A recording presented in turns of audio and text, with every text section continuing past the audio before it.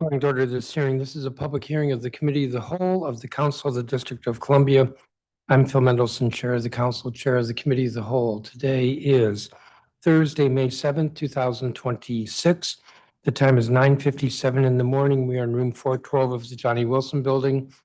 This is another one of, I think, 9 hearings that the Committee of the Whole is having on aspects of the mayor's proposed budget for fiscal year 2027. There may also be testimony today with regard to her proposed changes to the current fiscal year 2026 budget. Today's subject is the Office of State Superintendent of Education. It's our practice that we usually will hear from public witnesses before we hear from the agency. So the agency will be testifying at the end of today's hearing. We have 251 individuals who signed up to testify. And so I'm going to try to adhere to the clock and ask that witnesses adhere to the clock. There are clocks everywhere, so nobody can not see it if they look. And I probably will not be asking a lot of questions of witnesses. I suspect the reason why we have so many witnesses is because there are several proposals in the mayor's budget that are unpopular. And if I had to guess what they are, I would say they're unpopular with council members as well. The Committee of the Whole will have a hearing next Wednesday, May 13th, which will be the last hearing that we have on the budget. And next week's hearing will be on the overall budget legislation. So that would be the revised budget proposed for the current fiscal year 2026, the proposed budget for fiscal year 2027, the Budget Support Act, and the Federal Portion Budget Request Act. All the issues, whatever they are, if folks want to testify, that'll be next Wednesday. I expect that that will be a long hearing, just as today is. Sometimes we start that hearing first from the government, but it's not the kind of hearing where we get a lot of detailed testimony from the government regarding the mayor's proposed budget. It's primarily to hear from the public. The council is scheduled to vote first reading on June 9th on the budget. We have to act within 70 days on the budget according to the Home Rule Act. If we act on June 9th, the second reading will be on June 23rd. That would be on the budget and the revised budget on June 23rd. The Budget Support Act, the second vote will probably be a week or two after that. The mayor transmitted the budget on April 14th. And the committees are wrapping up this week the hearings that they're having on the agencies under their purview. With that, my practice is to call witnesses. There are some who are online. There are many who are in person, which I always appreciate. So I will either call witnesses until we fill up the table, or I feel like we've had enough folks to go through for that panel. So let me begin with Danielle Robinette, Senior Policy Attorney with the Children's Law Center, Scott Goldstein, Executive Director, Empower Ed, whom I'm guessing is online, Ann Gunderson, who is Senior Policy Analyst at the DC Fiscal Policy Institute, Audrey Kesselman, Lauren Johnson, all right, so we'll stop there. If you don't see a clock, I will question how you can read your testimony because there are clocks all over the place. Ms. Robinette, when you're ready. Good morning, Chairman Mendelson and staff. My name is Danielle Robinette. I'm a Senior Policy Attorney at Children's Law Center. Thank you for the opportunity to provide testimony regarding the mayor's proposed FY27 budget for the Office of the State Superintendent of Education. My testimony today will focus on the budget for special education transportation. Children's Law Center has repeatedly testified about the experiences of our clients who have suffered unreliable service from OSSI for more than a decade. Alongside co-counsel, we represent parents and guardians of DC students with disabilities who have filed a class action lawsuit against OSSI for failure to provide safe, reliable, and effective transportation to and from school. While the proposed operating budget for OSSI is flat funded, it includes significant movement of funds between programs and activities. However, the public-facing budget documents provide only limited insight into how these changes will affect the provision of transportation for DC students. For example, the OSSI tables show an $11.5 million cut from the communications line and a $17.6 million cut from the performance and strategic management line in the agency management program. Within terminal operations, cuts are made to 3 of 4 terminals, while a new fleet activity is created and funded at $17.6 million. We urge the committee to use today's hearing to seek clarity about how these changes will ensure eligible students receive safe and reliable school transportation. At OSSI's budget hearing last year, I testified that the special education transportation budget seemed to indicate that OSSI was not seeking to improve their service delivery or address their staffing concerns, but instead planned to rely on private transportation vendors and paying parents to self-transport. The same can be said for the proposed FY27 budget. This year, OSSI's proposed budget would eliminate 190, presumably vacant, FTEs from terminal operations while investing $13.7 million to fund private bus routes, $4 million to support the parent stipend program, and another $4 million to cover projected overtime costs. Yet again, these allocations seem to indicate that OSSI plans to continue relying on private vendors and parents to fill the gaps in their own service provision. If OSSI's intention is to gradually privatize DC's provision of special education transportation, it should be clear about their planning so that this committee can provide appropriate oversight and budget allocations. If privatization is not the long-term plan, then we remain concerned that the agency is continuing to make significant investments in stopgap measures that do not address the underlying systemic issues that have long plagued OSSI. We appreciate the committee's recent oversight of OSSI, particularly as it relates to the long-awaited contract for a GPS app that would allow families to monitor their students' bus. We urge you to continue this valuable oversight and follow up on the progress of that project today. Thank you for this opportunity to testify. I welcome any questions. Thank you, Ms. Robinette. Scott Goldstein, who I believe is online. Good morning. OSSI has one of the largest and most important portfolios of any agency in the DC government. As we consider the most critical investments in a tight budget year, I suggest we apply a two-part test in evaluating our priorities. First, does the investment address one of the 3 main obstacles to student success in school? Non-academic factors, including poverty and lack of resource access that prevent a student from being able to focus on education. 2, students not being in school, absenteeism. And 3, having a great educator in front of them with pedagogical expertise and experience to deliver the highest quality learning. The second part of our test in pre-K to 12, especially when budgets are tight, is whether the investment is targeted at the schools and students who need the support the most. Through that lens, let's walk through the OSSI investments that matter most. First, it's clear that the most evidence-based way to do all of this is to bring all of our non-academic interventions under one roof using the holistic model of community schools. There is no substitute in a school with high needs to having a full-time coordinator whose job it is to diagnose factors that get in the way of full engagement and student success and families and coordinate the programming to address it, whether it's food access, clothing, medical, dental care, transportation support, or after-school clubs. The model works. Community schools also have a proven track record of reducing absenteeism. We must invest $4 million to restore funding for community schools grants and DCPS Connected Schools managers and central support, and make policy changes to bring coherence and equity to the program in this budget. And to ensure students can focus on learning, we should also restore the $186,000 cut to the alternative school breakfast program. Second, what ensures students come to school? We need a great school climate, great case management, and learning experiences that engage and are relevant to students. In the last 2 years, Bridge the Gap Fund has proven to be one of the best dollar-for-dollar investments the DC government makes, and also perhaps the single most transparent one. This year alone, the program has brought 130 rich projects to over 10,000 students at 69 schools, programs that increase attendance, engagement, and learning, done quickly and efficiently and at low cost. We must invest $700,000 to continue this remarkable program. Third, how can we ensure every classroom has excellent educators with the expertise and experience to deliver great instruction? Pre-K to 12 educators stand shoulder to shoulder with early childhood educators. Despite the mayor's insinuation otherwise, early childhood educators are real teachers, and their equitable pay does enhance the quality of early childhood education and helps bring down the cost for families. Restoring the Pay Equity Fund and enhancing the subsidies is non-negotiable in this budget. We know what works to retain pre-K to 12 educators. In the past 5 years, OSSE educator wellness grants have demonstrated remarkable success in improving educator well-being and retention. In schools we worked with under this grant, with programming from establishing peer mentorship to enhancing staff lounges to bridging racial divides among educators, we've seen an 8% reduction in turnover in 1 year, average 17% reduction in 2 years. This means the program has saved the DC government millions in turnover cost.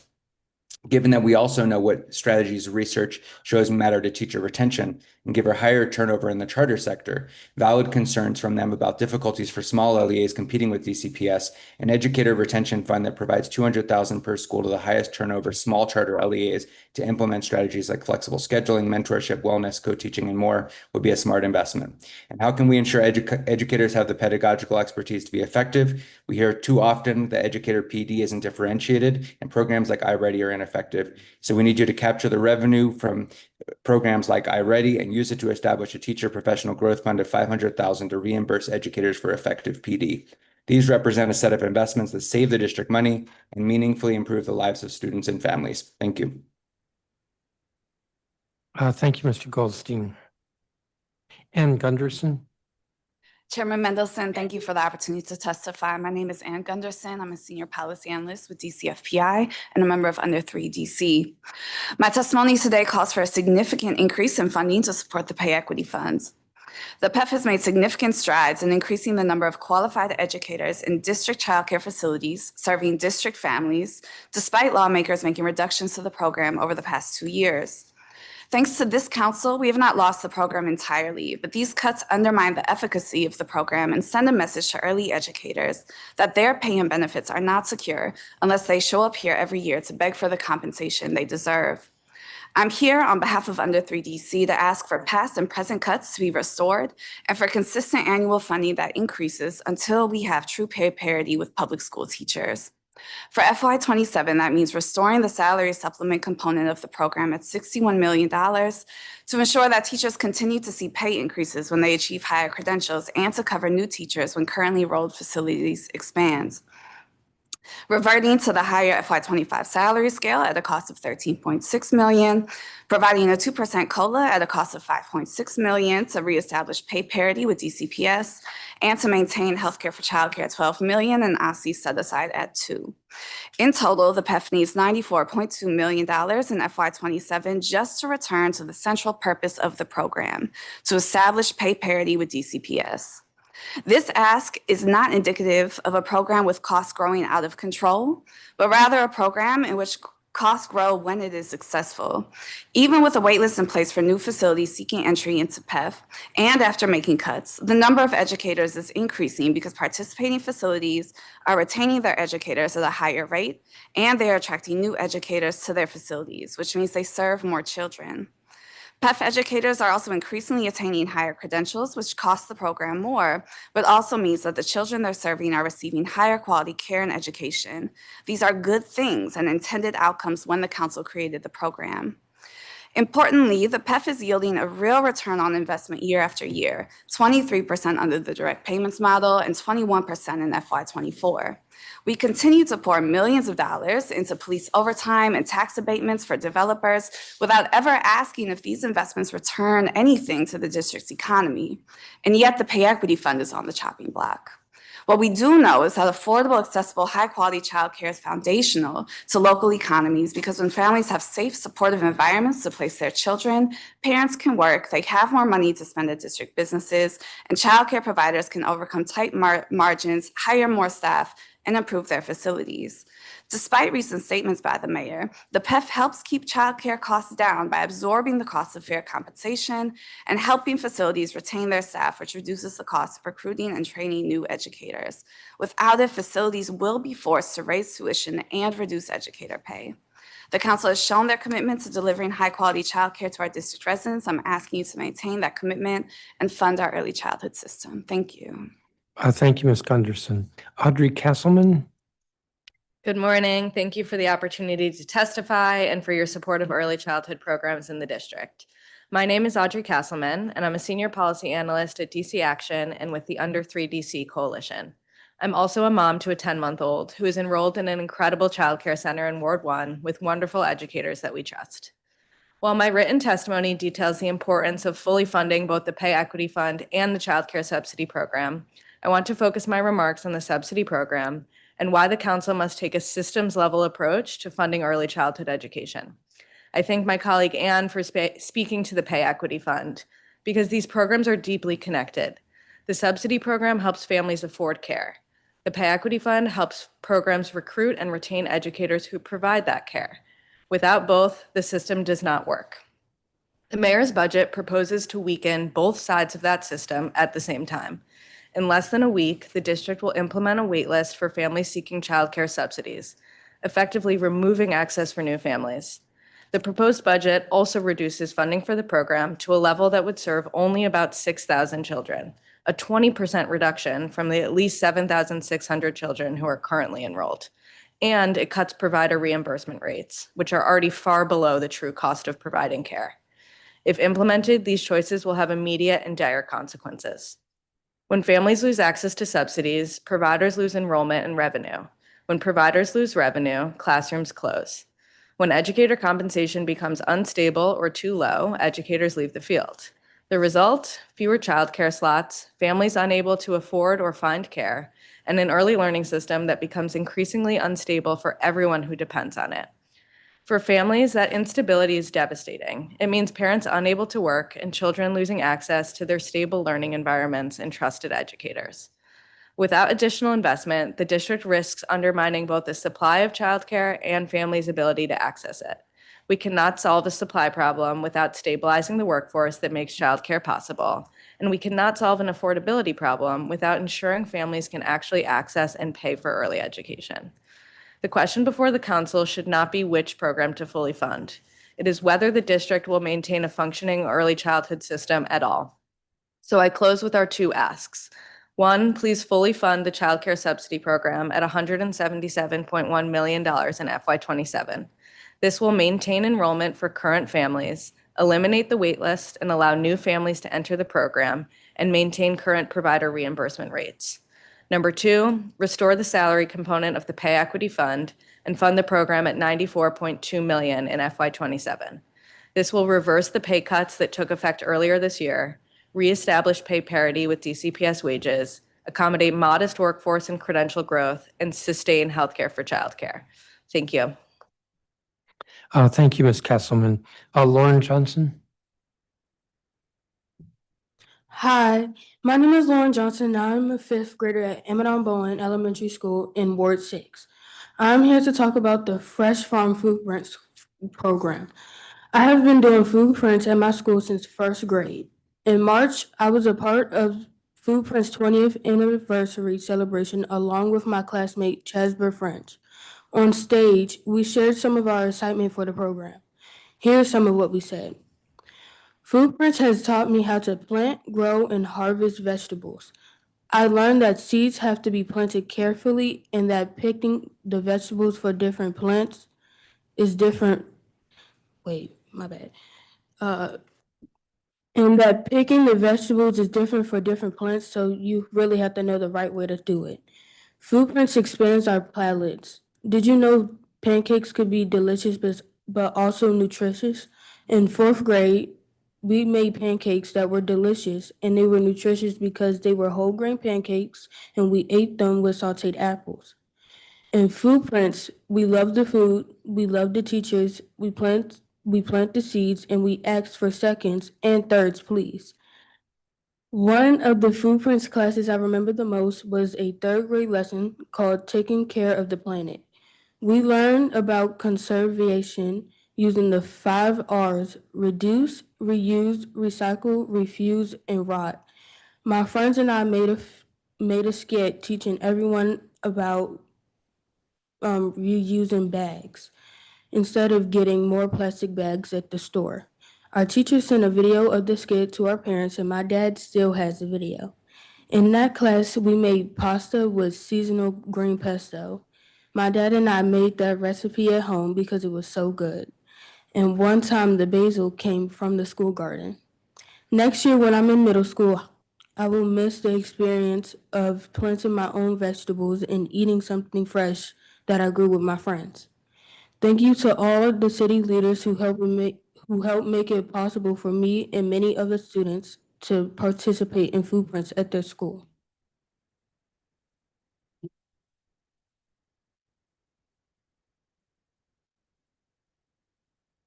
So apparently, Ms. Johnson, you had the best testimony because you're the only one who got applause. Thank you for your testimony, and I'm familiar with footprints, but it's great to hear from one of the students about it. So thank you for that.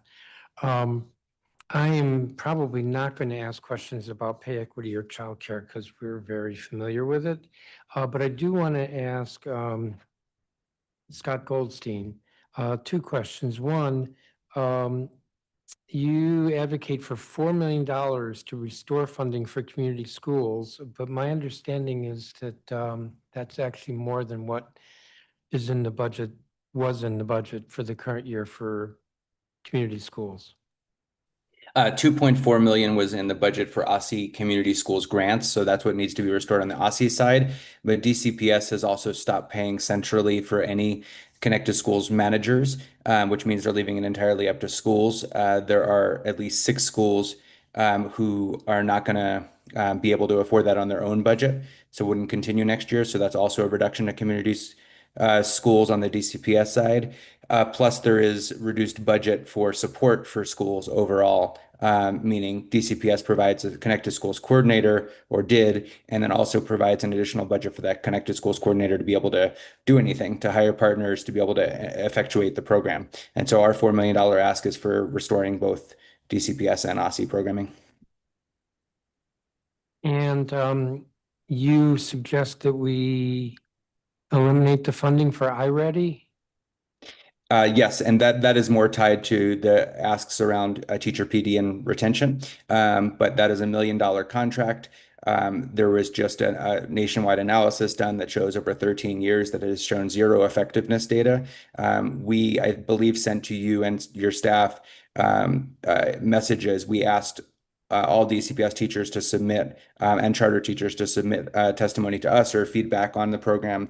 Overwhelmingly, we got that it was not effective, that minutes were mandated, et cetera, and that the money would be better used investing in teacher professional development that they could pursue. And so we think that would be a better redirection of those funds.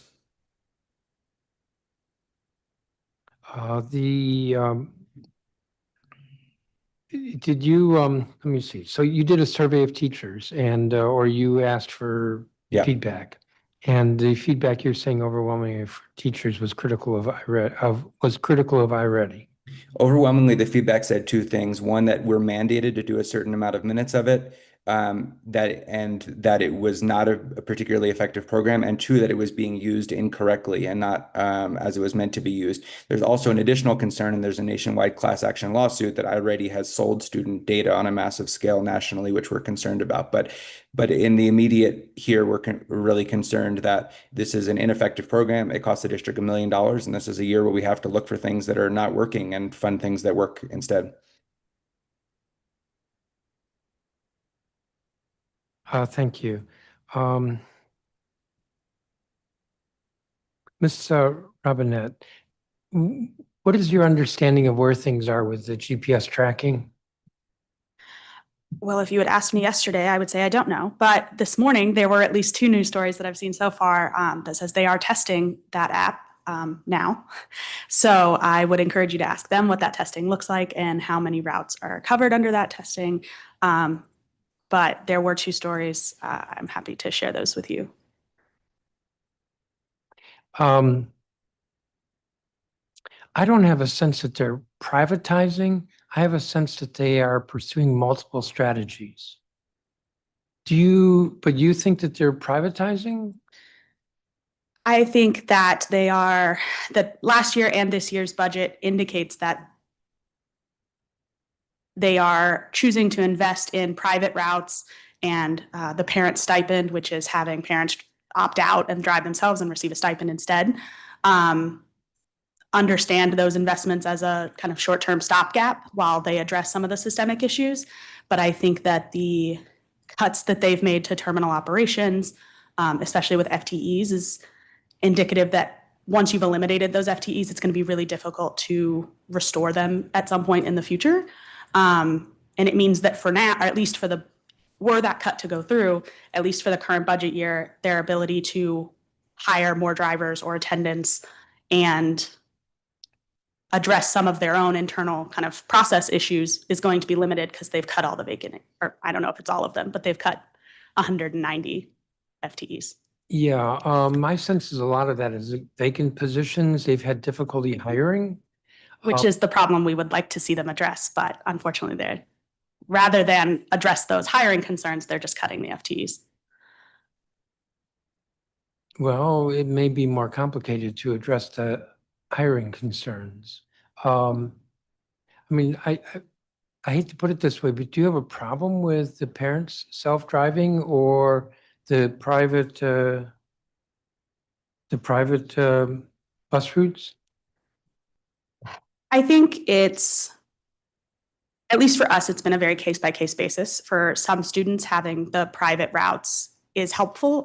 Sometimes it's a smaller vehicle, or it's just them on that route. So that is helpful for them to support their disability accommodations. However, it does indicate that they are shifting the burden away from the agency and onto, well, the parent stipend shifts that burden off the agency and onto parents in a way that I think is concerning if that's the long-term plan. Well, but I don't know if there's anything wrong with it, which is why I'm having this Mhm. exchange with you.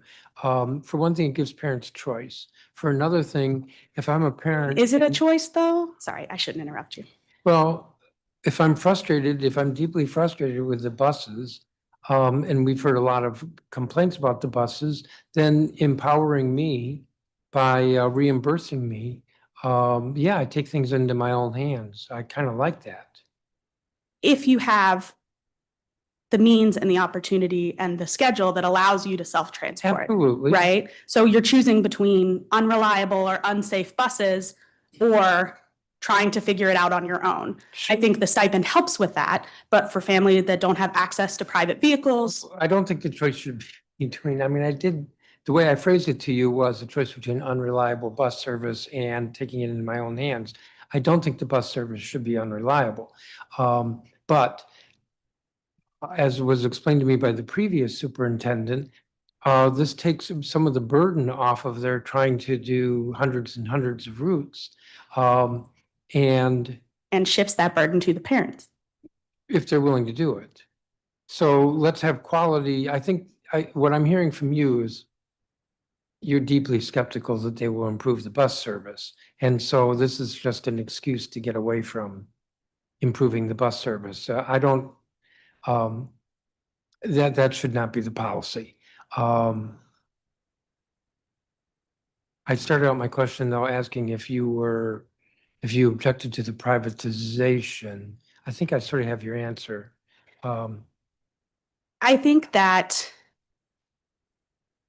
it does provide a helpful kind of short-term stopgap for certain student circumstances. But as a long-term plan, we are concerned that it's going to be more expensive and harder for the council and the public and families to ensure accountability.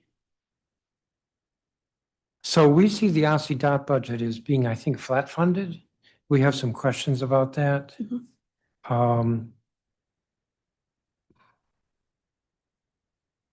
don't know why I said that other than whether it would, you have a comment on that. I know you, in your testimony, you talk about the moving money around, and we're going to ask about some of that. Give me a second here. Do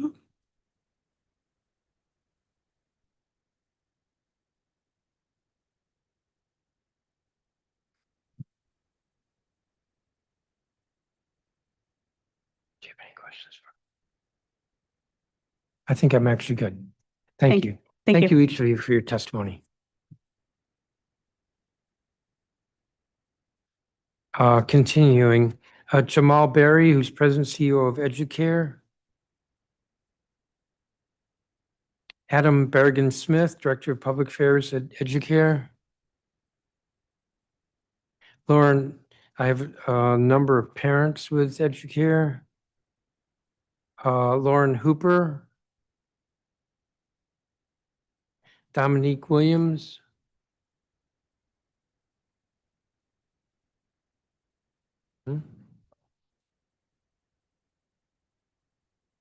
Mr. Berry, why don't you start? Good morning, Chairman Mendelson. My name is Jamal Berry, and I'm a member of the Under 3 DC Executive Committee and President and CEO of Educare Washington, DC. As an early childhood school serving over 375 children and their families in Ward 7, I am here to urge you to fully fund the Pay Equity Fund and the Child Care Subsidy Program. I want to begin by acknowledging candidly that it is frustrating to be back here again.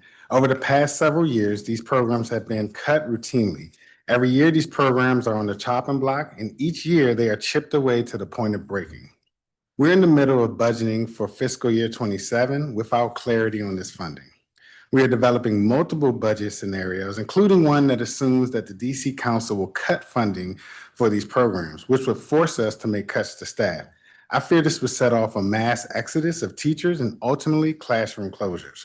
Before the Pay Equity Fund, Educare DC had 3 classrooms closed because we could not recruit and retain enough teachers. Thanks to your investment in this program, those classrooms are open and our workforce is more stable. A recent report from Mathematica found that the Pay Equity Fund has a remarkable 21% return on investment and increased the number of early childhood educators in the workforce by 11%. Our experience at Educare DC is similar, with a 24% increase in teacher retention since the implementation of the Pay Equity Fund.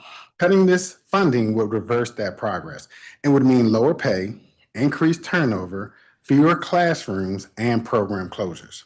The Child Care Subsidy Program is equally critical. It allows us to provide before and after care for families so that they can work or attend school. This is particularly important in Ward 7, where we operate and where the employment rate is more than double the district's average. When childcare is unaffordable, it doesn't cover the hours you need to work, workforce participation stops making economic sense.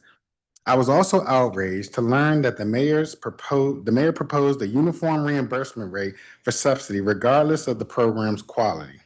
If implemented as a high-quality program, Educare DC would lose over $100,000 annually. That would force us to cut 2 full-time positions and reduce before and after care slots for families. I urge the council to fully fund both programs. We are trying to build something strong, but every year we are asked to build a foundation that keeps getting chipped away. At some point, the council has to stop chipping away at this investment and fully stand by its commitment to teachers and families. Thank you for the opportunity to testify today and happy to answer any questions. Thank you, Mr. Berry. Mr. Bergen-Smith? Yes, good morning, Chairman Mendelson and staff of the committee. My name is Adam Berrigan-Smith, and I'm the Director of Public Affairs at Educare DC. I want to begin with a simple point. Early childhood education is too often treated as something separate from education itself. It is most often described as childcare or as a workforce support rather than as teaching and learning. That distinction matters because it shapes how we value the work and how we invest in it. And while early childhood programs absolutely enable parents to work and to go to school, they are also educating children during the most critical period of their development. We heard that distinction clearly in the mayor's recent remarks at her media briefing on April 10th, suggesting that early childhood educators are not, quote, real teachers in real schools, end quote. It shows up in the words we use, like child care worker instead of early childhood teacher. And most importantly, you see it in the value we assign to this work, most clearly in the ways these systems are underfunded year after year. It happens to be National Teacher Appreciation Week, a moment when we collectively say that we value educators. The question is whether that value is also reflected in their compensation and respect for their work. This is highly skilled and highly consequential work. We know that 80% of brain development happens by age 3. If we can agree that learning begins at birth, we must also agree that these are professional teachers worthy of fair pay.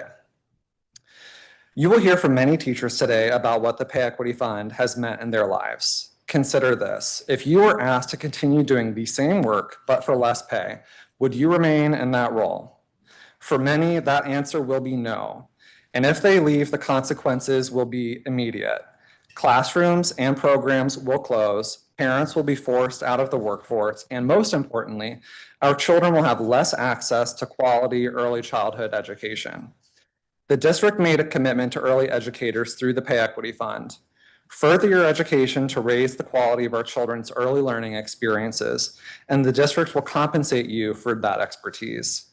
Now is the time to uphold that commitment, because if we are not here for this workforce, they will not be here for our children and families. Thank you for the opportunity to testify. Thank you, Mr. Bergen-Smith. Lauren Hooper. Good morning, Chairman Mendelson and members of the council. Thank you for the opportunity to testify and for your continued commitment to supporting families across the district.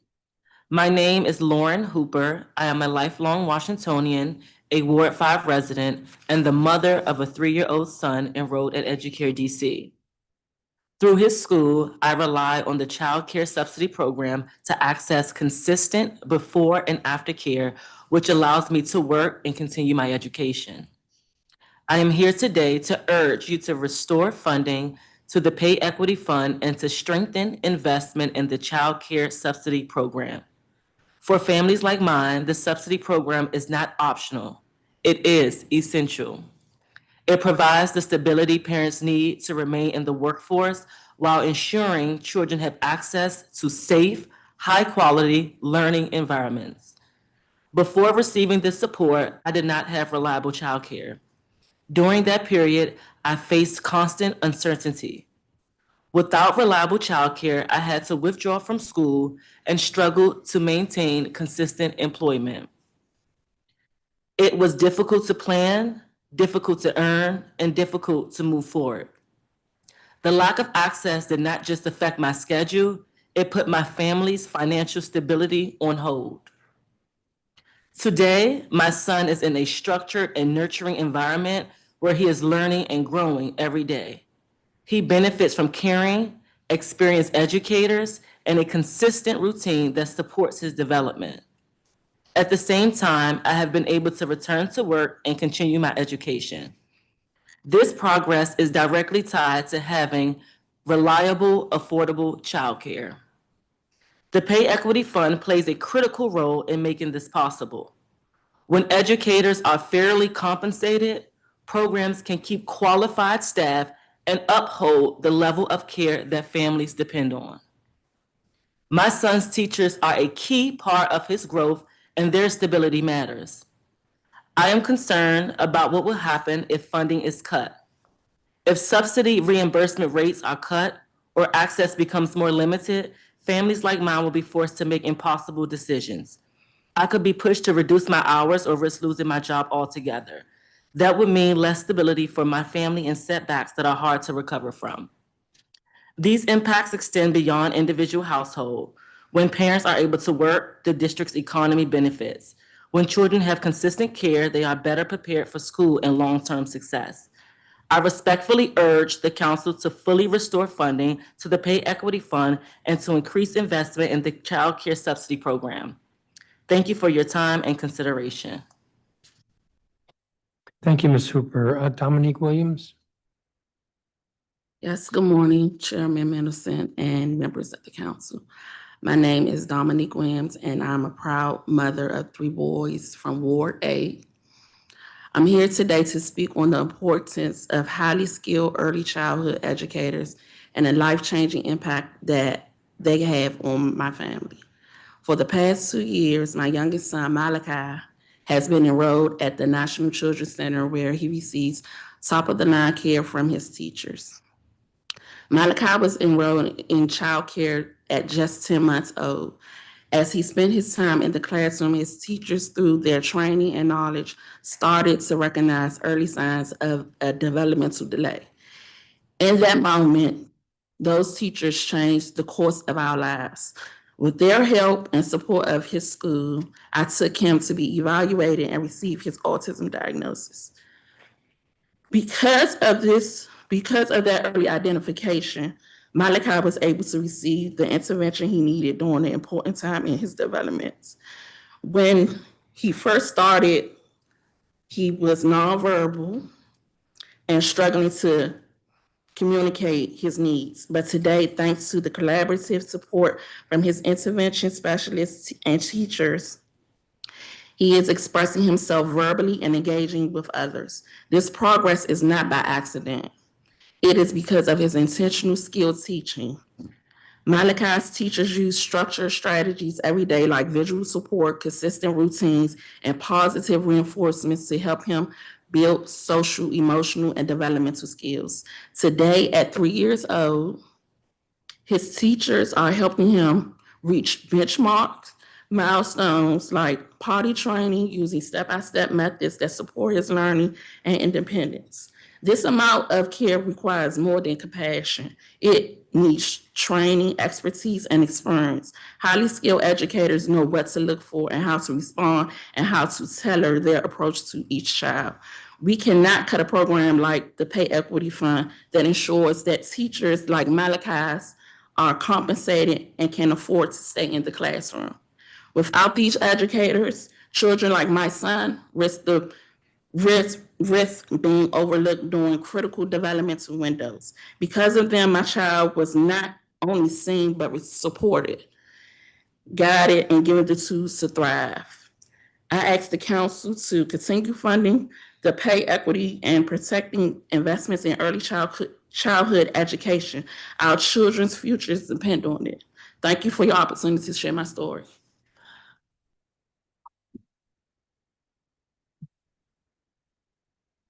Thank you, Ms. Williams, and thank you for having the courage to testify.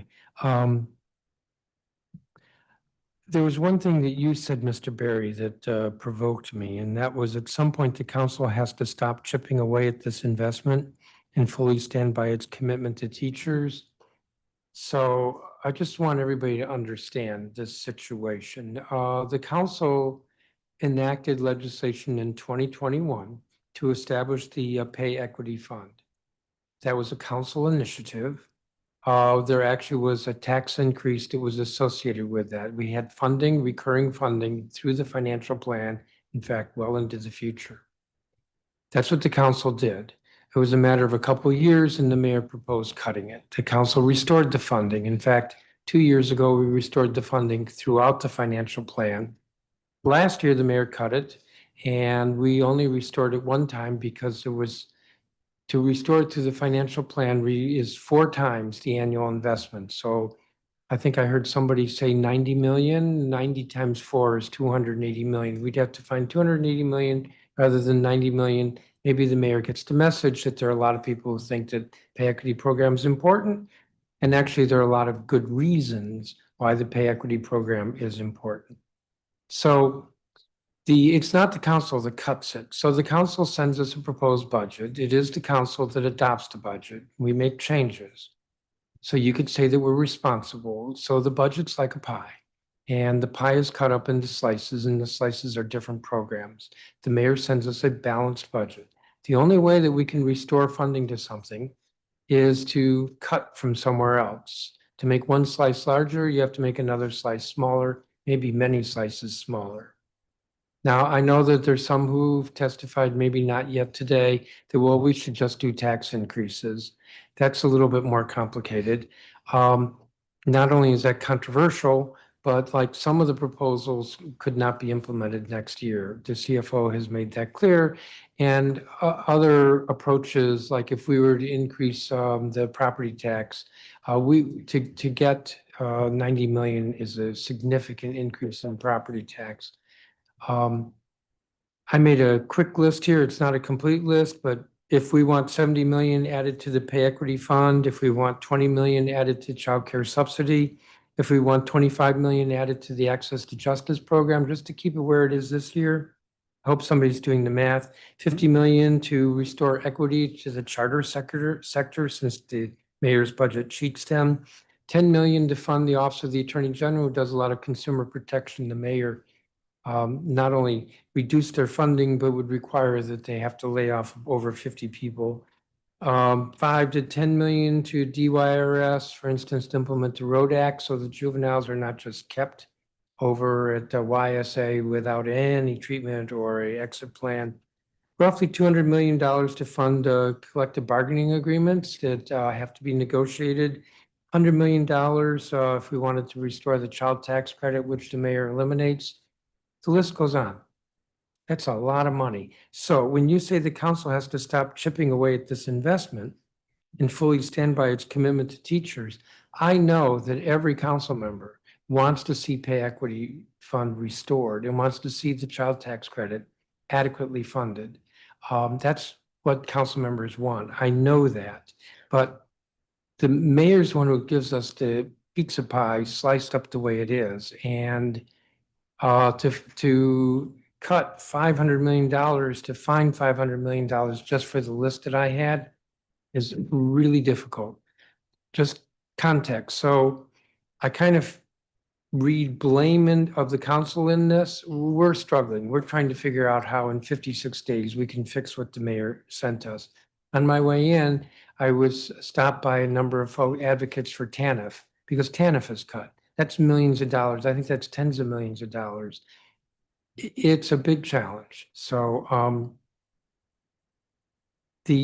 I would say the council doesn't like what we were handed, and the council's trying to figure out how to fix it. But there's only so much we can do. Yeah. Can I say we truly appreciate everything the council has done, and we acknowledge that in all of our testimonies. I think what we're asking is that the council just stands up for early childhood educators and for families, right? Because the childcare subsidy, the chipped away statement is that the past, if I'm not mistaken, 4 years, there's been 20 million each year that's been taken away from it. And now we're addressing it. And so we're just asking, we appreciate everything. And we know it's a tough budget year, like the last couple of years have been. We're just asking that, there's an opportunity and that we seize the opportunity and that it's not just the early childhood sector that takes this hit, but even there's some even distribution across industries or something. I fully understand all of that. And most of the programs I mentioned are also for kids. Thank you all for your testimony. Jovi Polius.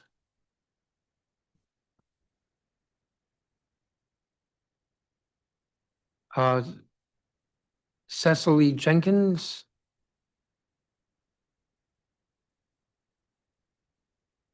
LaWanda White.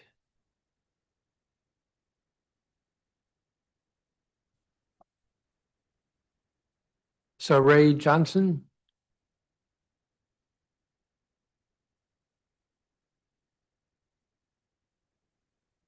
I believe you're all with Educare. Jovi Polius, please proceed. Good morning, Chairman Mendelson and members of the council. My name is Jovi Polius, and I'm here today to urge you to fully fund early childhood education programs. As the father of 2 children in the district, I have seen firsthand the transformative power of high-quality early childhood education.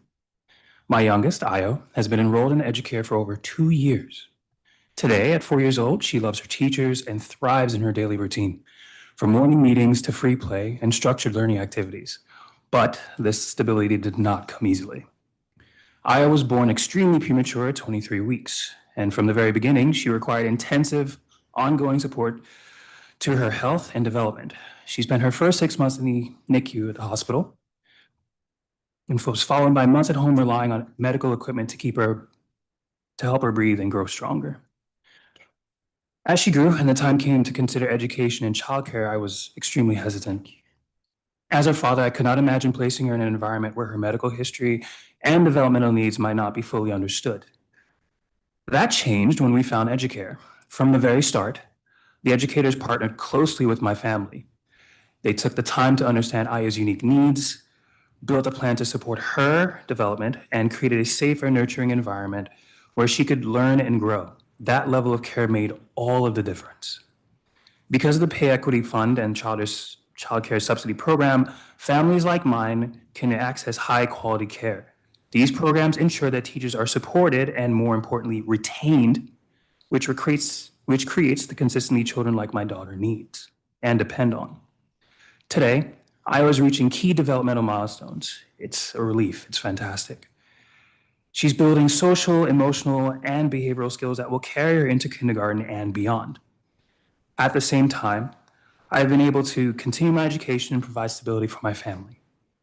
Her progress is the direct result of skilled educators who are supported in their work and committed to her success. But these gains are at risk. If funding for these programs is reduced, we will lose teachers.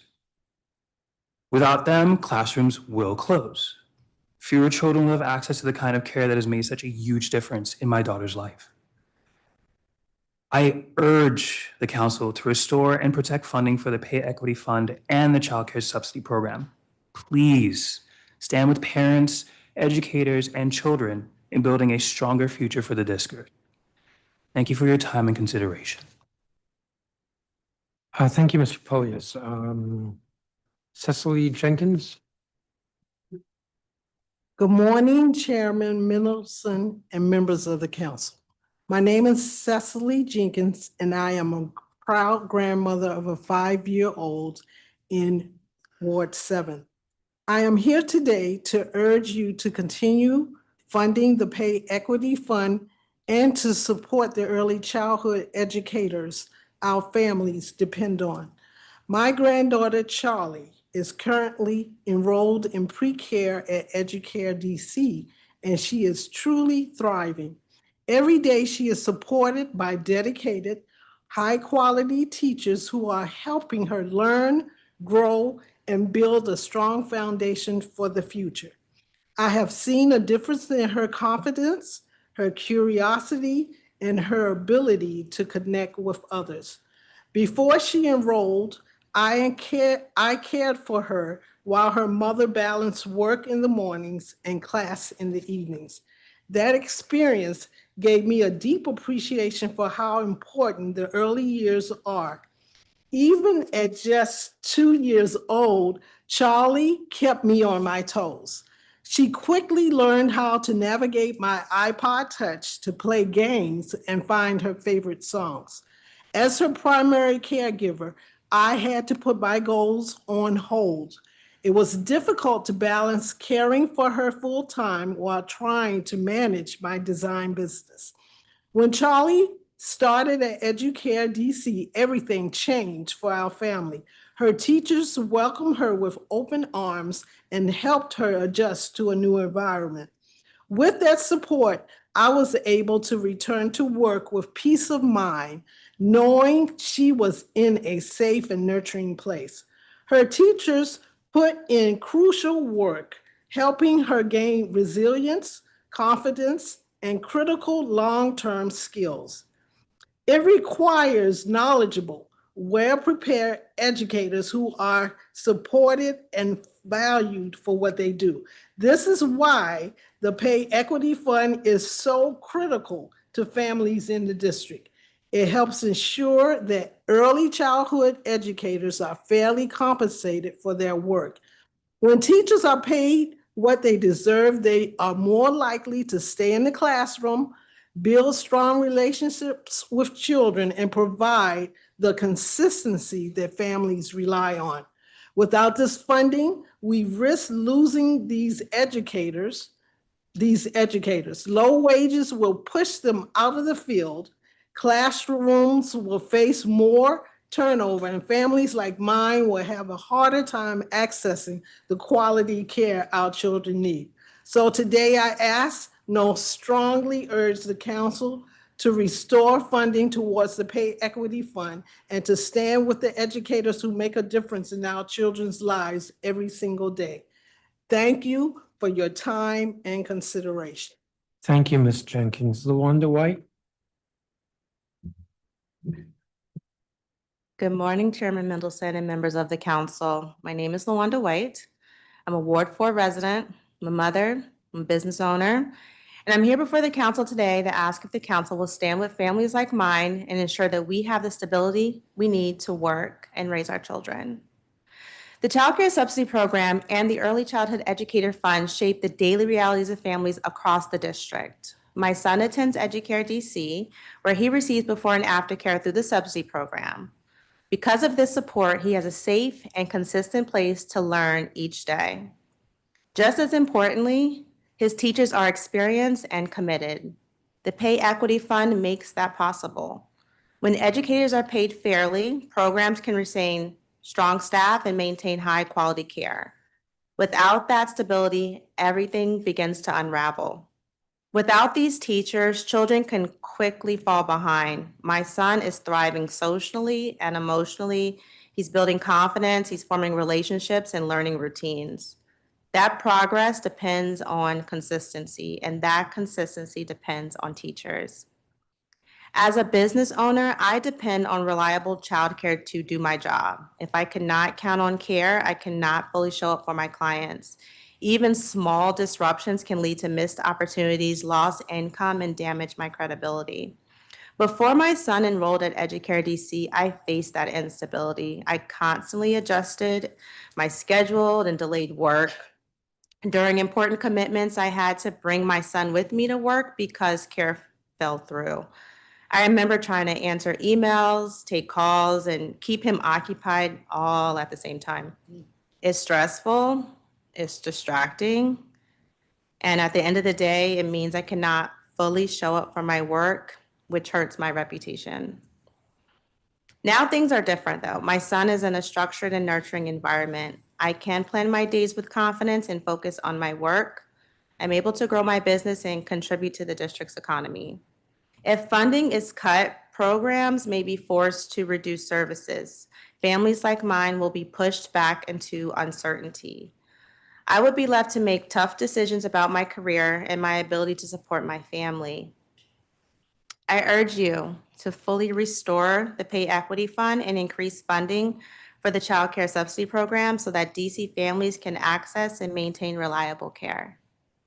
So I ask again, will you stand with us and protect the stability and opportunity that district families depend on? Thank you.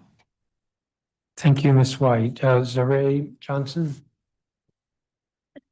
Good morning, Chairman Mendelson and members of the Committee of the Whole.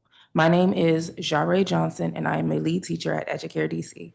I want to begin by sharing what I experience every day in my classroom. Early childhood education is where children begin to learn how to speak, relate to others, and understand the world around them. The work we do in these early years shapes everything that comes next in the child's life. It is teaching, not simply childcare or babysitting. This work is meaningful, skilled, and demanding, and it deserves fair pay. Early childhood education is the work I have dedicated my career to. Before the Pay Equity Fund, I struggled financially. I was working full-time but couldn't make ends meet. There were times when I had to make very basic decisions like whether I could afford a hot meal or hot showers. At points when I could not afford utilities, I would shower at the gym just so I could buy groceries.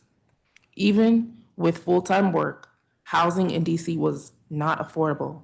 When the Pay Equity Fund was implemented, that reality changed for me. For the first time, I felt financial stability in this profession. I was finally able to build my life with a sense of predictability. That stability matters. Children need consistency. Families need consistency, and so do teachers. But over the past several years, that stability has been shaken. With repeated cuts and ongoing uncertainty around the Pay Equity Fund, teachers are once again being forced to question whether this field can provide a sustainable future. I have seen colleagues make the decision to step out of the classroom, not because they do not care about the children, but because they cannot continue to build their lives on unpredictable and unstable compensation in an increasingly expensive city. If the Pay Equity Fund is cut or worse, eliminated, I will not be able to afford remaining in this field. I will leave, and I will likely have to leave DC altogether because the cost of living here is no longer sustainable without the Pay Equity Fund. That is not a decision I would make lightly, but it is reality. I am asking you to stand with teachers like me, fully fund the Pay Equity Fund so that teachers can continue to afford to do this work. Thank you for your time and consideration. Thank you, Ms. Johnson. Thank you, each of you, for your testimony. I'm going to go to the next witnesses. Misha Kibler is the lead teacher at Educare. Erica Brewer, assistant teacher at Educare. Dominique Moore.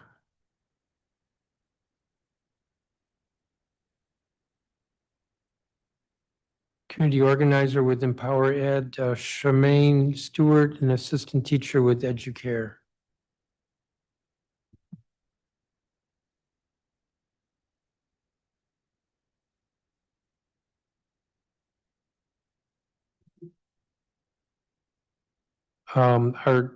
Artia Brown, instructional coach with Educare. You're Miss Brown? Okay. Ms. Kibler? Good morning, Chairman Mendelson and the members of the committee. My name is Naisha Kibler, and I'm a lead teacher at Educare DC. I am here today to ask you to fully restore the Pay Equity Fund in the FY27 budget. Before the Pay Equity Fund, I was really struggling to get by financially. Even getting to work was hard because I could not always afford transportation. I was splitting bills just to be able to buy groceries, and sometimes even basic necessities were out of reach. I took out loans just to make it through, which left me in debt and constantly stressed. It got so bad and unsustainable that I had to leave the classroom because I needed a higher paying job to survive. But the Pay Equity Fund changed that for me. Because of this program, coming back to the classroom became possible. Today, I am back in a classroom as a lead teacher, doing the work I care about and bringing my experience and expertise back into DC's early childhood system. I am also back in school, working to continue my education and grow in this field. At a time when DC needs experienced educators, the Pay Equity Fund is rebuilding the early childhood workforce, and I am proud to be a part of that. It has also made a difference for my family. I can afford housing for me and my daughter. I can finally get healthcare we need when we need it. I no longer have to worry about skipping medical appointments or going without prescriptions because I can't afford it. Knowing we are covered gives me peace of mind and allows me to focus on my work and my daughter's future. I am proud to be able to support my daughter in college without her having to take out loans. If the Pay Equity Fund is eliminated, all that would change. I would likely have to stop furthering my education because I can't ask my daughter to stop doing hers. I would also have to leave the field again and find a different job just to make ends meet.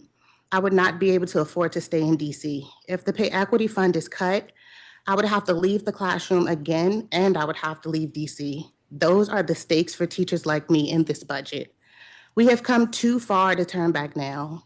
I urge you to fully restore funding for the Pay Equity Fund in the fiscal year 27 budget. Thank you for the opportunity to testify. Thank you, Ms. Kibler. Erica Brewer? Good morning, Chairman Mendelson and members of the committee. My name is Erica Brewer, and I'm an assistant teacher at Educate DC. I am here today to urge you to reject Mayor Browser's proposed elimination of the Pay Equity Fund in the fiscal year 27 budget. Before Pay Equity Fund, I was living paycheck to paycheck. There were times I had to borrow money just to get by because my salary wasn't enough to cover my basic needs. As a mother, that reality was even harder. I couldn't afford before or after care for my daughter, which meant constantly scrambling to find different people to pick her up from school. Some days I had to leave work early and use my limited leave because I simply had no one to help. At the same time, I was struggling to keep up with the tuition payments for my son who attends Archbishop Carroll High School. I was doing everything I could, but it felt like I was always falling behind. Since the Pay Equity Fund, my life has changed in real and meaningful ways. My daughter is now enrolled in before and after care, giving her stability and allowing me to fully focus on my work. My son's school payments are current. I am no longer forced to choose between showing up for my job and meeting my family's needs. The Pay Equity Fund has also allowed me to invest in my own future. I started as a temporary employee. Since then, I have earned my CDA and now enrolled in an associate's degree program. For the first time, I can see a clear pathway to grow in this field that I love. Early childhood education is not just a job for me, it's my passion. Because of the Pay Equity Fund, I don't have to choose between doing the work I love and working just to survive. Eliminating the Pay Equity Fund would take us backwards. It will put educators like me right back into instability and making it harder for programs like Educate DC to recruit and retain committed, high-quality teachers. We deserve better. Our students deserve better. We have come too far to turn back now. I urge you fully to restore funding for the Pay Equity Fund in the fiscal year 2027 budget. Thank you for the opportunity to testify. Thank you, Ms. Brewer. Shermaine Stewart? Good morning, Chairman Mendelson and members of the committee. My name is Shermaine Stewart, and I am an assistant teacher at Educare DC. I am here today to urge you to fully restore the Pay Equity Fund in the fiscal year 27 budget. Before the Pay Equity Fund, I was living in Florida, working at an early center and a dead-end job at a grocery store to make ends meet. I was making more money making sandwiches at a deli than I was teaching. Even with that grocery store job, I could not pay my bills without taking out loans.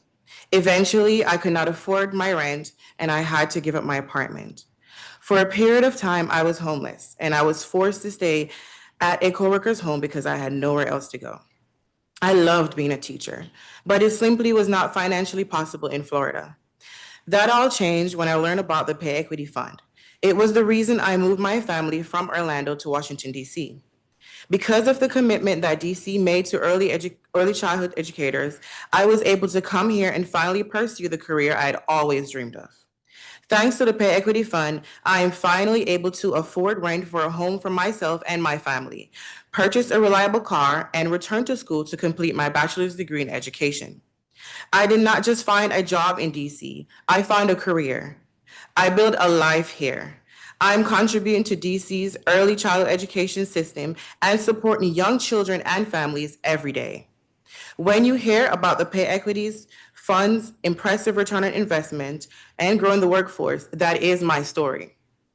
The Pay Equity Fund does not just support educators who are already here. It attracts people from across the country like me to build their career and raise their families here in DC.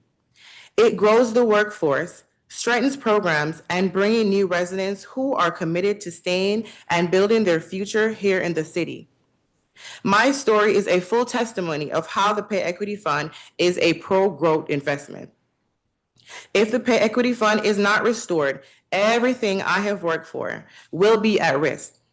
I would have to leave teaching and I'll have to move back to Florida, which means leaving DC. We have come way too far to turn back now. I urge you to fully restore funding for the Pay Equity Fund in the fiscal year 27 budget. Thank you for your opportunity to testify. Thank you, Ms. Stewart. Artia Brown? Good morning, Chairman Middleton and members of the Committee of the Whole. My name is Artia Brown, and I'm an instructional coach at Educare DC. Thank you for the opportunity to once again testify about the Pay Equity Fund and what it has meant for me and my family. I've worked in early educare, childhood education for over 15 years. As a single mother, supporting a son in college, caring for an elderly parent, and raising my niece, I carry many responsibilities. Before the Pay Equity Fund, it was difficult to stretch my paycheck to meet everyone's needs. When the Pay Equity Fund was implemented, it was the first time in my career that I felt financially stable. Over the past few years, the future of the program has become increasingly uncertain. Each year, teachers are left wondering what will happen to our pay, and that uncertainty makes it very difficult to build a career in this field and a life in DC. For me, it led to a difficult decision. I left my role as an assistant teacher, even though my passion is being in the classroom. I made that choice because I could not continue building my life around a salary that felt unstable. In my current role as an instructional coach, my compensation is more predictable. That stability allows me to plan my expenses and support my family with peace of mind. But it also means that I'm no longer in the classroom in the way that I want to be. And I know I'm not the only one making decisions like this. When compensation is uncertain, teachers do not wait for programs to disappear. We make decisions in real time about whether we can stay. When experienced teachers leave the classroom, it affects the quality and stability of care for children. The Pay Equity Fund has strengthened the early childhood workforce across the district. It has helped educators stay in the field and build sustainable careers, but that progress is fragile. If the instability continues, or even worse, if it's eliminated, more educators will leave and fewer will enter the field. That means fewer classrooms, reduced access for families, and a less stable system overall.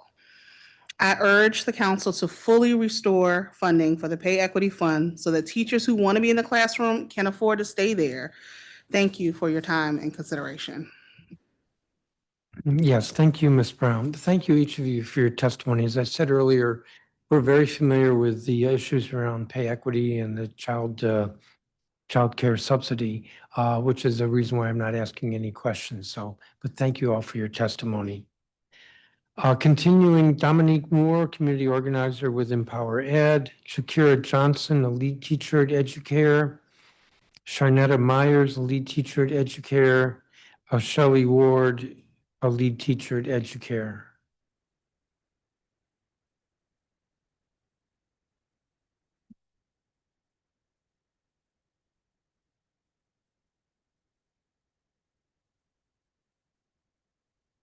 Raul Echeverria, who's founder and CEO of Communikids Preschool and Children's Language Center.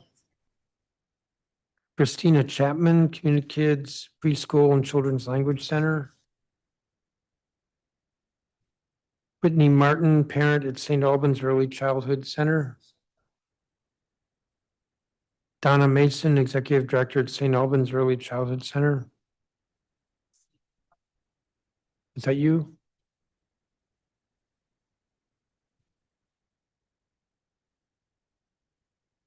I'm going to stop there. Dominique Moore. Somehow Empower Ed got stuck in the middle of all these Educare folks, but go for it. Good morning, Chairman. I am Dominique Moore, an educator and a community organizer for Empower Ed, amongst all the other things that I do. But I am committed to supporting educators and young people across the district. First, I want to thank the council and your staff for your continued leadership in protecting critical educator investments in previous budget cycles. I do understand that this is a budget that you all were handed. Your commitment to maintaining funding for children, families, and educators in the past has mattered. I also want to acknowledge and thank you for the cancellation of some of the testing contracts prior to. I know that we've continued to do some work around that, including the ask for iReady this year. And I want to also acknowledge the wins under Dr. Mitchell and continue to build on that this year, right? So I'm here today to strongly advocate for the continuation and expansion of the investment in community schools for both sectors, the OSSI funded model and the DCPS model, the Pay Equity Fund and the Educator Professional Development Fund. I'm also in support of the breakfast program, which has an $186,000 ask attached to that initiative. For many budget cycles, many of us across sectors, education, youth development, and family serving sectors, have consistently identified the ecosystem that directly impacts student success and family stability. These funding initiatives directly address the ecosystem surrounding our children: truancy prevention, out of school time, access to meals, educator retention, childcare affordability, family engagement, wraparound services. We want to invest in community schools. When we invest in community schools, we invest in safe spaces, attendance interventions, mental health supports, family coordination. When we fund out of school time, we reduce idle hours. When we fund the breakfast program, we ensure that students can arrive nourished and prepared to learn. Something as basic as food security should never be a barrier to educational access. Funding some of these things allows a backstop to a lot of those things. The Pay Equity Fund remains essential because early educators are the foundation to our economy and workforce. As a K-12 educator, I stand with them in solidarity. The Educator Professional Development Fund are investments in retention, quality, and sustainability. Oh, I saw your Teacher Appreciation Week video. Thank you. It was cute. Thank you. Working families need relief in order to thrive. They need affordable childcare, quality schools, stable educators, access to meal, and strong community infrastructure. These are not luxuries. These are conditions required for thriving families and successful students. As we know, budgets are moral documents. They are the clearest reflection of what we care about as a city. I urge this council to maintain and expand these investments and continue building a budget that reflects our collective values. Thank you. Thank you, Ms. Moore. Thank you for the comment on the video.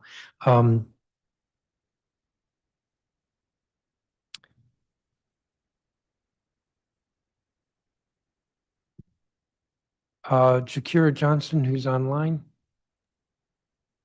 Good morning, Chairman Mendelson and members of the committee. My name is Jakira Johnson, and I'm a lead teacher at Educare DC. I'm here today to ask you to fully restore the pay equity fund in the fiscal year 2027 budget. Before the pay equity fund, my life was a struggle. I worked at a beauty supply store, only making $200 every 2 weeks, so I could barely afford necessities like food, clothes, hygiene products. At that time, I was also suffering from depression and anxiety, constantly worrying about my future as well as my mom's. She has physical disabilities and she's unable to work. So it was up to me to help her with rent and anything else that she needed. So I truly felt powerless and struggled to support the one who raised me and gave me everything.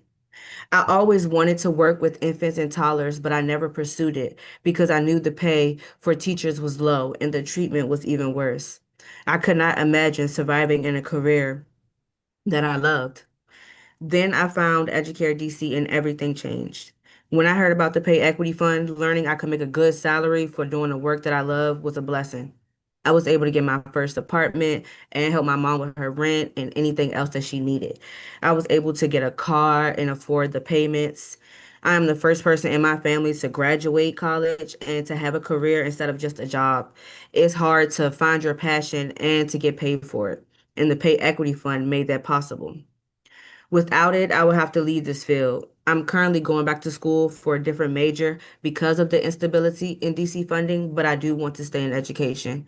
I do not want to go back to feeling depressed every day. Without the pay equity fund, I will have to move outside of DC to afford rent. I am not a babysitter. I am a professional teacher. I am also a human being who's just trying to make it.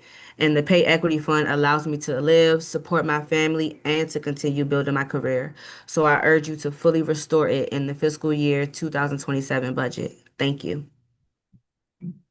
Thank you, Ms. Johnson. Sharnetta Myers, who I believe is online.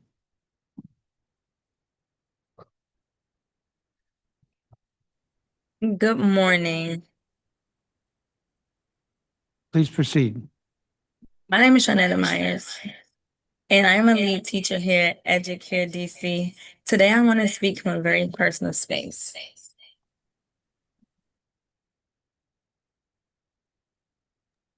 All right. I'm from a very personal space. Because of the pay equity, I was able to buy my first car. Buying my first car changed everything for me. I am both a caregiver of my mom and my grandmother. My mom has dementia and was diagnosed with lung cancer and breast cancer. My grandmother's also fighting lung cancer. Before I had a car, getting for medical appointments was extremely difficult. We rely on friends, ride shares, and long trips of public transportation. Every appointment came with stress. How we would get there, how long it would take, and even if we would get there on time. Now I can get them from their doctor's appointments on time. They can go to the appointments, the chemotherapy, and pick up prescriptions and without the constant worry. I can focus on caring for them instead of transportation or trying to figure things out. This is not, I just want to stress, like, this is not about convenience. This is about me showing up for the people who show up for me, for them being in my family.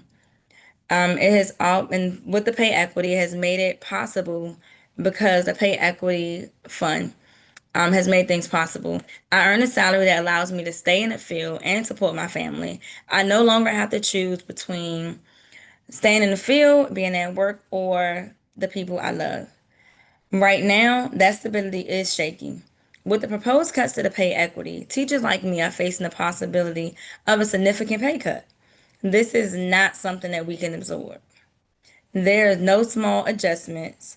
These are the kinds of changes that make big differences and make it difficult in the field. I love my job. I love my students. Because I also have responsibilities outside the classroom, without stable, fair compensation, I do not know where I would be without the pay equity fund.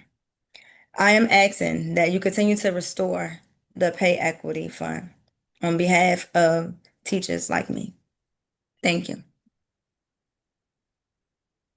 Thank you, Ms. Myers. Shelley Ward, who's online?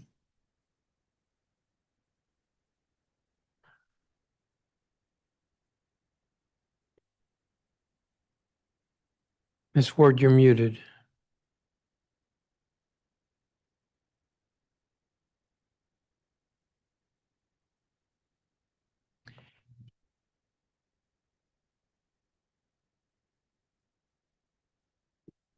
Ms. Ward, we need you to unmute.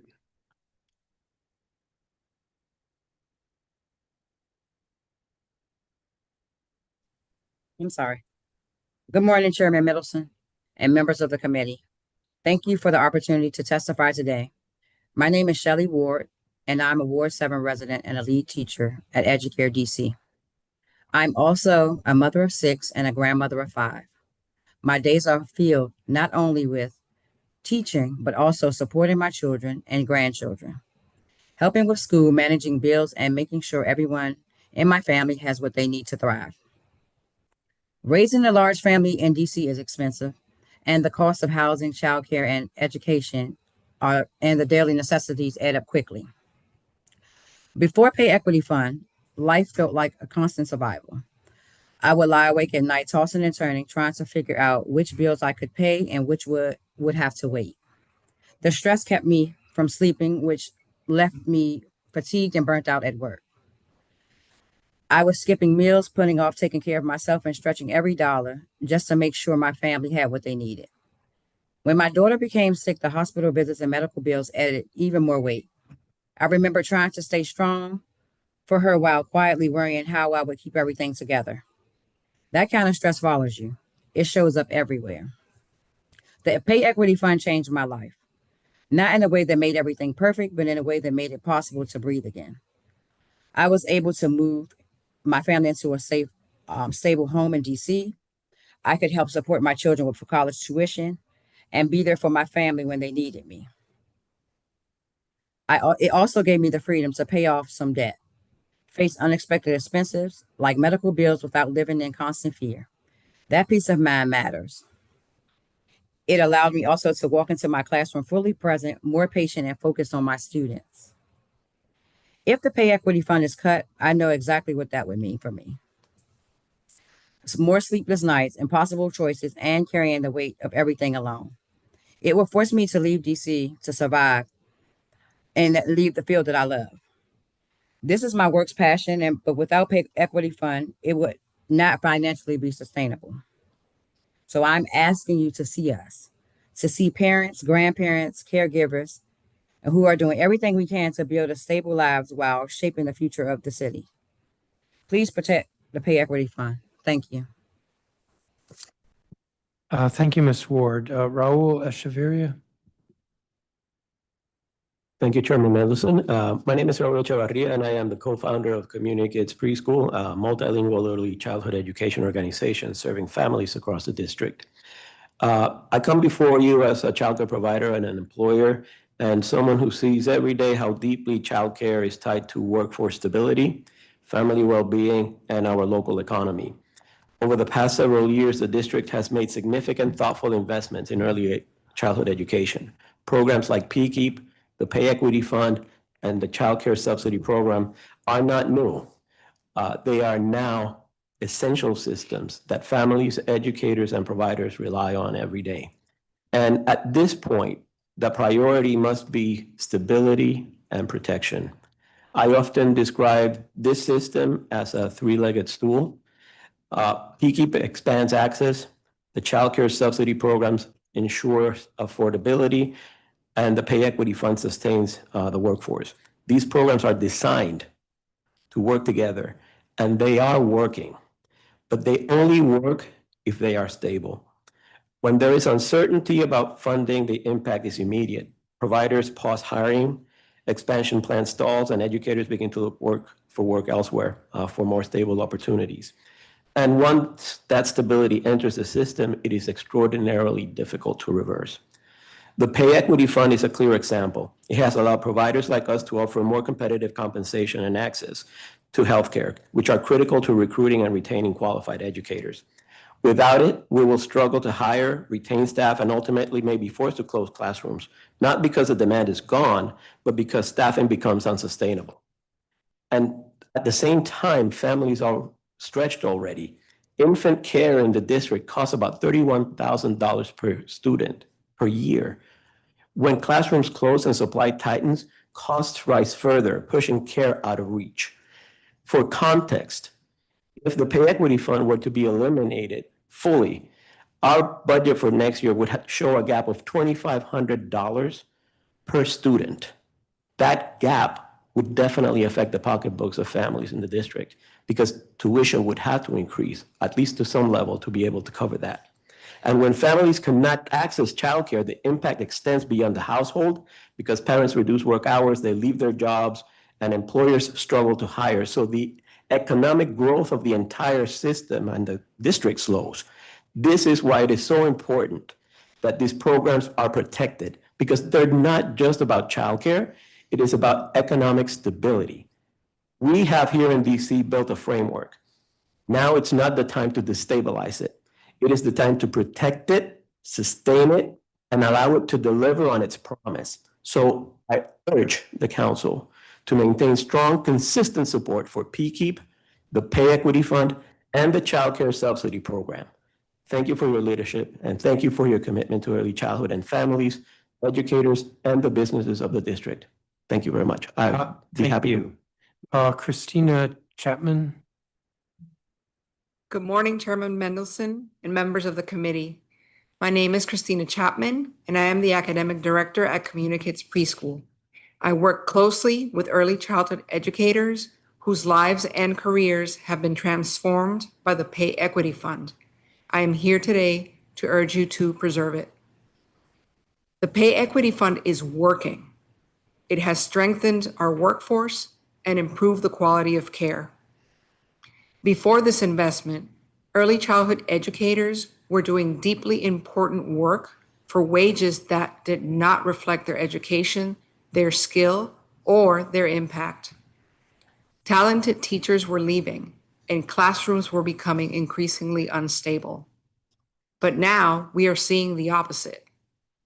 The stability provided by Pay Equity means educators are now able to stay in the classroom and build meaningful careers. They are earning degrees, gaining certifications, and deepening their expertise. This growth strengthens our ability to support all learners, including students with special needs, ensuring better outcomes for all DC students. And here's the reality that we cannot ignore.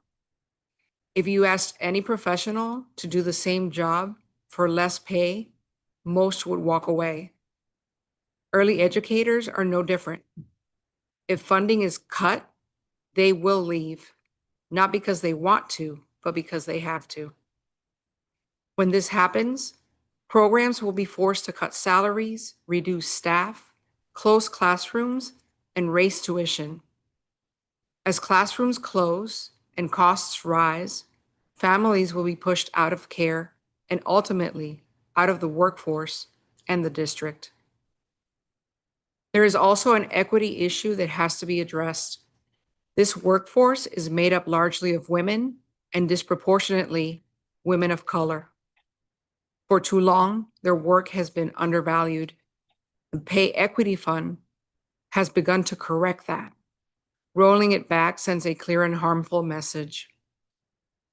The Pay Equity Fund is essential, not only because it stabilizes the workforce, supports families, and protects our economy, but more importantly, because it ensures that our youngest students have access to high-quality educators during the most critical years of their development. The district made a promise. Educators were told to invest in their education, strengthen their practice, and stay in the field. If you do that, we will compensate you fairly. Now is the time to keep that promise. I urge you to protect the progress we have made, because going backwards would be devastating for educators, destabilizing for providers, and harmful for families who depend on this system every day. Thank you for your commitment to early childhood education. Thank you, Ms. Chapman. Whitney Martin? Good morning, council members. My name is Whitney Martin, and I am a DC native and currently live in Ward 4.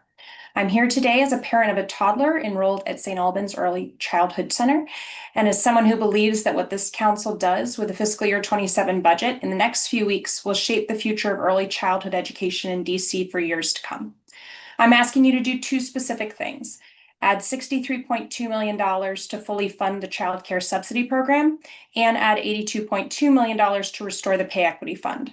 Without more funding, on May 12th, there will be a freeze on new enrollment in the child care subsidy program. Currently, over 7,600 children rely on that program so their parents can go to work, finish school, and take care of their families. Under the mayor's proposal, thousands of new families, mostly those welcoming new babies, will be locked out entirely. On the pay equity fund, the educators caring for our youngest children have already taken pay cuts of up to $25,000 since January. These are 4,000 skilled, trained professionals doing some of the hardest and most important work in our city. The pay equity fund was built to bring their salaries in line with that of DC public school teachers, and the current budget that guts it. The teachers at St. Albans know every child by name, by temperament, by what lights them up, and they show up every day with the kind of patience and creativity that most people couldn't sustain for an hour, myself included. My child comes home every day having learned something new, and more importantly, feeling safe and loved. That doesn't happen by accident. It happens because of the skill and dedication of these teachers. These are people who hold crying infants, teach 3-year-olds to share, and track the development of a dozen children at once. And they do it with genuine joy. That takes professional training and real commitment. It deserves professional pay. When we slash educator pay, we lose educators. When we lose educators, classrooms close. When classrooms close, children lose access to care, and parents lose the ability to work. I also want to name who bears the weight of these cuts. The families losing access to affordable care are predominantly Black, Brown, and immigrant families. The educators losing their wages are predominantly Black, Brown, and immigrant women. This isn't a budget decision, it's a choice about who in this city deserves support and who gets left behind. All children, regardless of what their family earn, deserves access to high-quality early learning during the years it matters most. The subsidy program and the pay equity fund are what make that possible in DC. Without them, early education becomes a luxury, and that is a failure the city cannot afford. Please add $63.2 million for the subsidy program and $82.2 million for the pay equity fund to OSSI's fiscal year 27 budget. Our educators, our children, and working families across the city are counting on you. Thank you. Thank you, Ms. Martin. Donna Mason. Mendelson and the council members. My name is Donna Mason. I'm the executive director at St. Albans Early Childhood Center located on Wisconsin Avenue and adjacent to Janney Elementary School. I've been with St. Albans for 19 years. We started out at 50 children at the cathedral, and we have grown to 250 children at the space that was formerly known as St. Anne's Academy. In other words, we've gone from 4 classrooms to 15 classrooms, 10 staff to 75 staff, and 50 children to 250 children. I've submitted my written testimony for your review, but because my speaking time is limited, I want to talk about pipeline, legacy, and why investment in early childhood education makes sense. I am the granddaughter of a former maid, and my other grandmother was a infant maternal nurse. I'm the second born to 6 children of my parents who were both teenage parents. They'll be married 64 years in October. Because of funding in early childhood education, my mother was able to earn a GED, a CDA, and then an associate degree and enjoyed a 32-year career in early childhood education. I am a 50-year veteran of early childhood education, and I've worked in every role imaginable, from babysitter to aide to trainer to administrator to CDA instructor and executive director for over 30 years, and now an advocate for early education. I chose this profession because it makes sense to invest in children, support families, and strengthen the ECE workforce. Because of funding, 67 children and their families at St. Albans Early Childhood Center have the benefit of PKEEP 3 and 4-year-old programming. All of my teachers hold early childhood credentials, receive salaries equivalent to public school educators through the pay equity funding. Because of that funding, teachers have been able to purchase reliable cars and secure safe housing, continue their education, and stabilize their family. Some have been able to bring their children to work because the subsidy funding made that possible. I'm a mother to Adam, a beloved PKEEP 4 teacher of 17 years. He's scheduled to graduate from Catholic University in the fall with a bachelor's degree in human development because that funding was made possible. I am also the grandmother to Phoenix, who'll be graduating May 29th from St. Albans Early Childhood Center and going to St. Patrick's Episcopal Day School. That is because of the pipeline. Right now, I'm trying to figure out how our program can survive these cuts. If we're not funded, I will have to raise tuition by 20%. Some of my staff will not be able to bring their children to work. That looks like $500 extra in tuition, which is difficult. Failure to fund will be devastating across the board. And so I'm asking, and I appreciate, and I did hear you when you said where you all stand on pay equity. I appreciate that. But I just want the record to reflect that I am an example. No, I'm leaning Pipeline. forward because you're over your time and I have to cut you off. Well, thank you for letting me speak, and thank you for being here, and thank you for your commitment to our industry. Thank you. Thank you, each of you, for your testimony. Ms. Martin, who's online, if you're still there, you started out your testimony mentioning a couple of figures, like 90 million, 70 million, something like that. I'd like to know where you got those numbers from. Are you there? I am here.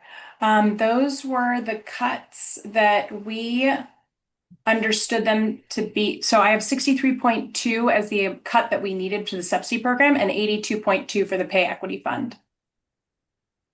Where did I get them? That's been something that we've been discussing in an internal group of early childhood parents, educators, and administrators in terms of the deficit. Okay, at least that answers that question. Thank you.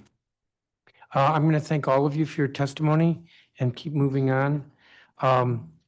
Megan Rothman, parent, St. Albans Early Childhood Center.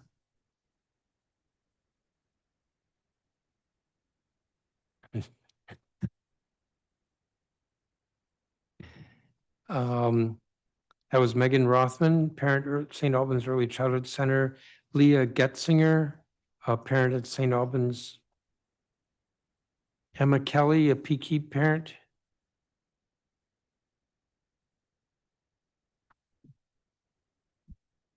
Marcia St. Helier Finn, founder and CEO of Bright Start Early Care Preschool. Ruth Roman, Kitty Academy, West End. Min Lee, lead teacher, Kitty Academy, West End. Gracie Abushewitz, Director of Educator Wellness at Empower Ed.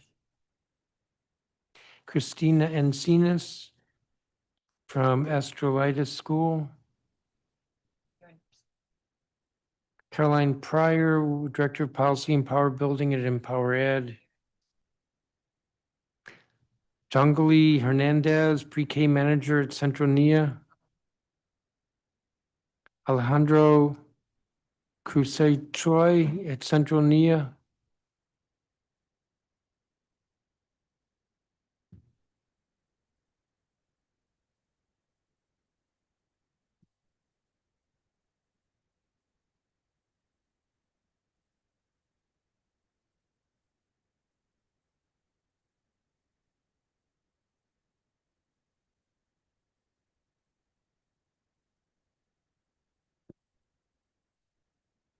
So I called Megan Rothman, a parent. I don't believe that she is here or online. Leah Getzinger, who's virtual. Yes, hi, I'm here. Good morning, Chairman Mendelson and members of the committee. My name is Leah Getzinger, and I'm a DC resident and the mother of a 3-year-old enrolled in a PKEEP program at St. Albans Early Childhood here in the district. Thank you for the opportunity to testify today. Like many families in DC, our situation is a bit complex. We're a 2-parent, 2-household family, deeply committed to creating consistency and stability in our son's life. That consistency is not just important, it is essential. And quite simply, we couldn't afford the cost of living in DC without access to PKEEP. Because of that, our son's teachers are not just part of his day, they're part of his foundation. They provide the steady, familiar presence that allow him to feel safe, supported, and ready to learn. Over time, these teachers have become extensions of our family. They're trusted adults in our son's life, reinforcing the same values we teach at home. That consistency can only exist when teachers are able to stay.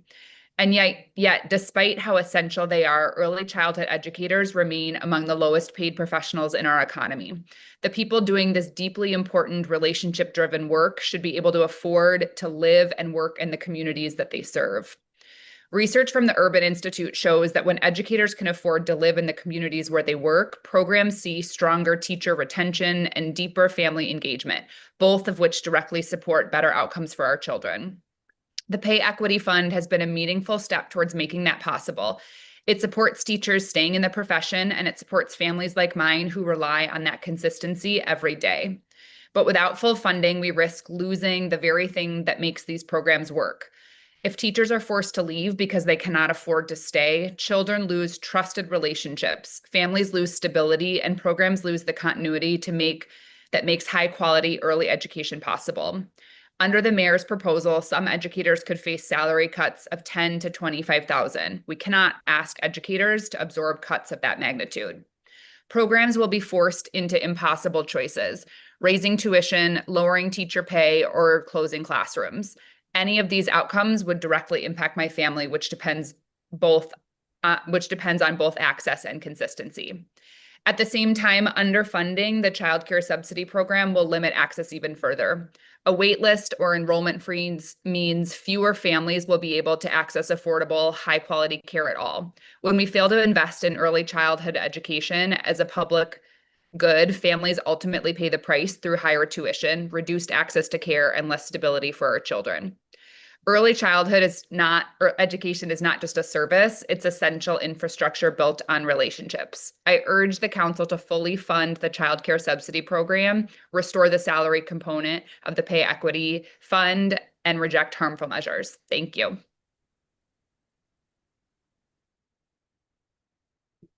Thank you, Ms. Getzinger. Emma Kelly, who is at the table. Hey, good morning. Thank you for the opportunity to testify today at the FY27 budget hearing for OSSI. I bet you can guess what I'm going to testify on, specifically on early childhood education initiatives, specifically PKEEP, Child Care Subsidy Program, and the Pay Equity Fund. I'm asking the council to robustly fund the Child Care Subsidy Program at the needed amount of $177.1 million, and to reject the mayor's cut of the Pay Equity Fund and restore the salary component at $94.2 million. I'm a Ward 1 resident and a parent of a first grader at a DCPS and a 3-year-old who is currently in pre-K3 at Barbara Chambers Child Care Center, a CBO that is part of the PKEEP program. As a parent of young children, I am acutely aware of the high cost of childcare and the importance of the availability of childcare so both my spouse and I can work. I find it meaningful that I'm testifying today to preserve early childhood educators' livelihoods through the Pay Equity Fund during Teacher Appreciation Week of all weeks. The best way I know how to show my appreciation is by coming here today to advocate for them. Cutting funding to early childhood education is penny wise and pound foolish. A recent study shows the economic impact of lack of childcare to district residents is $1 billion. Studies have shown that private sector employment increases and parents' earnings increase with parents' access to early childhood education. Decreasing access makes it tougher for parents to find stable employment and contribute to the economy. DC's ECE programs, PKEEP, the Child Care Subsidy Program, and Pay Equity Fund all form a delicate balance propping up our early child care system. The Child Care Subsidy Program reduces child care costs for working families who need it most. The subsidy program helps every parent in DC, even those who don't use subsidies, by spurring the creation of new child care spots by providing guaranteed funding for those spots. In Maryland, where they have instituted a wait list on subsidies, they have seen child care program administrators cutting teachers' hours, considering closing classrooms and increasing tuition of private pay families. Without fully funding the childcare subsidy program, I fear that will be DC's fate, and more families will not have access to high-quality childcare. The Pay Equity Fund allows centers to pay early educators higher salaries by providing funding for increased compensation. Teachers in DC are highly educated and have specific educational requirements other jurisdictions do not have. A recent study has shown that Pay Equity Fund has increased the number of teachers by about 7% in its first 2 years, translating to nearly 1,500 additional childcare slots in the district. Another recent study shows an ROI 21% of DC's investment in Pay Equity Fund to both families and educators. Without the Pay Equity Fund, centers would have to choose between raising childcare rates to pay teachers or risk having teachers leave the field for more lucrative fields, causing classrooms to close. That would be a lose-lose situation for working parents. Even with DC's investment in early childhood education, we still have the highest average annual cost for infant care in the country. I shudder to think what the astronomical cost of childcare would be in DC without these programs. When I had my first child, many colleagues and friends looked at me like I had 3 heads when I said I was staying in DC and wasn't moving to the suburbs. The district is a great place to raise a family, but if it becomes even more unaffordable, other working parents would make a different decision. I'm incredibly grateful that PKEEP has been kept safe in the fiscal 27 budget, but for early childhood education to be available and affordable in DC, the Child Care Subsidy Program and the Pay Equity Fund need to be fully funded. Thank you. Thank you, Ms. Kelly. I believe Marcia St. Hilaire Finn is not here, not online. Ruth Roman, who is, I believe, virtual.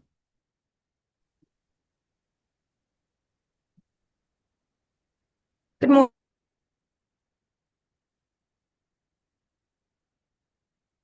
I'm the Executive Director of Kitty Academy of DC West End.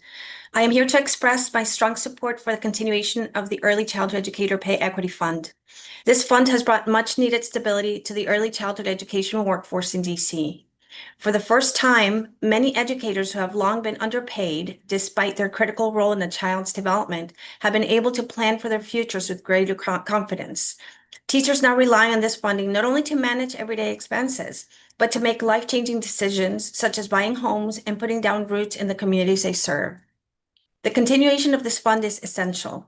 Without it, we risk losing committed and skilled early educators. Public school systems in DC and neighboring Maryland and Virginia offer more competitive compensation without sustained compensation, and without sustained pay equity in DC, many of our educators may feel compelled to leave for those higher paying opportunities. Moreover, because Virginia and Maryland do not offer universal pre-K, their larger private childcare centers often have greater financial capacity to offer higher wages, creating a competitive market that DC providers cannot easily match. If educators leave DC for these positions, they are unlikely to return, especially once they relocate and purchase homes in those jurisdictions. The impact of that loss would be severe. It would undermine the stability and progress DC has made in expanding access to high-quality early learning, and it would be deeply felt by children, families, and providers alike. The Pay Equity Fund is helping us keep talented educators in the classroom, maintain high-quality learning environments, and provide the consistency and care that our youngest learners deserve. Sustaining this fund means honoring the essential role of early childhood educators and continuing to build a strong, stable foundation for the district's future. Thank you for your continued leadership and for your commitment to DC's children, families, and early learning professionals. Thank you. Thank you, Ms. Roman. Min Lee, who I believe is online. May I just use this same camera? Thank you. Sure. Good morning, Chairman Mendelson and the council members. My name is Ming Lee. I'm a lead teacher in the infant room at Kitty Academy West End in DC, pursuing my bachelor degree in early childhood education and are accepted to begin my graduate study this fall. Every morning, I carry many roles: educator, parent, student, and immigrant. I show up because I believe in this work. I believe in the children in my classroom, and I believe in what this city can become if we make the right choices. Today, I want to see something I tell families when they feel uncertain. When a parent worries that their child is too difficult, I look them in the eye and say, every child deserves our best. Something shifts when they hear that. They feel safe. They trust their child will be well cared for. I believe that the same principle must guide our policy decisions today. I'm deeply concerned about proposals to cut funding for specific age groups in early childhood education. I understand the budget decisions are hard, but I want this council to understand what it looks like from inside the classroom. I'm deeply concerned about early childhood education is not a collection of separate programs. This is one system. Infant toddlers and preschoolers are connected by the same staff, the same building, and the same families moving through over time. When you cut funding for one age group, you do not simply shrink one room. You destabilize the whole system. You force staff reductions. You close classroom. You push families out. So I come to where I started. Every child deserves our best, not just the ones who are age 3 or 4, not just the ones in the right age group for this year's budget. Every child from 0 to 5. I urge this council to maintain stable and equitable funding across all age groups to continue supporting the Early Childhood Education Pay Equity Fund, PKIP, and the Child Care Subsidy Program. Because if we truly believe every child deserves our best, then we must build a system that can deliver it consistently across every age for every family. Thank you. And I submitted the whole testimony online. Thank you. Yes, I have a copy of your statement. Thank you, Ms. Lee. Thank Gracie you. Obushewitz, who's online. Good morning, Chairman Mendelson, members of the council, and staff. My name is Gracie Obushewitz. I'm the Director of Educator Wellness for Empower Ed. I've testified over the years on the impact of educator wellness and retention programming in our schools. Today, I want to shine a light on the power of whole school educator wellness grants administered by OSSI and urge the council to fund other programs that offer systemic educator wellness in Washington, D.C. Since 2021, Empower Ed has been a 4-time recipient of OSSI's whole school educator wellness grants. Through this funding, we've been able to work with over 20 DC schools and early childhood centers to create and implement systems that care for and retain their educators. Through these opportunities, here are some of the most important things we have done. Created a staff wellness space for teachers to relax and regroup during the school day. Ensured quality mentorship programs, especially in schools where retaining new teachers has been an issue. Helped schools reestablish a regular staff meeting time, something we have found essential for building strong staff culture. Coached and built capacity in school leaders to listen to and apply teacher feedback regarding their own wellness. Improved teacher retention by an average of 17% in schools where we have partnered with for 2 years. For each partner, I could share many examples, but I want to highlight one in particular. We are working with an elementary school that has experienced a difficult combination of leadership transitions, programmatic difficulties related to dual language, changing neighborhood dynamics, and cultural and racial tensions among staff. As a result, a significant number of their longtime staff left the year before. Through this grant opportunity, Empower Ed was able to survey staff and host a series of listening sessions to understand the complicated challenges they face. We also work with leaders to hear their experiences. From there, we enlisted the support of School Talk DC, another grant recipient, to host a series of restorative circles. The school has begun a much needed process of healing, one that we believe will help them rebuild the kind of positive staff culture that retains great teachers and serves our students as they deserve. It is hard to see how the school would have moved forward without a partnership like ours. It has been documented that the cost of teacher turnover is more than $20,000 per teacher. We are serving 6 schools with our $150,000 grant, or $25,000 per school. In other words, if we retain just one educator, it approaches the cost. But on average, we help retain 8 to 10 teachers, meaning we end up saving the district hundreds of thousands of dollars in turnover costs per school. Therefore, I asked the council to fully fund OSSI's whole school educator wellness grants with at least $300 in the fiscal year 2027 budget. Further, educator wellness does not begin in K-12. It must start with our earliest caregivers. This is why I urge the council to restore the pay equity fund for early childhood educators. We know that early childhood is a vital time for brain and social development, with much of that development happening through co-regulation with caregivers. By continuing to keep early childhood educators in a state of stress, we are not only devaluing them as hardworking professionals, but also putting our youngest learners at a disadvantage that can follow them through their learning in DC schools. I do this work because I believe the most important way to serve students is to ensure they are served by educators who feel cared for, valued, and able to sustain the work they truly love. I urge the council to see that investing in educator wellness is investing in student success. Thank you for your time and consideration. Thank you, Ms. Obushewitz. Christina Encinas. Hi, good morning. Thank you for hearing us. My name is Cristina Encinas, and I'm the board president of the Multicultural Spanish-Speaking Providers Association and also the operation director at Esteitas Montessori School. I also served as a member of the Pay Equity Fund Advisory Board and a dedicated early childhood education profession here in the District of Columbia. I'm here today to express my deep concern and frankly heartbreak over the proposed elimination of the Pay Equity Fund. The Pay Equity Fund is not an abstract policy, it is a lifeline. It has stabilized a workforce that too long has been undervalued and underpaid, despite doing some of the most important work in our society, educating and nurturing our young children during their most critical developmental years. Now, we now have clear, independent evidence that this program is working. New research from Mathematica confirms that the Pay Equity Fund delivers a 21% return on investment and has grown the early childhood workforce by 11%. These are not just numbers. They represent real educators staying in their jobs, real classrooms staying open, and real families being supported. Ending this fund will be devastating. Without it, childcare providers across the district will be forced to raise tuition to unsustainable levels. Families, especially working families, will be pushed out of care. At the same time, we will lose educators who simply cannot afford to stay in the field without equitable compensation.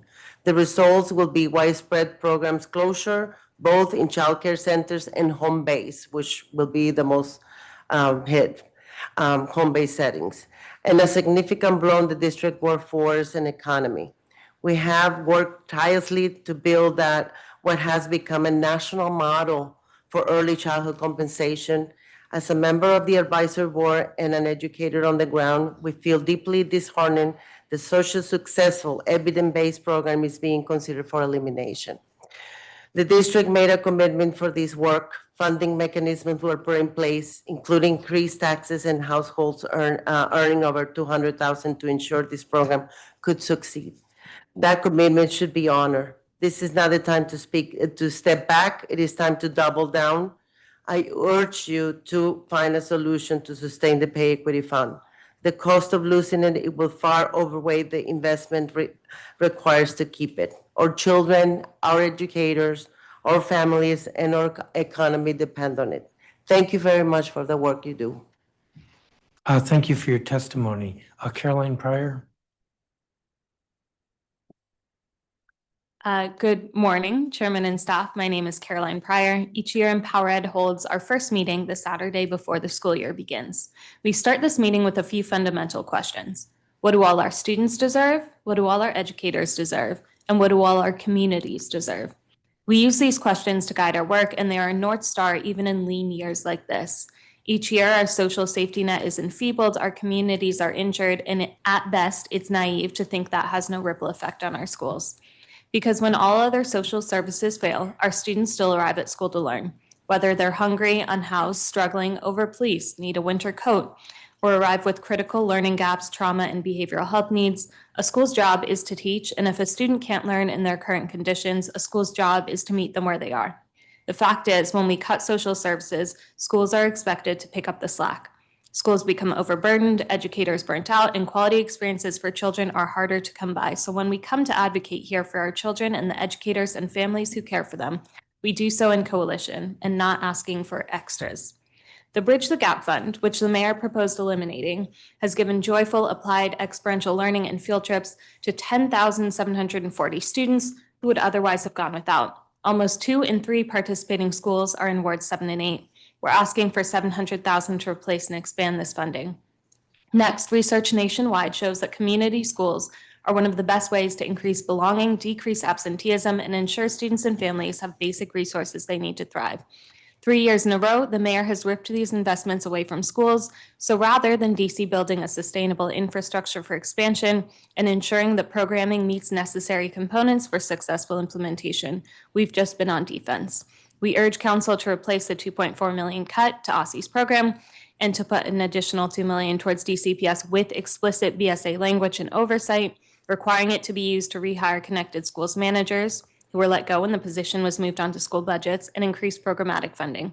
We also urge you to reverse the proposed BSA language, eliminating the $2 per student per school subsidy under the Healthy Schools Act, which would directly undermine schools' ability to implement proven alternative breakfast models like breakfast in the classroom and grab and go that boost attendance, behavior, and academic performance. To put it plainly, our students need their basic needs met. Same is true for our educators.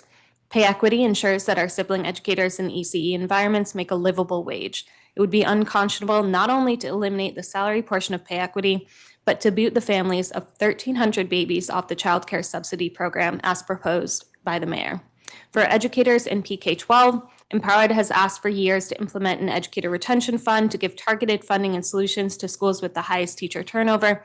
At a net loss of $25,000 each time a teacher leaves a DC school, highest turnover schools are bleeding funds and destabilizing school culture. Our teachers' proposal is actually a cost-saving measure. In years like this, our city can decide to invest in people over property. That is how we attract families to our city, how we embed anti-racism in our policy, how we keep one another safe, and how we build a community that leads by example. Thank you. Thank you, Ms. Pryor. Chungalese Hernandez, who I believe is online. Here. Good morning. Please proceed. Good morning, all council members. Thank you for giving me this opportunity to participate today. And also thank you for the context you provided earlier regarding the position of the council with this budget situation. My name is Joangela Hernandez, and I'm the pre-KIP manager at Centronia for the last almost 6 years. I'm here to insist you protect our early childhood education system and the families and educators who rely on it. I want to start by addressing the proposed elimination of the Pay Equity Fund. Early childhood educators are some of the most underpaid professionals, despite the critical role they play in supporting children's early learning and their most formative years. Eliminating this fund will create greater financial instability and push experienced educators out of the field.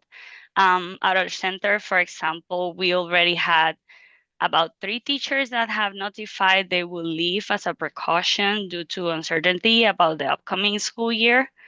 When educators leave the classroom, programs sometimes have to shut down due to classroom closures, and children lose stable and nurturing environments, and families are left without a reliable care. At the same time, the childcare subsidy program remains underfunded. Families who depend on this support are already struggling to access affordable childcare. Without adequate funding, more families will be placed on wait lists, or they will be left without options entirely. When families cannot access childcare, they're unable to work, and the broader economy is affected. Especially during Teacher Appreciation Week, we should be recognizing and investing in this workforce, not undermining it. Competitive, stable wages are essential to retaining qualified educators and ensuring that children receive the high-quality early education they deserve. In closing, we ask that you act in foresight. We have to protect the Pay Equity Fund. We have to fully fund the childcare subsidy program. We must safeguard educator compensation and reject policies that would limit access to high quality care. Our children, families, and educators will be counting on all of us. Thank you for this opportunity. We're open for questions. Thank you, Ms. Hernandez. Alejandro Crusade Choi.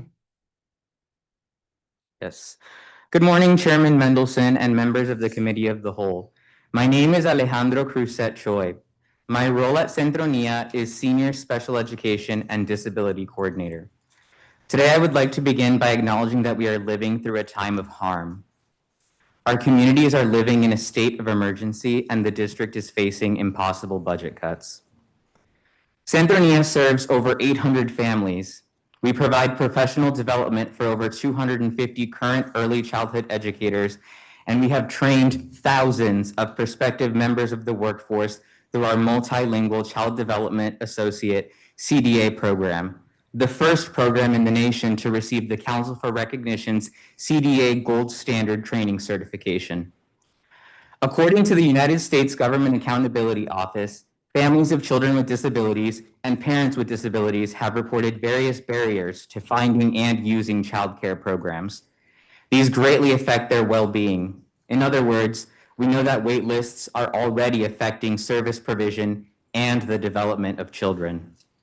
Funding for early childhood programs supports critical infrastructure for our city, our economy, and our future.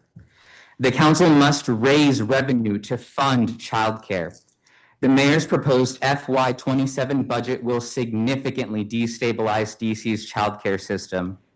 If unchanged, it will cut early educator salaries. It will limit affordable childcare for thousands of working families.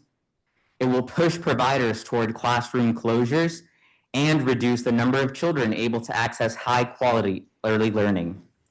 The council must robustly fund the childcare subsidy program at $177.1 million. The council must add $63.2 to the mayor's proposed budget. Full funding is essential to prevent a subsidy enrollment freeze or waitlist, protect reimbursement rates, and ensure families can continue accessing affordable care. The council must restore the salary component of the Pay Equity Fund at $94.2 million. The council must add $82.2 million to the mayor's proposal while preserving health care for childcare. This funding would help restore educator pay, prevent salary cuts of $10,000 to $25,000, retain experienced teachers, and maintain quality and stability for teachers. The council must reject harmful cost-cutting measures. The council must reject any further erosion of educator compensation. These policies do not solve the problem. They shift costs onto families, providers, and educators. Thank you for your time and for continuing to guide the district as a national leader on early childhood education, and happy Teacher Appreciation Week. Thank you. I believe that's all the testimony from this group. So you all are excused. Thank you very much. Mary Ellen Wiggins. The next group appears to be all PK parents. Mary Ellen Wiggins. Joanna Schwartz.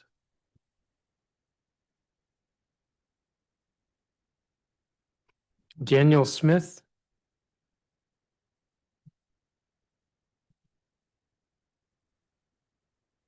What'd you say? Yasmin Reyes, I believe is online. Florencia Paz. Michaela Rodkin.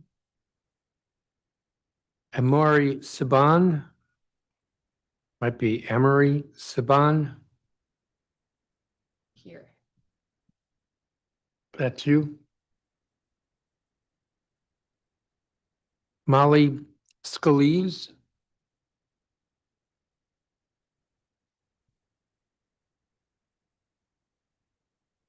Christina Valentiner.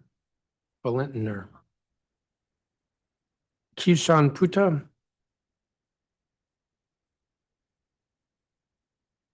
Jordan Clark.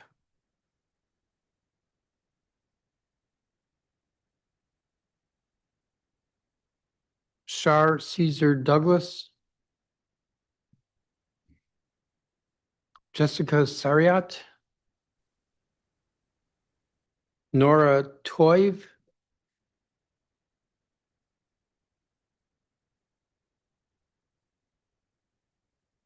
Tyrell Holcomb. I think I'll stop right there.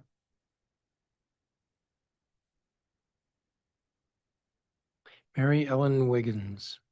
Good morning, Chairman Mendelson. Good morning. And also to your staff, who I know from personal experience are great.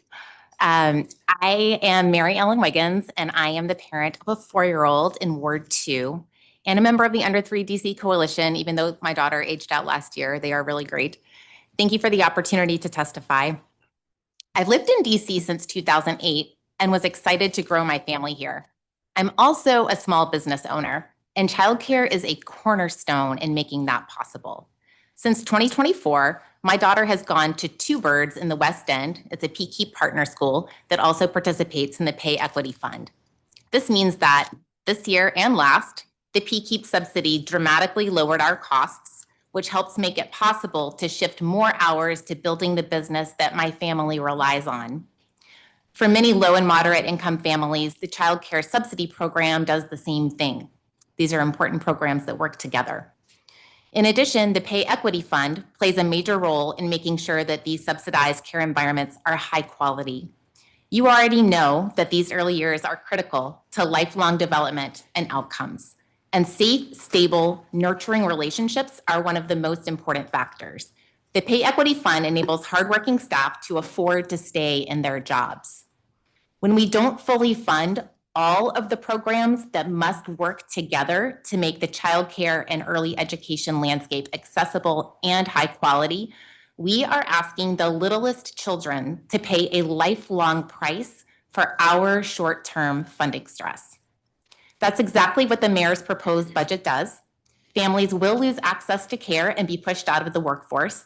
Providers will face financial instability and possible closures. Strong educators will leave the field due to pay cuts. Children will lose stable, high-quality early learning during critical years.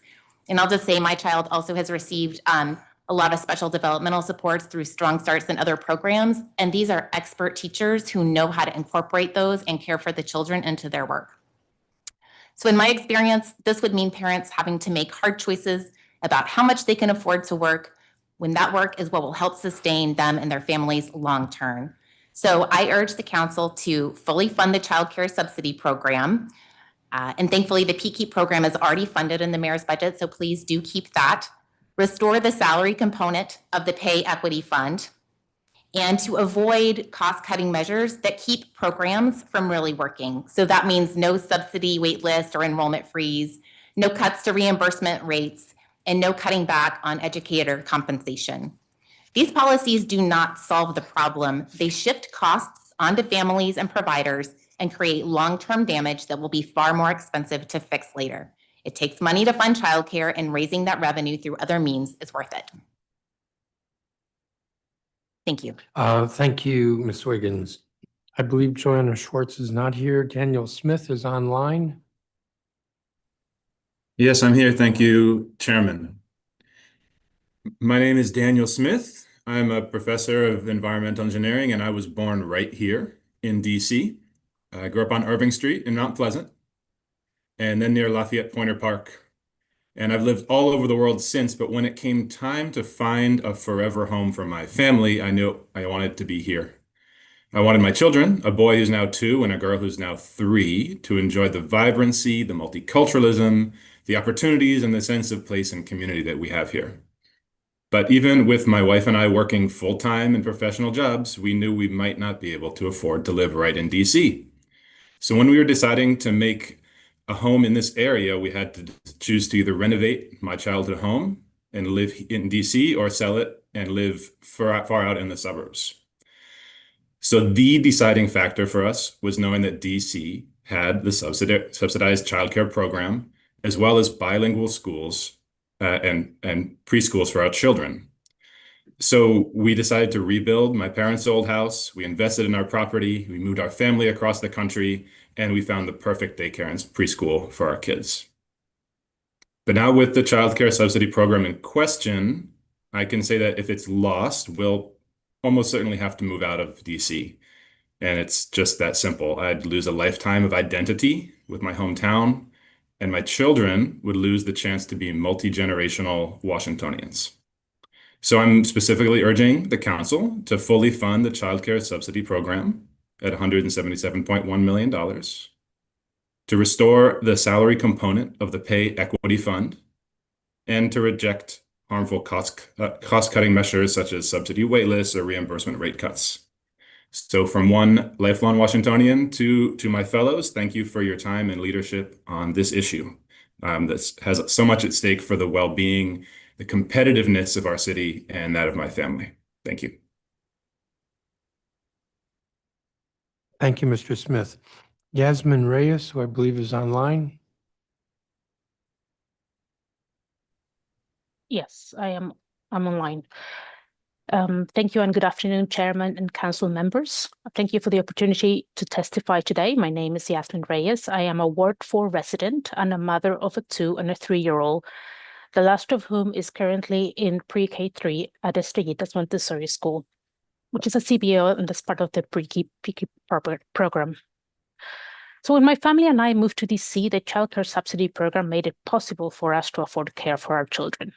Unfortunately, both my husband and I were affected by the federal budget cuts, and we both lost our jobs last year. And without this program, we will need to leave DC.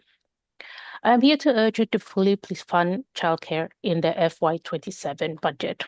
Early childhood education is not optional, it is essential. It allows parents to work, support children's development, and keeps our local economy running.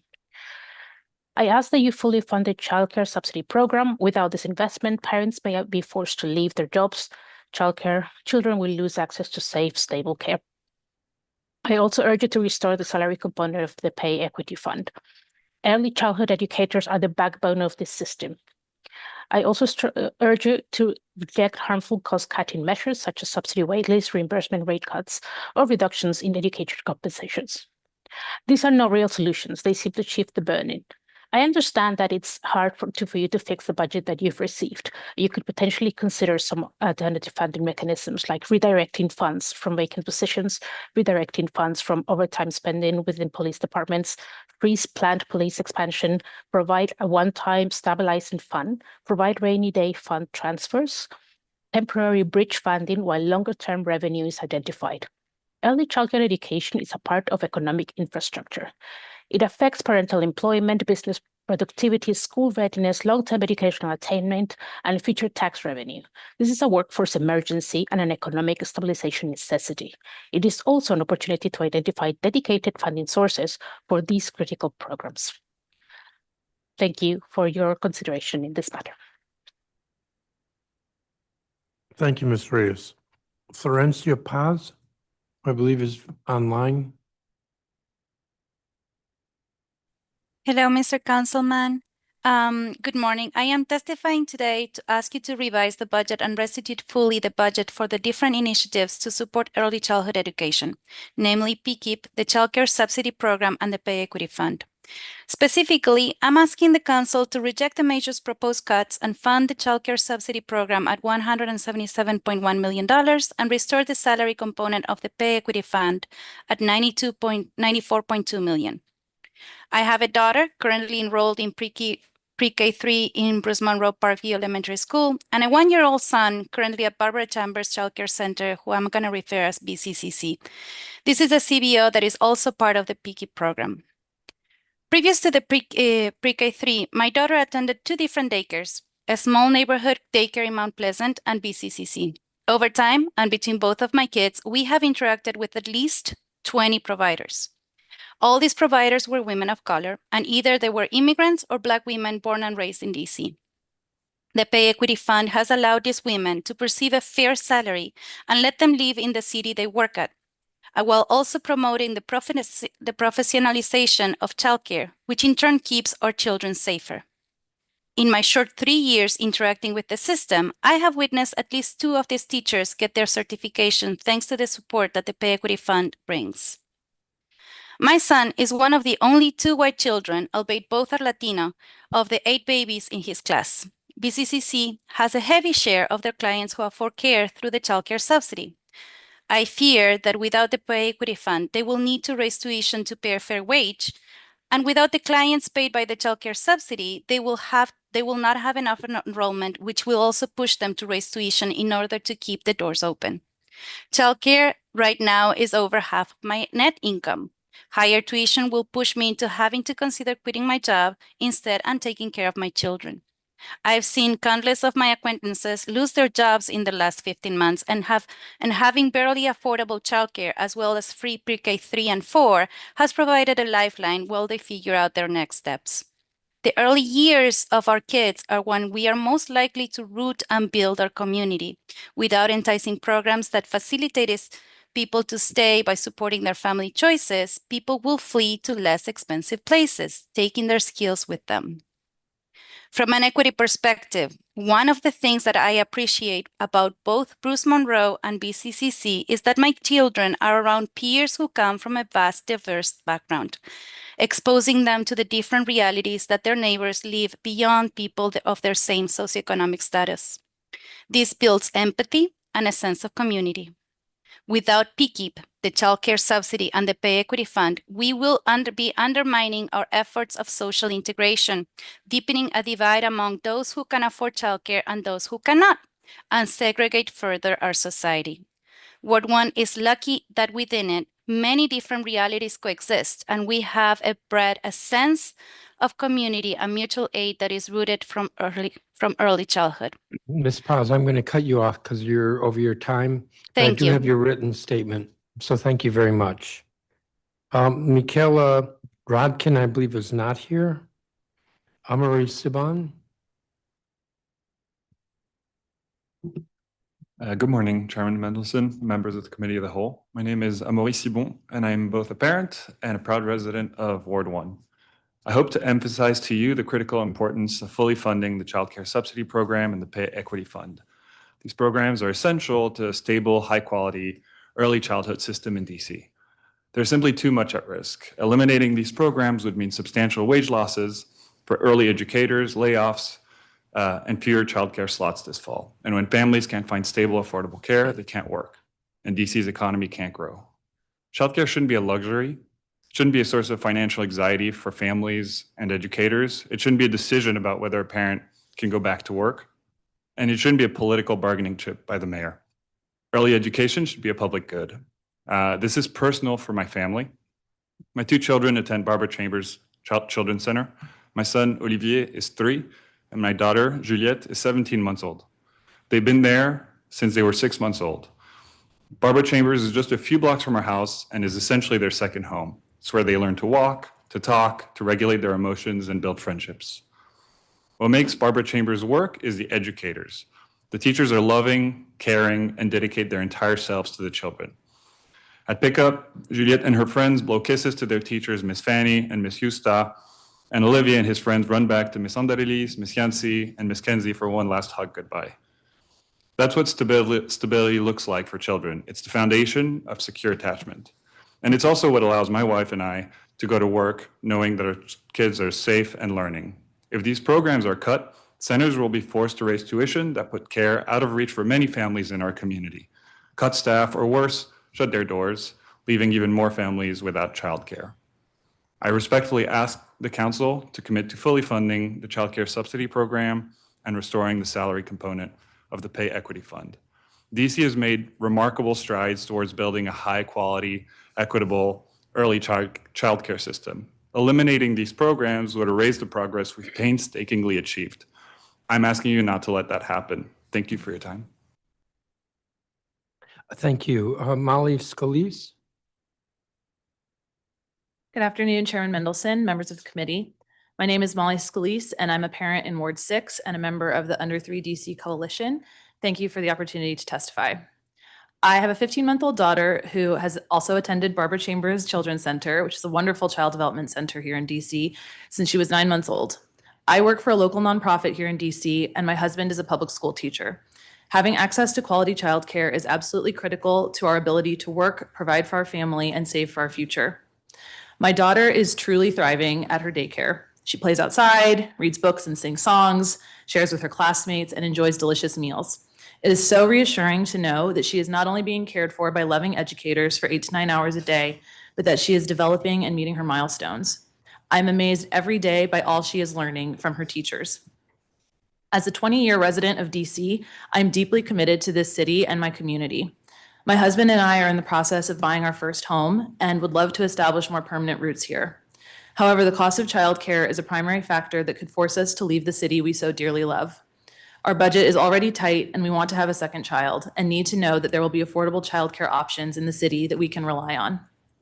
Under the mayor's proposed budget, DC childcare providers and families face real risks. Families will lose access to necessary care, Childcare centers may close, decreasing supply in an already high demand industry, and quality educators will leave the field. Together, these spell disaster for families and children at every income level. I urge the council to take the following actions. Number one, robustly fund the child care subsidy program at $177.1 million to ensure all families can continue accessing quality, affordable childcare. Number two, restore the salary component of the pay equity fund at $94.2 million to provide educators a fair salary for the incredible and essential work they do and keep experienced teachers in the classroom. And number three, reject harmful cost-cutting measures such as a subsidy waitlist or enrollment freeze, reimbursement rate cuts, and cuts to educator compensation. Childcare must be a priority in the budget, and the council must raise revenue to sufficiently fund early education by closing loopholes and taxing wealth rather than shifting the burden of cost onto families, providers, and educators. I want to be able to afford to raise my daughter in the city that I have lived in and loved for my entire adult life. I want her to have access to quality childcare with wonderful, dedicated teachers who nurture and care for her. And I want all families in DC to be able to afford quality childcare so they can work, provide for their families, and plan for their futures. Please fully fund childcare, restore educator pay, and invest in DC's families and children. Thank you for your time and consideration. Thank you, Ms. Scalise. Christina Valentiner. I was told she's online. I'm going to keep moving. I'll come back to her. Kishan Puta, I believe, is not here. Jordan. I'm here. Kishan Puta, you're up. All right. Thank you, Chair Mendelson. Kishan Puta, ANC Commissioner in 2E. Here to testify on behalf of my constituents who are telling me what I am hearing from the other advocates, that they understand it's a tight budget. They understand there's lots of things to fund and a limited amount of funding. They nevertheless believe this to be one of the top priorities for our city, and are asking me to ask you to find the money, to find a way to keep this going, to reverse these cuts, and we are in a neighborhood which does not have many DCPS pre-K options, and so the PKey program has been great. The pay equity program has been so important to many of these centers, like Communikids, which is walking distance from our neighborhood and has provided excellent bilingual education for our youngsters who become fluent by kindergarten. It's an amazing thing to see. And I work in my day job, I work with DC Health Link, and they have the pay equity program for their healthcare insurance for educators, and that has been a godsend to make sure that they can be healthy enough to work in our city and thrive in our city.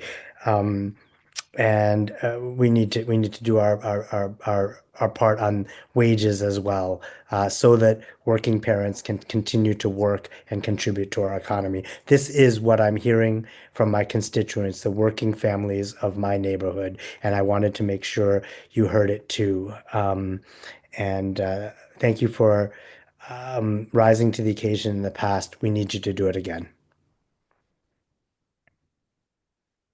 Thank you, Commissioner. Yes, let me see, Jordan Clark, who I believe is virtual. Hi there. I am a Ward 1 parent of 2 young children. They also attend Barbara Chambers. I'm here today to talk about the 3 interdependent programs that make our early childhood education system a national model and a crown jewel policy for the city, our families, and our economy.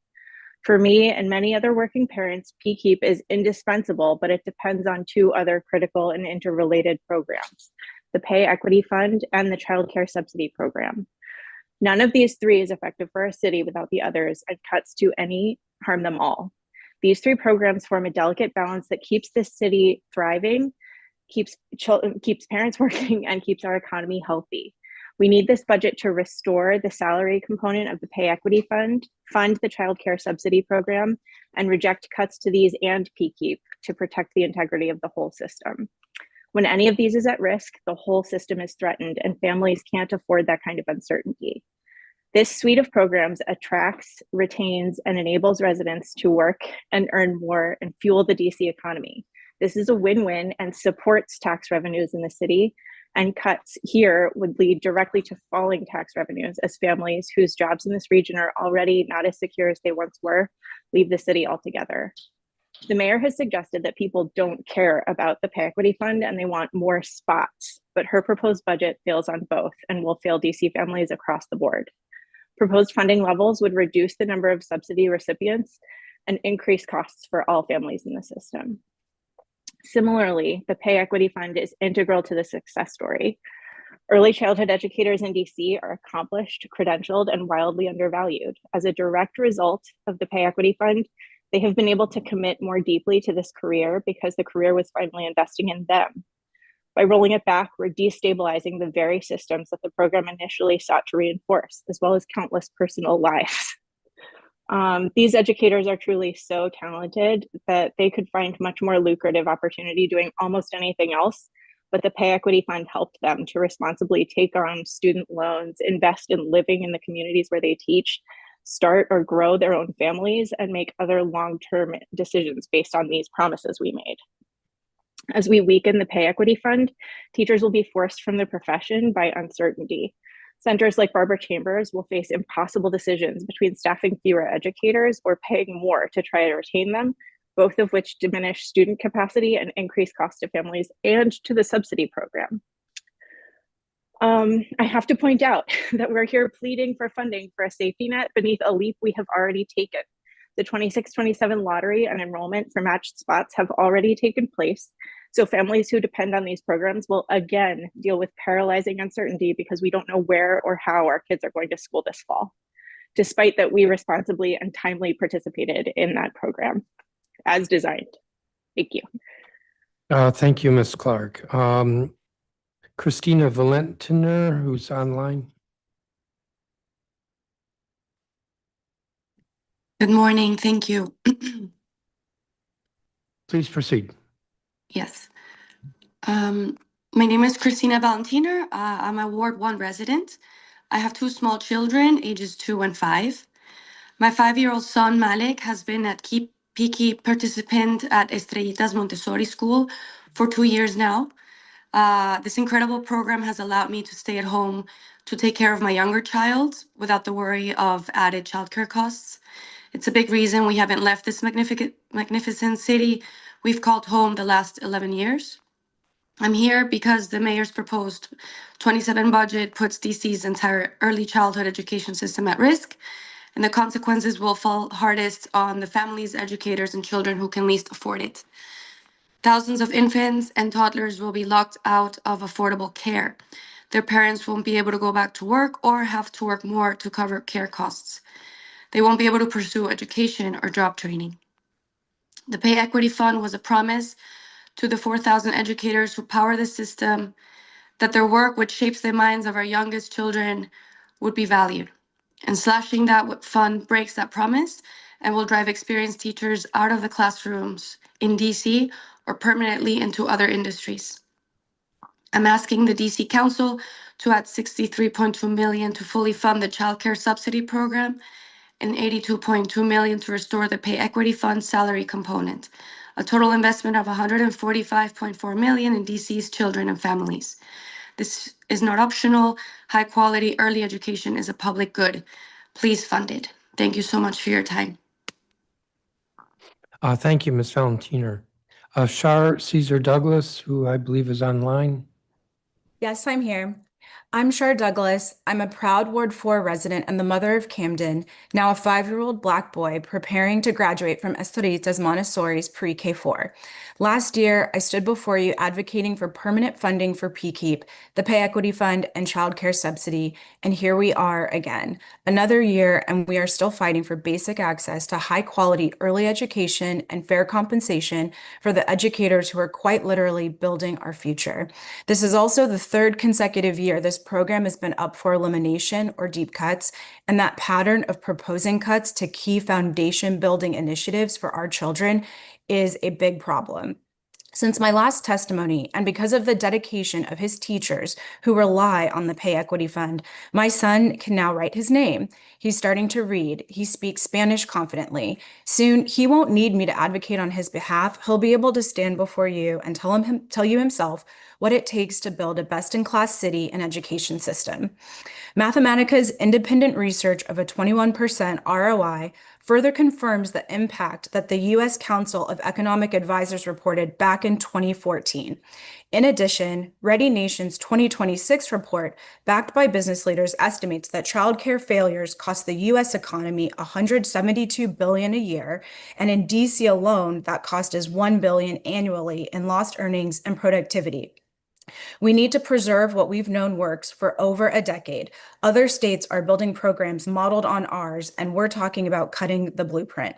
These cuts don't just affect budgets, it reverses the livelihoods of the people who are doing the most essential work in our city. Our educators deserve professional dignity and financial stability. Without the Pay Equity Fund, over 4,000 early child educators, the vast majority of whom are Black and Brown women, like myself, face salary cuts of $10,000 to $25,000. As my son Camden graduates from PKEEP, my hope is that no other parent has to use their time this way. Here is what I expect from the council and the government that we've elected to work for our community. Maintain and strengthen PKEEP, restore the salary component of the Pay Equity Fund, fully fund the child care subsidy program, protecting paid family leave, reject harmful cost-cutting measures that only shift the cost back onto the families, providers, and the educators. And truly, we need to move beyond one-year patches to a multi-year, durable funding that reflects long-term commitment. Our children, including mine, are growing up in the gap between what this city promises and what it delivers. And I believe DC families are ready to continue to fight for what our children, families, and DC educators deserve. Thank you. Thank you, Ms. Douglas. Jessica Sariat, who I believe is online. Yes, thank you. Good morning, council member. My name is Jessica Sario. I live in Ward 1 near Columbia Heights, and I'm expecting my first child in just a few weeks. I'm here asking you to fully fund the child care subsidy program, restore the Pay Equity Fund, reject the subsidy enrollment freeze, and pass progressive revenue measures like the business activity tax to make this funding sustainable. My husband works for the United Church of Christ DC Advocacy Office, and I organize in Virginia around housing and economic justice. I grew up in the church, raised by a teacher with the belief that children deserve care and investment simply because they are human. But right now, it sounds like DC is debating whether childcare should be a luxury good and framing a cut to educator pay and subsidies as acceptable, in contrast to other possible cuts like cutting law enforcement overtime or pausing hiring for vacant positions until new revenue streams catch up. That's not okay. Kids and families need to come first. My husband and I both work full-time. We're renters sharing a townhouse with 4 other adults to afford life in the city. And even for us, people with stable jobs and relative privilege, childcare feels financially overwhelming. We can make it work for 1 kid, probably not for 2. And if families like mine are struggling, then the system is already failing. I'm also French American, and I personally benefited from subsidized daycare and public pre-K growing up in France. So I know another model is possible. Other wealthy countries decided long ago that early childhood education is public infrastructure, not an individual burden left for families to somehow survive on their own. And when we fail to invest in it, the burden falls overwhelmingly on women, especially Black and Brown and immigrant women. This burden falls on parents trying to stay afloat and the educators caring for the city's children while being underpaid and undervalued. Please do not balance this budget on the backs of families with newborns and workers holding the system together. Cut vacant positions, pass a bond measure, stop supporting police overtime for federal events until the federal government stops harming our city budget. Get creative. But if sacrifices are needed, don't ask those teaching our babies and our most vulnerable families to make those sacrifices. Fully fund the subsidy program, reject the enrollment freeze, restore the Pay Equity Fund, close corporate tax loopholes, and do what it takes to make this possible. Budgets are moral documents. They reveal who matters and who is expected to struggle alone. I'm asking you to choose families, children, and caregivers. Thank you. Thank you, Ms. Sario. Nora Toiv. Hi, my name is Nora Toiv, and I'm the parent of a PKEEP pre-K 3 student and a first grade PKEEP pre-K graduate. We live in Mount Pleasant, and our daycare and our PKEEP provider is also Barber Chambers. We are beyond fortunate that our kids attend and attended Barber Chambers. They learned how to do everything from writing their letters to using the bathroom. Their teachers are caring, creative, and dedicated. We have been consistently blown away by the effort the teachers put into their jobs and just how much they love our kids. A bilingual, racially, and economically diverse school was essential for us in choosing where our kids would go. Paying our daycare workforce adequately is the bare minimum of what our city budget can do for the city's daycares. Subsidizing childcare for those without the funds to pay is the bare minimum of what the city can do to improve early childhood outcomes. During the pandemic, the city deemed daycare workers essential, and our daycare teachers stepped up to the plate to take care of young children during a very challenging time. They worked creatively to keep everything running and everyone as safe as they could. Parents with kids our age who sent their kids to daycare thank their lucky stars they did not have their kids home from school for almost 2 years and the subsequent learning loss that older kids experienced. We cannot tell our daycare providers that they are essential to the everyday operations of our city and then turn around and decrease a fund that helps pay their salaries. We are asking that you restore the salary component of the pay equity fund at $94.2 million, robustly fund the child care subsidy program at $177.1 million. Lastly, reject harmful cost-cutting measures such as subsidy waitlist or enrollment freeze, reimbursement rate cuts, and any further erosion of educator compensation. These policies do not solve the problem. They shift the costs onto families, providers, and educators. Thank you for your time. Thank you, Ms. Toiv. Thank you, each of you, for your testimony. I don't have any questions for you. I really appreciate everyone who's come in to testify, the time you're spending waiting to testify.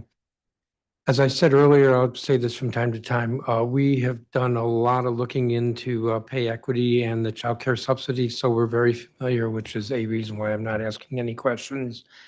So I don't want you to feel underappreciated or unappreciated, but thank you very much, especially those of you who are here in person. So let me proceed to the next group. Tyrell Holcomb, who's Vice President of External Affairs at Jubilee Housing. Kirsten Witkowski, Adult Education Manager at Brea Public Charter School. Ingrid Anderson, who's Medical Assistant Advisor at Brea Public Charter School.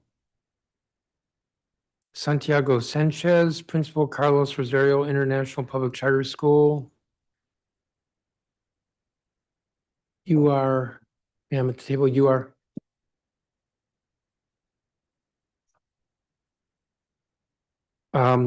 Isis Ramirez, Post-Secondary Workforce Advisor, the Next Step Public Charter School. I think I heard you say Isis? Yeah, Isis. Vivian Robledo, Executive Director, Next Step Public Charter School.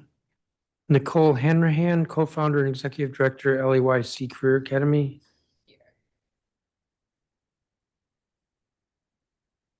Dmitry Futiev.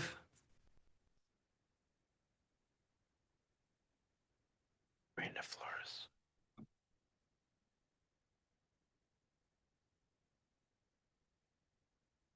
Okay, well then I will stop right here. I believe Tyrell Holcomb is not here. Kirsten Witkowski is online. Please proceed. Hi, good afternoon, Chairman Mendelson.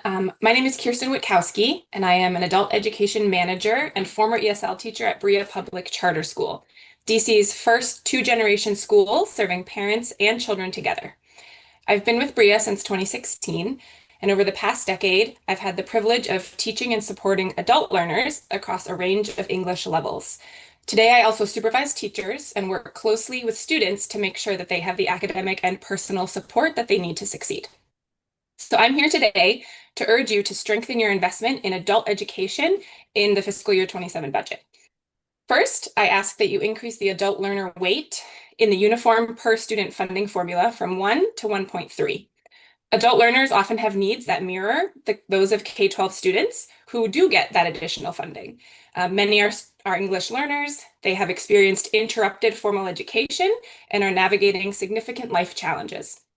Yet adult schools do not receive comparable weighted funding. In our classrooms, we see firsthand how these unmet needs impact learning. And with additional funding, we could expand small group instruction, provide more individualized support, and better serve students with diverse learning needs. Second, I urge you to increase the adult learner transit subsidy from $70 to $100 a month. I remember when my students first advocated for this subsidy nearly a decade ago. They were so proud to have their voices heard, and the program has made a real difference. But today, $70 is no longer enough. Our students often travel long distances across the city, dropping off their children, going to work, and then coming to class. When transportation costs become a barrier, attendance suffers, and increasing the subsidy would directly support persistence in completion. Third, I ask you to restore funding for adult and family education grants, which have been reduced by more than $2.5 million over the past 3 years. At BRIA, these funds are critical to sustaining workforce programming and the wraparound supports that make our model successful. Finally, I urge you to maintain a strong social safety net for DC families, including the DC Healthcare Alliance, SNAP, and TANF. As an educator, I see every day how unmet basic needs affect learning. Students miss class because of untreated health issues or long waits for appointments. When individuals have access to healthcare, food, and stable housing, they're better able to focus in class, attend consistently, and succeed in their education. I also want to emphasize the importance of English language education itself. ESL is not often categorized as workforce training, but it's foundational to economic mobility. I've seen students gain the confidence to speak directly with their child's teacher or their doctor for the first time. I've seen students move from entry-level roles into management positions because they were able to build their English skills. And I've seen former students return to BRIA as staff, continuing the cycle of opportunity in our community. Thank you for the opportunity to testify and for your continued support of adult learners in our city. Thank you, Ms. Witkowski. And I do have your written statement. Ingrid Anderson. Good morning, Chairman Mendelson and members of the committee. My name is Ingrid Anderson, and I'm a Ward 4 resident and a medical assistant program advisor at BRIA Public Charter School. In my role, I help to design and oversee BRIA's medical assistant training program. I work closely with instructors to ensure that our curriculum aligns with national certification standards and reflects the real-world skills that medical assistants need in community health settings. I also bring my experience as a former nurse at Mary Center, where I saw firsthand the need for highly trained, culturally responsive medical assistants who can effectively serve DC residents. I'm here today to urge you to restore funding for the Adult and Family Education, or AFE grants, which have been reduced by more than $2.5 million since fiscal year 25. These grants are essential to programs like ours. While public charter schools receive per pupil funding, those funds are not designed to support the high-cost technical training required for workforce programs like medical assisting. AFE funding allows us to provide hands-on instruction, purchase clinical supplies, and recruit instructors with specialized medical expertise. And that last point is crucial. It's extremely difficult to find instructors who have both the clinical knowledge and the teaching skills needed to support adult learners. Many qualified healthcare professionals can earn significantly higher salaries in clinical settings. Without adequate funding, it becomes even harder to recruit and retain the talent needed to deliver high-quality programs. But just as important as what we teach is who we serve. Many of our students struggled in traditional school settings. Some were not eligible for career and technical education opportunities in high school due to academic challenges. Others are working adults who are trying to build more stable careers after years in low-wage jobs. At BRIA, we provide not only technical training, but also the academic and socio-emotional support that adult learners need to succeed. We help students learn to learn, build confidence, and develop professionalism required to enter and persist in the workforce. Our program is grounded in community health. We emphasize communication, cultural competence, trauma-informed care, and the social drivers of health. Many of our students share lived experiences with the patients they go on to serve, which strengthens trust and improves care in our communities. I want to be clear. Investments in workforce development for high school students are important, but they cannot come at the expense of adult learners. Workforce development is not a one-time opportunity at age 16 or 17. It's a lifelong need. Adults need pathways to enter new careers, especially in high-demand fields like healthcare. Without programs like ours, many DC residents will simply not have access to these opportunities. I'm also a parent of a teenager, and I can tell you firsthand that most young people are still exploring their interests. We cannot expect them to make permanent career decisions in high school, and so we need a system that allows people to find their path over time and change it when needed. That's why adult workforce programs are so crucial. I urge you to restore the funding for the AFE grants and ensure that DC continues to invest in high-quality workforce pathways for residents of all ages. Thank you for your time and consideration. I'm happy to answer any questions.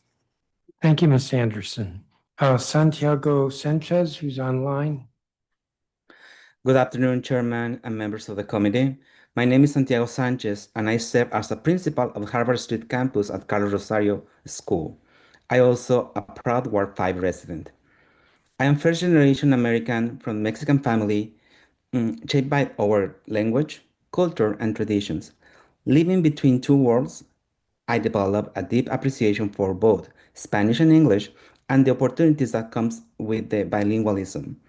I understand firsthand what it means to navigate learning and using English in academic and professional spaces. The vulnerability, determination, and urgency that many of our students experience every day as they work to build their future.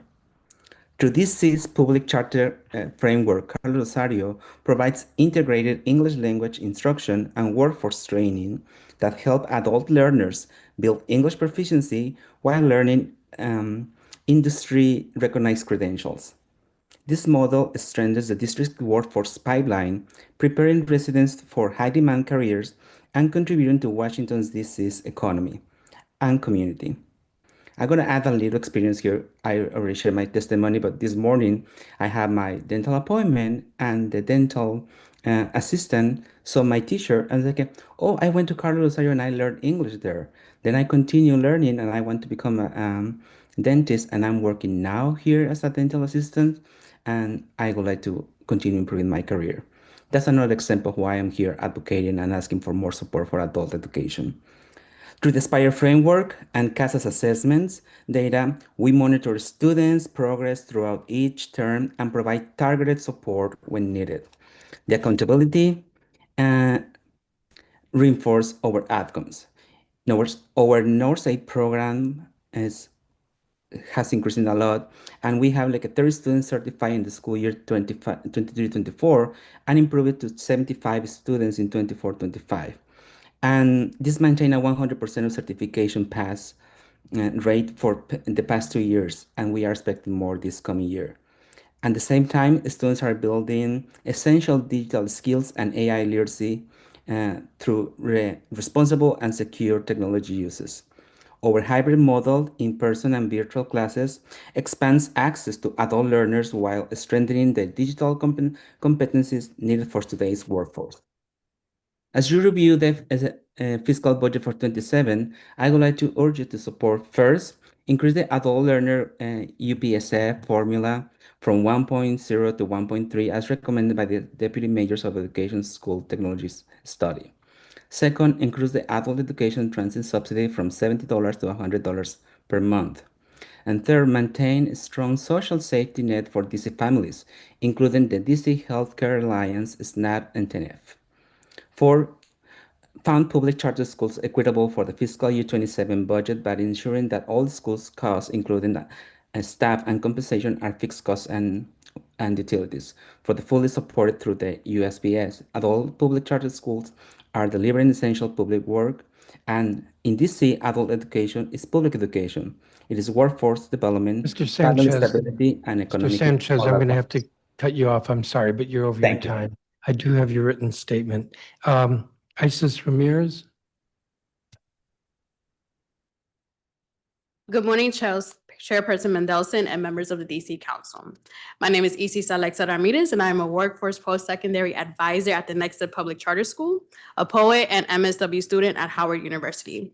I'm here to urge you to strengthen funding for adult and alternative public charter schools that serve some of the most overlooked students in our city.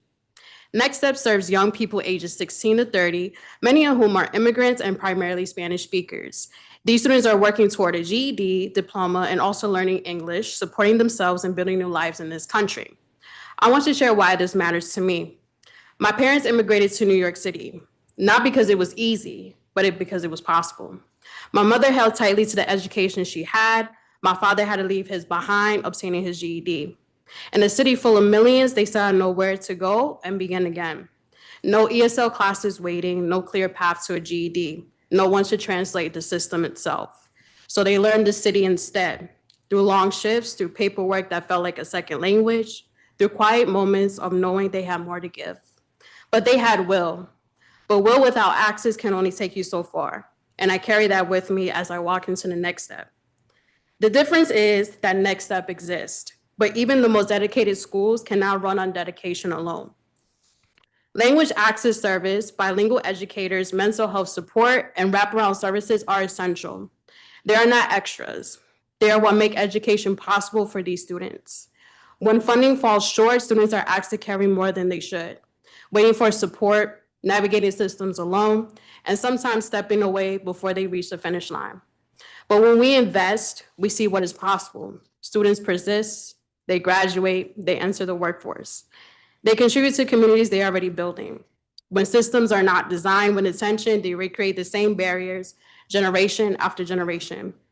I respectfully ask the council to act with intention. Increase the adult learner weigh-in, the Uniform per Student Funding formula from 1.0 to 1.3 to respect the needs of adults who are also English learners, have special education needs, or learners who are at risk. Increasing adult learner transit subsidy from $70 to $100 per month so students can reliably get to school and work. Maintain a strong social safety net for DC families, including DC Healthcare Alliance, SNAP, and TANF, so students can stay healthy and continue their education. And fund public charter schools equitably by ensuring that all school costs are included within the Uniform per Student Funding formula. We have an opportunity to build a system where access is not something you have to be robbed for. My students and parents build a life with limited access and increased will. This generation deserves a system that meets them with access and will. Thank you for your time and consideration. Thank you, Mr. Ramirez. Vivian Robledo, who I believe is online, I am. please proceed. Good afternoon, Chairman Mendelson and members of the committee. My name is Dr. Vivian Robledo, and I'm the Executive Director of the Next Step Public Charter School, the Hidden Gem in Columbia Heights. Thank you for this opportunity. The Next Step, the first charter school to reach the 30-year renewal mark, serves students ages 16 to 30 whose needs have gone unmet by traditional schools, but who remain committed to earning their high school credential and building a path to college and career. Many students arrive with interrupted education, significant literacy gaps, and complex responsibilities, including full-time work and parenting. We offer English and Spanish GED prep, ESL instruction, and bridge programming aligned to post-secondary success. We pair rigorous academics with comprehensive wraparound supports, including case management, mental health services, post-secondary advising like ESES, and on-site childcare, which are essential to student persistence and success. Our outcomes demonstrate what is possible when adult learners are properly supported. Each year, we serve over 400 students, and in the last 2 years, over 85% of eligible GED test takers have passed the exam. And students demonstrate gains in reading and math, often more than 2 grade levels in 1 year. Our English learners consistently exceed national benchmarks for educational functioning level growth. Furthermore, our partnerships with Bard Early College and Catholic Charities provide students with college credit and industry-recognized credentials, which are opportunities for economic mobility. We know that student success depends on stable, aligned public investment. Therefore, I respectfully urge the council to take 4 key actions in this budget. First, increase the adult learner weight in the UPSFF from 1.0 to 1.3. The DME's funding study indicated that adjusting that base weight is necessary since this population is not eligible for the add-on weights available to K-12. Second, increase the adult learner transit subsidy from $70 to $100 per month. The current subsidy has not kept pace with rising transportation costs. Third, maintain a strong social safety net. The DC Healthcare Alliance, SNAP, and TANF provide the stability our students need to stay enrolled and succeed. Fourth, fund charter schools equitably by ensuring that all school costs, including staff compensation and fixed costs, are fully funded through the UPSFF. Adult public charter schools are delivering strong outcomes, and we must be resourced to sustain that performance. Our success is what happens when your investment supports students in taking their next steps. Thank you for your continued leadership and your commitment to DC's adult learners. Thank you, Mr. Robledo. Nicole Hanrahan. Good day, Chairman Mendelson and staff. My name is Nicole Hanrahan, and I am a Ward 6 resident and the co-founder and executive director of the LAYC Career Academy. LAYC Career Academy serves young adults ages 16 to 30, providing a bridge to the middle class through literacy, ESL, and high-growth career pathways in healthcare and IT. Our results speak for themselves. We're one of only 14 schools in the city to earn a level 1 rating on Aspire 2 years in a row, an honor we've had for 4 years. And more importantly, 95% of our graduates are employed or enrolled in post-secondary education within 6 months. And our alumni see an average wage increase of $13.63 per hour within just 12 months. To sustain this level of economic mobility, our adult learners need your direct backing in 3 critical areas. First, we urge you to restore the $2.5 million in adult and education family funding, or AFE, from the cuts that have been made since 2025. Adults and high school students both need career training, and it shouldn't be an either or. AFE is our school's second largest revenue source. It funds our student support specialists who maintain small caseloads to help students navigate housing, childcare, and mental health services. Without this funding, we lose the wraparound support that actually makes that $13 an hour gains possible. Second, we urge the council to increase the adult learner UPSF level from 1 to 1.3. As the DME's recent school funding study makes clear, adult learners have specialized needs, yet adult charters are not eligible for targeted funding rates like at-risk or English learner. Increasing the base rate to 1.3 is an evidence-based solution to structurally align funding with need. Third, we need you to increase the adult learner transit subsidy from $70 to $100 per month. This subsidy hasn't increased since 2019. Our students balance school, work, and childcare across many daily trips. Without a realistic subsidy, they're forced to choose between paying for a bus ride to class or meeting basic needs.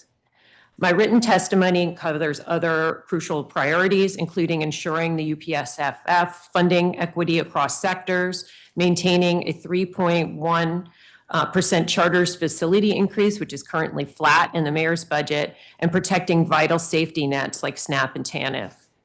Cutting adult education is counterproductive to our city's economic recovery, and I urge you to make this investment. Thank you, and I look forward to any questions. Thank you, Ms. Hanrahan. Dmitry Foitiev. Good day, Chairperson Mendelson and DC Council members. My name is Dmitry Fodiev, and I'm a Ward 2 parent of a 4-year-old in the Communicates PKEEP program. I'm here today because DC's budget is not something abstract to my family. It'll affect the very people who care for my child every single day. When we talk about childhood education, it's not just a budget item, line item. It's human relationships. It's whether a 4-year-old gets to see the same trusted teacher every morning, whether that teacher one day disappears because DC decided they no longer afford to stay in the profession. Young children do not experience teacher turnover the same way adults do.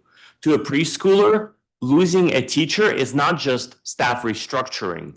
It's a loss, it's confusion, It's anxiety during the most important developmental years of their lives. DC's Pay Equity Fund created something rare in early childhood education. It created stability. Talented educators stayed in the classroom, and without it, many providers would not be able to maintain the level of compensation necessary to keep them there. Experienced teachers will leave, and recruiting qualified ones will be harder. The message to teachers thus would become painfully clear: sure, your work matters, but not enough for us to pay you fairly for it. And that's unacceptable. This is not how you build an education system, and it's also not something that'll affect just staffing levels. It'll also affect quality. Why would educators upskill with certifications, degrees, professional development if the system no longer rewards it? Families like mine choose to live in DC in part because the actual quality of education here is much better than people outside the city think it is. Yet, these cuts put it at risk and incentivize working families to potentially move to the suburbs, lowering our city's tax base. Providers already operate under intense financial pressures, and if these cuts move forward, the costs will be passed down to families like mine. Aftercare, for example, could increase by at least $1,000 per year, and for many families, this will be a very significant financial hit. DC can't claim to support working families while simultaneously making childcare less stable, less accessible, and more expensive. I respectfully ask the council to remember the following key thoughts. Early childhood educators are professionals critical to developing our city's youngest citizens. And unfortunately, children don't have the ability to defend their own rights, so it's our duty as parents and adults to do so. Thank you very much. Thank you. I do not have any questions for you all, but thank you very much for your testimony. Continuing, Lorena Flores. Andrea Tobin.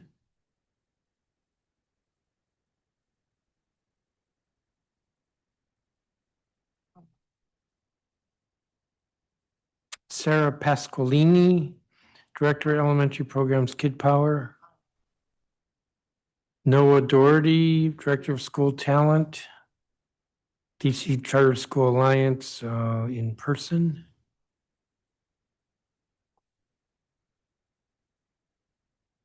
Gabriela Silva, Senior Program Manager with PAVE.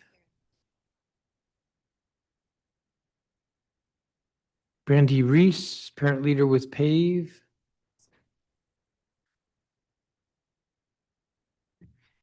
And I think I'll stop right there. Lorena Flores, you're up. Good afternoon, Chairman Mendelson and staff. My name is Lorena Flores, and I am here to speak about accountability gaps within our public charter school system. I am not here raising a new issue. I have spent over 2 years engaging in good faith, initially with Washington Union Public Charter School, to resolve serious concerns affecting children. I escalated these concerns to the Public Charter School Board and other agencies, still with no meaningful resolution. Unfortunately, action is rarely taken until a crisis compels the community to act.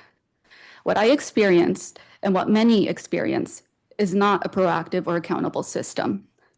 Under federal and local law, OSSI is responsible for ensuring that all public schools, including charters, comply with student safety, civil rights, and education standards.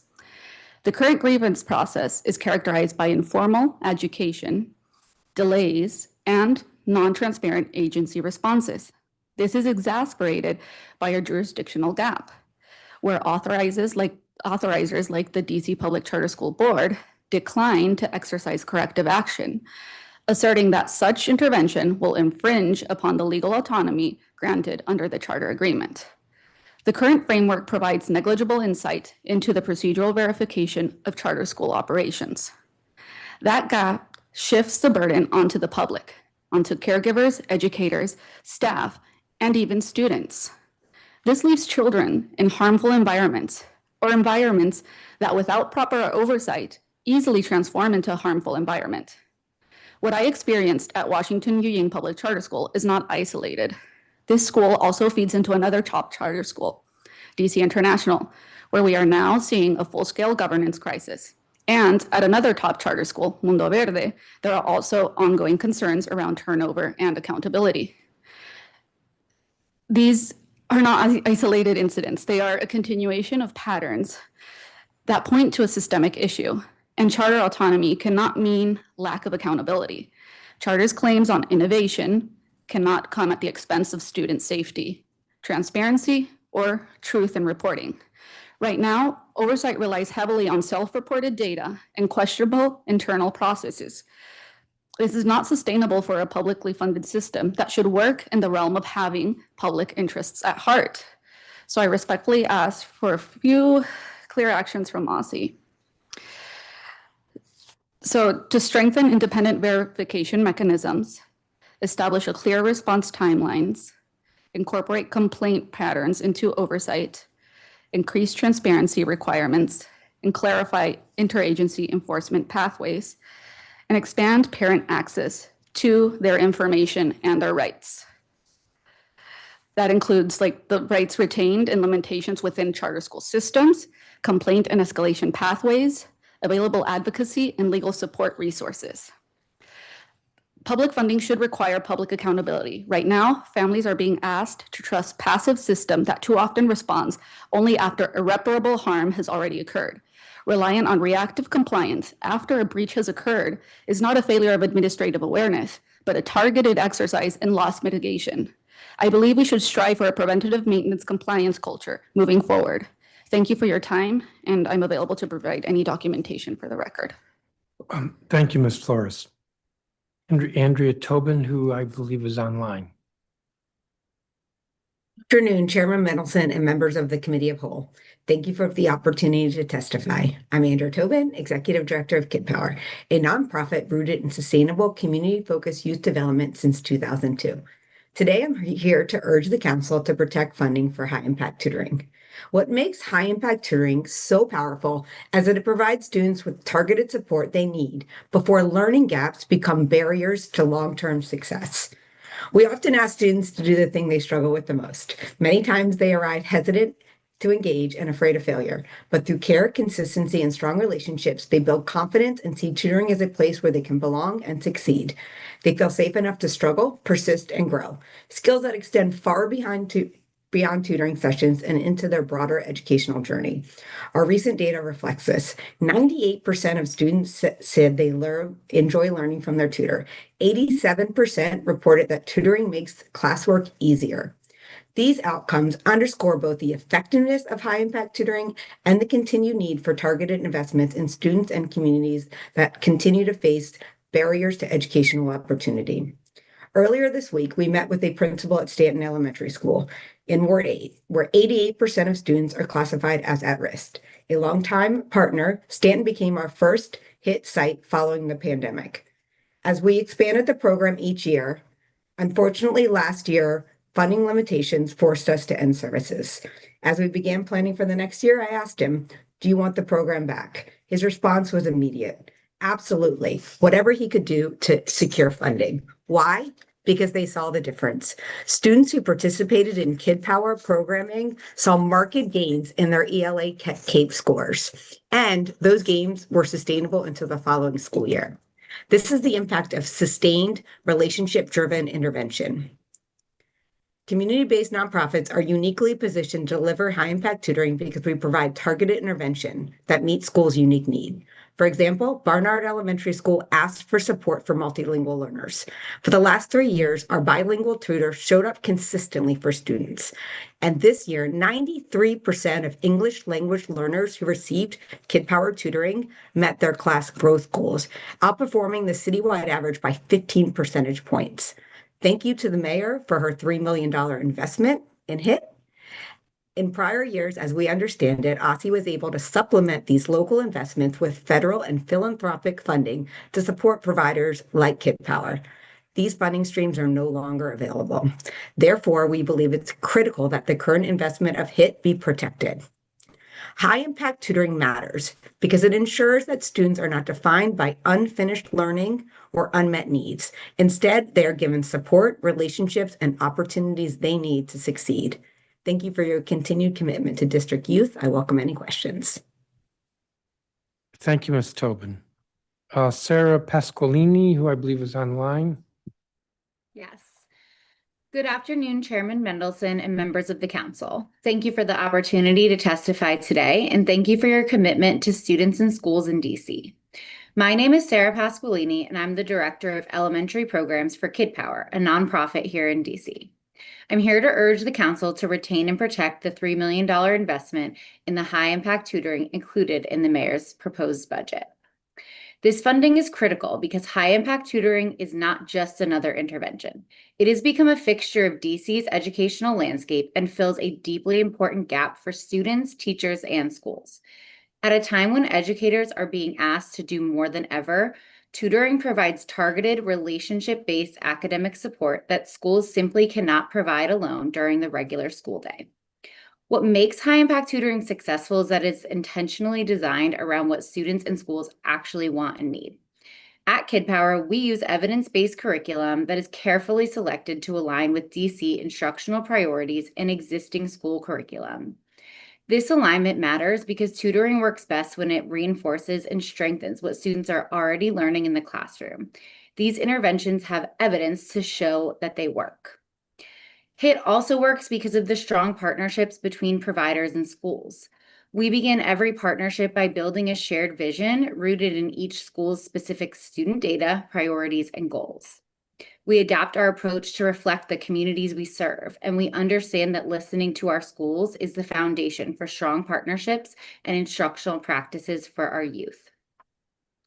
We know this works because we see the results year after year.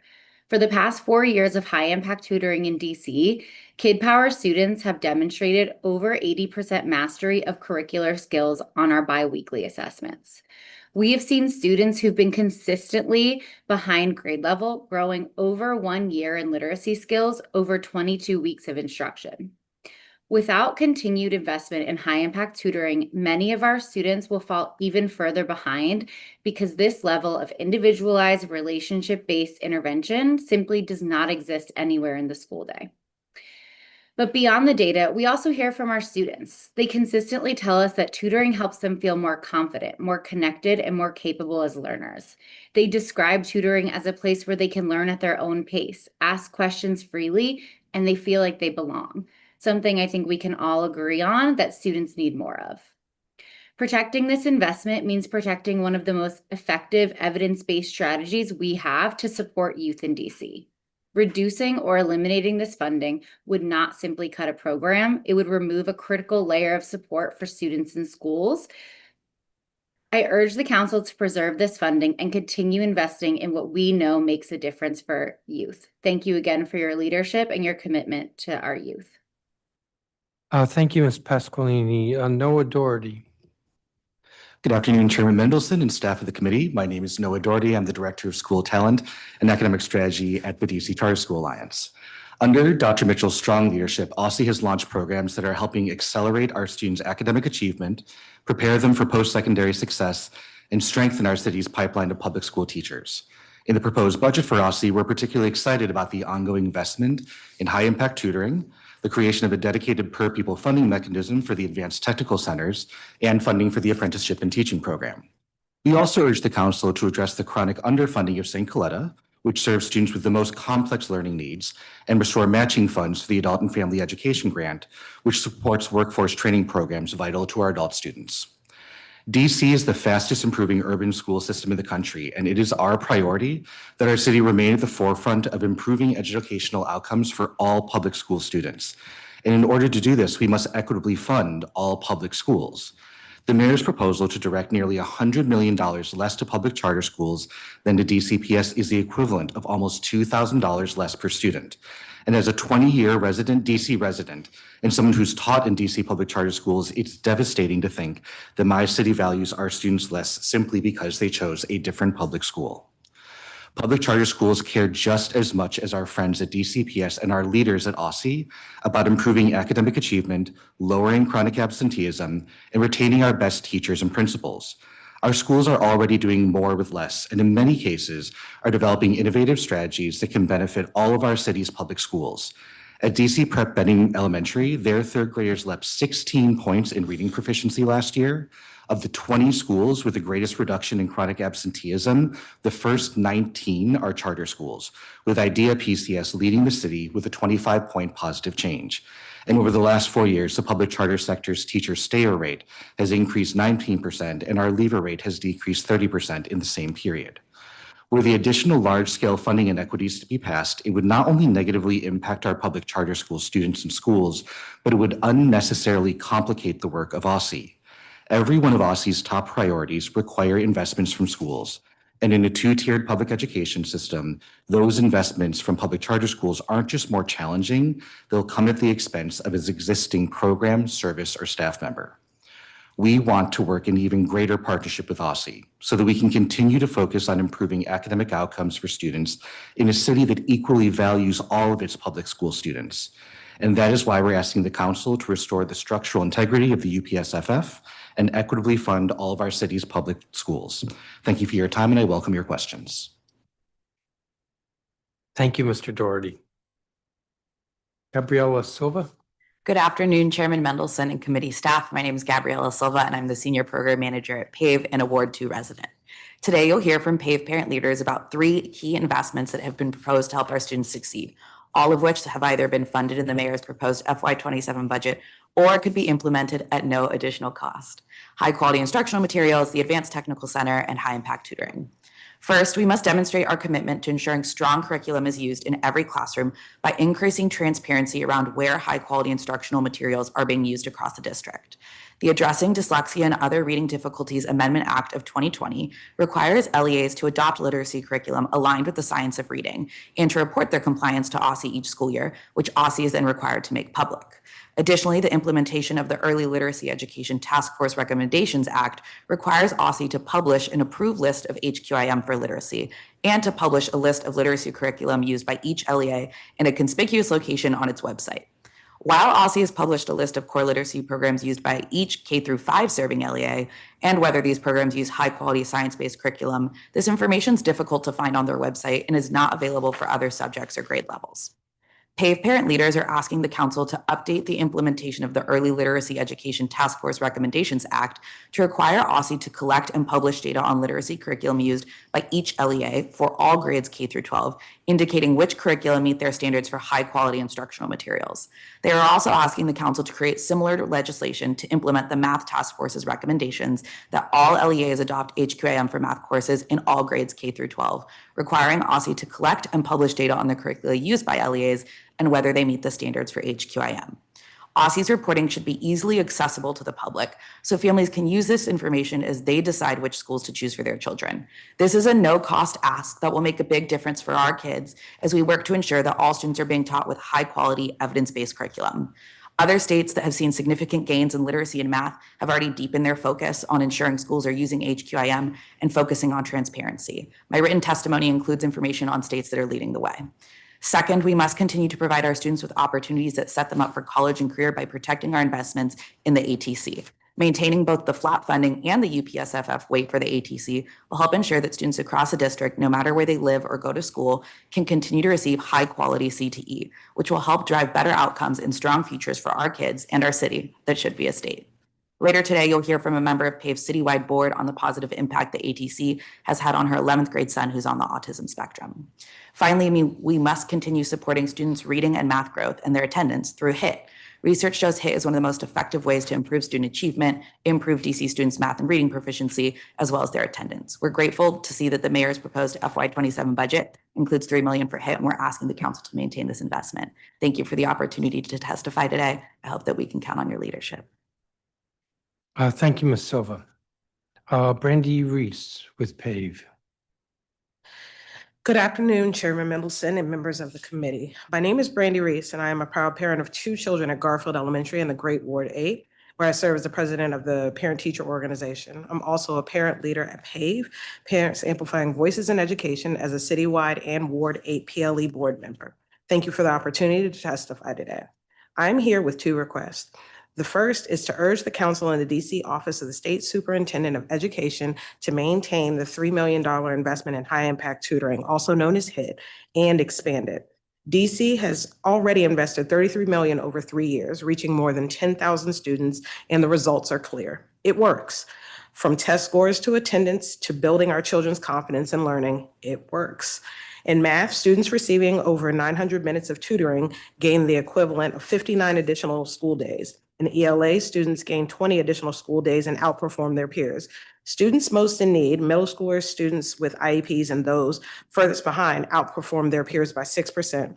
Attendance improvement resulted in students attending 2 to 5 more days each year and absences dropping by 7% on tutoring days.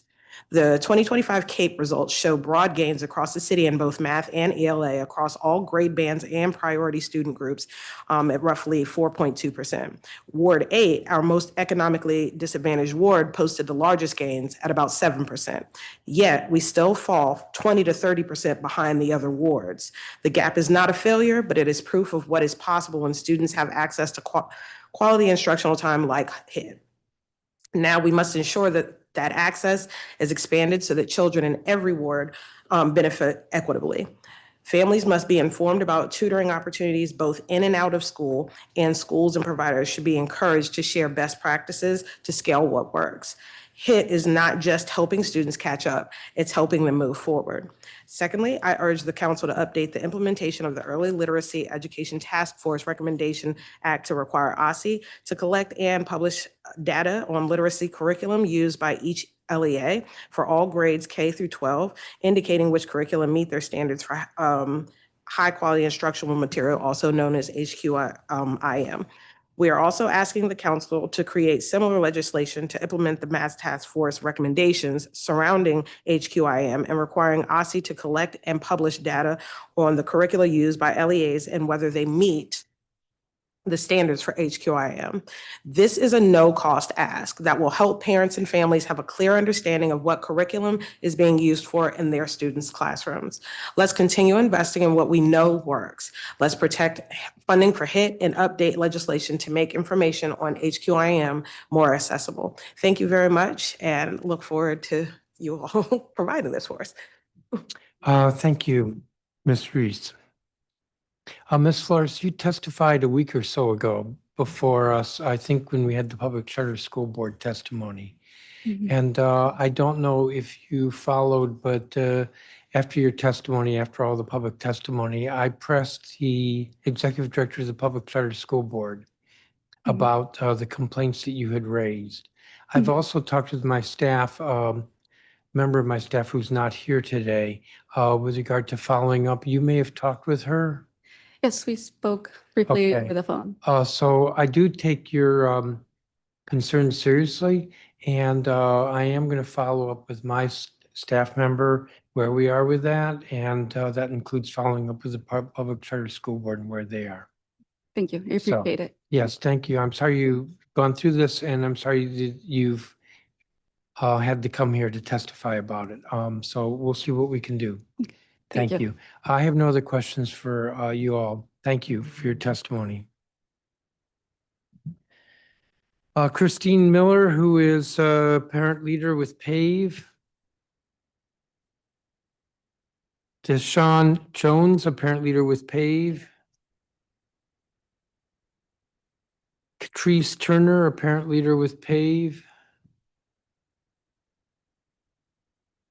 Laura Fitzgerald, a parent leader with PAVE.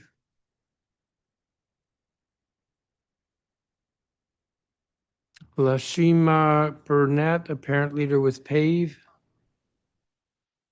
Shani Arwolau, which is good that she's not coming because I butchered her name. Simone Scott.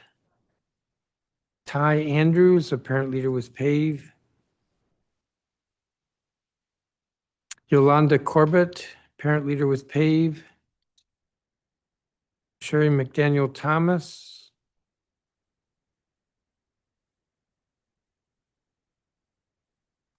Davinia Say.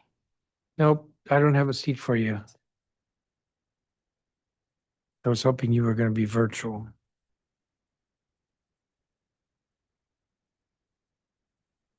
Ms. Miller, before you begin, one or more of us is going to show up at the next debate. Excellent. I need coaching. Ms. Miller, you're up. Great. Thank you for the opportunity to testify. My name is Christine Miller. I am a Ward 1 PAVE parent leader and citywide board member. I am also an ANC commissioner in Columbia Heights and chair our Education, Youth, and Family Committee. These roles are deeply connected, and with PAVE, I have been part of an effort led by parents from across our city who know firsthand that our children are struggling with reading and math long before we see that data. As a commissioner, I also see how these academic struggles are shaped by the realities that our families are navigating every day. We've heard from some of our charter schools already and many of our other residents about that. This is why I am testifying in support of OSSI's high-impact tutoring investment and urging that this be paired with stable and equitable funding for DCPS, public charter schools, our adult public charter schools, and OSSI's adult and family education grants. So students and families are supported across the full education to workforce continuum. The FY27 budget has some important investments, but they're limited given the scale of need. Only 30% of Ward 1 students were proficient in ELA and 18% in math. As you will see in attachment A of my testimony, this impact hits our ward hard, where our schools serve large numbers of Latino, immigrant, English learners, and adult learner families. These gaps are what should be shaping OSSI's budget priorities. High-impact tutoring is one of the clearest evidence-based tools that OSSI has to close the reading and math gaps. Analysis also shows that it supports attendance. Absenteeism rates are high. Again, in my attachment B, these numbers are even higher across Ward 1 schools. For many Latino and immigrant families, fear of ICE is creating another disruption layered on the effects we are still recovering from with COVID, which also hit our ward at some of the highest rates. Students are again being disconnected from schools. We should not wait for future assessments to confirm what we already know. Students missing school will leave them further behind. Now is the time when we can be proactive and not have to sit here again in our next budget cycle, citing numbers that will have dropped even further. Targeted academic support can't wait. OSSI's investments also need to work together. High-impact tutoring, stable and equitable funding, the adult and family education grant funding all support this same education to opportunity continuum. In Ward 1, our adult public charters are part of a core family infrastructure. Many adult learners are also parents. When they gain the skills, when they gain credentials, when they have job pathways, this benefit extends to our children's learning, it extends to school engagement, and it provides long-term stability for our families, for our neighborhoods, and for our communities. And I just want to tag on because I know that we're hearing a lot about childcare. These adult charters are providing early childcare education, but they are also providing free CDA certification. So when we talk about what it looks like to provide affordable childcare, making sure that we are maintaining that opportunity for free certification for our educators is part of that conversation. Thank you very much. Thank you, Ms. Miller. Deshaun Jones. Microphone. Good afternoon, Chairman Mendelson and the committee as a whole. My name is Deshaun Jones. I'm a native Washingtonian, born and raised in Southeast DC. I have 4 children who have graduated and will be graduating from DC public schools and public charter schools. I'm also a graduate of Anacostia Senior High School and the University of the District of Columbia. It is great to be here today to testify in front of the council. I also want to make sure that you know and understand that I'm here to talk about innovation. As the district navigates challenges in the FY27 year where there's a $1.1 million budget gap, $700 million fewer in resources and 450 million on new and rising costs. Information provided by the Office of the Deputy Mayor of Education. We must prioritize education so that our kids are not negatively affected by it. I was pleased to see investments in high-impact tutoring, career and technical training, dual enrollment, and a 2.55% increase in the per pupil student funding. I am here to advocate to the council to push for high quality instructional material and to push for innovation and ways to engage children and families. We have the highest per pupil student funding in the nation at just above $28,000. And in the nation, there is a $15,000 per pupil funding for students. DC leads the nation in academic gains according to NAEP scores from 24. However, we currently have a little more than 1/3 of our students reading proficiently. We know that reading is important, especially by the 3rd grade, because that is a great predictor of long-term academic success, increasing likelihood of our students graduating from high school and attending and completing college. Reading proficiencies and levels need to be routinely placed on students' report cards. My 3rd grader gets A's in math, reading, and dance, but I don't see her reading grading level on her full proficiency on a report card. High quality instructional material, in addition to literacy resources, are tools that family can use with their children at home. I've often had to search for resources online such as spellcity.com, pvskids.org, and scholastic.com.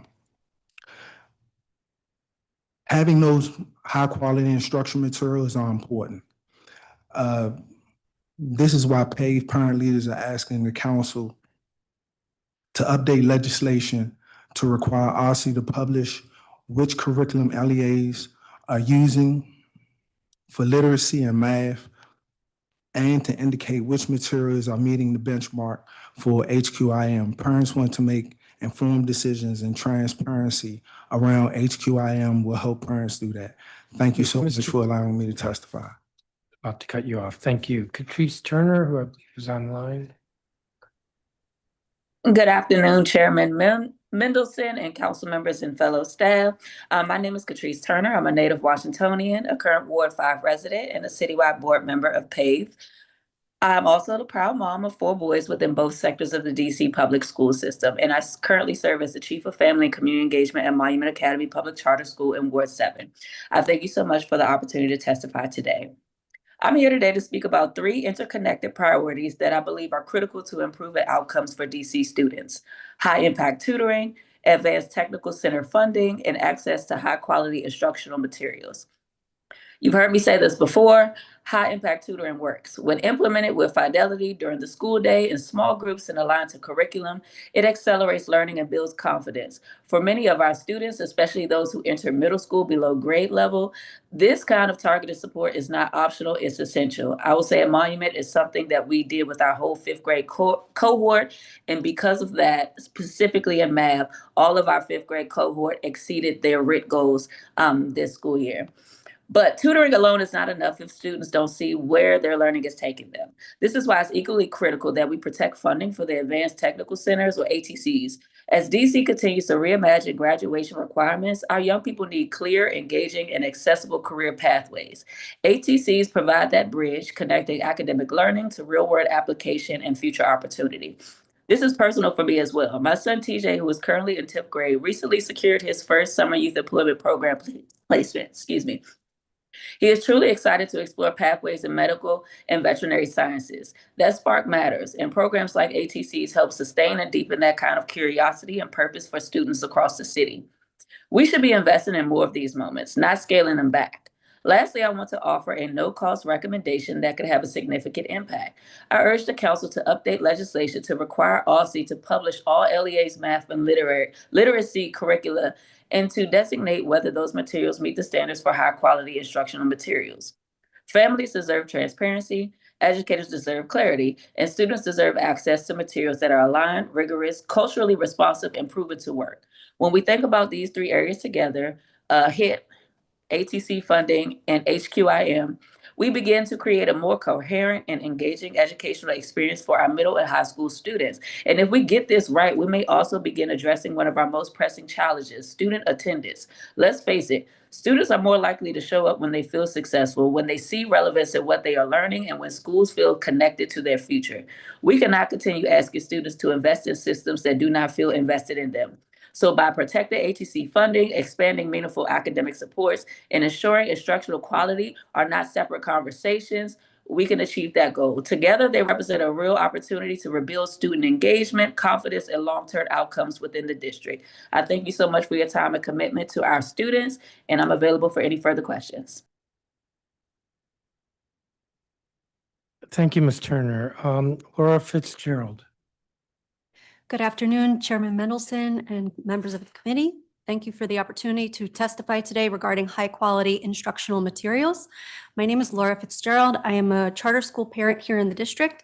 On a professional level, I am also here as a certified school administrator, having served as a principal in New York City and also as an administrator here in the DMV with Fairfax County Public Schools, Montgomery County Public Schools, and also at a charter school in Ward 5. I've also previously served as a board member of a charter school in Ward 7, and I'm a citywide PLE board member with PAVE. Now in private practice as an educational consultant and special education advocate, I have visited more than 175 classrooms, and I have observed consistent trends. Students have limited access to hands-on learning materials, and educators are primarily relying upon worksheets and Chromebooks to deliver instruction. Upon further investigation, the worksheets are often pulled haphazardly from third-party websites such as Teachers Pay Teachers or are generated by AI. These materials are of varying quality and often include elements of pop culture and inaccurate information, which is inappropriate for the learning environment. As a parent, I have observed that my child was assigned worksheets meant for preschoolers when she was in the 2nd grade. Now that she's older, her classwork is assigned through Google Classroom, but it remains trapped in the cloud. I haven't been able to track her progress as I have been in previous years now that the work is digitized. As a trained school administrator and educator, I know how to support my child's learning needs, but today I'm speaking up for the parents who aren't as well positioned and need further guidance to support in the home setting. Ultimately, when we fail to ensure children's access to high-quality instructional materials, we are making it more difficult for children to learn, for teachers to provide engaging instruction, and for parents to support their children in the home setting. PAVE parent leaders are asking that the council update the implementation of Early Literacy Education Task Force Recommendations Act to require OSSI to publish a list of which curricula LEAs are using for both literacy and math and indicate if those curricula meet the benchmarks to be high-quality instructional materials. We ask that OSSI publish this list and make it easy to access so parents and families can make an informed choice. And I'd like to echo my other parent leaders and remind you that this is a no-cost solution. From a parent and constituent, please consider this need to equip our students with high-quality instructional materials in order to improve chronic absenteeism, improve student engagement and academic achievement, and ultimately improve students' curiosity and joy for learning. Thank you for your anticipated support. Thank you, Ms. Fitzgerald. Lashima Burnett, who's online.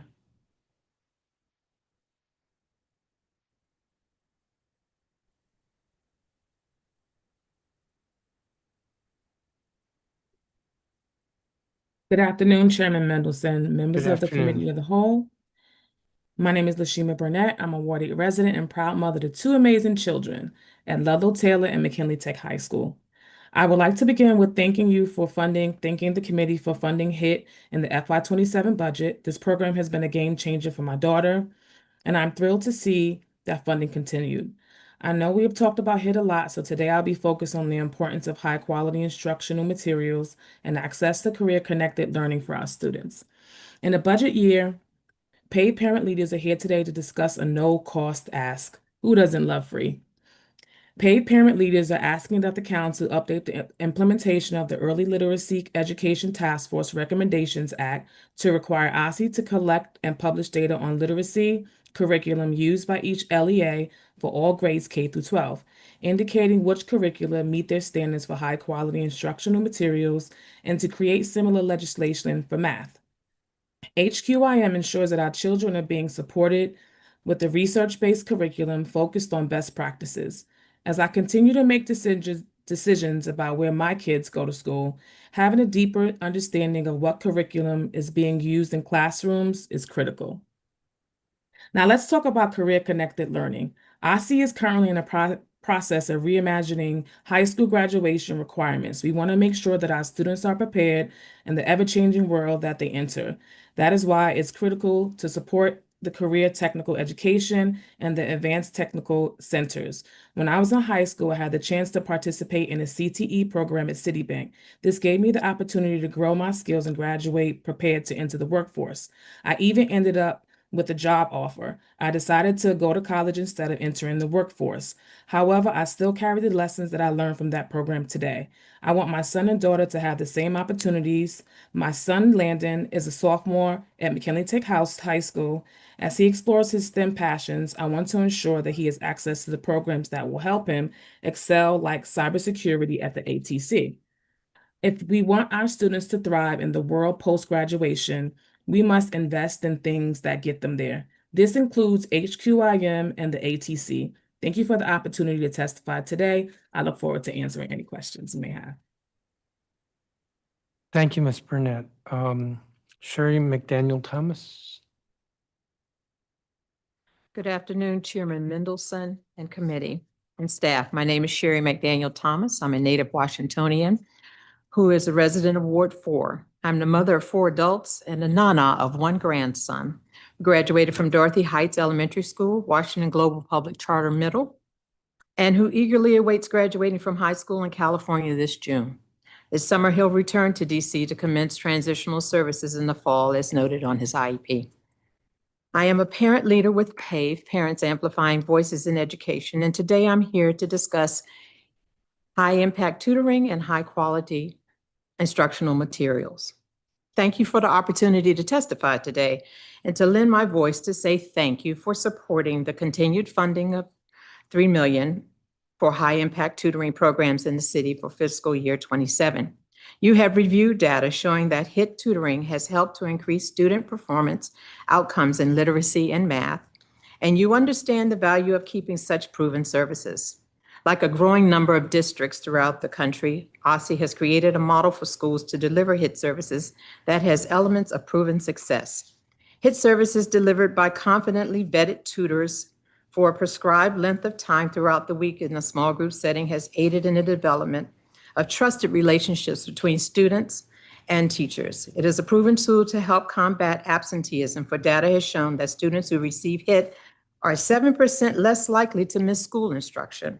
Grounded in how a student learns and steered by evidence-based and data-driven curriculum that is aligned with academic standards for each grade level, HIT has helped to bridge the gap for struggling students in literacy and math, and is shown as shown in rising achievement percentages. Equitable and accessible HIT services for all students is cost-effective, empowers teachers, and creates an infrastructure of success. HIT gives students the individual time to absorb concepts and gain knowledge in core content that helps to build confidence as they progress through school. It is noted in a Johns Hopkins report on HQIM that successful teaching and engaged learning happens in an effective classroom. One thing that remained constant during my 33+ years as an educator in special education was the unending search for high-quality instructional materials. HQIM empowers teachers by providing ready-to-use materials, eliminating additional time spent on creating content and planning. Research has shown that a teacher can spend up to 7 hours a week searching for, and another 5 hours designing and creating materials that meet the needs of their students. And this time is increased even more for special educators who address specific accommodations for their students. HQIM are standards aligned to each grade and offer formative assessments for students. This sets continuity across the district for delivery of academic content and provides consistent learning opportunities for students. Because my time is running out, I'm going to get to my Your time is actually up, Oh, and I don't have a copy of your statement. oh, but you will get it and you will see my Okay. ask. Okay. Thank you for your testimony, All though. right. I do not have questions for any of you, but I want to thank you for your testimony. Davinia Say, who's a parent leader with PAVE.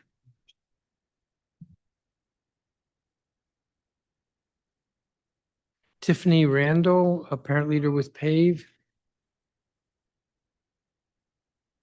Renee Davis, a parent leader with PAVE. Michaela Deming, Policy Director, DC Coalition Against Domestic Violence. Anusha Imran with the DC Policy Center. Heather Jenkins, President and CEO of the Literacy Lab. Alessandra Pina, Impact Director with the Literacy Lab. Laura Maestas, who's CEO of DC Prep Public Charter School. Michael Rodriguez, the Chief Executive Officer with St. Coletta of Greater Washington. Pamela McKinney. Rachel Feinstein, who's Director of DC Government and Community Relations with the Jewish Community Relations Council of Greater Washington.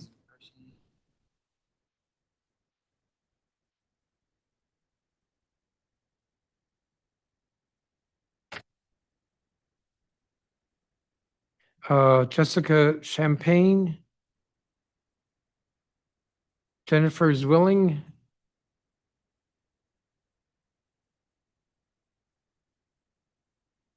Beth Bacon.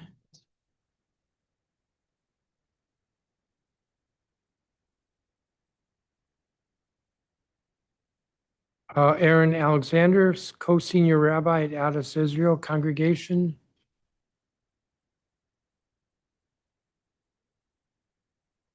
Noah Hickenberg, school director, Gan Hayel Preschool at Adas Israel Online. Ben Wax. Oh. I'm going to stop right there.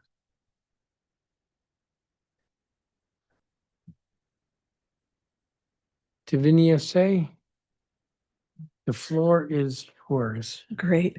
Good afternoon, Council Chair Mendelson and members of your staff. My name is Davinia C. I'm a Ward 7 resident and with a child attending a language immersion charter school in Ward 7 and headed to a Ward 7 DCPS middle school in the fall. With a small side note that unfortunately there is no language immersion middle school across the river yet.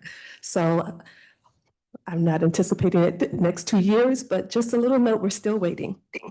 I have two requests. First, that the council update implementation of the Early Literacy Education Task Force Recommendations Act and create similar legislation for math to require OSSI to publish the curriculum used for literacy and math in K-12 schools and indicate whether it meets the benchmark for high-quality instructional material. This is information, as my colleagues have noted, this is information the schools already have and not a requirement that requires additional man hours. To be specific, I'm asking that they release the list of curriculum, again, information they already have, in a way that is easily accessible for parents and caregivers. Currently, the information is hard to find. It only includes curriculum information for elementary schools. The second part of the request, and the most crucial in my opinion, is to publish the curriculum that meet the standards of high quality instructional material. Why is this important? As a parent researching middle school options this school year, this information would have been extremely useful. As much as I toured schools, met with staff, saw the grounds, learned about after-school programming, which all provided a good basis for making my school choices, all those things can change. Teachers leave, staff leave, schools sometimes move, and after-school programs definitely change. But school curriculum is generally here to stay. So knowing that would have made a good foundation, a firm foundation for knowing and ranking my choices in the My School DC system. And beyond those asks, I also urge the council to protect the $3 million funding for high impact tutoring in the proposed budget. As someone who had to hire a private tutor for my child, I know the financial and the time cost in pursuing tutoring outside of the school. I also know families for which a private tutor is a financial and time commitment they cannot make, even though they want the best for their student. To ensure that we have as many students as possible get the extra educational boost they need so they can be grade ready in math and reading, it's imperative that HIT funding remains. Thank you for your time and your commitment to DC students. Thank you, Ms. Is it C? It's C. Thank you. Tiffany Randall's not here. Renee? Who is? Yes, Renee Davis is virtual.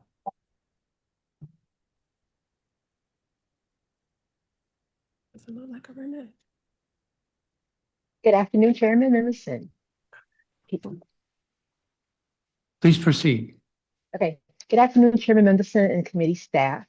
My name is Renee Davis, and I'm a Ward 1 resident and a member of PAVE Citywide Board and Ward 1 PLE Board. I'm also the mother of 2 talented autistic young folks. And supporting special education is important to me.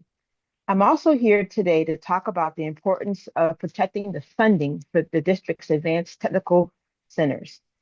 My son Michael is an 11th grader at Capital City Public Charter School.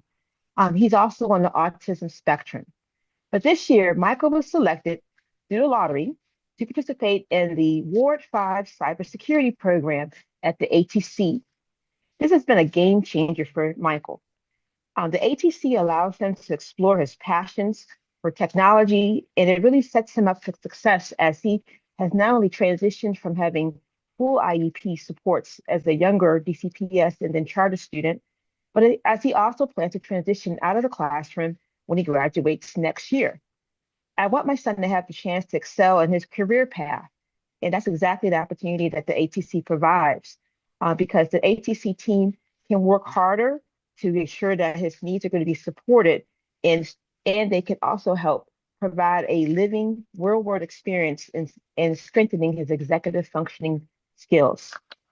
But not only is the ATC providing opportunities to build skills, they also provide wraparound support. The transportation occurs from his morning's required classes at his public charter school is provided through the ATC. Late afternoon, when the students arrive, meals are provided for all ATC campuses.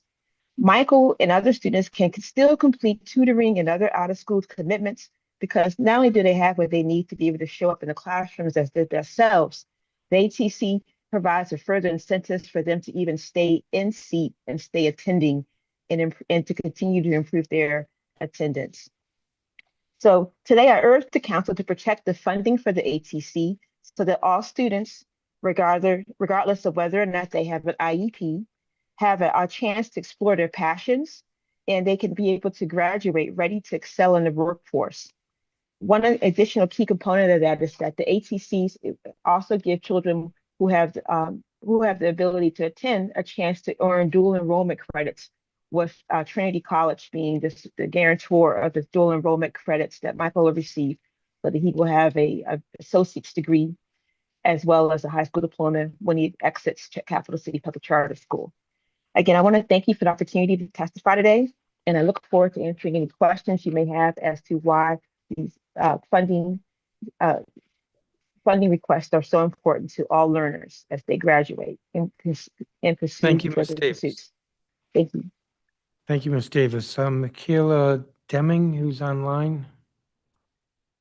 Thank you, Chair Mendelson and staff. My name is Teresa Poor, and I'm the Policy and Systems Engagement Coordinator for the DC Coalition Against Domestic Violence, and I'm testifying on behalf of Michaela Deming, our Policy Director. DCCADV is the federally recognized statewide coalition of domestic violence, or DV, service providers in DC, and our dedicated service providers serve upwards of 1,000 victims of DV on a given day across all 8 wards of the district. Economic abuse in domestic violence relationships is rampant, and survivors in DC will be unable to access affordable childcare starting next week due to the waitlist. DV survivors in college say their partner disrupted childcare as a primary tactic used to disrupt their schooling. Among working parents, 1/3 of survivors report that abusive partners used childcare as a means to make survivors late to work or force them to leave work early. 1 in 4 report that they could not work at all because of childcare responsibilities. Even if a survivor leaves the relationship, abusers may still use childcare as a tactic to retain control over their former partner. 67% of survivors report they have stayed longer in or returned to an abusive relationship because of financial concerns. 50% of survivors report that being unable to afford childcare affected their decision to stay or return to an abusive partner. Access to safe, affordable, and reliable childcare options allows survivors to go to school and find and maintain employment, leave their abusive relationships, and care for themselves and their children. The mayor's proposed cuts across the social support network, including to childcare, will directly impact safety options for survivors. Cuts to early childhood educators' pay means less childcare workers and less childcare spots. Families in DC will lose their options to high-quality, affordable options. We are less than a week away from OSSE's waitlist for new childcare subsidy enrollments. For many survivors, childcare is simply unaffordable without assistance. To be clear, fleeing violence and experiencing domestic violence are not exemptions to the childcare waitlist. We must sustain core programming and services for DV survivors and fill critical funding gaps. Survivors need more resources and not less. Instead, proposed cuts to domestic violence and victim services reduces survivors' access to life-saving services and housing. At a time when DV homicides have spiked, despite violent crime and homicides dropping across DC, the district cannot afford to abandon survivors and their families. Their lives depend on these essential services. We urge the council to restore the $6.3 million cut to DV and victim services in OVSJG and DHS to sustain current services and to fill critical gaps for survivors in targeted communities. We also urge the council to preserve and strengthen the broader social safety net to prioritize the lives, safety, and stability of survivors and their families. Restore funding to the Pay Equity Fund and increase funding to childcare subsidies to remove the waitlist. Supporting survivors and communities is community safety and must be funded. We stand in solidarity with the VAN, the Fair Budget Coalition, the DC LGBTQ Budget Coalition, and the DC Justice Lab and their platforms. Thank you very much. Thank you for your testimony. Can you give me your name again? Teresa? Teresa Poor, P-U-H-R.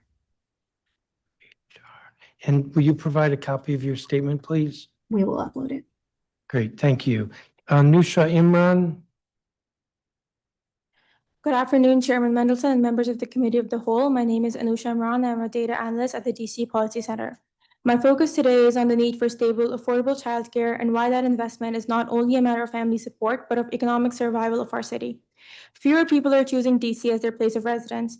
Although the district has been recovering from the population losses brought on by the pandemic, DC's population growth has slowed down since, from 1.3% in 2024 to 0.3% in 2025. We also saw domestic outmigration rise sharply from 0.6 to 6 per thousand residents, while international migration, a key driver of the district's recent population growth, declined from 9.2 to 5.7 per thousand residents. Natural change has also witnessed a slight decrease. This, coupled with a decrease in the number of births, has direct and immeasurable impacts on the future of school enrollment. It signals a fundamental demographic shift. Fewer young families are putting down roots in DC. Affordable, accessible childcare is one of the most powerful signals we can send to support the next cohort of young families to stay. At the same time, weakening finances is putting a strain on childcare subsidies. The program currently supports 7,500 families to afford childcare. DC Action estimates that the proposed budget, which only invests $114 million in the subsidy program, will leave out around 1,300 families without the subsidy. That is, 1,300 families may have to make the choice between work and childcare, or between staying in DC or moving somewhere more affordable. Subsidies are necessary, but must be preserved, but subsidies alone cannot create affordable and widely available childcare. As highlighted in A City That Works by DC Policy Center, subsidies are essential but must be paired with policies that increase supply. The Budget Support Act could consider including a regulatory review of childcare facilities to identify potential opportunities to reduce costs and increase availability without sacrificing quality. This might include reviewing licensing and permitting requirements that may place unnecessary burdens on providers, as well as exploring ways to make underutilized government-owned buildings available for childcare use. The intent would be to better align public spending with efforts that expand system capacity rather than primarily offsetting underlying constraints in supply. Affordable childcare is more than a social service. It is an economic infrastructure. The district's own competitiveness depends on it. Many working parents continue to face barriers in finding affordable, high-quality childcare, a challenge that significantly costs the state's economy. When families can access affordable, quality childcare, parents can remain or return to the workforce. This means more workers filling jobs across DC's economy, more income earned and taxed in the district, and more spending circulating through local businesses. Childcare access is one of the most direct levers available to increase labor force participation. Between Jan 23 and March 24, the district's employment growth has lagged both the national and regional average. I would urge the council to fully fund childcare subsidies to eliminate the waiting list and protect approximately 1,300 families at risk of losing support, pair subsidy funding with supply-side reforms such as periodic regulatory review and expanded access to public spaces. Thank you for the opportunity to testify, and I welcome any questions. Thank you, Ms. Imran. Heather Jenkins, who I believe is online.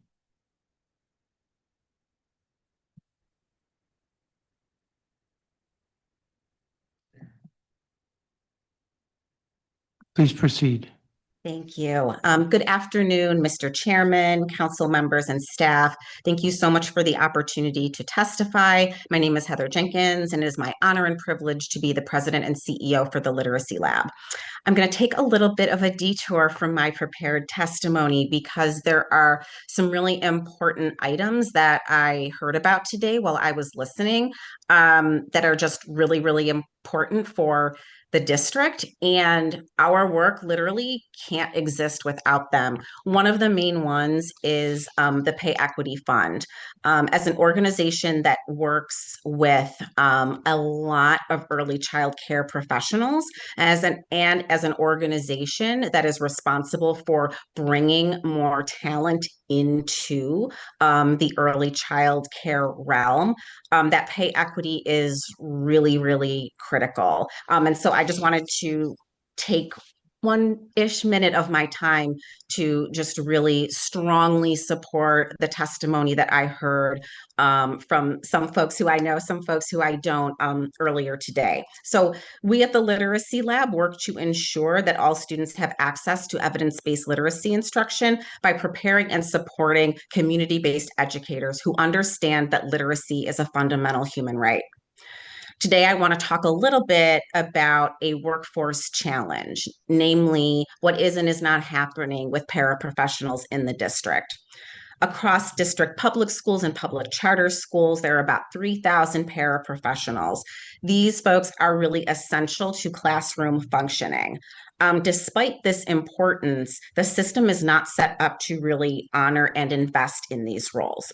Training is inconsistent, professional development is limited. This results in a lot of high turnover. In addition to making sure that they're equitably paid, we need to really invest in these roles as, number one, a pathway to the teaching profession, but also as really profound and important professional roles in their own right. And as the district is really working to build its kind of grow your own teacher pipeline, we already have thousands of folks in classrooms building relationships with students and families who really need and deserve our investment.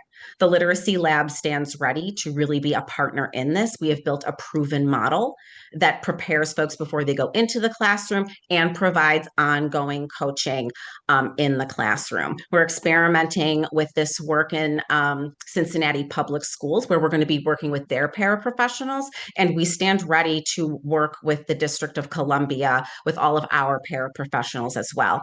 I've emailed you all in terms of council members several times on this matter, and I will continue to do so. Thank you so much.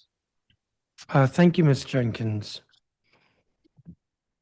Alessandra Pina, I believe, is not here. Laura Maestas, She is here. who is? Laura Mestis. Laura Maestas online?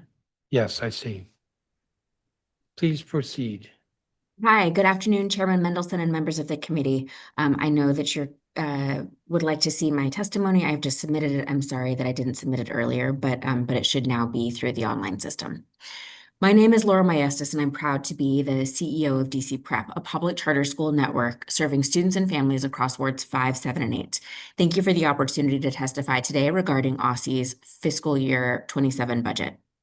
I want to begin by recognizing the important work that OSSI is pursuing under Superintendent Mitchell's leadership. At DC Prep, our students have benefited tremendously from HIT funding, which we have used to fund our junior teacher program, which pairs a new to teaching teacher with a veteran teacher. The junior teacher spends a year apprenticing with a veteran teacher, observing what great teachers do to establish strong classroom culture and drive academic outcomes. The junior teacher builds their instructional chops in part by delivering small group instruction. This has been very impactful at growing students, at strengthening DC Prep's teacher pipeline, and at retaining some of our strongest veteran teachers. Any way you look at it, the junior teacher program is a huge win for students. The success that we've had in designing and launching the junior teacher program is one of the reasons that I'm here to testify today. In the mayor's fiscal year 27 budget, it would direct an estimated $2,000 less per student to charter schools than to DCPS. That number, while large, doesn't even paint a full picture. If we were to take into account the money that the council spends to renovate DCPS facilities, the difference between what charter school students and DCPS students receive would balloon. That is disheartening. DC Prep has played an important role in DC education for the last 23 years. This school year, we reduced our chronic absenteeism rates at 5 of 6 schools. And while it's too early to know, I'm cautiously optimistic that our student outcomes measured by CAPE and NWA will be even stronger than they were a year ago. That is something to be proud of and something that is important to DC. DC Prep regularly boasts some of the strongest student outcomes, especially for at-risk students in DC. As we look to the future, we are excited about the ambitious priorities that OSSI has named. We want to be the best school in DC. Next year, we are launching a new ELA curriculum, which our students and leaders help to select, which we believe will help to accelerate student learning. To support implementation, we will be offering even more professional development to our ELA teachers so that they can go into this school year with confidence. One of the ways that we hope to do that is through extra summer training, which would be aligned to the science of reading. We would like to pay teachers extra to attend since they would be otherwise on summer break. That is a small example of the many ways in which more funding would help us to continue to invest in our staff to do their best work for students. As we planned our budget for the next year, we know that our funding would more or less be flat. The 2.55% UPSFF increase basically gets us back to even with this year's workforce development grants. I recognize the broader budget picture. Dollars are tight, and I am grateful for that increase that has been proposed. But I'm upset too, because the proposed budget treats public school students differently depending on the sign on their school, and that's not right. Nearly half of all families in DC choose a charter school for their child. When OSSI outlines new strategic priorities, the new SBAC assessment, structured literacy training, math instructional reforms, and more, they apply to all public schools. But Ms. as of Maestas, now, DC's I'm gonna proposed have budget to- doesn't acknowledge that we ask all public schools to implement the Ms. same big Maestas, changes. I'm going to have to Thank cut you for you your off. time. Sorry. That's okay. Thank you. You said you've sent your statement. Thank you. Michael Rodriguez with St. Coletta. Yeah, good afternoon, Mr. Chairman. My name is Mike Rodriguez, and I'm testifying briefly today on behalf of St. Coletta Special Education Public Charter School. We thank OSSI staff for their engagement with our school community and for the efforts made over the past year to better understand the realities of serving our city's students with the most significant support needs. We appreciate the ongoing conversations around special education funding and implementation challenges. The structural underfunding of St. Coletta has now been studied extensively and publicly, and it's been acknowledged multiple times by and before this council. The need is clear, the affected student population is identifiable, and the current funding structure certainly does not adequately reflect the actual costs of serving students with the most intensive needs. By now, everyone knows this. This has been a 9-year challenge, and it's past time to implement this solution. So we're asking, as council considers the FY27 budget and begins planning for future fiscal years, we urge you to direct both the DME and OSSI to proceed with the infrastructure and implementation work necessary to support implementing a new level 5 in the UPSFF beginning in FY28. The operational and policy work required to stand up a new funding category cannot wait until the next administration takes office. Delaying that work now risks taking implementation off the table for at least another year, making it a decade-long injustice. With all due respect, our students cannot continue to wait. For schools like St. Coletta, continued delays have real consequences for staffing, therapies, nursing support, and other services that our students rely on every day. There's also the cumulative burden and impacts of having to repeatedly make the same case through testimony, outreach, and engagement on a critical issue that has already been studied and acknowledged, thus draining our already limited capacity. We appreciate the Council's continued attention to ensuring the district's special education funding system fully supports students with the highest levels of need by immediately beginning the legwork necessary to fully implement Level 5 funding in FY28.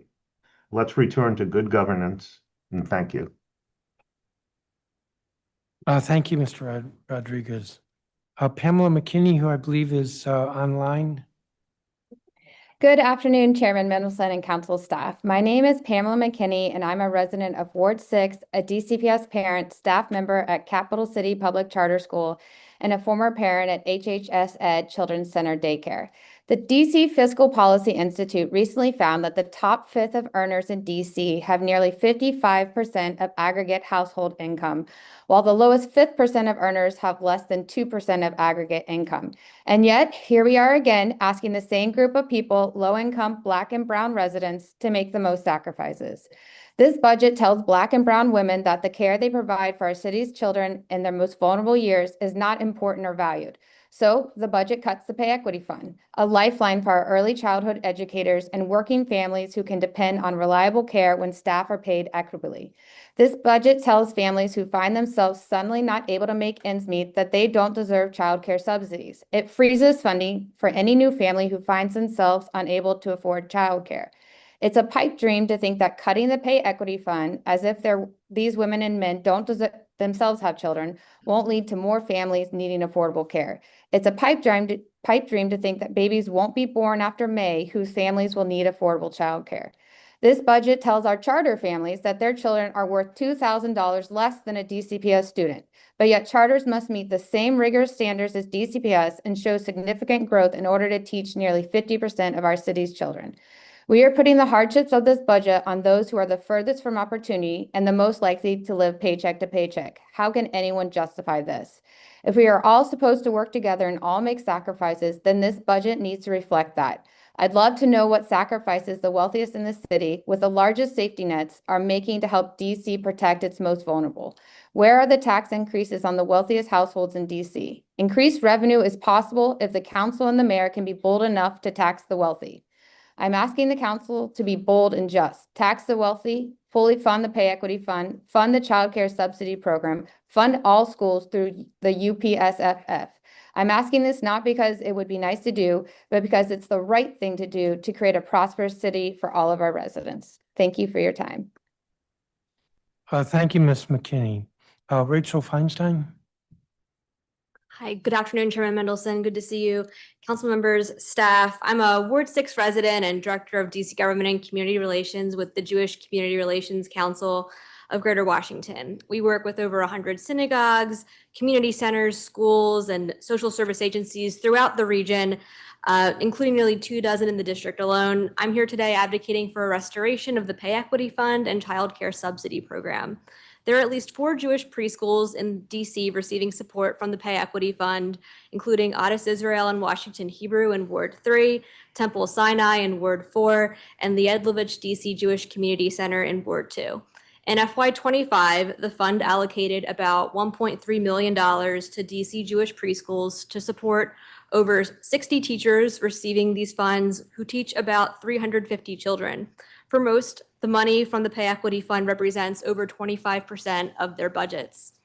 At the JCRC, we've heard from Jewish parents, teachers, school leaders who have faced economic hardships related to federal workforce reductions and federal grant policy changes.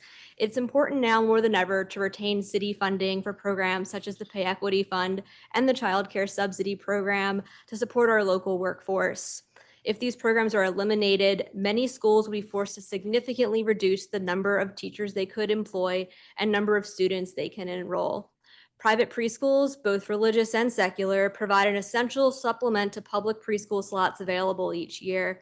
They offer smaller classroom sizes, which is especially important for children with learning and behavioral differences. I myself attended a Jewish preschool and still remember prepared me for kindergarten and beyond. I cannot imagine children in the district not having the same opportunity to access culturally relevant education. I know that you are facing many difficult budget decisions this year. Cuts must be made somewhere. The Pay Equity Fund, as well as the Child Care Subsidy Program, have been transformational for the district and for families in need of this assistance.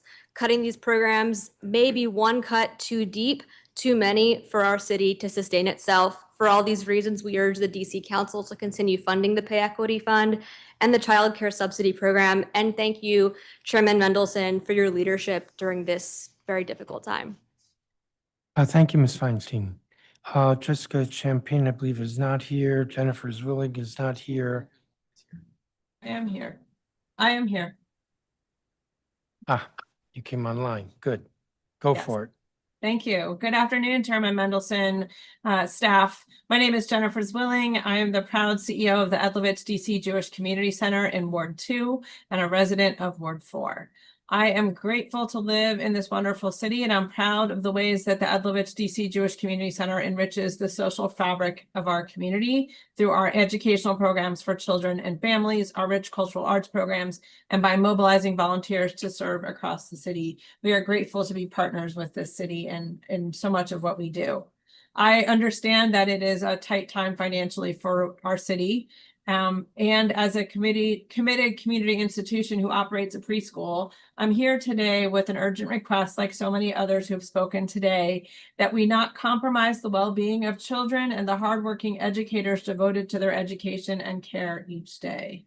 I ask you to please reject the mayor's planned cut subsidy enrollment freeze and the elimination of the Pay Equity Fund. The funding is essential to maintaining DC's early childhood education ecosystem.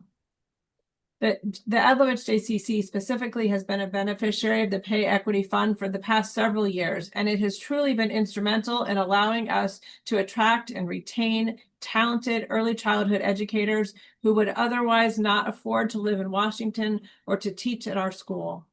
While our preschool is open to all children in the city, as a Jewish community center, our school provides meaningful cultural education through the celebration of Jewish holidays that help foster pride and identity, and that is deeply valued by our community and simply not possible in public education settings.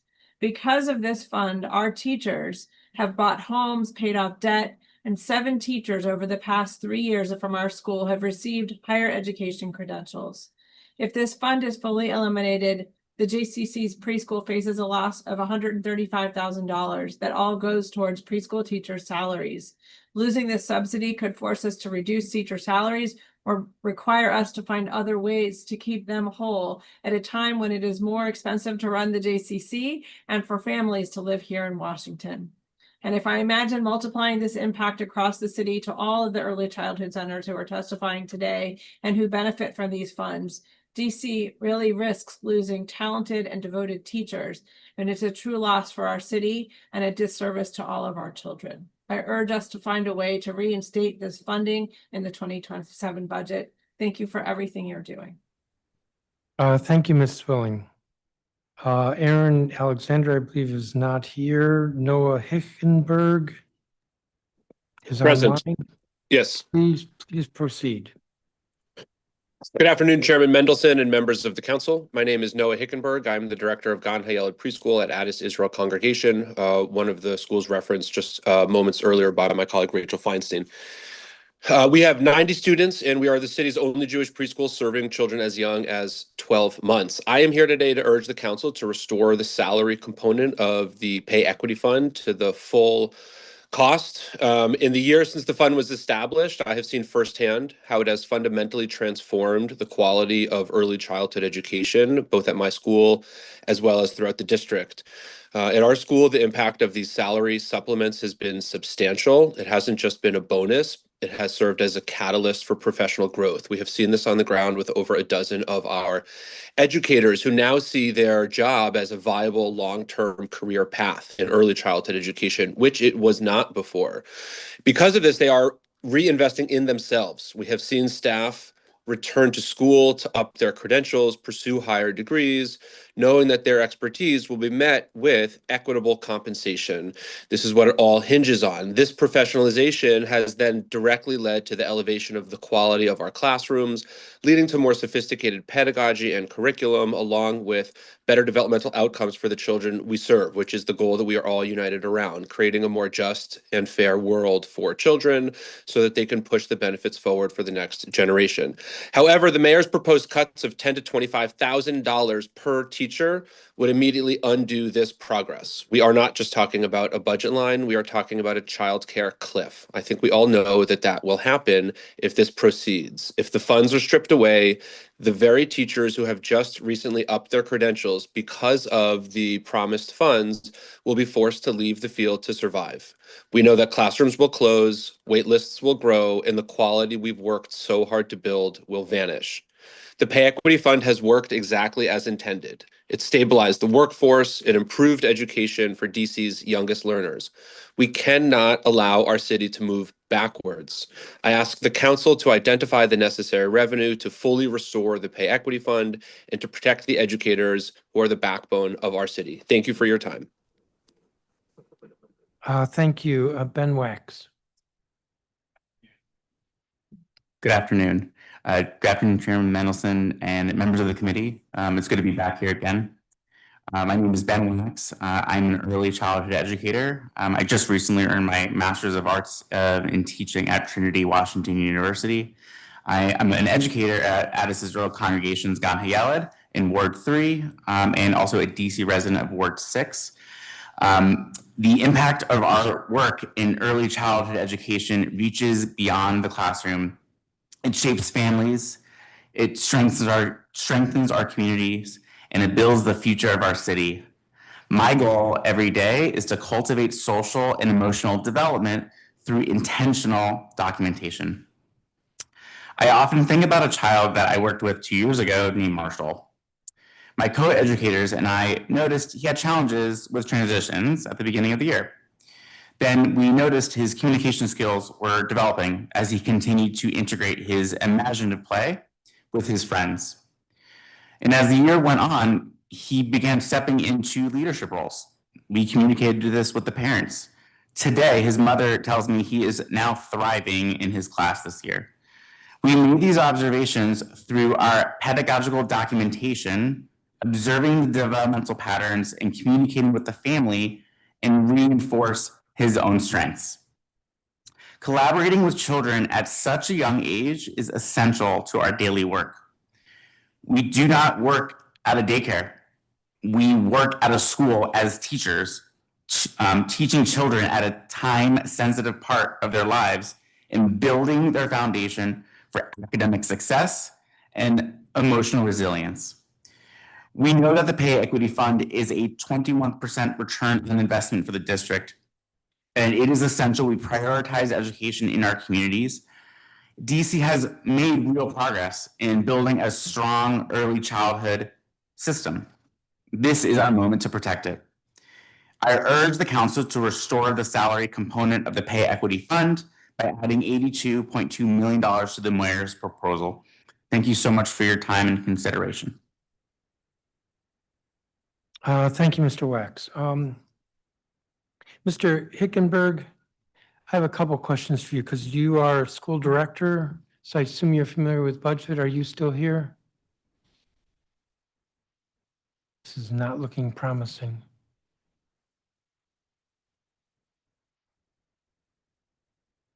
Oh, well, you never know if I'm going to ask questions. All right. Thank you all very much for your testimony. Beth Bacon?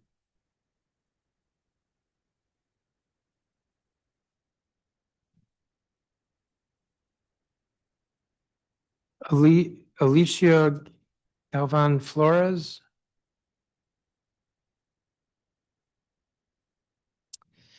Lynette Gonzalez? Nina Mack?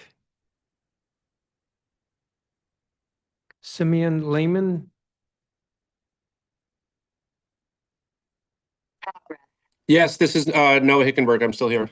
Oh, don't go anywhere. Let me go finish the roll call and then I'll ask you a question or two. Lauren Eskovitz is online. Aaliyah Wright. I got two answers, online and in person. There's evidence that she's here in person. Ms. I'm not going to stop when I call somebody who's here. Rabbi Lauren Holtzblatt.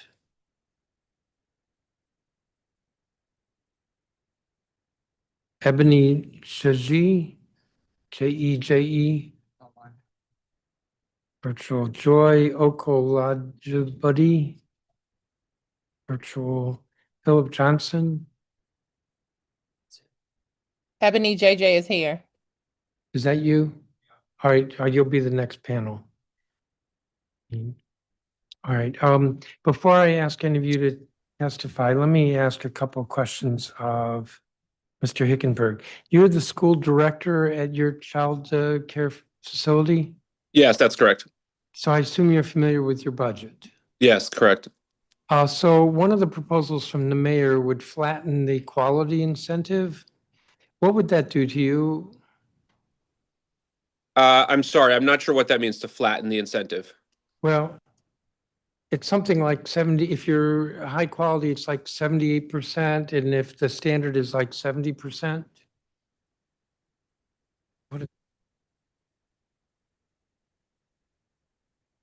In other Do you words, each participate educator in- would receive the same compensation? Do you participate in the child care subsidy program? No, we don't. We only participate in the pay equity fund. Okay, well then my question is not relevant. Sorry about that. Nope, don't apologize. Thank you. So Thank you're you. excused. All right, thank you. I'll be watching. Thank you. Thank you. Beth Bacon.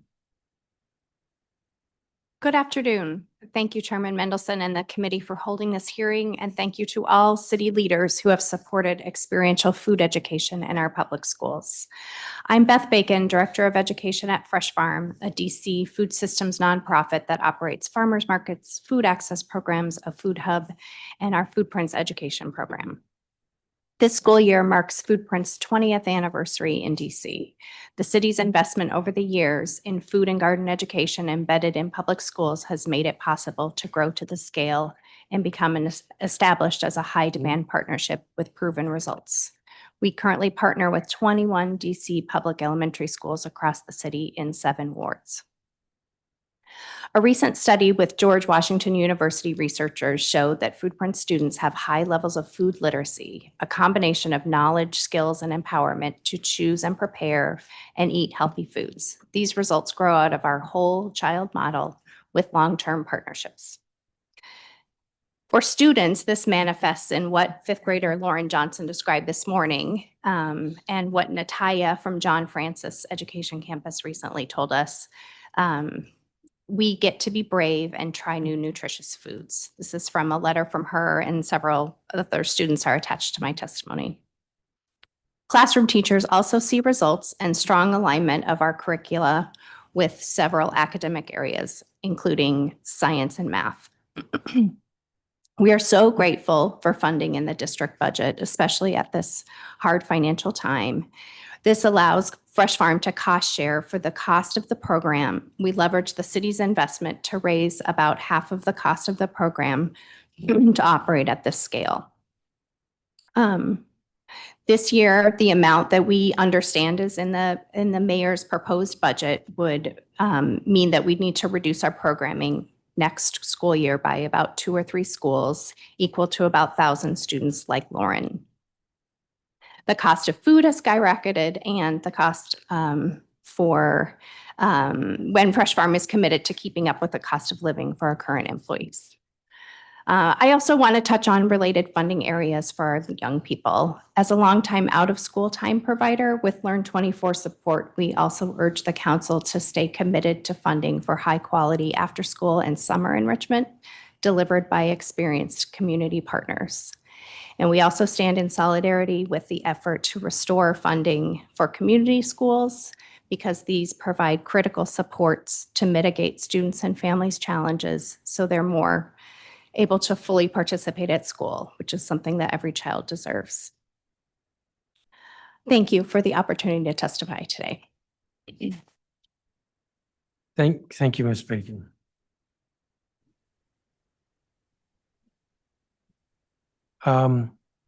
Alicia Galvan Flores. Thank you for the opportunity. My name is Alicia Galvan Flores. I am an early childhood educator and pedagogue with nearly 3 years experience working and living in DC. My testimony today focuses on the equity pay. This fund allowed me to stop working multiple part-time jobs and finally focus on my studies, dedicating time to curriculum planning, professional development, research and educational strategies, and resting without the crushing weight of financial anxiety. It allowed me to afford a long delayed dental treatment and necessary net fusion surgery. With the health care for IC teachers, it could not continue in this field. My body is fundamental tool for my teaching. I need to sit on the floor, to play horsey, dinosaurs, and to hold a distressed child in my arms until they feel safe. Today, I am not here to testify merely as a caregiver, language mother. I am here as an early childhood teacher and pedagogue. To help you to understand the gravity of our work, I want to address 5 misconceptions about AC through the lens of educational theory. 1, care is more than a physical.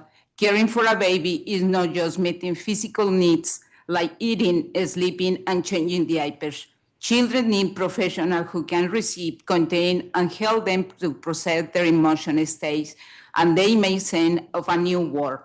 2, shared responsibility. As Vygotsky and Winnicott taught us, the environment is fundamental to a child's well-being. Development should not rest solely on mothers. It is the collective responsibility of the community and the AC teachers who support them. 3, the necessity of professionals. A child needs more than a sitter. They need someone who can perceive their connected and emotional states without reflecting straight back at them. Through our voice, gaze, and body language, we recognize and translate the word for the children before they can do it by themselves. 4, the educational value of early bounds. This foundation creates a somatopsychic unit, which is the process where the baby begins to feel unified and exists as a person. Without this solid subjective construction, no future academic learning can take hold. 5, the cost of quality. It is just unjust to demand high quality performance from teachers while forced to work under precarious financial conditions. I ask you today to please stop forcing us to return here every single year to plead for a basic livelihoods. You are using our survival as a negotiation tactic. This chronic uncertainty is a form of power that keeps us in a state of situation. Every year, the same Black, Brown, and immigrant AC teachers come before you to plead for something that should have been settled years ago. Labor dignity, as the DCPS teacher has it. I don't doubt your Ms. Galvan credentials. Flores, I'm going to have to cut you off. You're over your time. But thank you for your testimony. Lynette Gonzalez, who's virtual. Good afternoon. My name is Lynette Gonzalez, and I am the Director of Education at Bright Beginnings in Southeast Washington, D.C., High Quality Early Childhood Center. I stand here carrying the voices of families, children, and educators who feel every single day the weight of childcare funding decisions made far beyond their control. The families we serve are navigating trauma, poverty, housing instability, and systemic inequities. Many are welcoming new babies while working multiple jobs, pursuing an education, or trying to rebuild their lives after crisis. For them, childcare is not a convenience. It is not even a preference. It's a difference between stability and survival. At Bright Beginnings, we care for young children during their most critical periods of human development. In the first 3 years of life, children's brains are being built, connecting on connections, word by word, moment by moment. High quality early education during this time lays the foundations for a lifetime of learning, emotional health, and resilience. This is especially true for Black and Brown children who too often experience hardships long before they ever reach a classroom. When child care is underfunded, The damage is immediate and it is profound.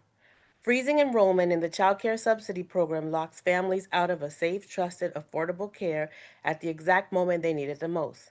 It stops parents from being able to go to work, attending school, or completing job training.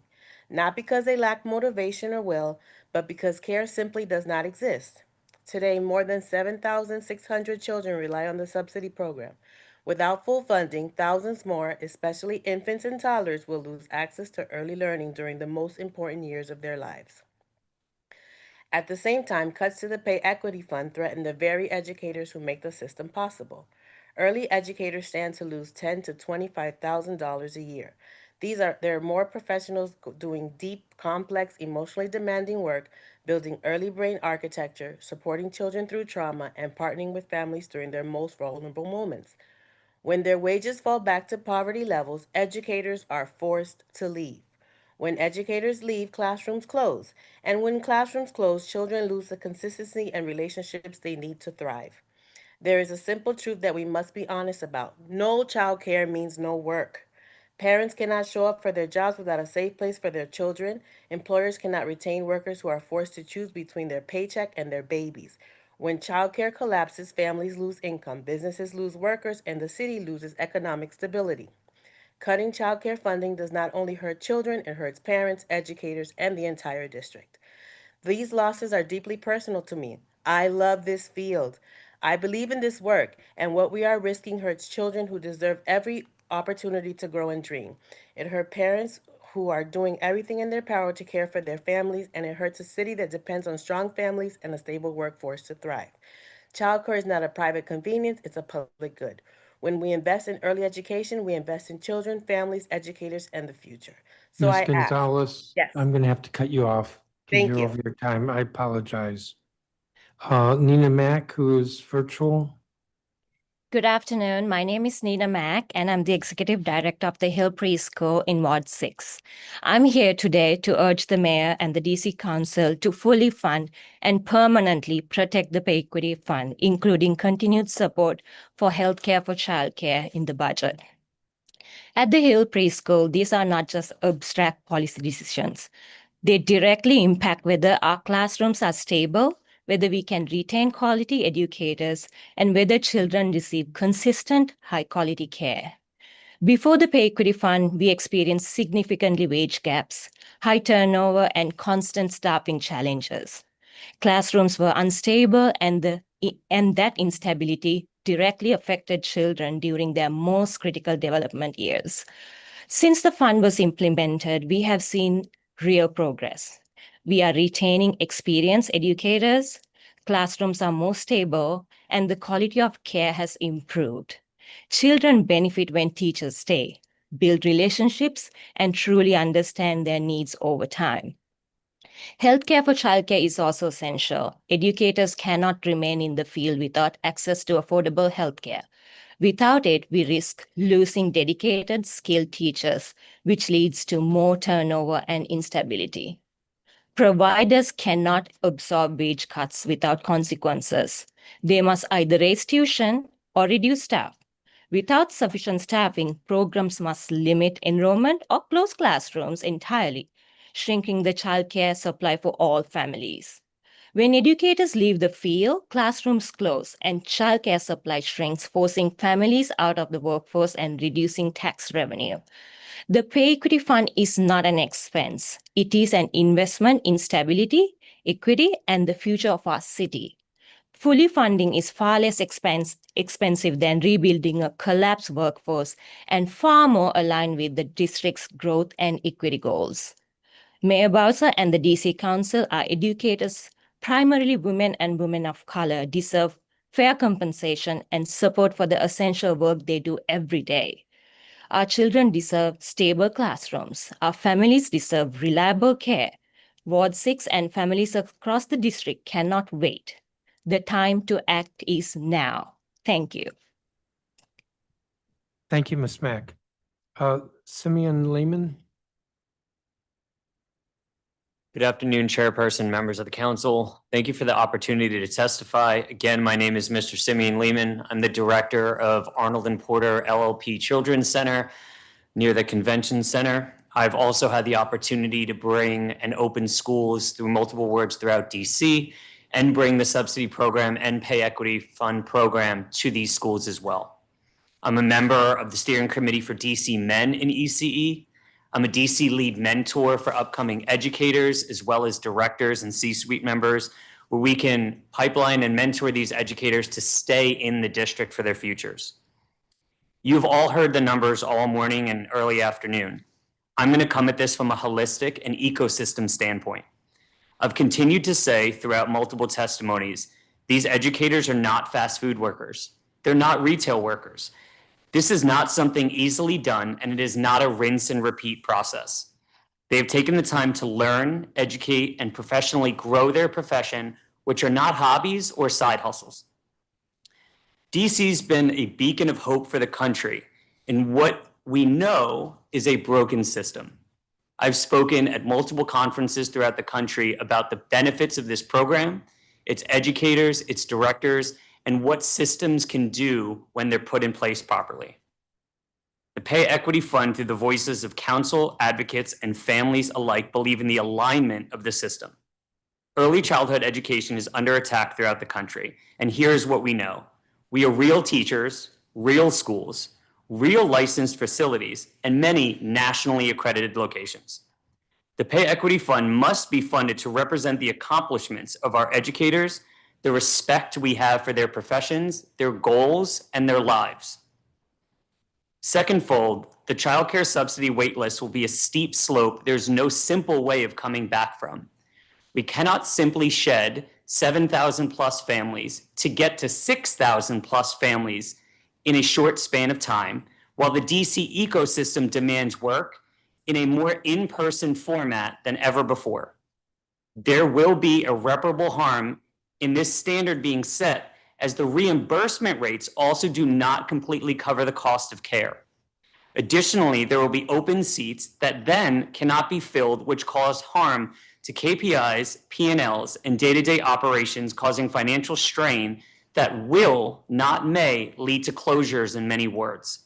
Once a business is closed, whether it was a restaurant, retail, or school, it is very hard to reopen versus restructuring or helping the schools in need while they are open and active. Thank you for taking the time today to listen to my testimony. I'm happy to answer any questions at this time. Thank you, Mr. Lehman. Lauren Eskovitz, who's virtual. Good afternoon, Chairman Mendelson, council members, and staff. My name is Lauren Eskovitz. I serve as the Director of Early Childhood, Youth, and Family Programs at the Edlovich DC Jewish Community Center. I oversee our preschool, which for decades has been a beloved pillar of our institution and a cornerstone of early childhood education in this community. I come before you today deeply concerned about the elimination of the Early Childhood Educator Pay Equity Fund from the FY27 budget. Research consistently shows that children with quality early education are 25% more likely to graduate high school and earn on average 33% higher wages as adults. Additionally, every dollar invested in high-quality early childhood programs yields measurable returns in improved education outcomes, health, and economic productivity. In fact, new research from Mathematica shows a one-year return on investment of 23% for the Pay Equity Fund, meaning every dollar invested returns $1.23 to society. Without this funding, we simply cannot maintain current teacher compensation levels. Thousands of teachers could face pay cuts, a whiplash that comes after these raises change their lives. I fear a mass exodus of early childhood educators from DC as they seek employment in jurisdictions that value their contributions appropriately. I understand the pressures of this budget cycle, but eliminating the Pay Equity Fund is not a solution. It is a false economy that will cost us far more in educator turnover, diminished program quality, and lost opportunity for our youngest learners. We cannot take this risk. Our children and families depend on these dedicated educators who bring joy, creativity, and curiosity to young lives every day. I therefore urge this council to reject the mayor's elimination of the Pay Equity Fund. This funding is essential to maintaining DC's early childhood education system and to keeping our promise to the educators and families who depend on it. Help DC continue to be a bright spot in early childhood education, a model for our nation. Our children deserve nothing less. Thank you. Thank you, Ms. Eskovitz. Aaliyah Wright. Good afternoon. My name is Aliyah Wright, and I'm a mother of three, currently pregnant, a program manager working with families in Ward 8, and someone whose life has been directly affected and shaped by access to childcare. For me, this issue is not abstract, it's personal. My 5-year-old son has autism, and if it wasn't for the early educators in his life, I wouldn't have known where to start. They didn't just care for him, they guided me, they helped me recognize what he needed, connected me to resources, and supported him in ways that changed his trajectory. Because of that early support, my son, who was previously nonverbal, is now in a general education classroom, reading and talking alongside his peers. That didn't just happen by chance. It happened because trained, supported educators were there when we needed them the most. Childcare didn't just support my child, it supported me too. Because I had access to reliable childcare, I was able to keep going. Just last year, while working and raising 3 children, before my youngest even turned 1, I earned my PNP certification and completed my master's degree. That only happened because I had childcare. And now, in the work that I do every day, I sit with pregnant mothers in Ward 8, women who are excited but also scared. Many of them are asking the same question: what am I going to do when my baby gets here? They're not asking for luxury, they're asking for stability, for safety, for a chance. And that's why the decisions you make right now matter so deeply. We must robustly fund the Child Care Subsidy Program at $177.1 million. Without full funding, we are looking at extensive waitlists, meaning families who need care simply won't get it. It also puts reimbursement rates at risk, which threatens the very providers families depend on. We must also restore the salary component of the Pay Equity Fund at $94.2 million. Our educators are already giving so much. Asking them to absorb salary cuts of $10,000 to $25,000 is not sustainable. When we lose quality, consistency, and trust in the system our children rely on, when we lose them. And we must reject harmful cost-cutting measures. A subsidy waitlist, enrollment freezes, reimbursement cuts, and reduced educator compensations are not solutions. They shift the burden onto families who are already stretched so thin and onto educators who are already underpaid. We cannot build strong futures for our children by weakening the systems that support them. I'm standing here as a mother who has seen what's possible when childcare works and what's at risk when it doesn't. This is more than numbers. It's about children like my son. It's about mothers sitting in Ward 8 wondering how they're going to make it. It's about families who need a fair chance to build a stable life. I'm asking you to invest in that chance, invest in our children, invest in our families, and invest in the educators who make all of this possible. Thank you. Thank you, Ms. Wright. Ebony Gigi is online. Yes, Ebony JJ. Please proceed. Good afternoon. Thank you. My name is Ebony JJ, and I'm a parent. I'm an advocate. I'm a foster parent, and I'm also a community mental health worker here in Washington, D.C. I am here today because early childhood education is not simply a line item in a budget. For families like mine, it's stability, it's access, it's opportunity and support. For children like my son, it's the foundation that allows him to learn, grow, and thrive. Because of the child care subsidy program, I am able to work while knowing that my child is safe, he's supported, and receiving the educational and therapeutic services he deserves. My son does not attend daycare, he attends school. He attends Educare DC, a program that meets OSSI standards, is accountable to OSSI, and provides educational, developmental, and therapeutic support every single day. My son is nonverbal. He has an IEP. He receives ABA support, speech therapy, occupational therapy, structure, consistency, and specialized educational care.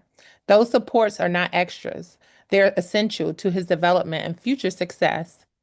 Too often, early childhood education is treated as less important than other parts of our education system, despite the fact that these programs are where learning begins. Early childhood educators are teaching communication, emotional regulation, social development, literacy foundation, and critical development skills during the most important years of a child's life.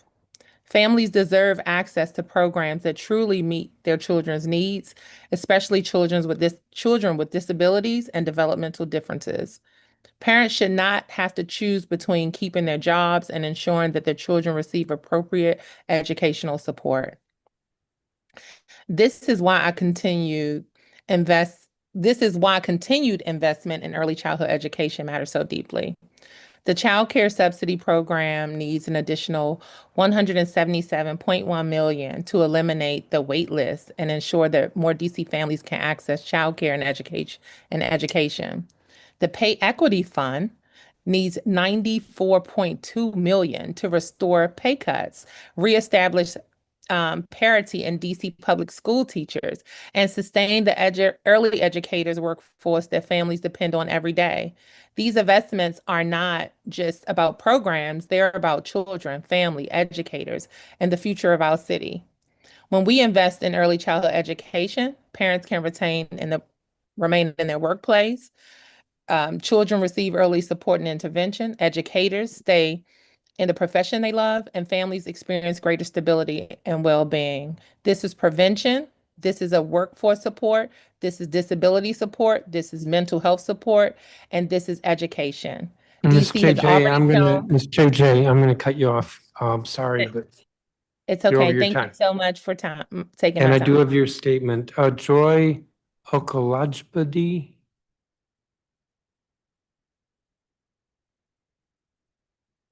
She was online. We seem to have lost her. She back? All right. I'm going to ask a question of, let me see, there's three directors, Mr. Lehman, Ms. Eskovitz, she's not here. Mr. Lehman, does your facility take the childcare subsidy? The current one I'm at, no, but I've had 4 that do. Okay, well, maybe you can answer the question. And Ms. Eskovitz, does your facility take the childcare subsidy? Or is she not here? She seems to have disappeared. So you're it. The part of the mayor's proposal is to reduce the quality incentive, which right now 70% is the subsidy rate, 72 for quality, 78% for high quality. If it's all 70%, do you know what that does to facilities? Yes. So in the reimbursement rate format, I often use the example of an infant care because it's the highest cost of care. So if the reimbursement rate was somewhere close to 80% at, say, $1,000 a month, they would only see $800 of that $1,000 in between. If that rate is flattened and lowered, it's less money at that highest rate of qualification. So if most of our centers throughout DC are operating at their highest monetary gain of, say, infants and toddlers, and that money was removed, they would be operating at a further loss on their P&Ls and KPIs. That money would then have to come from somewhere just for day-to-day and monthly care and causes, which would often end up in higher tuition costs or more pay cuts or less actual supply items in classrooms that would not be able to be accessed with budget. Well, I'm assuming that the typical reimbursement is closer to 70%. So it just means that the high quality would be reimbursed at a lessened rate. Yes, I get that that would be a loss of money. That's the reason why OSSI or the mayor's proposed that. Yeah. But I'm just trying to get a sense of how significant that would be. The other portion that makes it very significant too is the observation process that's done into doing it, as far as the qualifications to meet the high standard needs that OSSI has done through the ITER system and through the observation process to be high quality. So these schools throughout DC that have gained their high quality status have worked very hard to do so. It would be behest to me to say less than to have them unequivocally meet a standard that they've spent years keeping to then feeling go backwards for a lot of these directors and CBOs and what they're doing by leveling the percentages and monetary amounts. What about the wait list? So, I mean, I get that nobody likes to wait list, but can you describe what the impact of that is? Sure. So when Maryland is an example right now, but in the DC concept of the wait list, there are approximately 7,300 families currently using the subsidy program. It's actually risen quite exponentially over the past month as we hit into the looming time constraint. Without the ability to add new families or just working around some of the lists from number one being TANF to siblings and so on and so on, not filling those classrooms and having the teacher space to add into the workforce, as well as putting children into classrooms to bring workers back to work off of their parental and maternity leave, often feels like a negative review. One negative review turns to 2, turns to 4, turns to 8, and exponentially doubles. So I'm not getting that. What do you mean a negative review? So if there's a seat that's not available at a school, everything is going to stop if they need to fill those schools. There's not enough singular private pay families showing up at most wards in the centers throughout DC. Without those private pay families, 2, 4, 8, 16 subsidy seats just can't be filled. Classrooms will then be closed, and the overhead that operates with schools, they're going to have to make decisions whether to stay open or closed. They just won't have the funds to continually add programmatic work. But doesn't that depend on where the wait list is? So if there's 7,300 families, and let's say that's where the wait list begins, then the status quo is what's maintained. No, so the understood proposal is that the number might be over 7,000 now, but the concept is to get the number down closer to 6,000. So things like absenteeism, missed co-pays, updated paperwork renewal, all of that would eliminate a family if they missed it by a minute. And that would be one family that then couldn't just reapply. They would be thrown to the bottom of the list of whatever that wait list is, which we also don't know the rhyme or reason. If one worker has one list of families and another has another, who gets the preferential outside of the list that we've seen from TANF and so on. It's also not a one-for-one, because if a family does get in off of TANF or does get in off of sibling preferential, that 7,000 becomes 7,001, and they're trying to get to 6. So as they're adding and decreasing, it becomes an oddity of number scale. Give me a second.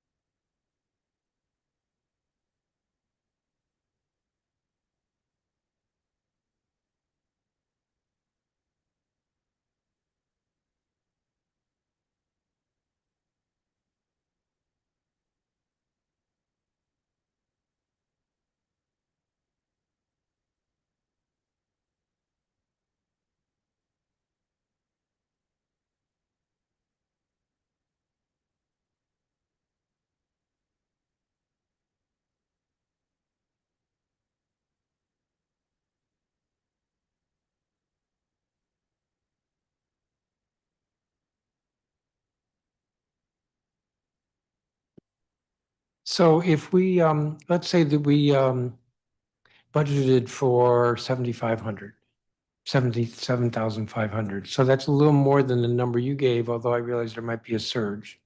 But if we budgeted for 7,500 and we said anything above that's a wait list, would that cause harm? I think in the initial moments of what the status quo is, it would not. But if we're looking at the projected 5 and 10-year rise of families starting to have children again and start families again, of a callback to office, both in government, business, and in person throughout the district, there would be an eventual wall that would be hit on that. I think initially a 700 status quo would appease where we are and truly help the district, the families, and the schools that are currently aligned and involved within the subsidy program. But I think there would be a 5 to 10 year doom and gloom onto what number, and could it be 8,000, 8,500, 9,000, and so on and so on. But I do think 7,500 would be a very strong start. So part of the problem, a big part of the problem, is that they're talking about a wait list that's like 6,000. Correct. Yeah, the reduction is one of the primary killers of the wait list, because it's not simply adding, it's waiting to get down to a certain number as well. Sure. All right, thank you. I don't have any other questions. Thank you, all of you, for your testimony. And those of you online, thank you as well. I'm going to keep going.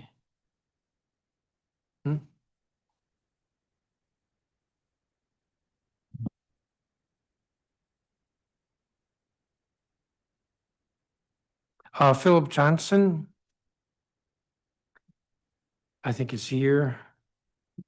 Heather Bernier. Jill Barefoot, lead pre-K curriculum coordinator at the Hill Preschool. Hope Joyner, child care organizer, Spaces in Action.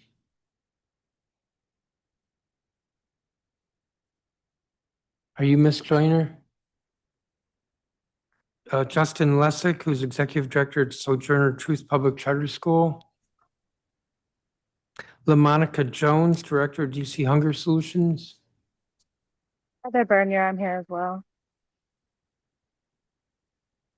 Yes. Lee Levitt, executive director, Temple Sinai. Lisa Hunter.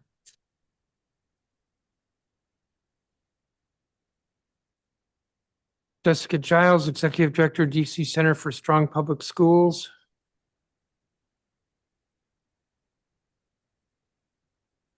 Emmanuel Codillo.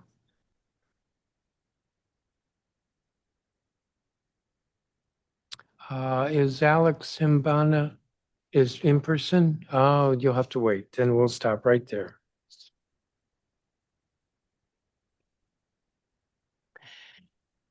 Mr. Johnson, you're up. Good afternoon, Chairman Mendelson. I'm Philip Johnson, a parent and community member of the district. I'm also the parent of a 2-year-old daughter who's currently in a child care facility right now. So there's a personal issue of mine. And I'm here to urge you to reject the proposed fiscal year 2027 cuts to DC's child care system and fully protect investments in early childhood education. The mayor's proposed budget would deeply destabilize a system that families and educators are already struggling to hold together. Like somebody said before, these are personal issues for families. They're not abstract line items on a budget. Also, we come from a city that has traditionally championed the ability to support early childhood education and champion the ability to support its residents, making sure that they're successful and productive individuals going forward. The mayor herself, a decade ago, championed these issues. I'm not sure why it is that I understand that she said that it's not really a priority now and that children need to be in real schools with real educators, like going to some place that takes care of toddlers aren't real educators, but those are professionals that have to learn 20 or 30 different people every single day and how they're learning and changing every single day. So there's nothing not real about early childhood development. There's nothing not real about early childhood educators. So that's a disgusting comment that I believe that I heard that the mayor issued about early childhood education. I'm not sure why she said that when a decade ago, that was the opposite of what her, political espousements were. We know that early childhood development is the most important time for a person. So it should always be a constant that it is fully funded and the top priority, unless we want to see the country crumble beneath our feet with generations that aren't going to be able to even pick up the baton or turn the cogs of the society that we currently live in. So we know that when salaries are cut, that educators move on. That's why a lot of the best educators are in private schools, because public schools can't pay them enough. And we've heard for decades how educators and the people in society in general all complain about how we're a society that values entertainment more than education, as the entertainers are paid millions of dollars to be jesters and buffoons, while the people who are educating our children are damn near destitute. So with the mayor's proposals, they should be firmly rejected. They aren't sound and they aren't things that are conducive to either the city's health, the city's financial benefit, or any sort of social progress at all. I'm going to have to cut you off because you're over your time, All right, thank you. but thank you. Heather Bernier, Bernier. please Hello. proceed. Hello, good afternoon, and thank you for giving me this opportunity to speak today. My name's Heather Bernier, and I'm a proud parent ambassador with Under 3 DC. I currently reside in Ward 7, and I am raising an 18-month-old son here in DC as a single mom. Over the past years, I've faced serious challenges. I'm a survivor of domestic violence and an ongoing path of sobriety coming up on 2 years now. I also don't have family support here in DC, so it's just me and my son. Because of that, having reliable childcare isn't just helpful for me, it's essential. The childcare subsidy program has truly been life-changing. Without it, I honestly don't know how I would have managed. It gave me the stability and support I needed to start rebuilding my life. It allowed me to go to school, stay consistent, and focus on creating a better future for my family. I recently completed the Project Empowerment, and I'm proud to say I'm now getting my work experience with the Department of Education Services. That opportunity would not have been possible without access to affordable childcare for my son. For parents like me, especially those without family support, the childcare subsidy isn't just assistance, it's a foundation. It gives us the ability to work, heal, grow, and create stability for our children. Today, I'm asking you to protect that opportunity for other families. Please reject the proposed subsidy enrollment freeze and the elimination of the Pay Equity Fund. These programs are not extra benefits. They are critical supports that keep DC families working and children learning. Every child, regardless of their family's income, deserves access to safe, high-quality early education, and every parent deserves a chance to work towards a better future, knowing their child is cared for. If the cuts move forward, these families will feel the impact immediately. Parents may be forced to leave jobs or schools because they can no longer afford care.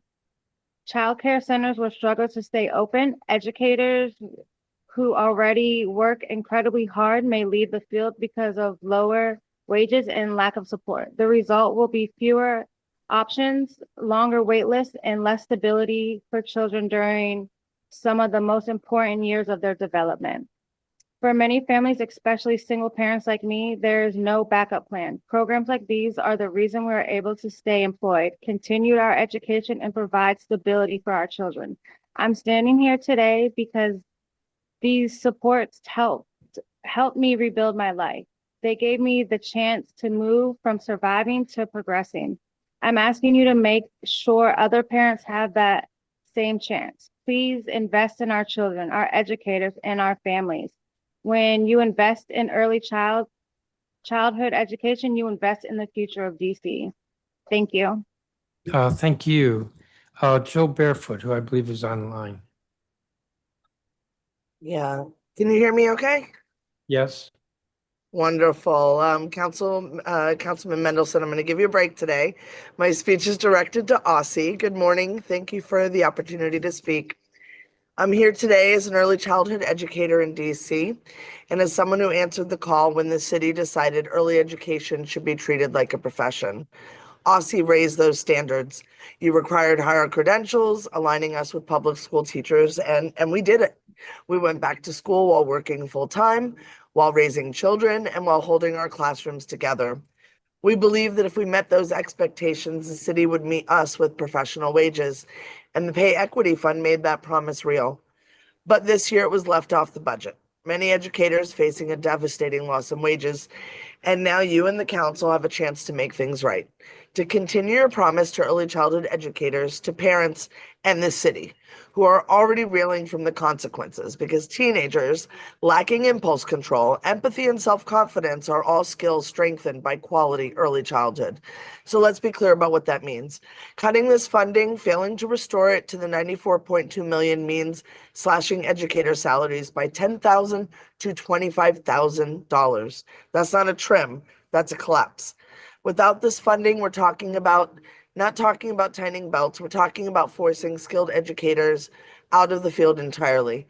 We're talking about classrooms closing. We're talking about families losing access to care. We're talking about destabilizing the very system that working parents depend on to go to work every day. The Pay Equity Fund currently supports about 4,000 educators. It's strengthened recruitment, retention, and program quality across the city. It's allowed early childhood educators to function as a stable professional sector, not a revolving door of underpaid workers.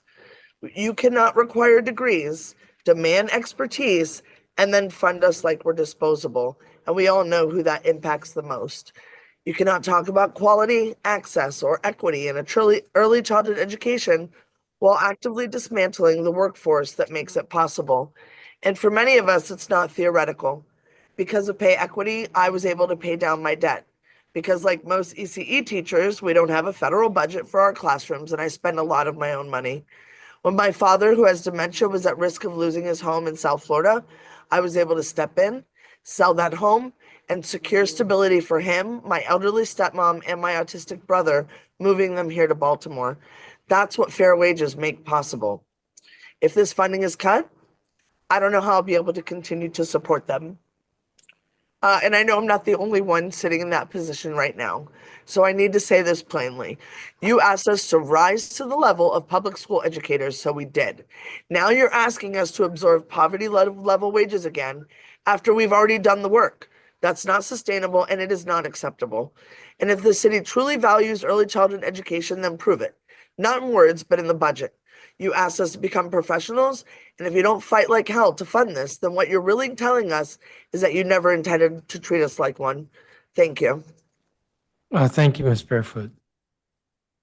Hope Joyner. Good afternoon, Chairman Mendelson and staff.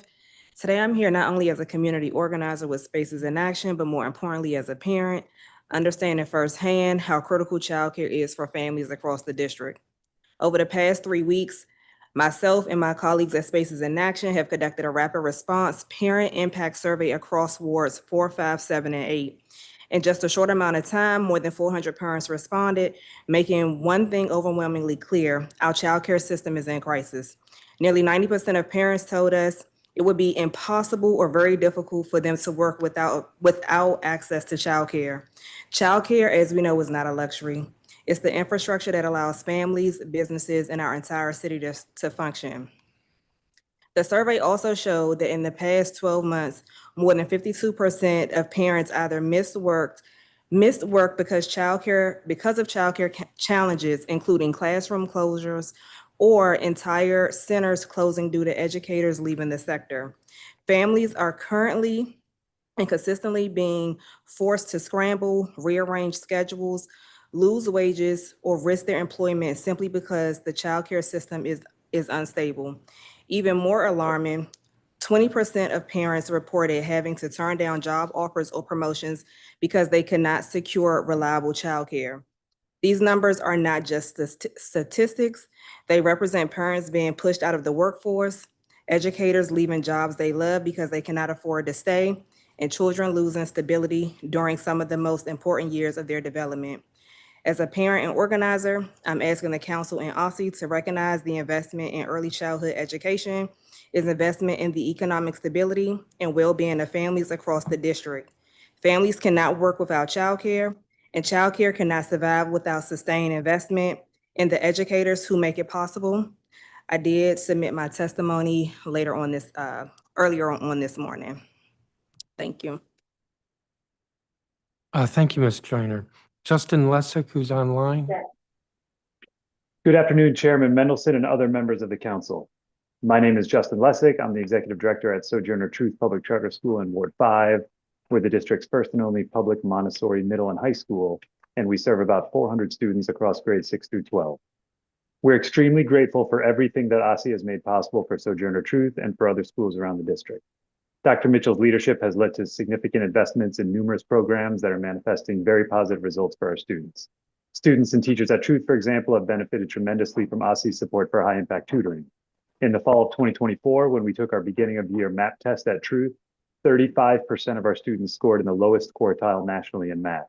When we took our middle of year MAP test in February of this year, this figure had improved drastically to only 20% of students in that bottom quartile. High-impact tutoring and OSSI's direct support for it is undoubtedly one of the reasons that students at Truth went from trailing their peers nationwide to now outperforming them. Our partnership with OSSI's Advanced Technical Centers, or ATC, has also been hugely and positively beneficial. Since the fall of 2022, Truth students and others from around the city have been earning industry-recognized credentials, college credit, and career tech education. We have multiple graduating seniors this year that can't wait to become nurses, for example, and this includes our salutatorian for the class of 2026. We urge council to support the BSA provision that ties ATC funding to the UPSFF foundation rate, as the program has demonstrated its effectiveness over these last few years and the funding is essential. What concerns us most about the proposed FY27 budget is that it directs around $2,000 less per student in a public charter school as compared to a student in a DCPS school. On a personal note, I'm a proud parent of students in both DCPS and here at Truth, which is a public charter. I'm a strong supporter of DCPS, which I know does wonderful and very difficult work. Public charter schools like Truth also do wonderful and very difficult work, however, and deserve more equitable funding, particularly because we have a track record of delivering strong results even with less funding.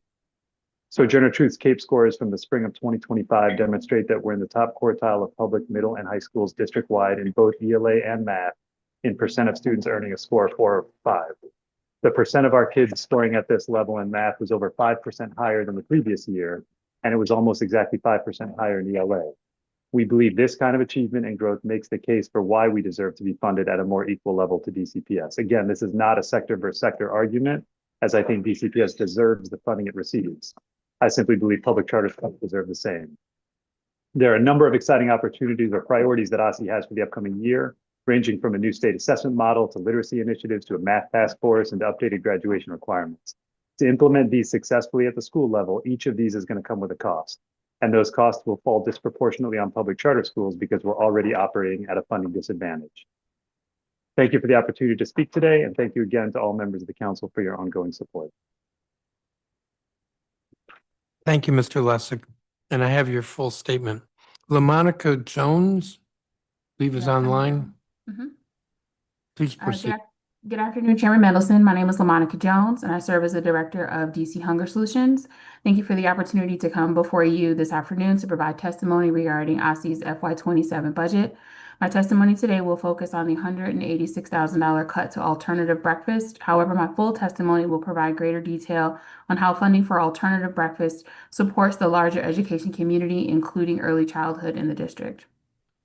The school breakfast program is vital to the health and well-being of our students in DC. During the 24-25 school year, more than 6.1 million school breakfast meals were served in DC to DC students, as reported in our latest DC School Breakfast Scorecard. These meals were served to close to 38,000 students per day over the course of the school year. To make this possible requires flexibility in meal service to accommodate the growing need of our students. This includes funding for our schools to serve alternative meal models, such as breakfast in the classroom to our littlest eaters and grab and go for our older students.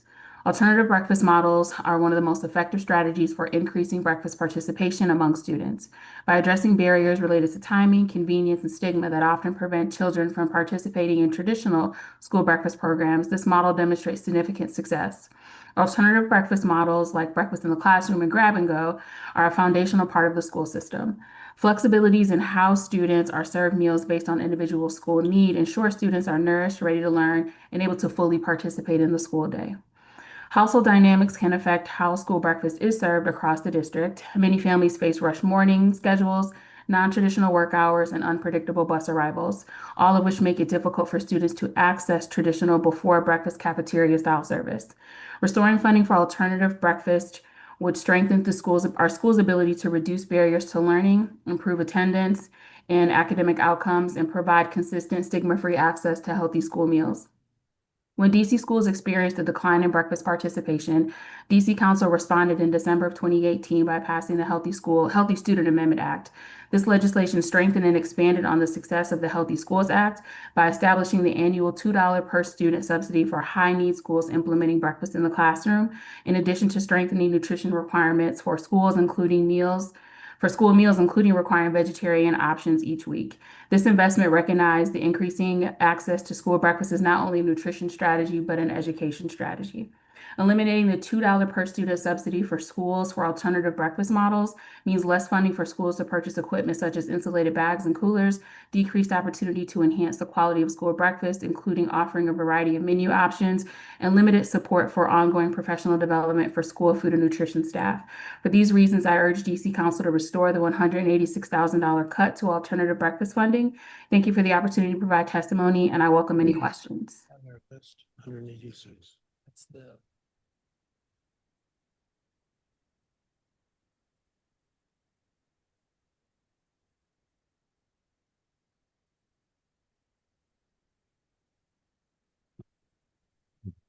Oh, thank you, Ms. Jones. Lee Levitt. Yes, thank you, Chairman Mendelson. My name is Lee Levitt. I serve as the Executive Director of Temple Sinai in Ward 4. I will be brief today. I know you've already heard 5 hours worth of testimony before me, and you have a lot after me. And my words are with regard to supporting the Early Childhood Educator Pay Equity Fund. We do not view that as just an educational issue. It's a workforce equity and stability issue.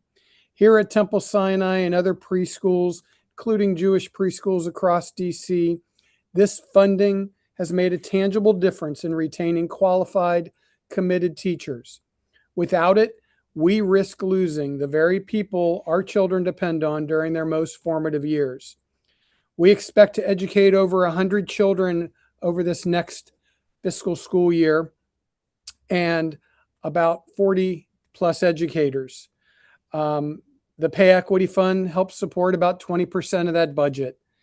And I am here to ask for continued thoughtful deliberation and support to reinstate that equity fund dollars to the budget. And I'm here to support those people that spoke before me and will speak after me. Thank you. Thank you, Mr. Levitt. Lisa Hunter, who I believe is online.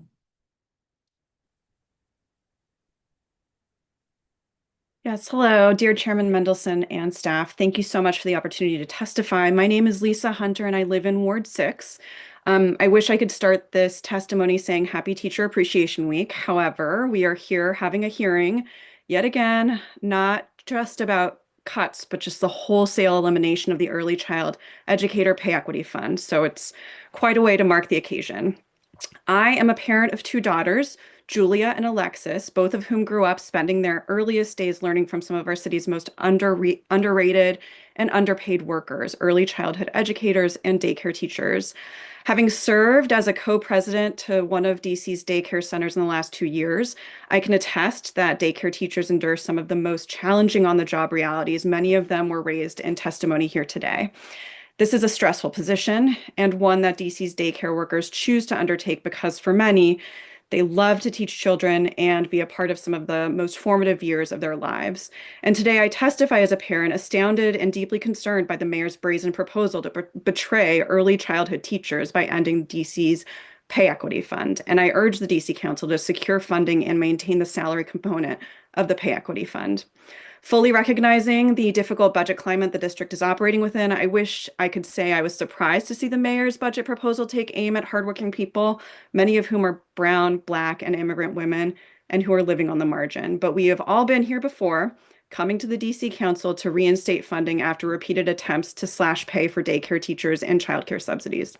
Fortunately, the DC Council has been able to sustain the Pay Equity Fund to date, but today we face an existential threat, and that ending this program without any recourse or plan to sustain daycare workers is not only irresponsible, but reflective of a city that's made a conscious decision to leave its own people behind. I'd like to offer that the district's elected officials have for years passed, implemented, and overseen policies that drive growing inequities across nearly every measure within our economy. According to DC's Fiscal Policy Institute, in 2024, the richest fifth of DC households held more than half of the district's income. And as a taxpayer, a mom, a member of DC's vibrant community of working families, I'm frankly sick of the hamster wheel that is the annual budget process to stave off cuts to education, health, human and social services. The wealthiest among us can and ought to contribute more to spare the district from anguished budget cuts that leave people further on the margin. I hope the DC Council pursues such measures and stops taking more from our community's educators. Unless the DC Council secures funding for the Pay Equity Fund to prevail, our children, community, and local economy are doomed to regress. Eliminating the Pay Equity Fund is wrong on every level. It's a betrayal of an invaluable yet underpaid early child educators, of the children they serve, and of the families that rely on daycare services to continue to live and work in the district. Thank you very much for the opportunity to testify. Thank you, Ms. Hunter. Jessica Giles? Greetings, Chairman Mendelson, members, and staff of the DC Council's Committee of the Whole. My name is Jessica Giles. I'm a Ward 7 resident and the Executive Director of the Washington, DC office of the Center for Strong Public Schools Action Fund.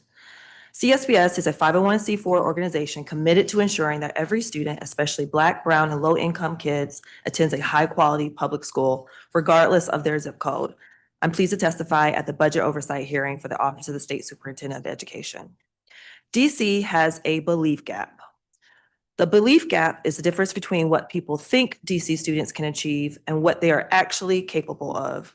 We are urging the DC Council to close the belief gap by making key strategic investments. We are calling on the DC Council to close the achievement gap by fully funding the recommendations of both the Early Literacy Education Task Force and the Math Task Force. Beyond the $3 million high-impact tutoring investments, which we support, the proposed budget does not have any increased investments in structured literacy training or evidence-based math. All students, no matter their background, can achieve academically. Right now, only about 2 in 5 students are proficient in 4th grade English language arts on DC CAPE, and just 1 in 4 students are proficient in 4th grade math. When students are not on grade level, they are locked out of future opportunities in life, college, and career. And the Urban Institute's recent research links stronger math skills to lifetime earnings and closing income inequality gaps. We are also urging the DC Council to close the funding gap between DCPS and the charter sector by ensuring all funds flow through the Uniform Per Student Funding Formula and by increasing the charter facilities allowance. Although charters educate nearly half of DC public school students, they receive roughly $2,000 less per student in operating funds. When factoring in facility funding and capital investments, the total funding gap grows to nearly $9,675 per student. When funding isn't equal, opportunity isn't equal, and students pay the price. All students deserve the resources they need to succeed, no matter what school they attend. Lastly, we are pushing the DC Council to close the degree and credential gap by maintaining funding for the Advanced Technical Center and the Education Through Employment Data System to launch new public-facing dashboards. Only 16% of DC students are meeting the SAT College and Career Ready benchmark, and only 18% of 2011-2012 ninth graders completed a degree by 2022. We currently have an incomplete picture of career opportunities and outcomes in DC. We know that all students can graduate and earn a degree or industry-recognized credential, and every student deserves a pathway, not dead ends. It is often said that the budget is a reflection of values. I believe it's a reflection of our belief system. What do we believe students are capable of, and what are we willing to do to help them succeed? DC's belief gap is directly tied to lack of opportunity. When the belief gap persists, students furthest from opportunity are left behind. I believe we can close the gap and lead the nation with strong public schools and students prepared to succeed. Do you? Thank you, Ms. Giles. Manuel Cadillo? Chairman Mendelson and members of the DC Council, thank you for the opportunity to speak with you today. My name is Emmanuel Calvillo, Ward 4 resident and an advocate here with Empowered Ed. Budgets share where the priorities of the DC Council stand, and this budget's no different. And while, yes, we are facing a budget crunch, it doesn't mean sacrificing the tools that led us to the gains we've seen in education, gains that we've seen in NAEP scores, that have showed the largest gains in our nation. And so why stop the momentum in our students' progress? So one tool I believe that should be continued funding and also in increasing the funding is our community schools. This nationally proven model is to support our students and communities. The research has shown that these community schools have allowed our students to feel more connected to their schools, grow their self-confidence, and build caring relationship with others. And these engagement with these students have shown increased proficiency among our students who have had the lowest scores in CAPE assessments, increased attendance from students who have been deemed chronically absent, and significant increase in school program participation. That sounds like a working program. And so I've asked the DC Council to restore the $2.4 million in the OSSI Community Grants Program, but also add $2 million more to add 8 more schools. So more students are able to have these supports and be able to support our most at-risk students and also close the gap in chronic absenteeism. In addition, another tool I believe that should be continually funding is our pay equity fund. To ensure that it's restored, to ensure that our early childhood educators are supported, to know that they're not underpaid nor undervalued, as here by testimonies shared by today and later today. This program has been incredibly supportive of all our students and especially our teachers that support them. You know, this program is a model for improving our early educator retention, and as well as ensuring that the outside of the parents, you know, are these early education educators are the first educators for our students. And so cutting this program would have an increased negative impact on our early education students and workforce and hurt our students as they begin their love of learning and move towards K-12 education. Overall, while the DC budget is going to be tight this year, it doesn't mean that our students should bear the brunt of it. We need to continue to invest in our students and ensure that we continue the momentum of our student growth and fill in critical gaps so all our students succeed. Thank you, and I welcome any questions. Thank you. Thank you. I want to thank each of you for your testimony. I don't have any questions for you, so you're all excused. Your testimony is helpful, though. Thank you. Thank you. Alexandra Simbana. Julianne Schrack. Jordan Rochelle, Site Director, Bright Beginnings. Beth Perry.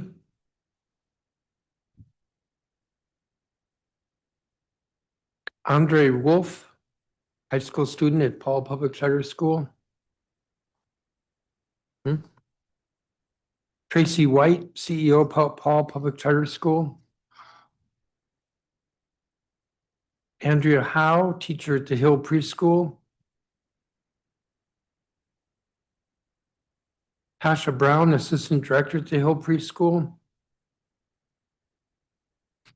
Kirsten Seckler, board chair, Special Olympics District of Columbia.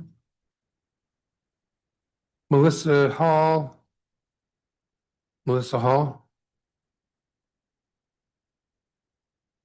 I was on a roll reading titles, but she's just listed as a witness. Brittany Johnson, teacher at the Hill Preschool. Rosalina Burgos Gill, executive director of Jubilee Jumpstart. Rosalina Burgos Gill. Erica Greenberg. I think she's in person. Shakira Watson, student, Digital Pioneers. What? Yeah, thank you. Who's outside? Shakira.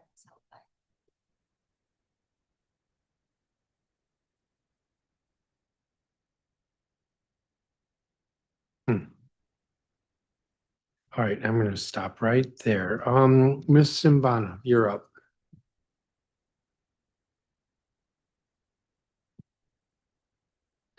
Good afternoon, Chairman and committee staff. I'm back today to plead for assistance for one of our largest language-based learning middle and high schools, serving 1,600 students in DC International, DCI. I'm attaching several documents along with my testimony. I come before the committee today and specifically OSSI to highlight that the system is broken. What I've highlighted in the last 49 days is that no one is owning the issues of failure when a charter school community is in crisis. I see countless requests that come from the charter lobby and even faux parent advocacy groups purporting to be of service to families and students. But where are they in these moments of crisis? Crickets. Why? Because they want the money, they just don't want the responsibility of accountability, transparency, and oversight. We have seen issues of sexual assault, physical abuse, misappropriation of funds, flat out grand larceny, union busting, abusive work environments. All of these have flashed over our community boards and local media through the years. We all know the schools that have suffered and failed because of these issues, but the problems persist and the students suffer without recourse because no one specifically has authority over charter schools. This is by design. This should also be our admitted failure. In my time alone at DCI, here is my response times for one outreach attempt with various concerns. 20 families sent a group email on December 16th with various parent concerns. Another email was sent on January 6th, highlighting the issue and the need for a meeting with parents. I'll follow up separately and understand more about the concerns. Transferred to the chief of staff for follow-up. Took 24 days to reach a next step. No resolution, just a next step. Emails with the chief of staff, finally a meeting in March.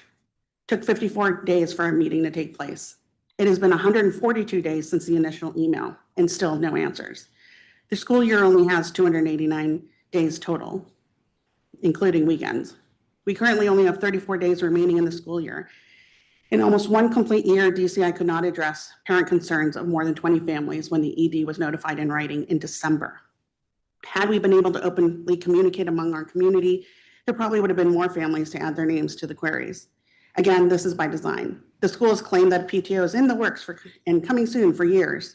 It's referenced in their SY 23-24 student handbook, but this entity doesn't exist, especially as presented as inauthentic at best and at worst a complete lie. There's no outlet for parents to speak to each other, gather, or organize themselves in service to the school in partnership. There's a DC Google group that's monitored by DCI administrative staff. Lest you ask a question or begin a discussion not to their liking, it will never see the light of day.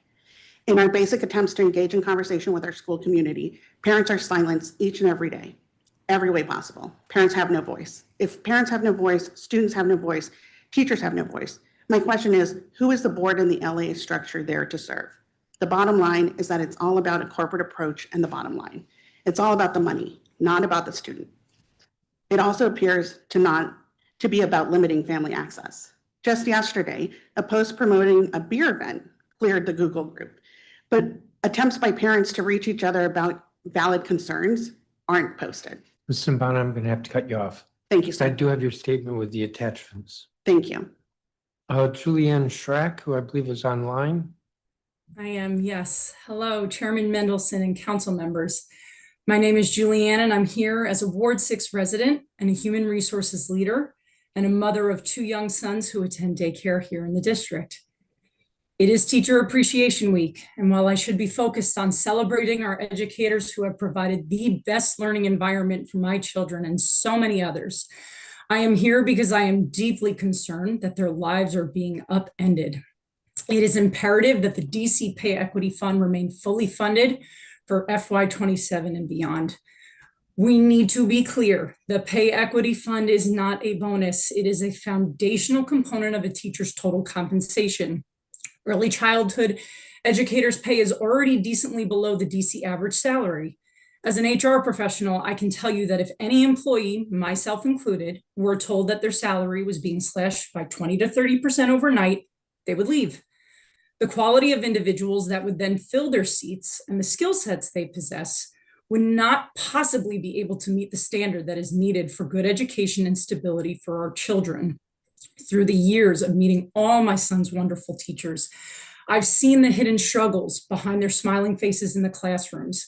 I know teachers who carpool together because they cannot afford the gas to drive separately, and others who live with several generations of family because rent in the city is out of reach on a daycare salary. I even know 70-year-old teachers who still work a second job to make ends meet while also teaching. These educators provide a world-class service while living in survival mode. Slashing the Pay Equity Fund would make an already precarious situation impossible. Early childhood education is tech-proof. You cannot automate the care of an infant or a toddler, and we will never be able to.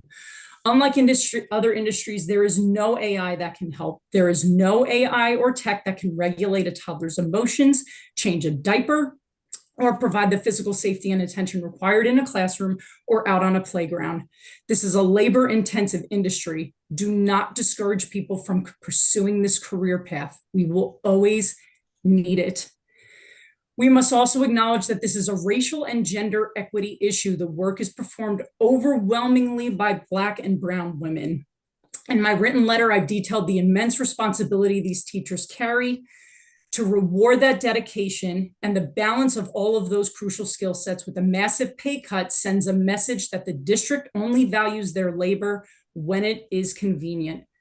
I recognize you're facing difficult decisions, but cutting the pay equity fund is ultimately a choice, one that devalues both our educators and our children, the ones that deserve the investment most. Please keep the pay equity fund solvent. Thank you. Thank you, Ms. Schreck. Jordan Rochelle, I believe, is not here. Beth Perry? Good afternoon. My name is Beth Perry. I work at Garnet Patterson Opportunity Academy. I'm a DC resident and the mother of 2 DCPS graduates, both of whom are social workers here in DC.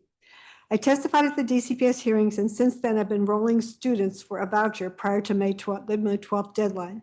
Hopefully this will get students a voucher and not put them on the wait list. However, I still don't understand the process.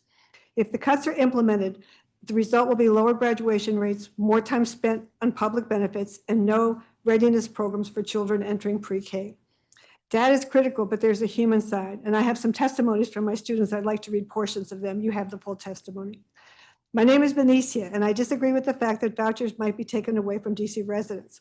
Had my child not been on a voucher, I'd be somewhere ruining my life because I would not have anybody to watch her, and I would have to make ends meet somehow. With the voucher, I was able to finish 16 credits last year at GPS because my daughter was in daycare.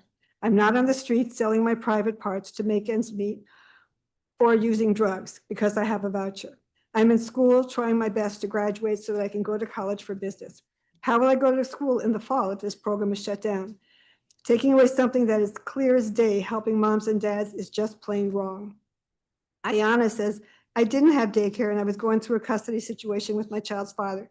Because of that, I wasn't able to come to school as often as I needed to, and I fell behind. It wasn't because I didn't care about my education. I just didn't have the support or resources I needed at the same time. Everything started to change when I came to GPS and began working with the New Heights program. I was able to get a daycare voucher. That alone made it possible for me to come to school consistently and focus. I graduated in high school, 2023. I started my own business, Anaya's Accessories, that showed me I am capable of building something for myself and my child. Now I'm attending Trinity Washington University, earning A's and B's. Childcare did not just help me go to school, it gave me the stability of mind, peace of mind, and the ability to believe in myself again. Childcare should not be taken away. I'm living proof of what support and opportunity can do. Without it, I wouldn't be where I am today. Construction of a childcare center at GPS has begun. This will help our CDA train future early childhood teachers. Students and alumni will create a comprehensive program that will be a model for the city. Student input will address attendance, parenting responsibilities, advocacy, community involvement, and more. But vouchers may not be available for our students based on the current proposal. Imagine our students seeing a childcare center in our school that they are not allowed to access. That would certainly question my faith in the system, and I certainly am not looking forward to that meeting. These cuts say a lot about what our city's leadership thinks about our student parents. They told me that they are resilient and they'll get through this challenge. I disagree. It's time to start expecting the most vulnerable in our city to be the ones to balance the budget and listen to those who are our future. Thank you very much. Thank you, Ms. Perry. One more thing. Ayana also wrote a book, a children's book. Okay. Thank you. Andre Wolf, I believe, is not here. Tracy White? Good afternoon. Andre Wolf, Chairman Mendelson, is a student of Paul Public Charter Schools. He is ready and prepared. Unfortunately, is experiencing technical difficulty, and so someone's trying to work with him on that. I apologize that we weren't able to get him in. It's okay. We have another 249 witnesses today, so. Okay, but his testimony was indeed submitted this morning, and so you do have it on record. So with that, I'll get started. Good afternoon again, Chairman Mendelson and members of the council. My name is Dr. Tracy White, and I am the proud CEO of Paul Public Charter Schools that's located up in Ward 4. I'm here today to speak about OSSE oversight and why equitable funding is essential to advancing the student outcomes OSSE is working so hard to drive across the district. First, I want to acknowledge and thank OSSE for its continued investment in initiatives focused on attendance, student engagement, intervention systems, and whole child supports. At Paul PCS, we have intentionally aligned our work to those priorities, and we're seeing really meaningful outcomes and results. This year, in fact, Paul International High School, as it relates to OSSE-driven initiatives, has reduced our chronic absenteeism rate from 43.1% to 32.7%. That's a 10.4 percentage point reduction just this year. Even more significantly, chronic truancy dropped from 24.7% to 12.9%, an 11% reduction. Our middle school is seeing similar gains and results, with chronic absenteeism decreasing from 28.6% to 19.8%, and chronic truancy dropping from 18.5% to 8.4%. These numbers represent students reconnecting to school, rebuilding trust with adults, and re-engaging academically and socially with their futures. And Paul is not alone. When you review OSSE's attendance dashboard, it's clear that many charter schools, particularly high schools, are making some of the strongest gains in the city as it relates to reducing chronic absenteeism and truancy across the city. That work matters because attendance is directly connected to academic achievement, graduation outcomes, mental health, and post-secondary readiness, all priorities that OSSE has elevated. But this work requires significant investment. Improving attendance requires staffing, intervention systems, mental health supports, family engagement teams, transportation assistance, after-school programming, and intensive case management. Those are not optional supports. They are foundational to improving student outcomes, which is why continued funding disparity is so concerning. The proposed budget, as you know, will continue a gap of approximately $2,000 less per student for charter schools. For Paul, serving approximately 750 students, that translates into $1.5 million. That $1.5 million could directly support and expand the very strategies that are helping our students get back into the classrooms. This is not about sector versus sector. Educators across the city are working very hard on behalf of children. This is about making sure all public school students receive equitable investment, regardless of which public school they choose. For more than 30 years, school choice has expanded opportunity for families across DC, especially families furthest from opportunity. Those families deserve fairness, equity, and investment that reflects the value of every child. I urge the council to restore the structural integrity of the UPSFF and ensure equitable funding for all public school students in DC. Thank you for your time and, as always, for your commitment to children and our families. Thank you, Dr. White. Andrea Howe, Yes, hello everyone. please proceed. Yes, good afternoon, and thank you for this opportunity to share my thoughts. I'm a teacher at the Hill Preschool in Ward 6. I'm also a single mom, and I'm deeply concerned about the current budget changes and the rising of cost of living in Washington, D.C. Even without direct pay cuts for teachers, the reality is that families like mine are being squeezed in very serious ways. My rent already went up this year. The cost of groceries, clothing, and basic needs continue to rise faster than support available to us. I'm constantly thinking about how to keep money in my pocket, housing, providing for my family. Being a single mom already been hard as it is. For a long time, and like I said before, the rent did go up, and I can't get no sleep to think if this does get cut, how I'm gonna provide for me and my son. My son has an intellectual disability and depends on consistency services such as speech therapy that I have to pay out of pocket, and I be worried about that already. While these services are not officially being cut, I'm worried that the budget pressure could lead to delays, reduced access, and fewer provider for a child who relies on consistency. Even small disruption can be big impact on ability to grow, learn, and commitment. Early childhood education also direct impact by these budget decisions. I strongly believe we must reject the elimination of pay equity fund because we really need the money. Early education has been living in uncertainty for a lot of years. As this fund has been repeatedly changing and debate, this is not just a policy issue. It's about real people, real families, real classrooms. We deserve dignity, stability, a commitment to full pay for the pay equity. We also know that when educators are paid fairly, they stay in classrooms. Direct benefits we would get when education leave due to low wages or instability, classrooms experience turnover, wait list grows, and the quality of care, the teacher's basically not going to come and work. Basically, we deserve dignity. Also, we also know. Well, ma'am, I'm sorry. Finally, invest in early education. I'm sorry, let me put it. Finally, investing in early childhood education is now more cost effective than trying to rebuild a broken system later. Prevent instability is always less expensive and fixing collapse. Fully funding to pay equity fund is not only the right thing to do, but it's a responsible thing to do for our children, our education, and our city future. Thank you. Thank you, Ms. Howe. Tasha Brown, who's online. Yes, hello, good afternoon. Please proceed. Alrighty, good afternoon. I am Latasha Brown, as you say, the Assistant Director of the Hill Preschool here in Ward 6. And like my colleagues before me, Nina Mack, Jill Barefoot, and Andrea Howe, I too am here to fight for the permanent restoration of the pay equity program. When DC first created this program, it was to address that longstanding problem that we are all aware of. Decades of undervaluing the essential labor of those caring for and educating our youngest learners, those students birth to age 3. The program undoubtedly was commendable and groundbreaking because it finally recognized that our child care educators deserve professional wages, not poverty wages. It was designed to stabilize the workforce, support families, and attract quality teachers to the field. So, what happens now? What happens now to DC's childcare system when the educators that families rely on can no longer afford to stay in the profession, not due to a lack of passion, but a lack of funding? There's no funding to maintain their current salaries.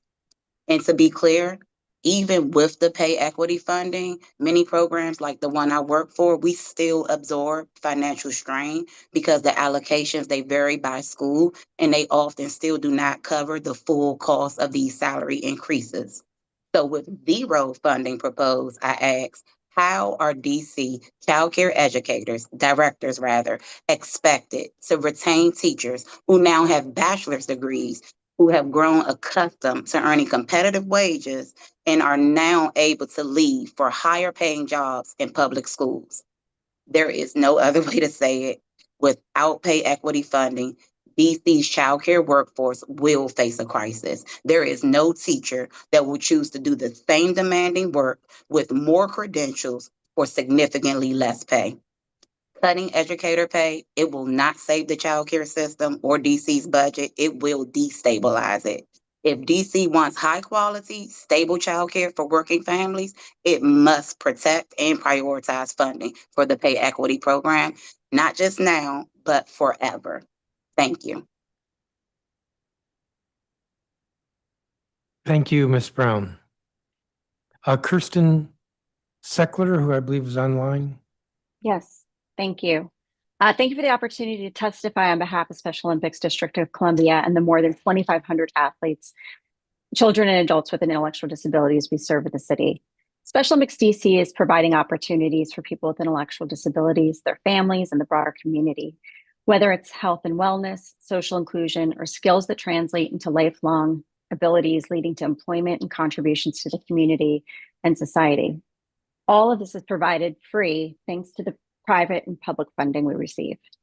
I serve as the board chair for Special Olympics DC, a role I took after spending 20 years with Special Olympics International. I have a global perspective on the power of Special Olympics programming, which not only impacts the estimated 3% of the population with intellectual disabilities, but also positively affects those who connect with the organization, such as parents, teachers, and volunteers. My request is simple: $500,000 in guaranteed annual funding for full transportation for all schools who have requested to have their special education students participate in the 2026-27 school year and beyond. These students with disabilities want the same opportunities as other students who participate in sports and other school activities. Rather than reiterate why equality is just as important for students with intellectual disabilities, let me share personal reflections from our athletes.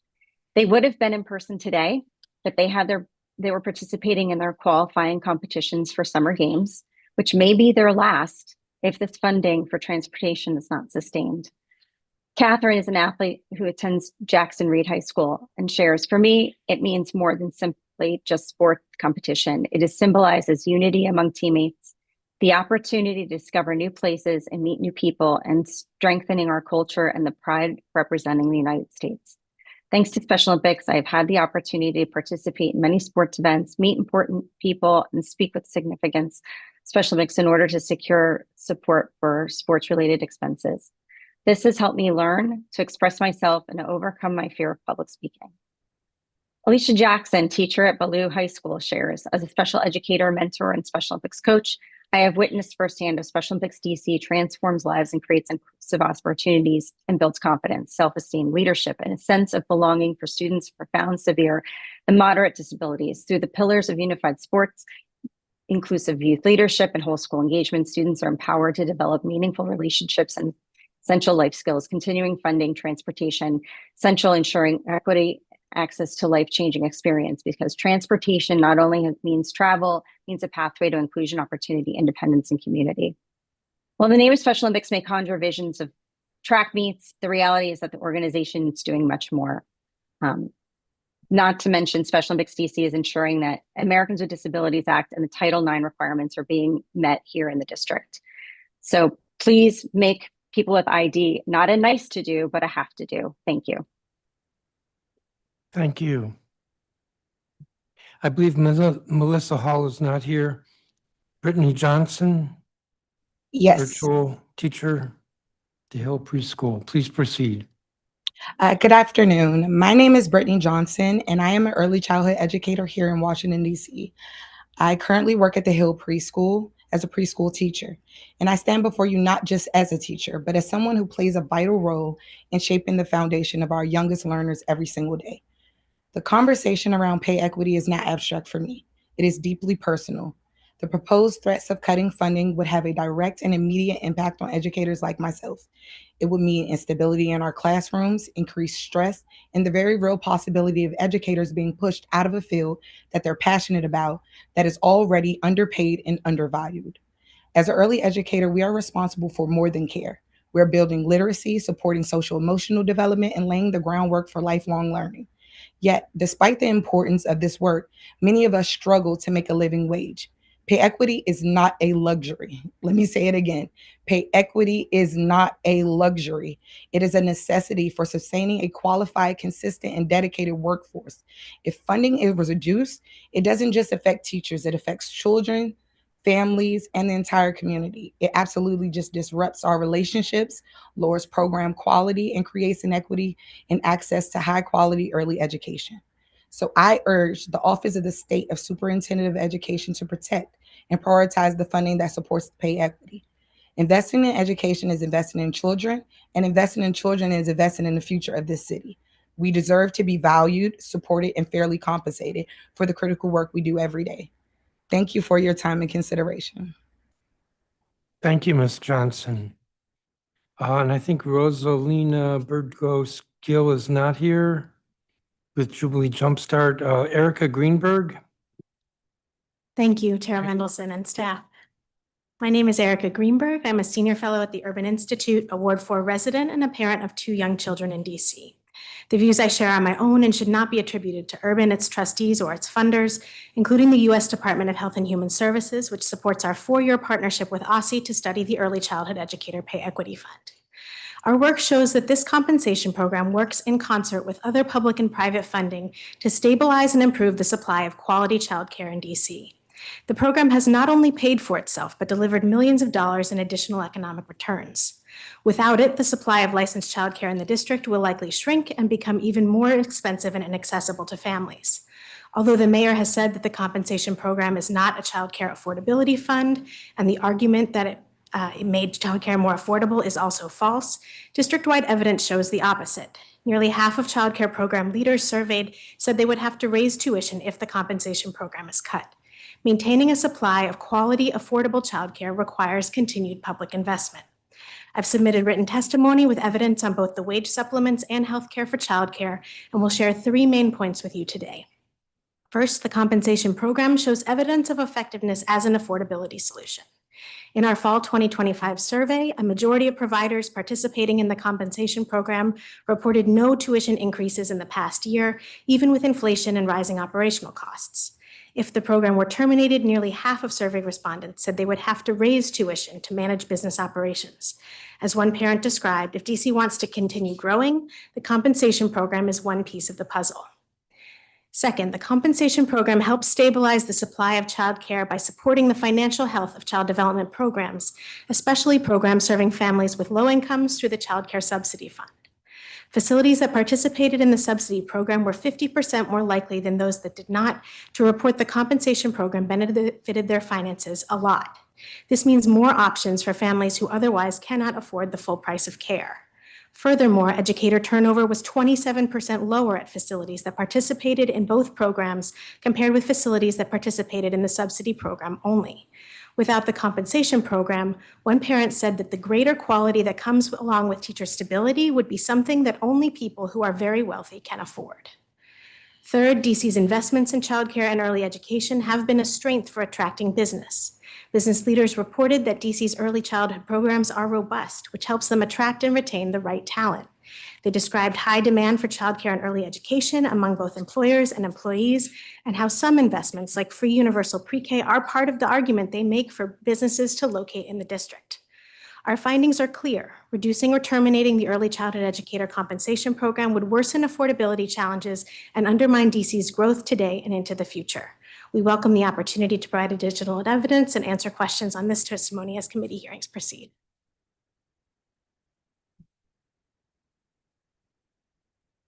Thank you, Ms. Greenberg. Ms. Ashton, if you're still here. No, I'm sorry, I misspoke. Why did I say that? I will call you in a minute. I meant Ms. Seckler, if you're still here. Why did I say that? Ms. Seckler from Special Olympics. Yes, I'm here.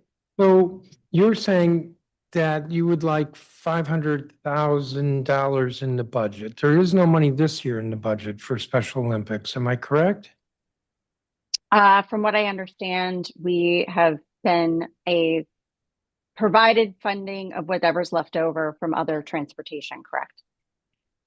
That like DCPS or somebody maybe it's OSSI provides transportation, but it's not budgeted. And so what you're asking is that it be budgeted. Correct. Do you know what the arrangement is for next year? So this came up at the oversight hearing before a month or so ago. And I think at the time maybe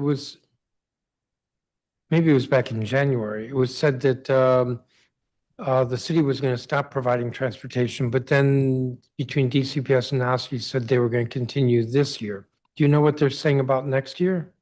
They said that there's no guarantees until the budget's approved. So we were told that they could provide transportation through the end of the school year, but as far as next school year, there was no guarantees until the budget was approved. And so that's why I'm here today, is to plead that this become not just a nice to do, but a have to do for these students, because even the transportation that we are getting is often just if we're able to do it. It's not a guarantee, and we really want a guarantee moving forward.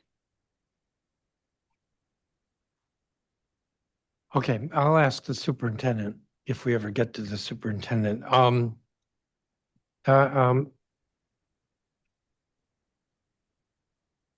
Ms. Greenberg, I want to press you a little bit. You have said that early in your statement that the did you testify only about the pay equity or about both pay equity and the subsidy? We have data on both programs. My colleague, Dr. Diane Schilder, will be testifying later on the subsidy program specifically. Okay, so you were focusing on the pay equity. That program has not only paid for itself, but delivered millions of dollars in additional economic returns. Can you say more about that? That is actually evidence from Mathematica from the team that was looking at the return on investment of the pay equity fund. Was Mathematica working with Urban on this? No, an independent citation. Okay. But so that's the basis of saying that. Yes. Maybe I'll leave it there then. Thank you. Thank you, all of you, for your testimony. You all are excused.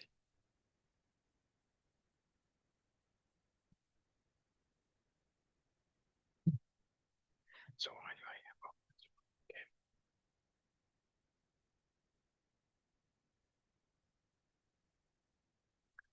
have? So Shakira Watson, Student Digital Pioneers Academy. Brian Gale, Student Digital Pioneers Academy. Mashia Ashton. I had your statement out. That's why I called your name. Executive Director with Digital Pioneers Academy. And let's see, Talia Livnay, Senior Director of Programs, Rooted School Foundation.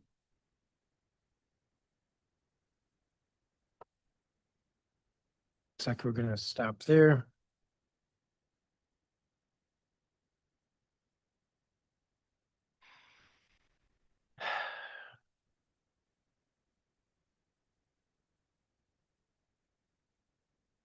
I'm just looking at the time.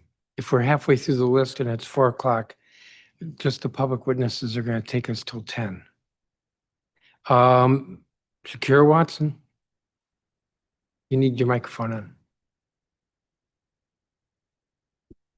on. How you doing, Mr. Chairman Mendoza? Okay, please proceed. Good afternoon, Chairman Mendoza. My name is Shakira Watson. I'm a senior at Digital Pioneers Academy. I will be attending U.S. Virgin Islands, the upcoming fall 2026. I'm here to talk about the $50 study program. The $50 study program, pardon me, I'm sorry. I'm here to talk about the $50 study program. Not just for what it is, but what it represents.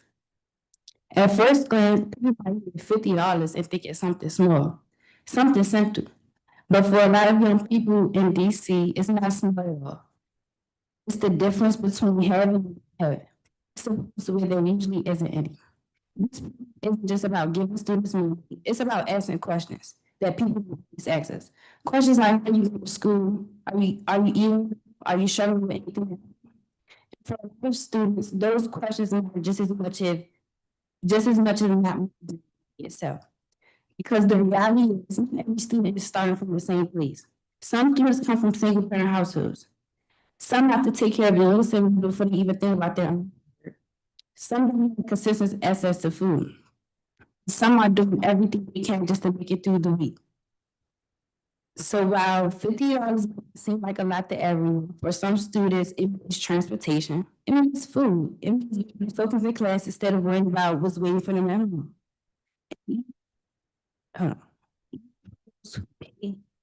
I personally need the money. We understand its impact because we see the people around us who do.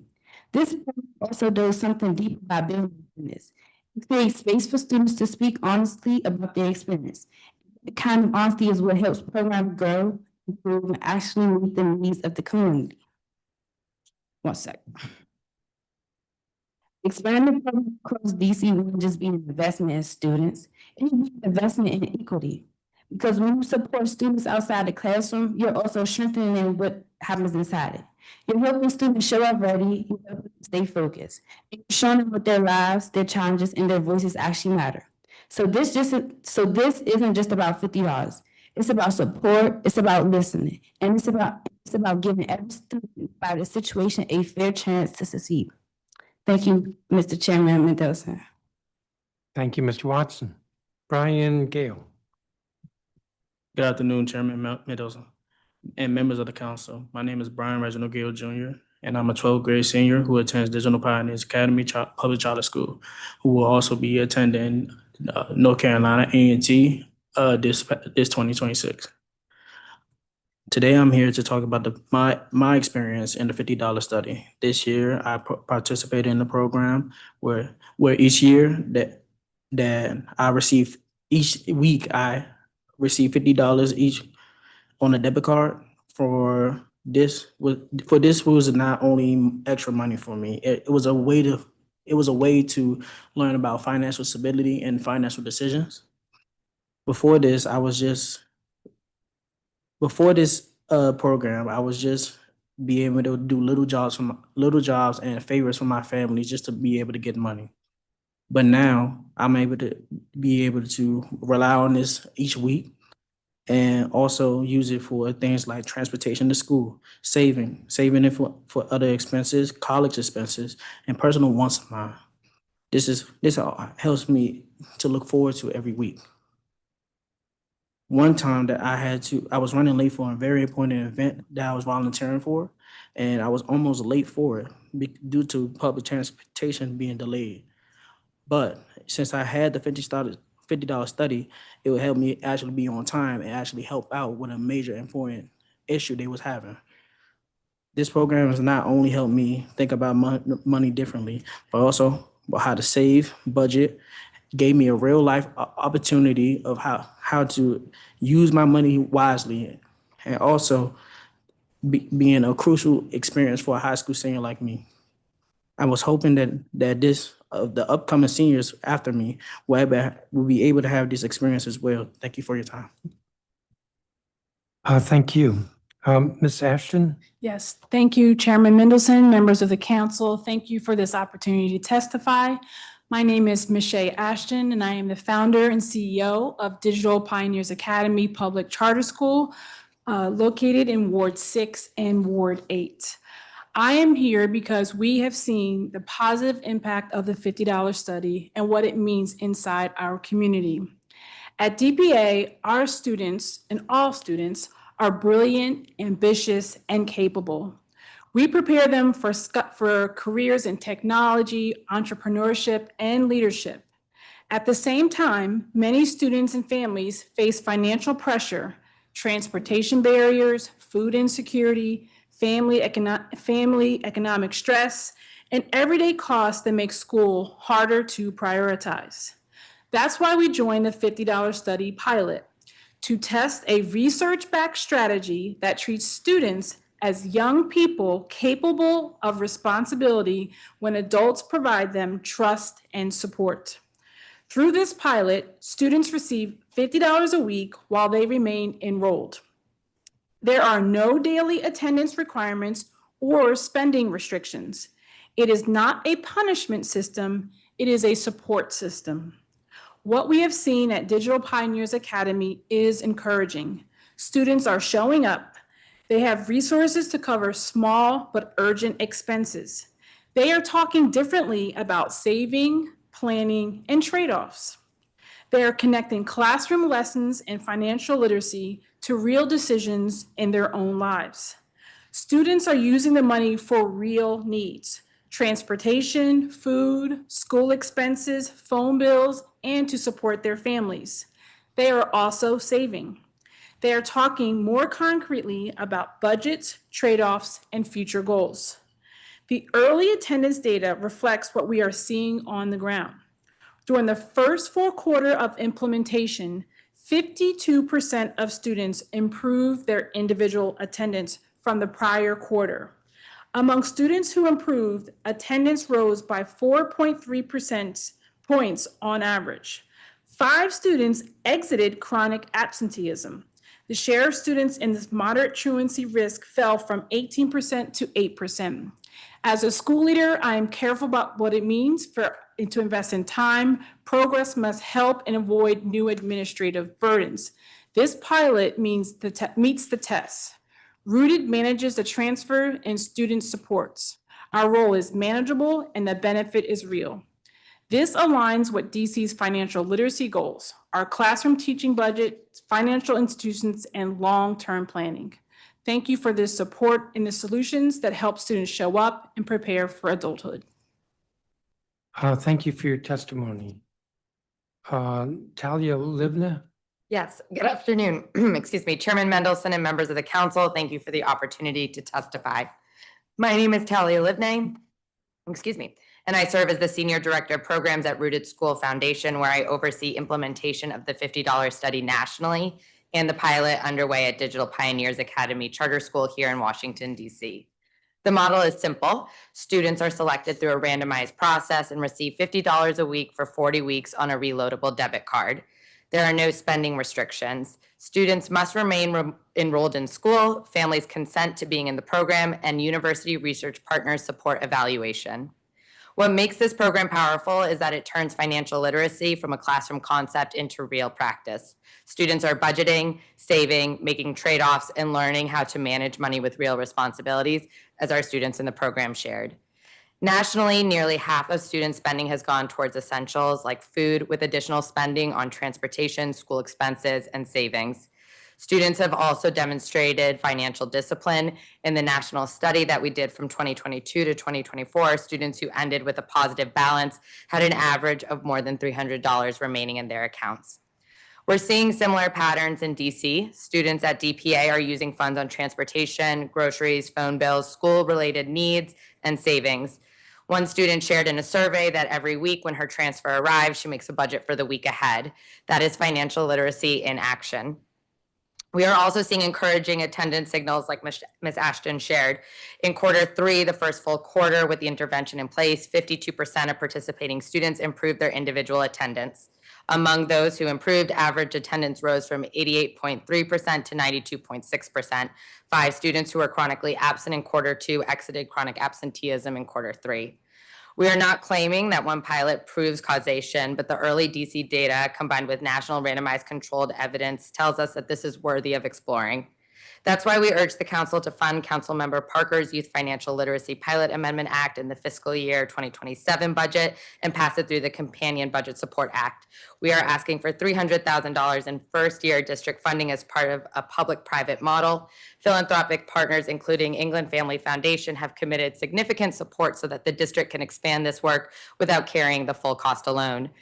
DC Public Schools has expressed interest in bringing this work to 2 high schools next year. Funding the legislation would ensure that this remains a cross-sector program that serves not only students at DCPS and public charter schools. Thank you for investing in practical research-based supports that help students show up, plan ahead, and build financial literacy. Thank you, each of you, for your testimony about this. Let me just ask, what you're asking for is $300,000. For how many schools would that be? So thinking more about number of students, that would, with the private match, allows us to serve 250 students, targeting about 5 to 6 high schools.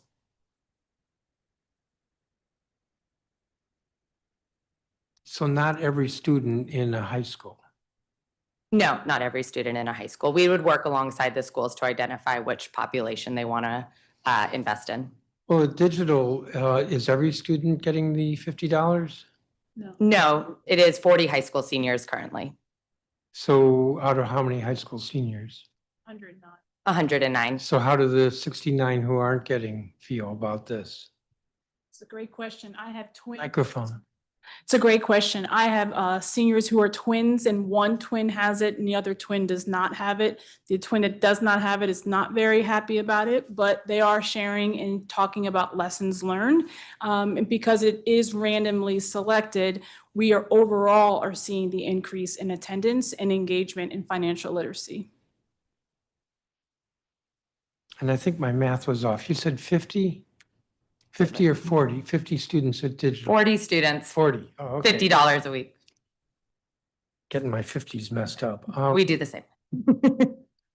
So what would the match be if it's 300,000 from the city? Next year, we're hoping to do a 50-50 split. I'll give you another 50, public-private investment. So the philanthropic partners would come up with 300,000. 300 as well, yes.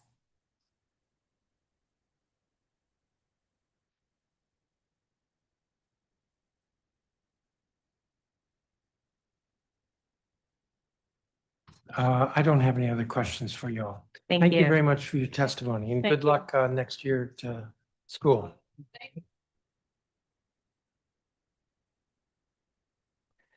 Jonathan Johnson, founder and CEO, Rooted School Foundation. Angeline Pino Silva. Aylin Reyes, Site Coordinator, Communities and Schools. Dr. Rustin Lewis, Executive Director of Communities and Schools in the nation's capital. Monique Baker, Director of Programs, Communities and Schools. Sunday Riggins, Executive Director, Inspired Teaching. Devon Montgomery, Fellow and DC Educator with Empower Ed. Sophia Barata. These are all Empower Ed folks. Anj Perko. Actually, it's Anj Perko. Zendi James. Armand Cuevas. Michael Lake. Cindy Zelaya. Ashley Bryant. Zach Wilson. Oh, that's exciting. Alexa Prepetit.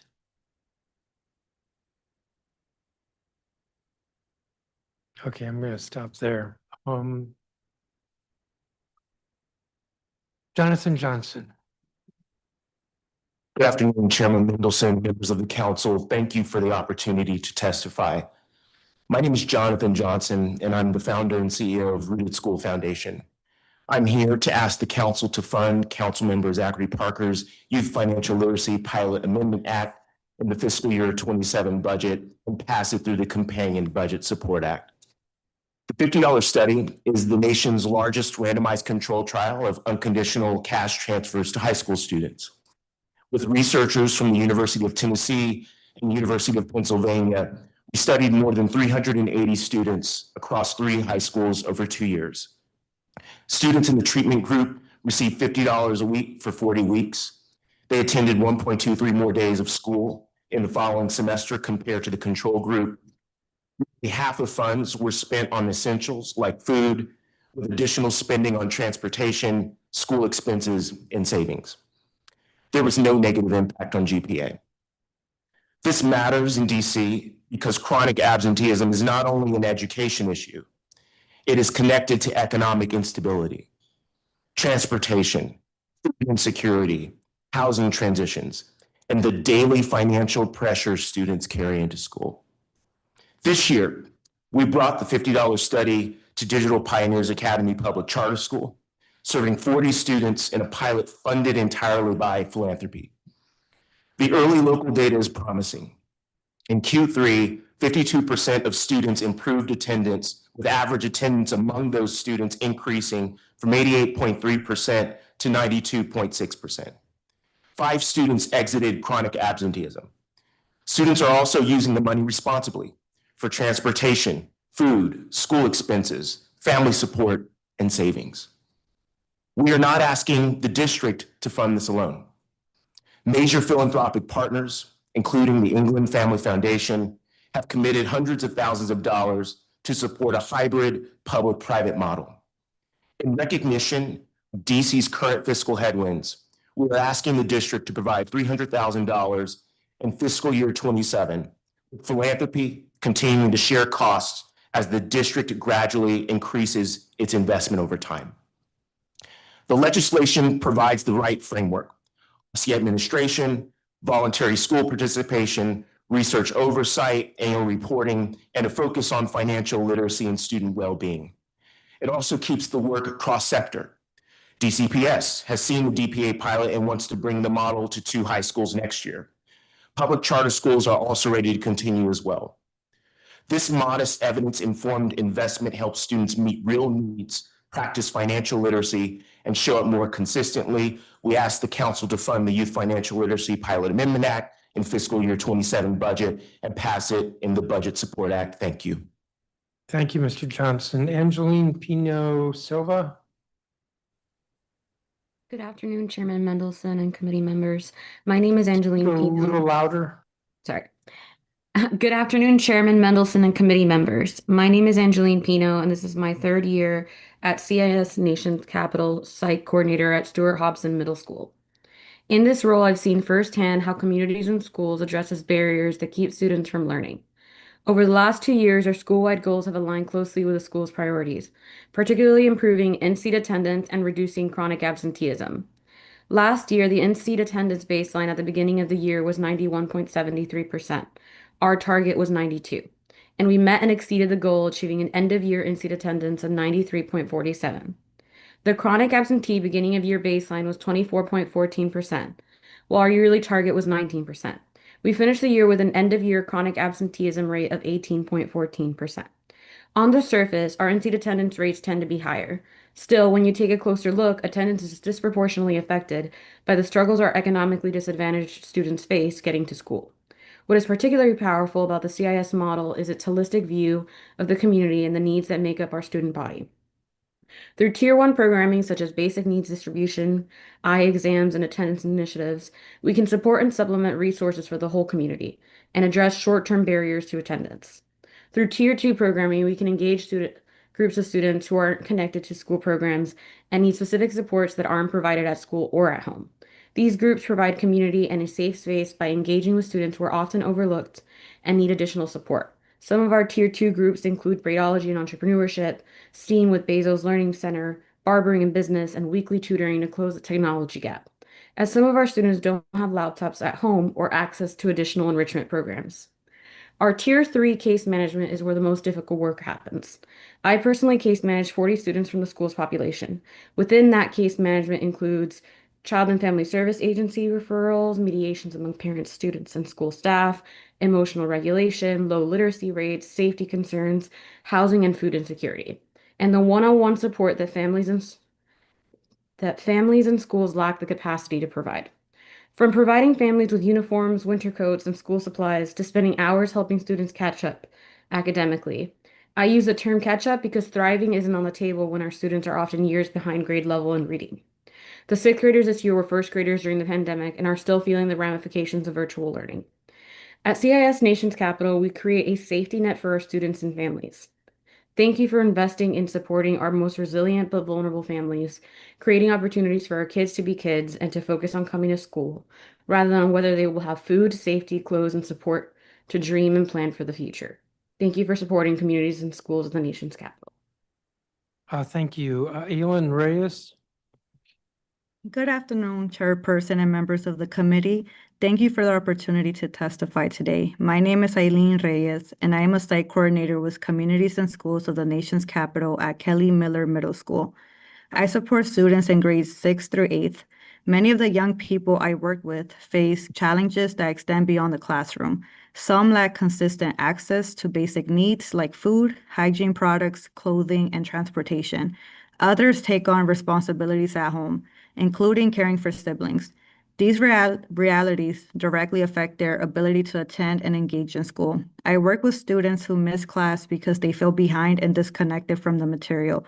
I support families navigating immigration-related concerns, which can limit their ability to engage with the school or access services. These are consistent barriers that require consistent relationship-based support. Through Communities and Schools, I manage a caseload of 32 students who receive intensive individualized support. Across the school, we reach approximately 320 students through a combination of case management and school-wide services.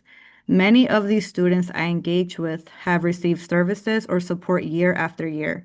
That continuity allows us to build trust and respond as needs change. For example, one student I support struggled with attendance after falling behind academically while managing responsibilities at home.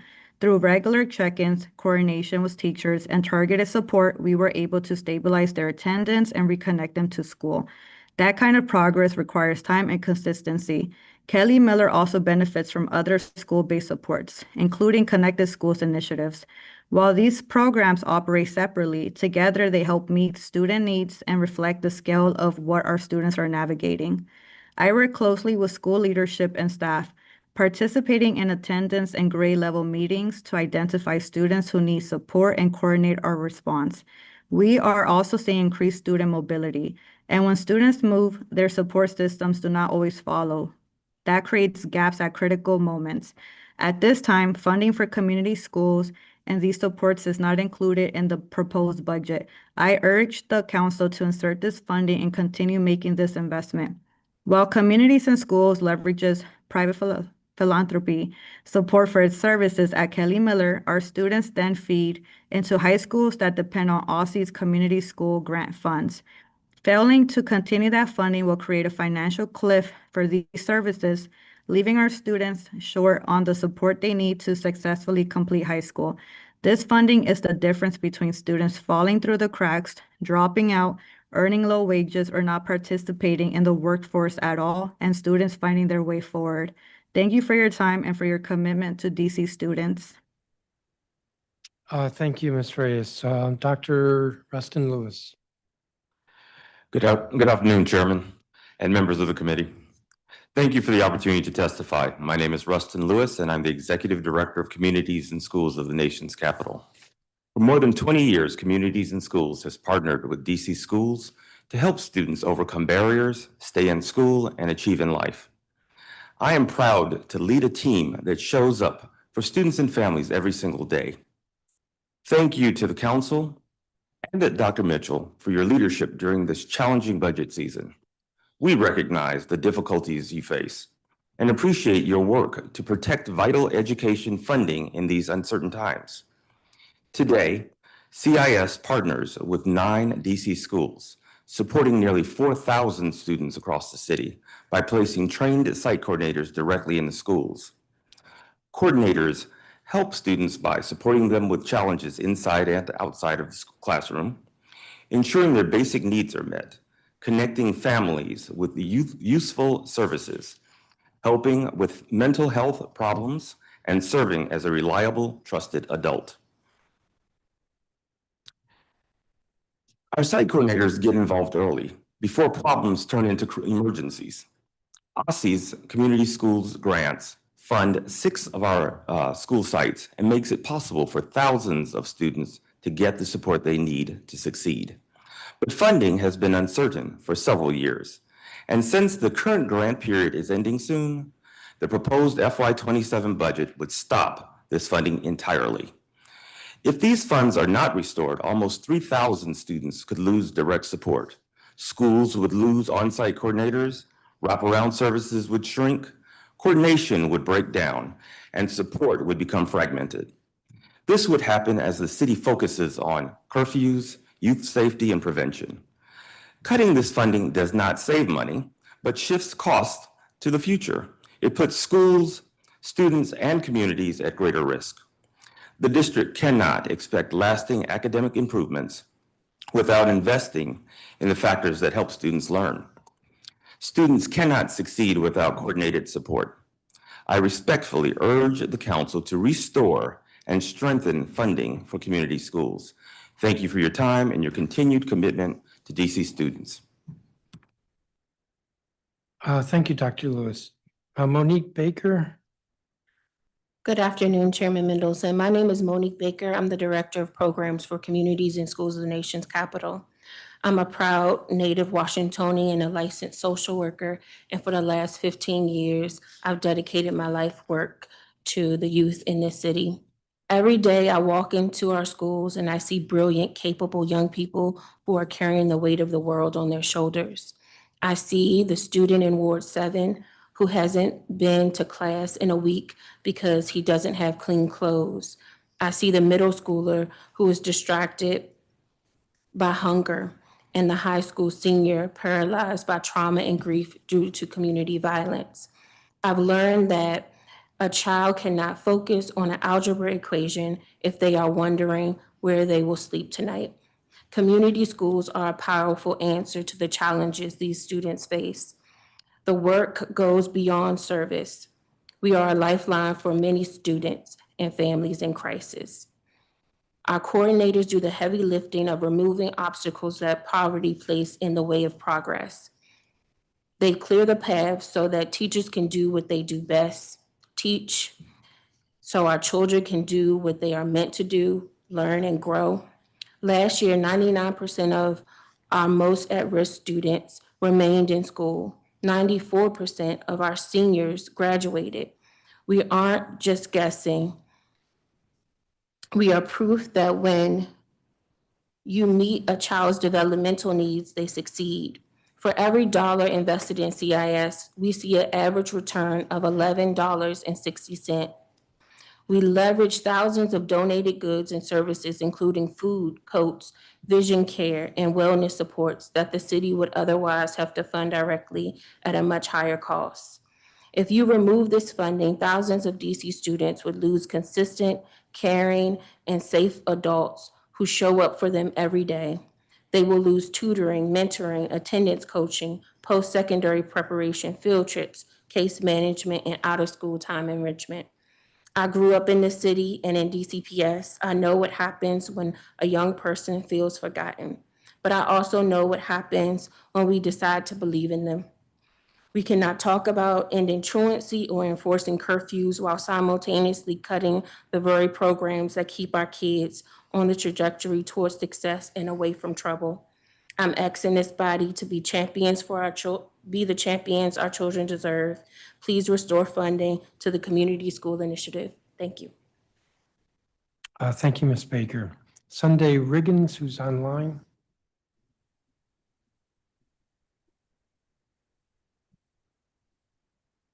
Good afternoon. Please proceed.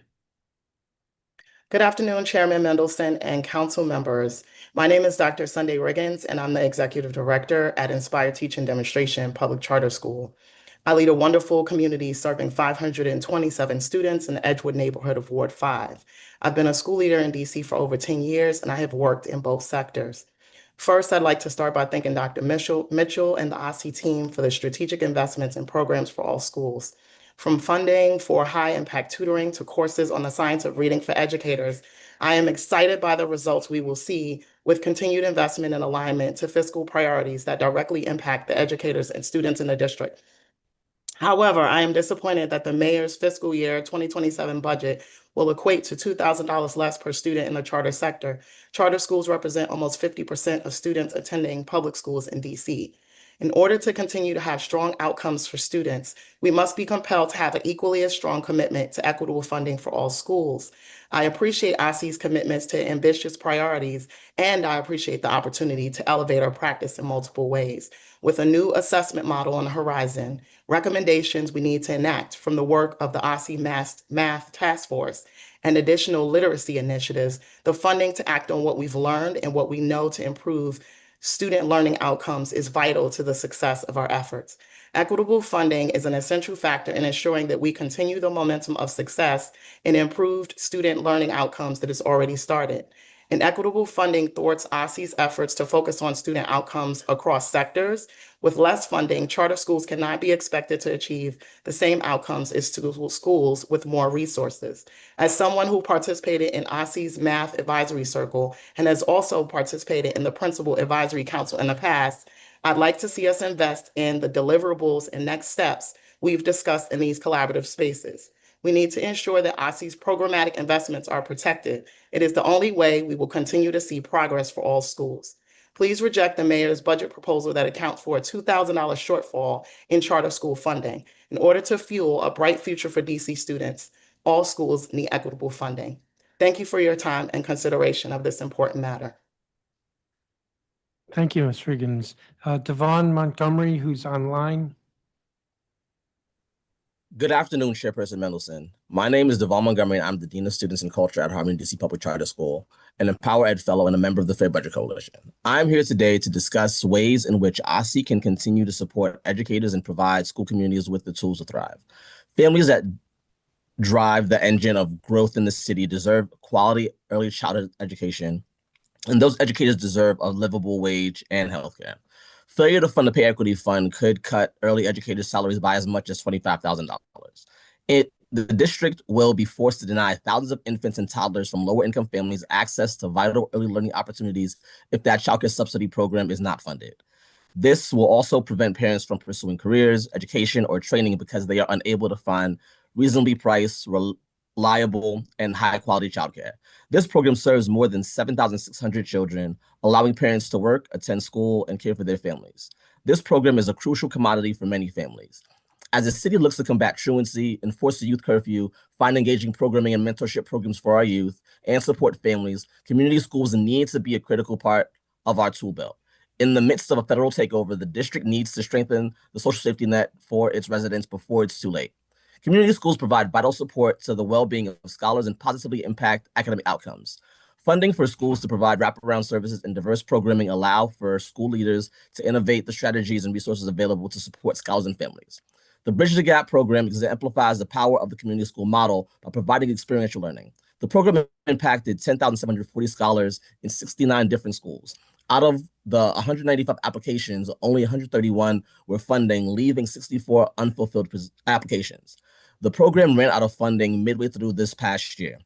We need to apply more funding to meet the high demand. School success starts and ends with having a highly qualified, fully resourced, and fully supported educator workforce. Funding educator wellness grants and the Educator Retention Fund allow for school leaders to implement specific strategies to maintain a consistent group of educators in the building. Educator wellness grants have given our school the ability to provide our staff with a stronger sense of community. We have been able to develop and implement a plan to bring more educator input into making our school environment more inclusive, allowing us to find more ways to support opportunities for educators to collaborate with and support their peers in new ways. The council must fund the following. Pay equity fund at $94.2 million by adding $82.2 million to the mayor's proposal. Subsidy program to $177.1 million by adding $63.2 million to the mayor's proposal. Restoring the OSSI grant partnership and DCPS funding for connected schools by adding $4 million to the budget. Educator wellness grants at $400,000, Bridge the Gap fund at $700,000, the Education Retention Fund at $4 million for 20 high turnover schools to receive $20,000 per school, and fund $200,000 per year for OSSI to offer accessible multilingual family education engagement supports. Thank you for your time and consideration of my testimony. Please review my written testimony for further elaborations. Thank you, Mr. Montgomery. Sophia Barada?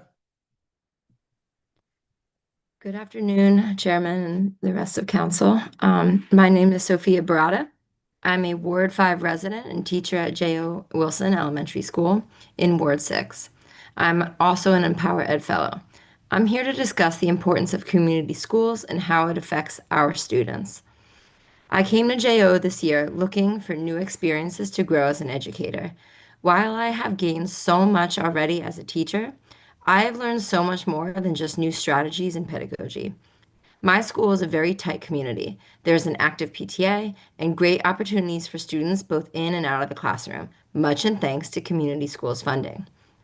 At JO, students can participate in various programs such as Spitfire, Everyone Wins, and a partnership with the U.S. Court of Appeals. These opportunities have provided our students with engaging activities, motivation, and experiences they may not otherwise have access to. Outside of providing these experiences for students, the Community Schools Grant has been critical for supporting our families. Often, I receive feedbacks from parents that while they're serious about their child's academic growth, they're struggling in various ways, whether it's housing, access to utilities or food, or even providing them with a backpack so they can return their completed homework. Some of these challenges have resulted in absences from school. With community schools, a dedicated professional is able to address attendance issues and provide parents with resources that support them that they otherwise would not have been introduced to.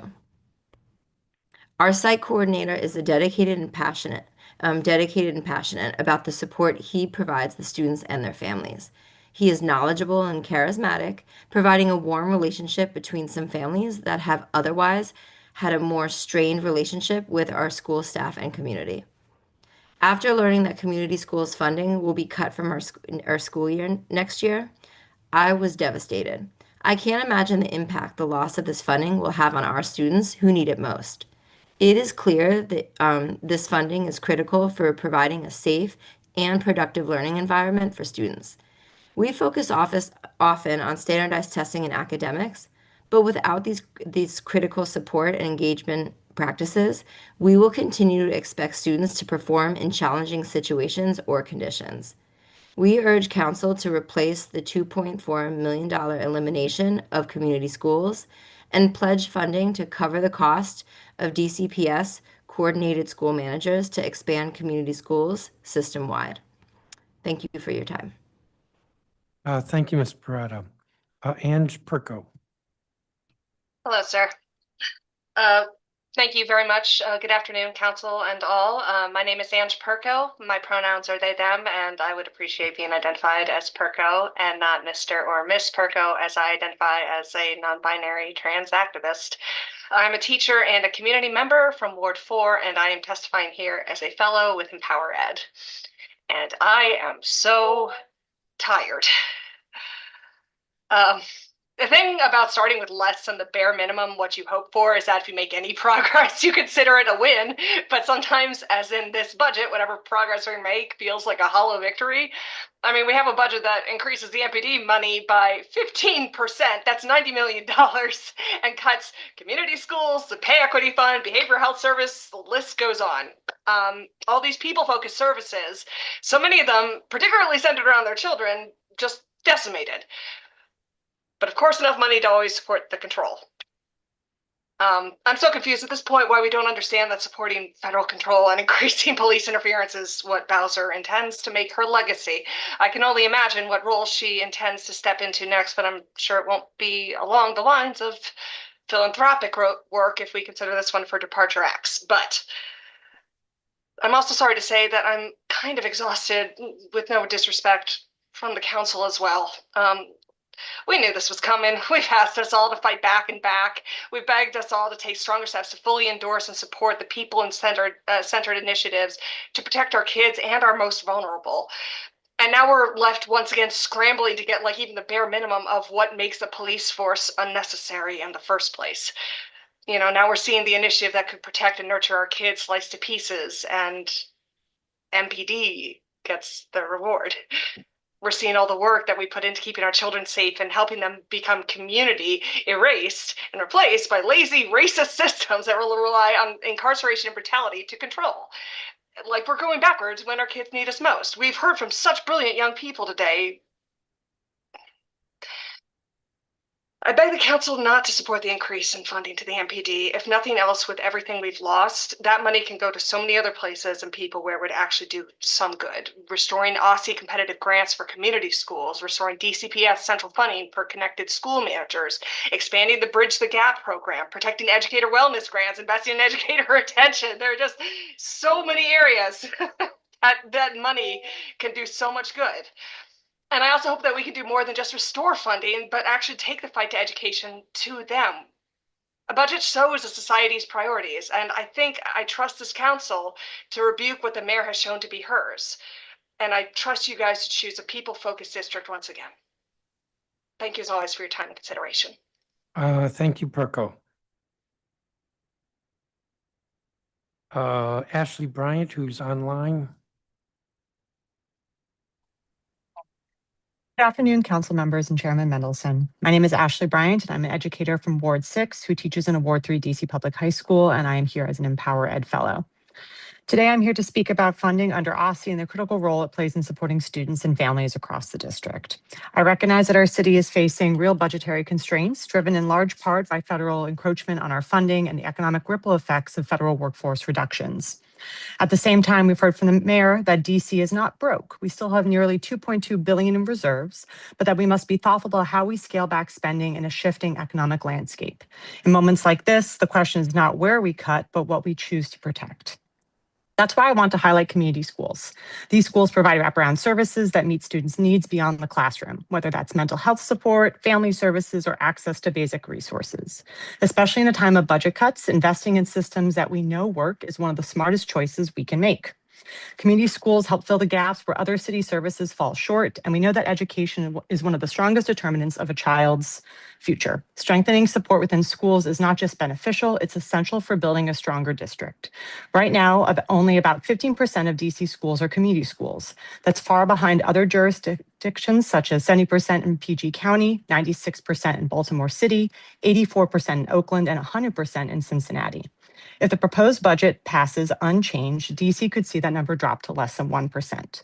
That is not scaling back, that's dismantling something that works. I also want to highlight the Pay Equity Fund for early childhood educators. Since 2002, DC has invested in increasing wages for approximately 4,000 childcare workers, funded through a tax on high-income households. As a teacher, I see firsthand how important early childhood education is and how the foundation set at an early age can make or break a student's success by the time I received them as a high school student. I have friends who teach pre-K, and this fund helps ensure their salaries are more competitive with DCPS teachers like myself. The work they do is foundational.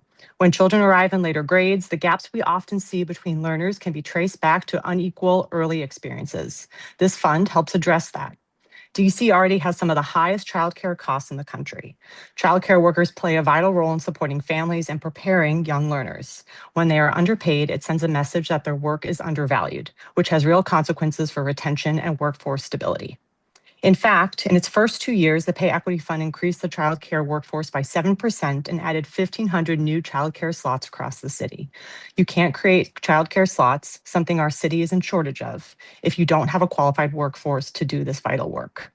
While I understand the economic uncertainty we are facing, I urge you to consider the long-term impacts of these decisions. As someone who sees every day the difference that strong, supportive educational systems make, I believe it is imperative that we continue to fund the Pay Equity Act and community schools, since these services build a strong foundation for our students, our families, and the future of our district. Thank you for your time and consideration of my testimony. Thank you, Ms. Bryant. Zach Wilson? Good afternoon, everyone. My name is Zach Wilson. I'm a DCPS English and Geography teacher at Czech. From 2022 to 2024, my school is seeing and steadily improving attendance outcomes, but this past 24-25 school year, our chronic absenteeism rate climbed 12%, which we reached almost 60%. And it's for this reason I'm here with you guys this afternoon. I want to make sure that you're hearing directly from teachers about how the city should address truancy. To get straight to the point, I'm here to advocate for the council to expand funding for the DHS truancy reduction pilot. I know that a couple of council members such as Henderson and Parker have shared with me that they're interested in exploring alternative methods of tackling truancy, such as the sort of student cash transfer programs that Digital Pioneers respectfully is launching with Education Forward DC. But short-term initiatives for a small number of recipients will not be enough to address truancy's root causes in a way that can reach tens of thousands of DC students who are chronically absent each year.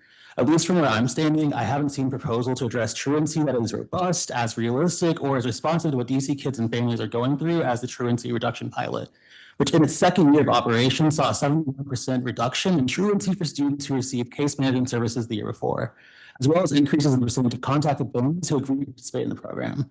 What DHS is able to accomplish is special for 3 reasons. So first, our schools just don't have the capacity to provide the level of relentless outreach that DHS case managers provide. For example, we rarely conduct home visits in the first place, much less repeated home visits. We can be able to take care of the kids that we have at school. The kids that we've barely met, they're slipping through the cracks, right? So we need to help them. DHS case managers can also help navigate disputes between parents and schools as a neutral third party, helping to dispel parents the notion that schools are somehow erred in how we calculate their children's absences. All the time that the parents really feel like schools are lying on their children's attendance, which we're not, but and third, DHS social workers have a deeper working knowledge of how to connect families with the resources the city provides in terms of mental health supports, food and housing assistance, job training, services than school-based personnel do. You understand how the city works and how to connect these families with what they need to help their children. So in other words, the truancy pilot addresses the most critical needs that schools have. DC residents are quick to blame teenagers' struggles on bad parenting. What does the city do to help these families and provide them with resources and support? The truancy pilot has been the most promising step I've seen the district take so far, but they're currently underfunded and understaffed. According to the year 2 mid-year report, we're supposed to have 24 full-time equivalents in 2025 and 21 full-time equivalents in 2026. The pilot currently only has 10 staff. It's insane that they're delivering the level of impact that they are with such a small team, but we can allocate more resources to the pilots they can hire and sustain more case managers and increase the number of school partnerships. For these reasons, I'm excited about the mayor's truancy reduction programs of 2026, but I want to emphasize a slow, high-quality expansion of the program. In the fiscal year 27 budget, this program needs over 6 million so it can hire more staff and start partnering schools like mine. Before I conclude the testimony, just we need to tackle truancy in a systemic way, right? We need to tackle the roots of the problem. So community schools, making sure that our kids have alternative breakfast funding, bridge the gap. All of these things, safe passage, are going to help to ensure that we're actually addressing why truancy is happening, right? So we need to be realistic and thoughtful, and it's not going to always be a silver bullet. Thank you for your time and partnership. I appreciate it.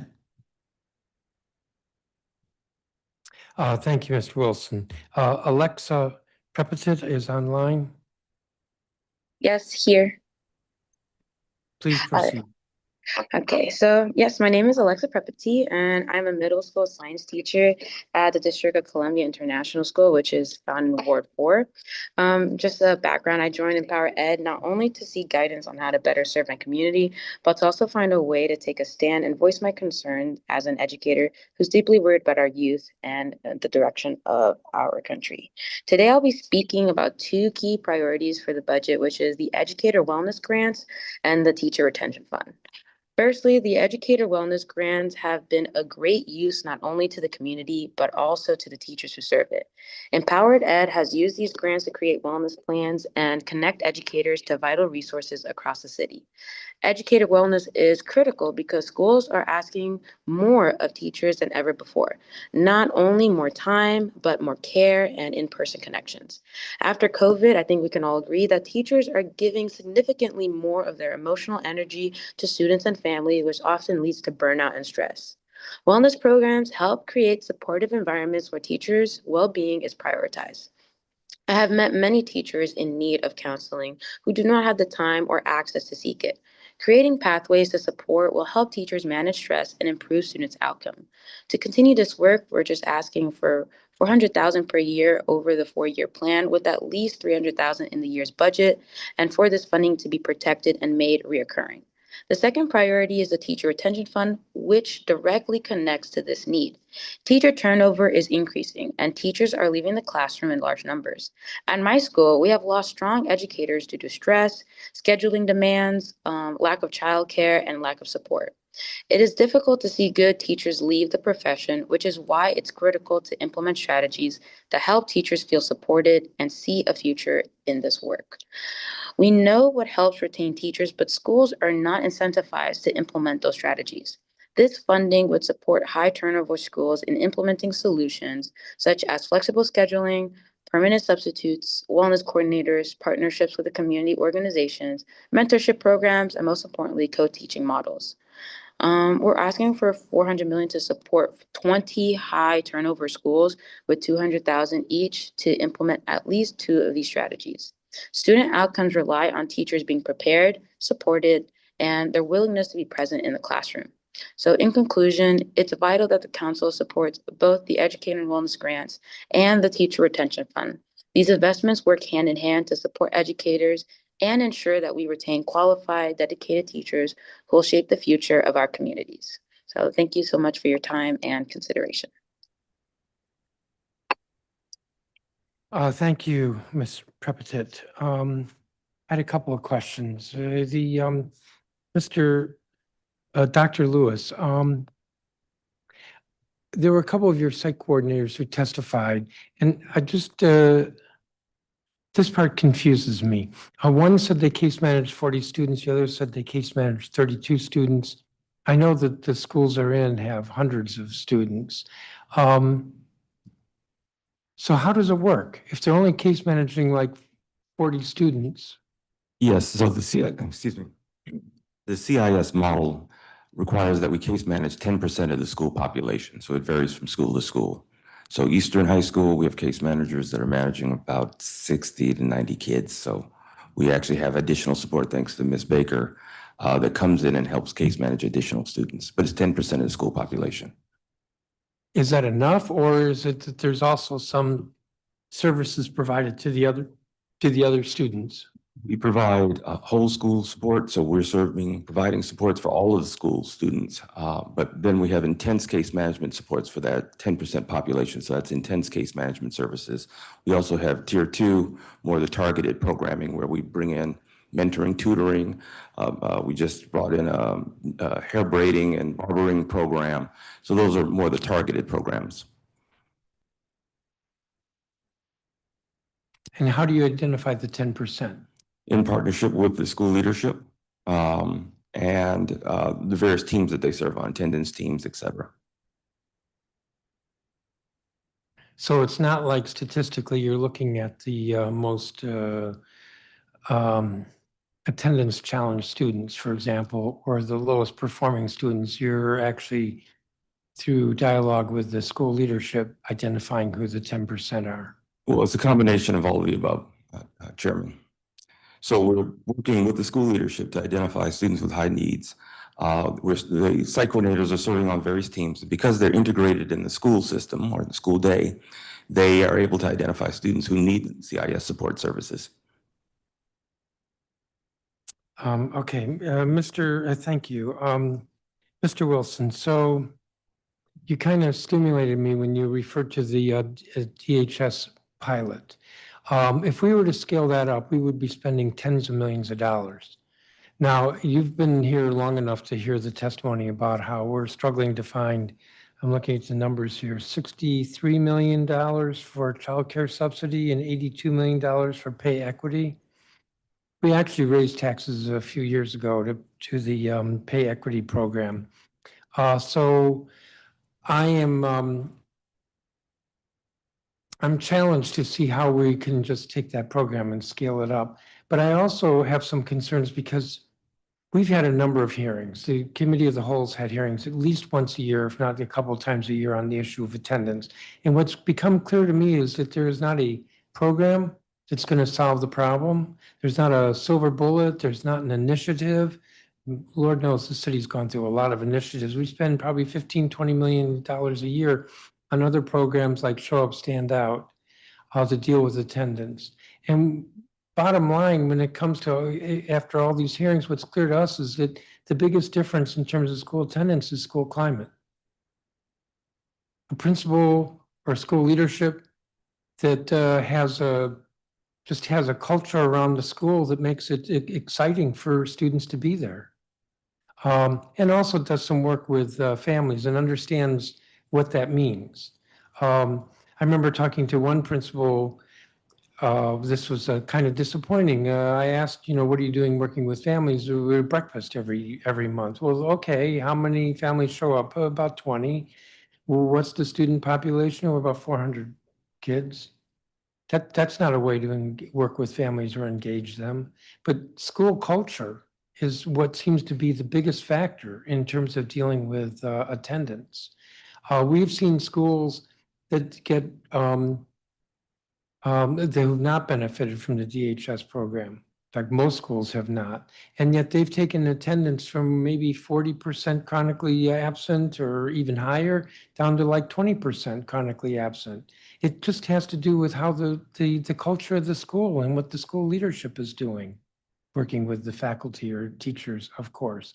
So I would say one other thing about the DHS pilot, and that is, as I recall, it has a voluntary nature to it. There might be a child who's referred to DHS, but the family and the child has to agree to participate in the program. Well, a lot of kids who are absent, they're not interested in volunteering.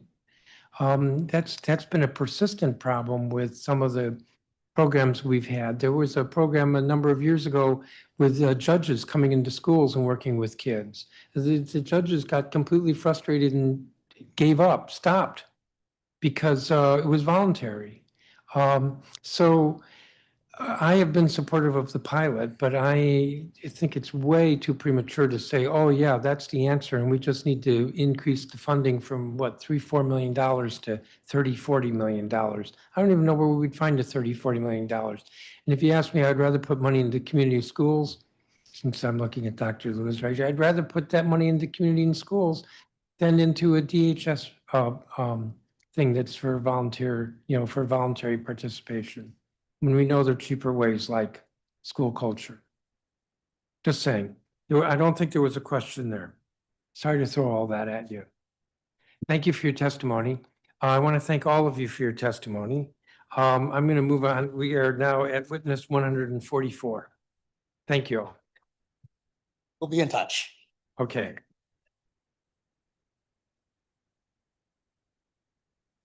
Alphonse Prince. These are, looks like the next half dozen are all Empower Ed. Alphonse Prince. Celia Dottridge. Arlena Mitchell. Rosalind Lake. Jacqueline Pena.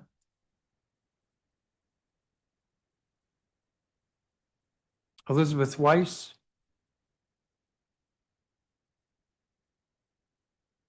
Anthony Vernon.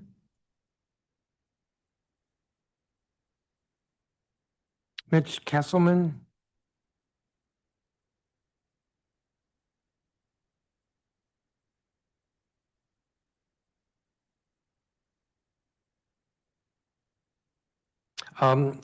Leicester Johnson, CEO, Academy of Hope Public Charter School. Leslie Chavkin.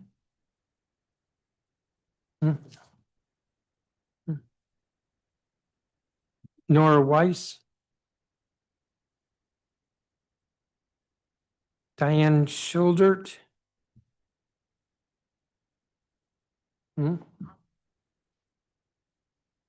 Lindsay Lieberman.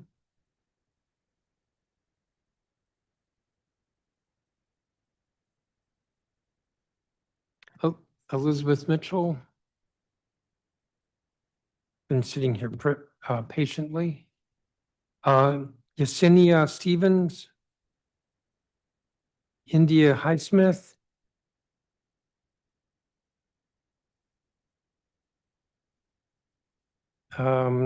Kate Mitchell. Jacob Edelman. There's three of you at the table, which is great, but I don't, what's your name?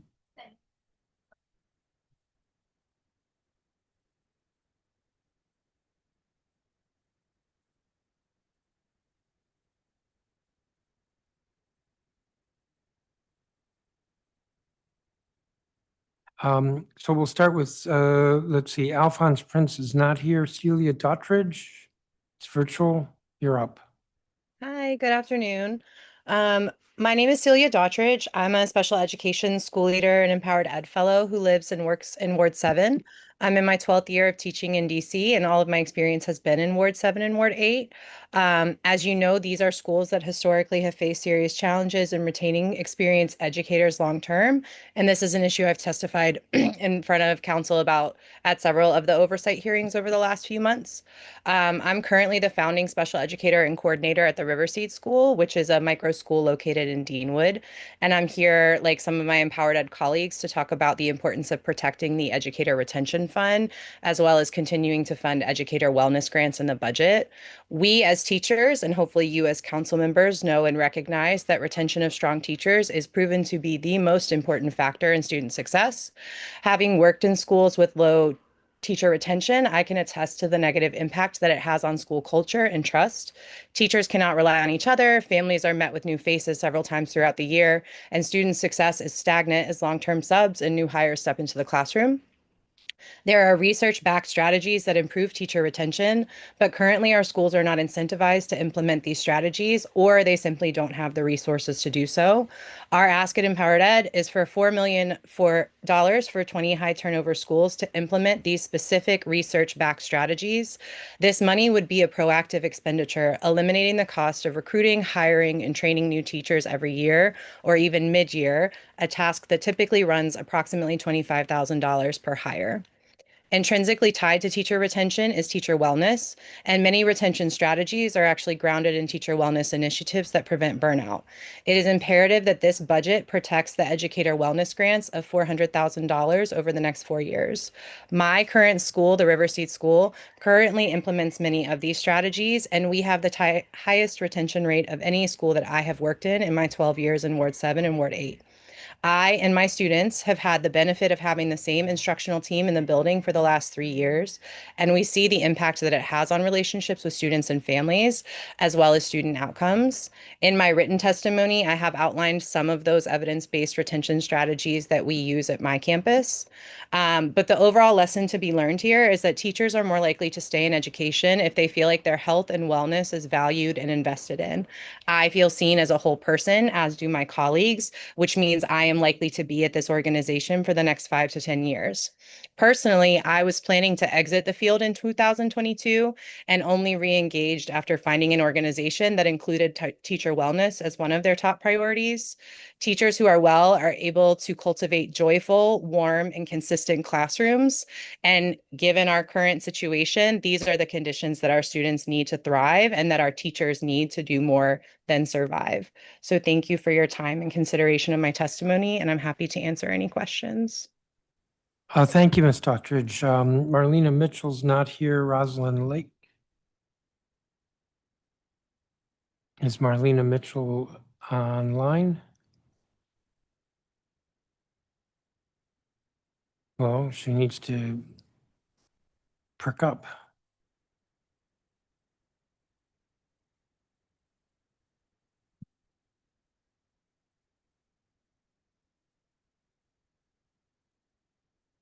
We're going to keep going. Rosalind Lake.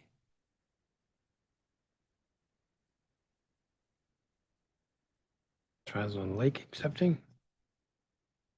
All right, Jacqueline Pena is not here. Elizabeth Weiss. I'm here. Yes. Good evening.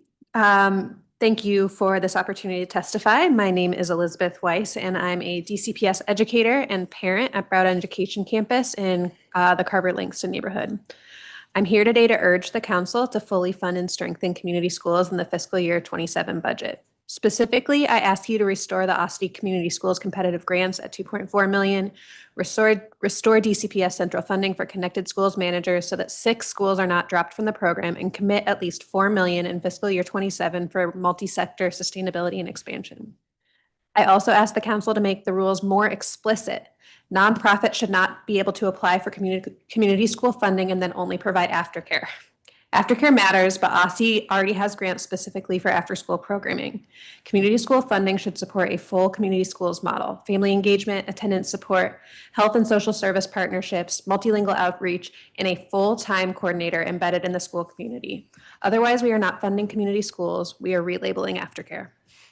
This work has to be bigger than a list of services. A true community school strengthens the whole ecosystem around a child. It helps families trust the school, connects the neighbors to resources, and creates safer pathways for young people, and makes the school a place where the community can organize, participate, and care for one another. Right now, too many of our systems are built for compliance instead of support.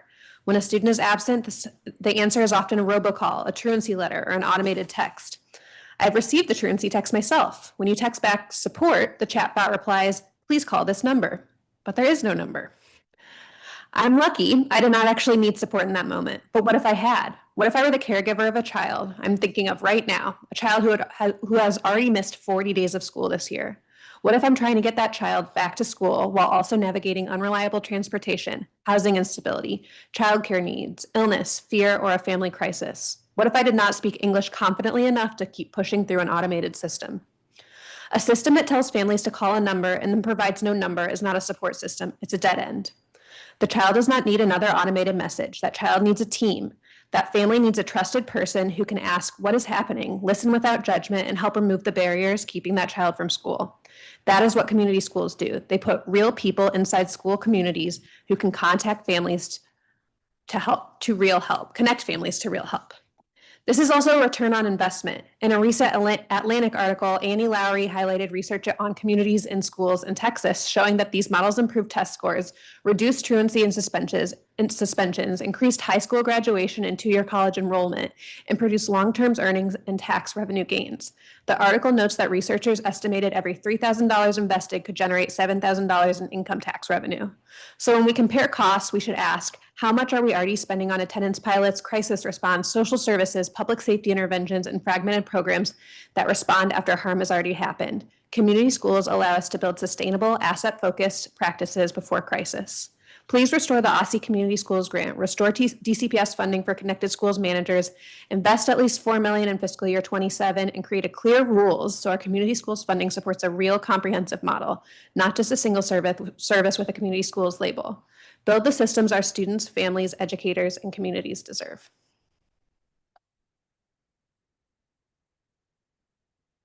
So I'm still stuck on the text messages in your statement. So you texted, hello, Monroe has missed 12 days? Yes. And And please you don't gotta- judge me for letting my daughter miss 12 days. I didn't hear that. I said, please don't judge me for letting my daughter miss 12 days, but yes. Well, I didn't assume that. And you got back an answer, which was, It says text support, so I texted support, and then it says, please call this number dash.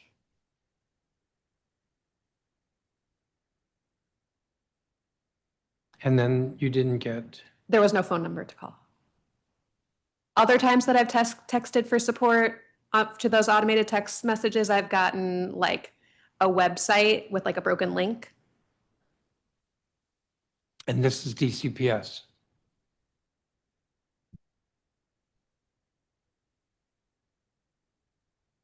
And you're a teacher. I'm a teacher and a parent. Well, it's good that they're being helpful. Thank you. Anthony Vernon's not here. Mitch Kesselman is online, I believe. Yes, I'm here. Well, thank you, Chairman Mendelson, for the opportunity to testify today. My name is Mitchell Castleman. I'm a Ward 1 resident of almost 10 years. I'm a new dad and the CEO of a small software company here in DC. Now, my 10-month-old son attends a child care center in Adams Morgan, and I'm here today to talk about why fully funding the Pay Equity Fund and the Child Care Subsidy Program matters and some of the impact if we don't. Now, before my son was born, my wife and I decided to stay in DC instead of moving to the suburbs, and a big reason was DC's childcare system. Specifically, programs here pay their educators well enough to support their own families and stay in the classroom. And that mattered a lot to us after hearing about instability from parents in other states. And we know demand for childcare is high in this city and space is limited. We experienced that firsthand. When my wife got pregnant, we immediately got on wait lists, and we were lucky to get a spot at a center near our home. And since enrolling our son, I've actually rented office space, I'm here now, nearby for myself and my team, bringing jobs and spending into the neighborhood. Now, once our son started, we quickly saw the Pay Equity Fund work firsthand. With 2 high-quality educators in his classroom as a consistent presence, our son became attached to them and his development took off. And every week he'd come home with something new and still does, which we love. Now, meanwhile, his teachers were committed to making themselves better educators, which is amazing, working towards higher credentials. Then about 6 weeks ago, a teacher left. The center director, who's incredible, is now holding things together with duct tape and glue as she focuses on recruiting and running a classroom short-staffed. And as a business owner myself, I know what happens when you get pulled into recruiting mode. Well, you don't run your core business, and it takes your time and energy away from the thing you're supposed to be doing. And in her case, that's creating a safe and nurturing environment for our kids. Now my son has had a rotation of substitutes coming through the classroom, and it's taken a toll on him, his classmates, and on the assistant teacher who's also holding it all together. And stability matters a lot. The director just told me last week that they still haven't found a permanent replacement, and honestly, how could they? How could you recruit someone when you can't tell them what the salary is? When I'm actually recruiting candidates for my business, there are often laws in place that require me to disclose a salary prior to an interview. And I can't imagine telling someone it might be $50,000, it might be $30,000, but take the job and we'll see. If that was the case, Mr. Chairman, I'd have no employees and I'd be out of business. So that uncertainty causes damage to the existing workforce, along with anyone trying to join it. I've also seen the Child Care Subsidy Program work for families in my son's class and for the educators themselves. Several teachers at our center use the subsidy to afford care for their own children. The people we trust to educate our kids depend on the same public program to care for theirs. That's how interconnected the system is. And here's what keeps me up at night. If the pay equity fund is not fully funded in fiscal year 2027, our assistant teacher, the one now running the classroom, could face a pay cut. And if she leaves too, I honestly don't know what happens to our classroom. And without care, my wife and I will have to leave the workforce as we don't have other options. This puts a real strain on our family. So last thing I'll say is I'd be glad to do my part to pay more taxes, and I'm asking the council to fully fund the child care subsidy program and restore the salary component of the pay equity fund. Thank you.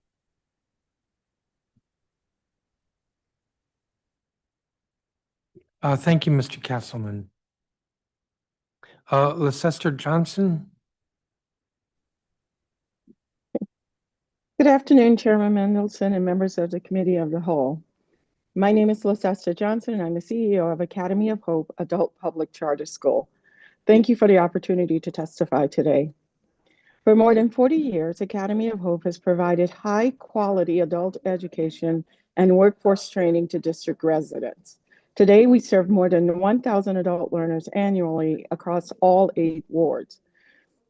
Our learners are overwhelmingly low income, 96%, and many are parents balancing work, family, and school.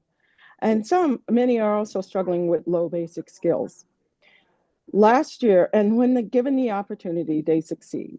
Last school year, 85% of learners attempting the GED or National External Diploma program earned their high school credential. Graduates across our IT and healthcare pathways are earning credentials and entering careers with real futures. Healthcare programs have a 100% job placement rate. High school diploma graduates earn an additional $10,400 a year, while workforce graduates earn over $54,000 a year.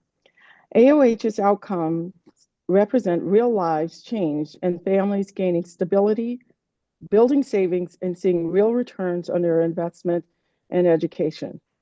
Our outcomes are the result of a comprehensive model that integrates academics, workforce training, and wraparound supports, including transportation assistance, food access, and individualized student support. But this model depends on stable and sufficient public funding, and right now that investment is at risk. Academy of Hope exceeded its enrollment ceiling of 1,000 learners this year. Students are experiencing greater financial instability, making supports such as transportation and public benefits even more essential. To meet this moment, we urge Council to take 5 critical actions this budget season. First, increase the adult learner transit subsidy from $70 to $100 per month. Transportation is one of the immediate barriers to attendance. Second, restore the $2.5 million in adult and family education funding cuts since FY25. These funds are essential to sustaining workforce programs. Third, maintain a strong social safety net for DC families, including DC Healthcare Alliance, SNAP, and TANF. Fourth, increase the adult learner weight in the UPSFF from 1.0 to 1.3. Adult learners have significant needs, often comparable to those in K-12 students who receive additional weights, but current formula does not reflect that reality. Finally, fund charter schools equitably by ensuring that all school costs, including staff compensation, fixed costs like utilities, are fully funded through the UPSF, instead of a one-time inconsistent funding. Adult education is not a second chance. It is an essential strategy for economic mobility, workforce development, and family stability in the district. Thank you for your leadership and your continued support of adult learners. Thank you. Leslie Chefkin is not here. Nora Weiss is virtual. Yes. Can you hear me? Please proceed. Good evening, Chairman Mendelson and council members. My name is Nora Weiss, and I'm the recruitment specialist at Educare DC, an early childhood education center in Ward 7. I'm here today to urge you to fully fund the child care subsidy program. I am completely appalled by the mayor's proposal to freeze enrollment for child care subsidies.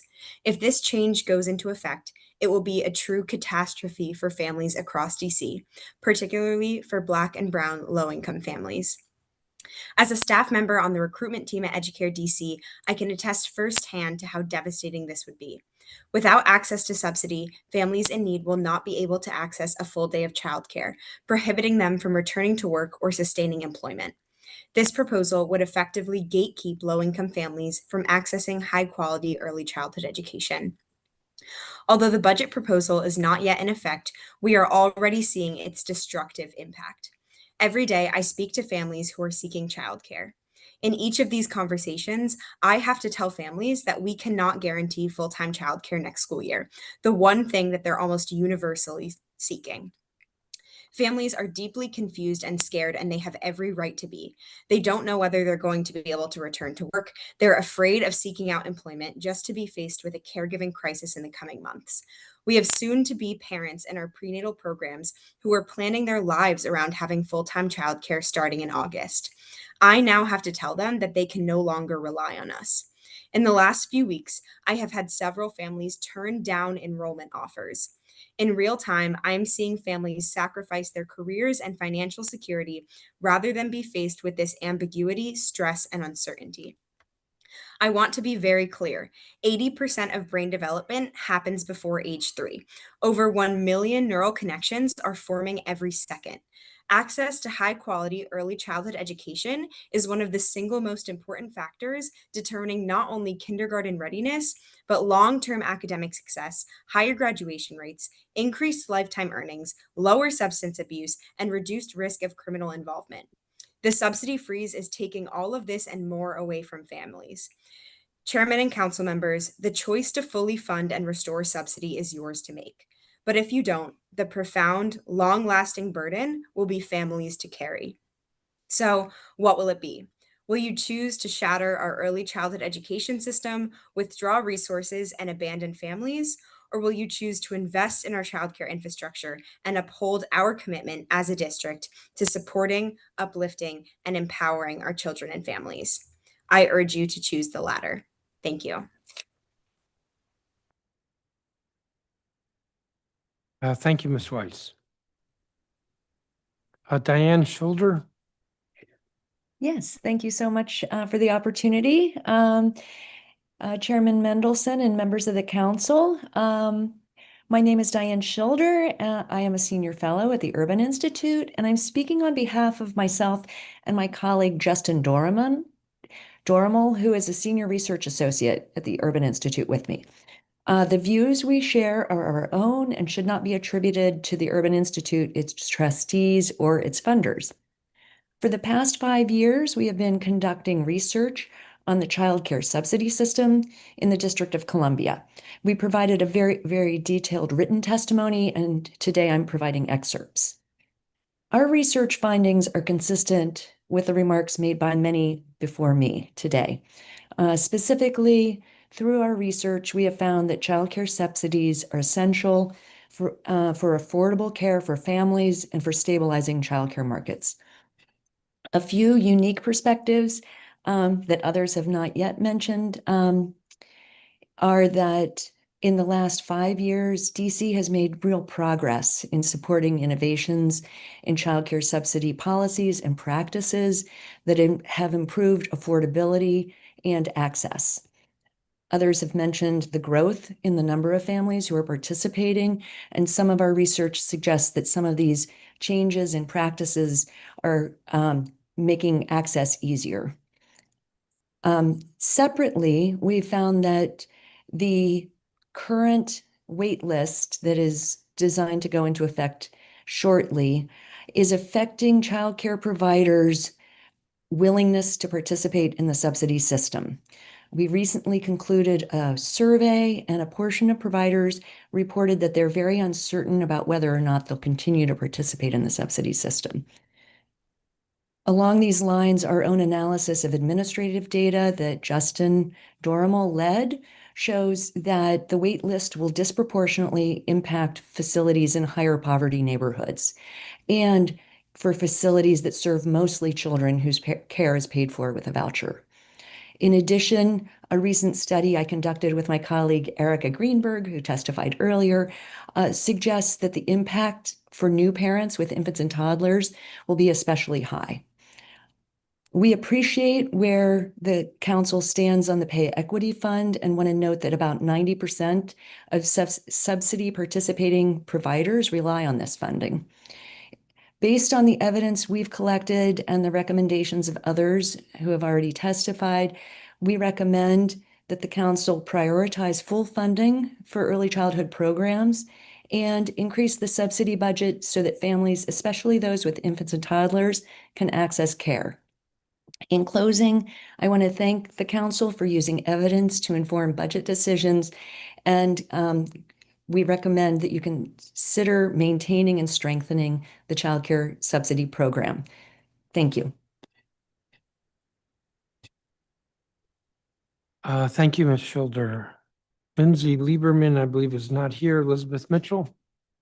Do I get brownie points for being in person? It's a gold star. Gold star, I'll take it. I wrote testimony, but I'm going to deviate because of the questions that came up today, this morning. In regard to the $400 subsidy that OSSI families are allowed to receive to self-transport. I do want to highlight a couple of things from my written testimony. SAPSI is still not meeting in a meaningful way. You know what, I want to start by acknowledging Hannah and Nora and all of the work that they have done with families trying to get SAPSI back online. And I just want to thank you. Your staffers have been incredible. So thank you for that. So SAPSI is still not meeting in a meaningful way. The budget, the links have been dead. You have experienced this yourself. It is not, I think they've managed to pull off a quorum, but barely. So it's not happening. They haven't added new members. That's still a really pressing going concern because that means that we're not in federal compliance. Second, it's also, the reason that it's the only avenue that many families who have children who have extra needs, special needs, supports are able to speak publicly about the things that we're seeing. Second, I don't see in this budget that it's addressing the immediacy of the report that the U.S. Department of Education released. They have several suggestions. I don't see any of that in this report. And in this budget reflected that we really need to get to work on these things. And the Department of Education is no longer investigating claims, which is a huge issue. They are dismissing them outright. They are not being at all transparent. They took down the public list as soon as Trump took office. That means that these things are not happening at the federal level. What are we doing on the local level to make sure that families have access and can file claims and actually see justice served for our children? Okay, on to the fallacy of choice when it comes to transportation and OSSI. So the $400 subsidy seems like a great deal. The problem is most of our families do not have cars. They do not have access to this avenue. They cannot self-transport for a myriad of reasons. Number one being lacking a car. Number two, many of the children have medical needs that far exceed what you could do in a sedan. They have wheelchairs. Sometimes they need aids. So that's also off the table for them. Third, it's hours, it's income. It's for my child, I self-transported for over a year. My husband and I were able to do this because we had a number of other adults in our family who were able to sub in for us when we were doing other things. I had to pass up a full-time job. That was $100,000 of worth of income that my family couldn't take in because I needed to self-transport. On the flip side of that coin, I've talked to families who are they're not able to show up to their hourly jobs because they're transporting, which means that they're facing eviction. So it's also an hours number. It's an impact on our personal lives. It's not just gas money, which is also going to go up. So the $400 rate often doesn't reflect what we're actually paying, not just in hours, but even in gas. Again, it was like about 3 hours for us to transport back and forth for my child. And that's not even when he was in school in Baltimore. That was just when he was out in Maryland, in suburban Maryland.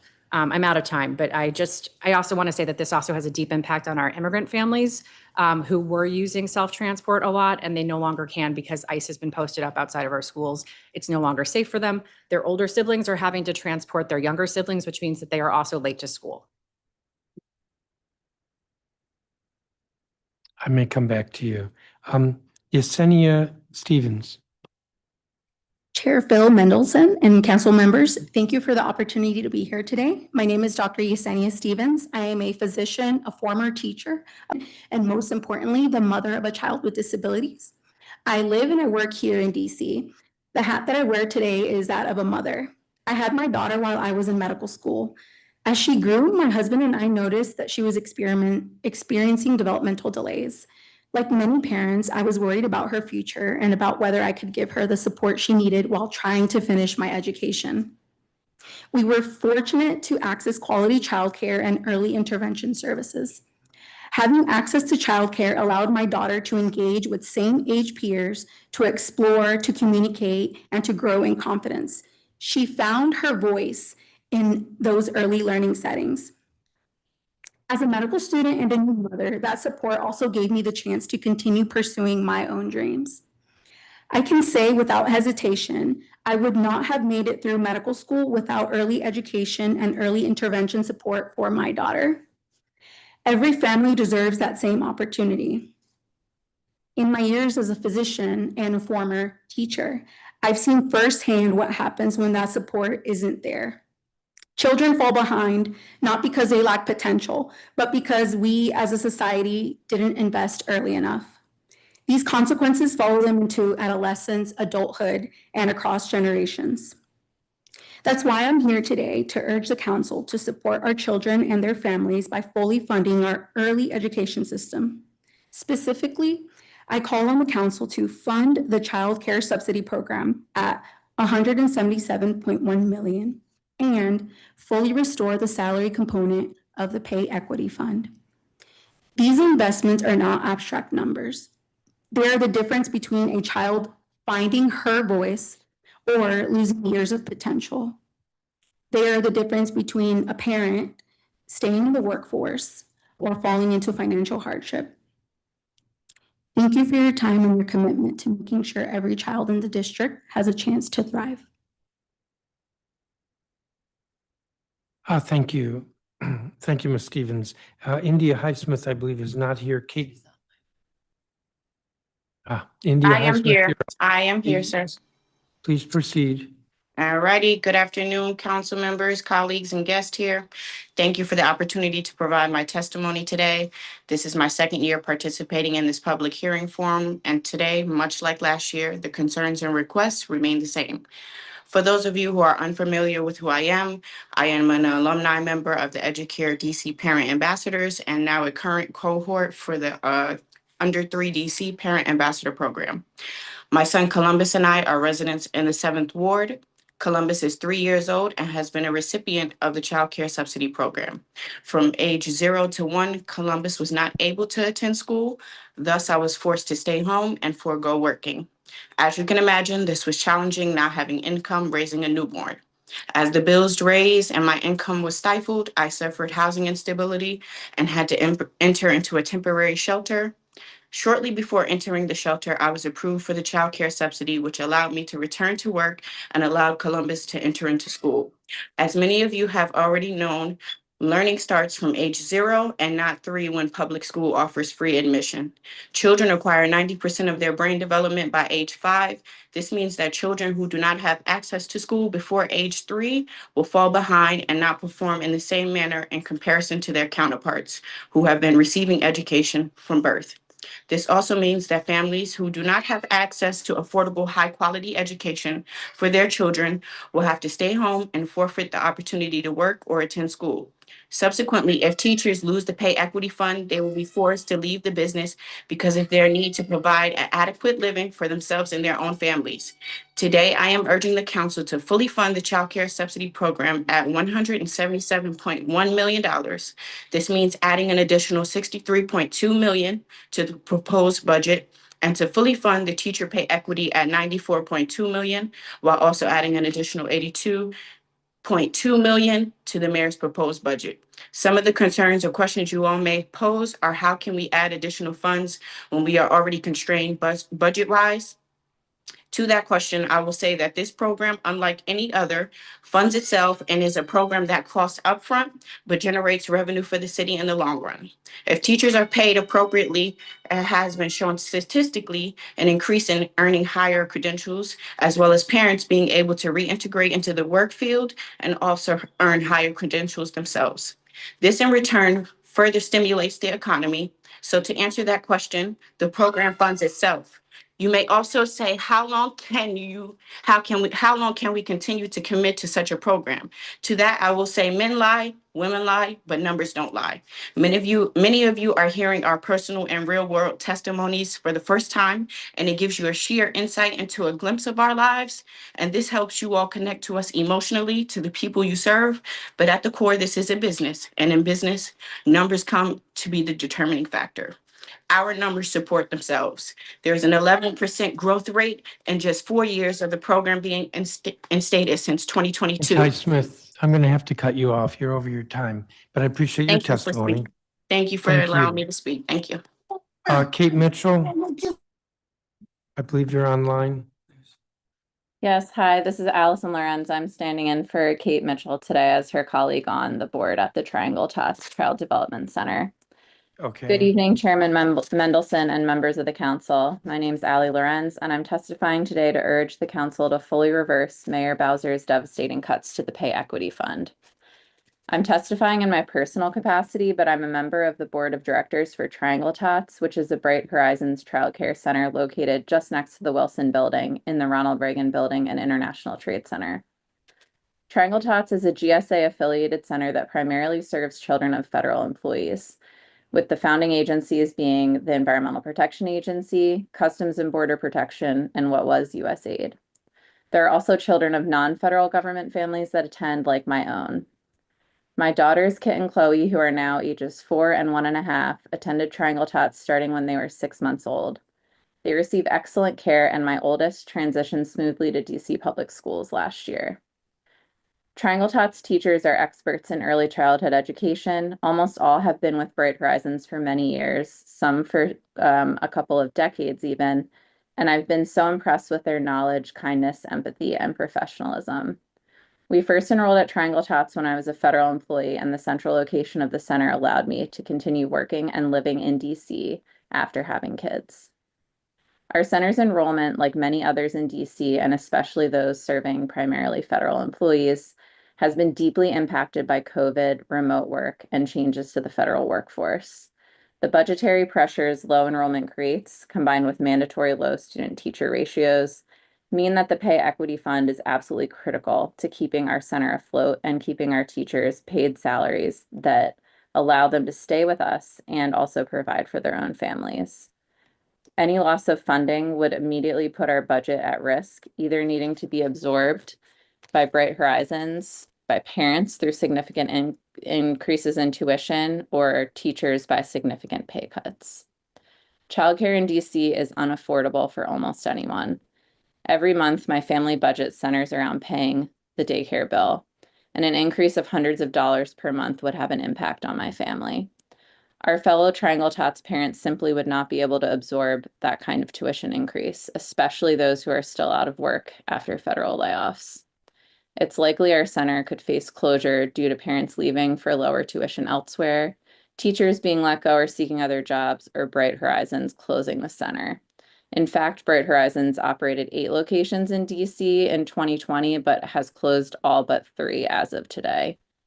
If a corporate childcare provider is facing these headwinds, the impact is magnified for our community childcare centers and parents without the financial means of our center. In closing, I urge the council to fully reverse the devastating cuts to the Pay Equity Fund. Anything less than full restoration will mean thousands of dollars more each year pushed onto childcare workers and families, and further destabilize the childcare industry in DC. Thank you. Thank you, Ms. Lorenz.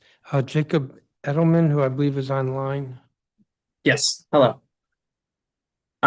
Chairman Mendelson and council members, thank you for the opportunity to provide testimony today. My name is Dr. Jacob Edelman. I'm a pediatrician in Washington, D.C. I'm a resident of Ward 6, and I'm testifying today as a member of the D.C. chapter of the American Academy of Pediatrics, or the D.C. AAP.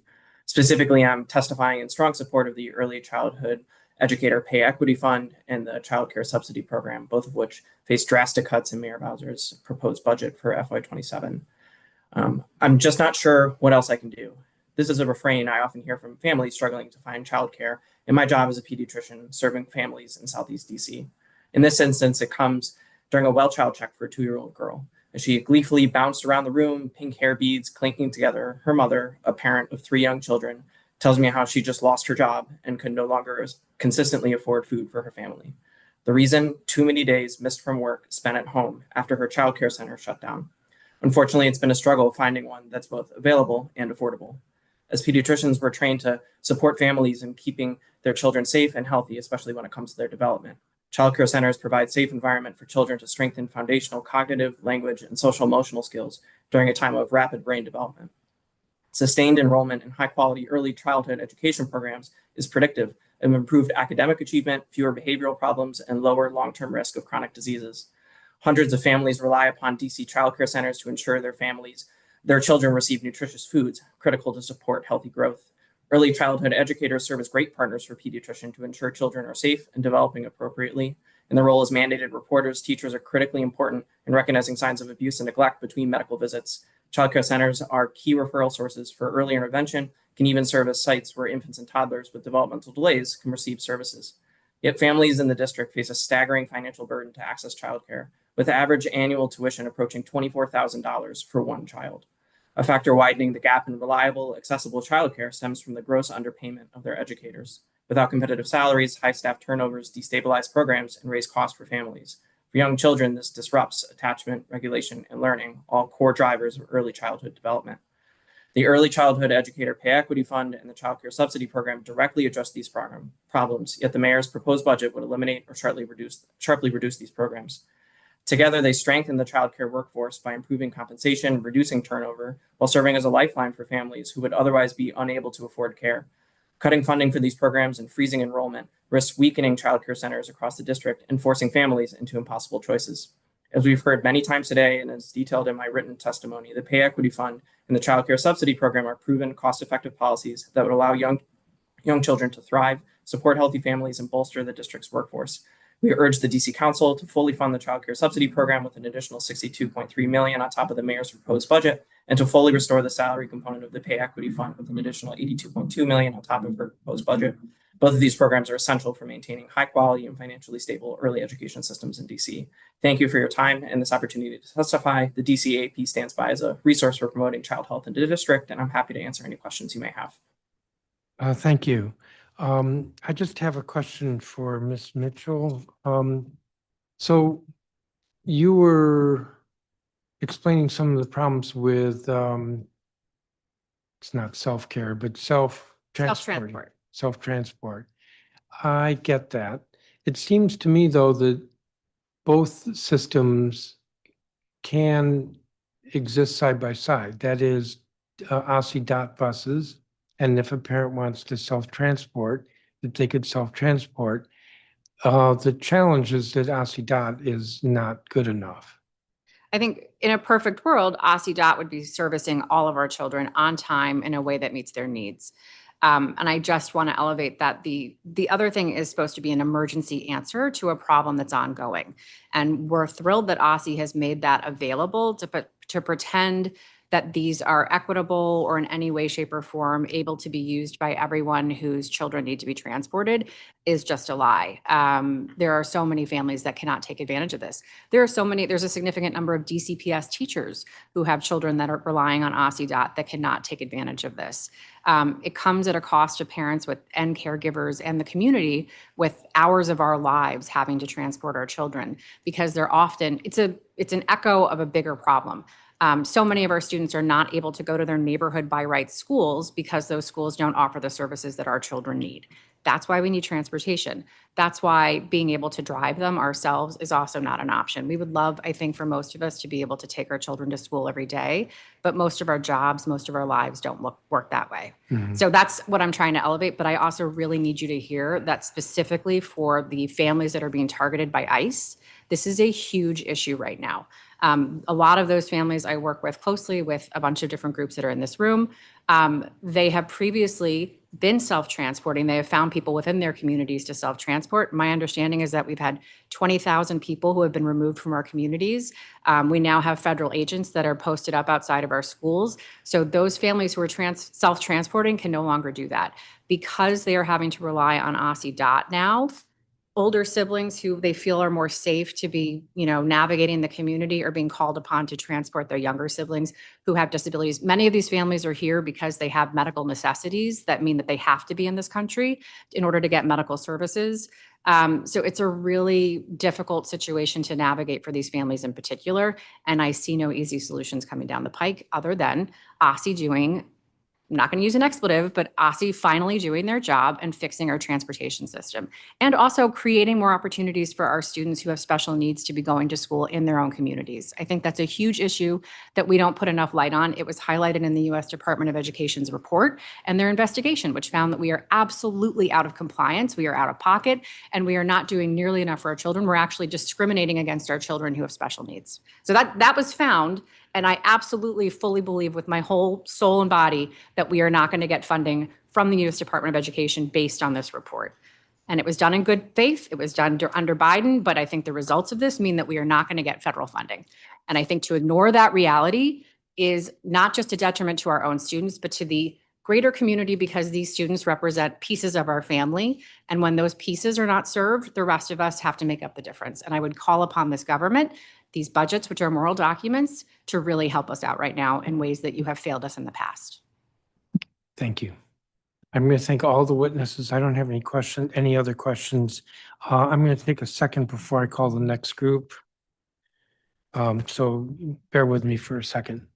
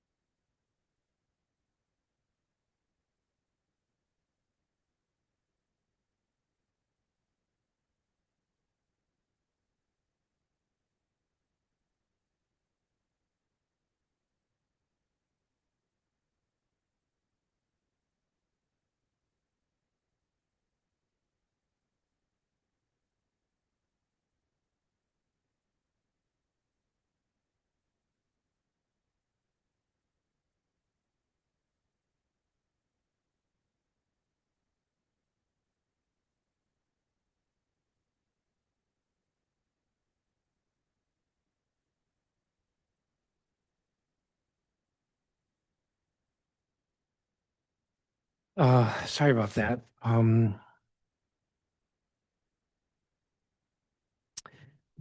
So continuing with the list at number 162, Hugh Beschers, ESL teacher at Carlos Rosario International Public Charter School. Irene Jacobs, policy manager, Black Swan Academy. Josh Boots, who is executive director, Empower K-12. Stephanie Maltz, who I know is a parent. Todd Gluckman, partner, Terrace Pravlik and Million. Nikki Shedrick.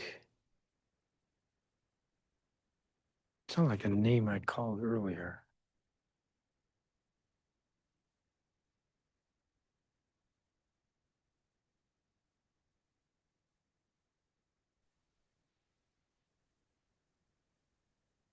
Of course, I won't find it. Nikki Shedrick, you didn't see. Zain Sharif. Maya Meckenbeer. Derek Ford, Community School Coordinator, Edgewood Brooklyn Family Support Collaborative. Dr. Antoinette C. Grace Mbarga, also Community School Coordinator at Edgewood Brooklyn Family Very nice. Support I Collaborative. just didn't have the tech capacity to not be nice today. I have to at the end of the day. Ms. Smalls, turn your speaker off or mute yourself for the moment. Carrie Romero Shapiro. Blanca Hueso, Program Director of Multicultural Spanish-Speaking Providers Association. Jody Avka with Access Youth. Berna Artis, Executive Director, DCAEYC. Don Gatewood, Senior Vice President, Chief Workforce Development Officer at So Others Might Eat. Anita Guza, Guzeh. Is that you?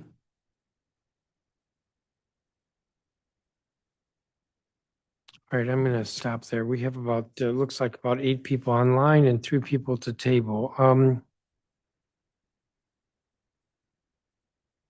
Mr. Beschers. Good morning, Chairperson and members of the council. My name is Hugh Beshears. I am a Ward 1 resident and a DC native. I have been a teacher at Carlos Rosario International Public Charter School since December of 2000.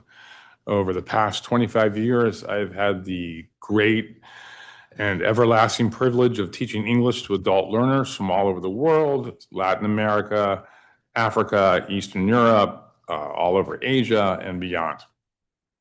Each student has their own unique story. They are presented with challenges and they have their own aspirations. Every semester brings new faces and new perspectives, and even after all these years, the work has never become routine or boring in any manner. It continues, or rather the students continue to surprise me, inspire me, challenge me, and motivate me to be a better teacher and in many ways to be a better human. I started at Carlos Rosario when the school was still finding its footing. We were working at church basements and borrowed spaces. Thank you, Bell Multicultural, for sharing space with us. We were constantly fighting for survival. Today, thankfully, we are a stable and thriving public charter school and the largest one serving only adult learners. That transformation did not happen by accident. It happened because this city, my city, chose to invest in adult education and the people we serve. And I see the impact every day. My students are not just coming to learn English, they are building new lives. Many are working, raising kids, and navigating a new country all at once. What makes their success possible is what happens in the classroom and the broader support system that surrounds them at my school. For example, the adult learner transit subsidy is essential. The smart trip cards our students receive are not a luxury. They are a necessity. They allow students to get to school consistently, and just as importantly, they send a message that this city values their education. I strongly urge council to increase the subsidy from $70 to $100 per month so that it can keep pace with the real cost of transportation. I also want to emphasize the importance of maintaining strong social safety net. Programs like DC Healthcare Alliance, SNAP, and TANF are critical for our students and their families. When a parent knows their child can see a doctor or get basic needs, they are able to focus on learning and they thrive. I hear from students all the time how grateful they are for the school and for all the support they receive from the city. Finally, I support the effort to increase the adult learner weight of the uniform per student funding formula from 1.0 to 1.3. Adult learners face many of the same challenges as K-12 students: language barriers, economic hardship, and in some cases trauma. But our schools are not funded at the same level. Aligning funding with need is simply the right thing to do. And I would like to close by thanking very much Allison Kokoris for all of her efforts and leadership to keep our school thriving. Thank you. Thank you, Mr. Bashirs. Irene Jacobs is not here. Josh Boots is online. Yep. Thank you, Chairman. Appreciate the opportunity to testify. My name is Josh Boots, and I serve as Executive Director of Empower K-12, which operates the DC Math Hub in partnership with the broader Capital Math Collective Initiative. I served on OSSI's Math Task Force, and I come before you with a straightforward concern about the funding equivalency between our city's investment in literacy and numeracy supports for educators and students. In the FY26 budget and proposed fiscal year 27 budget, the district has committed $0 new in local funds to advance the Math Task Force recommendations, which stands in sharp contrast to the city's immediate $2.6 million investment in the Early Literacy Intervention Initiative shortly after the Early Literacy Task Force released its recommendations in 2023. Since 2021, the district has spent or received grants totaling $72.7 million for literacy, including $20.3 million in fiscal year 2022 federal grant for teacher development, a $50 million comprehensive literacy state development grant this past year, while math investments since 2021 have totaled just $20 million, all from a single private philanthropic grant that supports the Capital Math Collective. The local government contribution stands at $0. To be clear, literacy investments have produced real gains, and the council deserves credit for that leadership. The question is, why should math receive a fundamentally different response following a task force process that mirrored literacy effort and produced clear, actionable recommendations, especially when there's evidence that suggests that we should be investing in math. The Urban Institute's recent research demonstrates clear advantage for strong math skills on lifetime earnings, especially for Black and Brown students. Addressing the educational needs of students in math early on is critical, in that early gaps in math only widen over the course of schooling. And there are lots of research and large-scale evidence that suggests that investments in math coaching for teachers, opportunities for students to engage in targeted interventions, and tools that support improved achievement in grades K-3 can both strengthen the engagement in school writ large and translate to also better literacy outcomes in independent studies. I respectfully ask that the council identify local funding in the fiscal year 27 budget that advances the Math Task Force's recommendations. And my written testimony includes both a recommendation scorecard that highlights the progress or lack thereof that the city is making towards the Math Task Force recommendations, as well as a couple of investment options at different funding levels, should you be able to find the sources of funding. Thank you for your time, and I welcome any questions you might have. So I'm going to ask questions now. Looking at the attachment, so if we were to follow the recommendations of the Math Task Force, that would be $250,000 educator capacity and diagnostic infrastructure, plus $500,000 for content knowledge and HQIM, that's high quality instructional materials implementation supports, plus $2.9 million evidence-based math instructional coaching, intervention tool access, and integrated Algebra 1 and 2 readiness. Is that what we're looking at as a price tag for the recommendations? Well, those are different levels and that are inclusive. So 500,000 would include both the stuff that I listed under the 250,000 and the stuff I listed under 500,000, and 2.9 million would get both of it. So they're not adding up all three. It's just the 2.9 million is inclusive of the things above it. I didn't hear all that. 2.9 includes the content knowledge and HQIM, and the 500 includes the 250 educator capacity. Yep, that's correct. So in a sense, the first one is 250,000. The second group of things are 250,000, and the third group of things are roughly 2 million. Does that make more I sense? like your math. You were on the math task force. 2.9 less 500 equals 2. I mean, it's less the 500,000 and less the 250,000, so it's 2.15 million. Thank you. I should know better than to mess with witnesses. Stephanie Maltz. I'm ready. Thank you, Chairman Mendelson and council members for the opportunity to testify today. My name is Stephanie Maltz, and I have been a DC resident since 2005 and currently reside in Ward 3. My child has relied upon Aussie transportation to attend school each day since kindergarten starting in October 2021. Aussie has historically struggled to deliver appropriate required transportation services for students with special needs. Aussie Special Education Transportation Services were court supervised from 1995 to 2012 under a consent order in Petites versus the District of Columbia. The court order performance standard for Aussie was that students arrive on time for school 94% of the time. Based on the performance oversight responses from Aussie for the 2025-2026 school year, the agency has failed to meet the 94% on-time standard for each of the months that the data is provided. My testimony is going to focus on the status of the parent tracking app. I've been testifying before this committee about this issue since February of 2023. And in fact, my child was part of one of the more recent pilot programs in the fall of 2023. The parent tracking app is important because it will provide parents with direct access to data about the bus status in real time.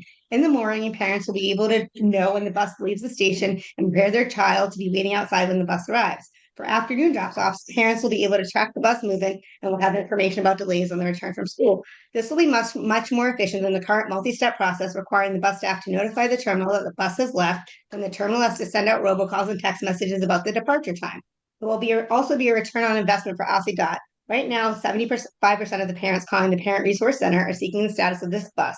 Once the parent tracking app is available, the Parent Resource Center customer service representatives will be able to spend the majority of their time focusing on actual bus issues like accidents.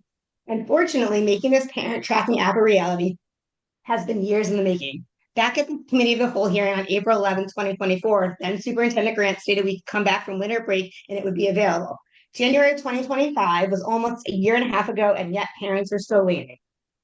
Based on the prior commitments made at API that have long since passed, it's hard to believe that the response providing that performance oversight questions that OSSI is on track for the implementation of the new GPS system and parent application for the 2026-2027 year will actually come to fruition. OSSI has had a lengthy procurement process for securing a vendor for the parent tracking app. The initial request for information routing was open in July of 2024 and closed in August 2024. Aussie did not award a letter of contract until more than 16 months later, November 2025, and it took another several months for the contract to be fully executed on February 6, 2026. We know this was in large part to your committee holding them accountable, and we would appreciate you continuing to do that to make sure that this is a reality starting in 2026-2027 school year. Something I also want to say about the parent stipend program is for somebody like me, it would when we transport my child to school on days when OSSI doesn't provide transportation, like Emancipation Day and Veterans Day, we would get $120 round trip. It's about both ways. It's about 3 hours. So if we were to do the parent stipend program and self-transport, the $400 cost would only cover less than a week of travel. It's also given for parents like myself, who we have a 2-parent working household. We both work in person in the office. It wouldn't be feasible for us to both work and be able to transport our child to keep our full-time jobs and transport our child there and back. Thank you. I appreciate the extra time. Thank you, Ms. Maltz. And I don't have a written copy of your statement, if you could provide that. Will do. Thanks. Todd Gluckman, who's online.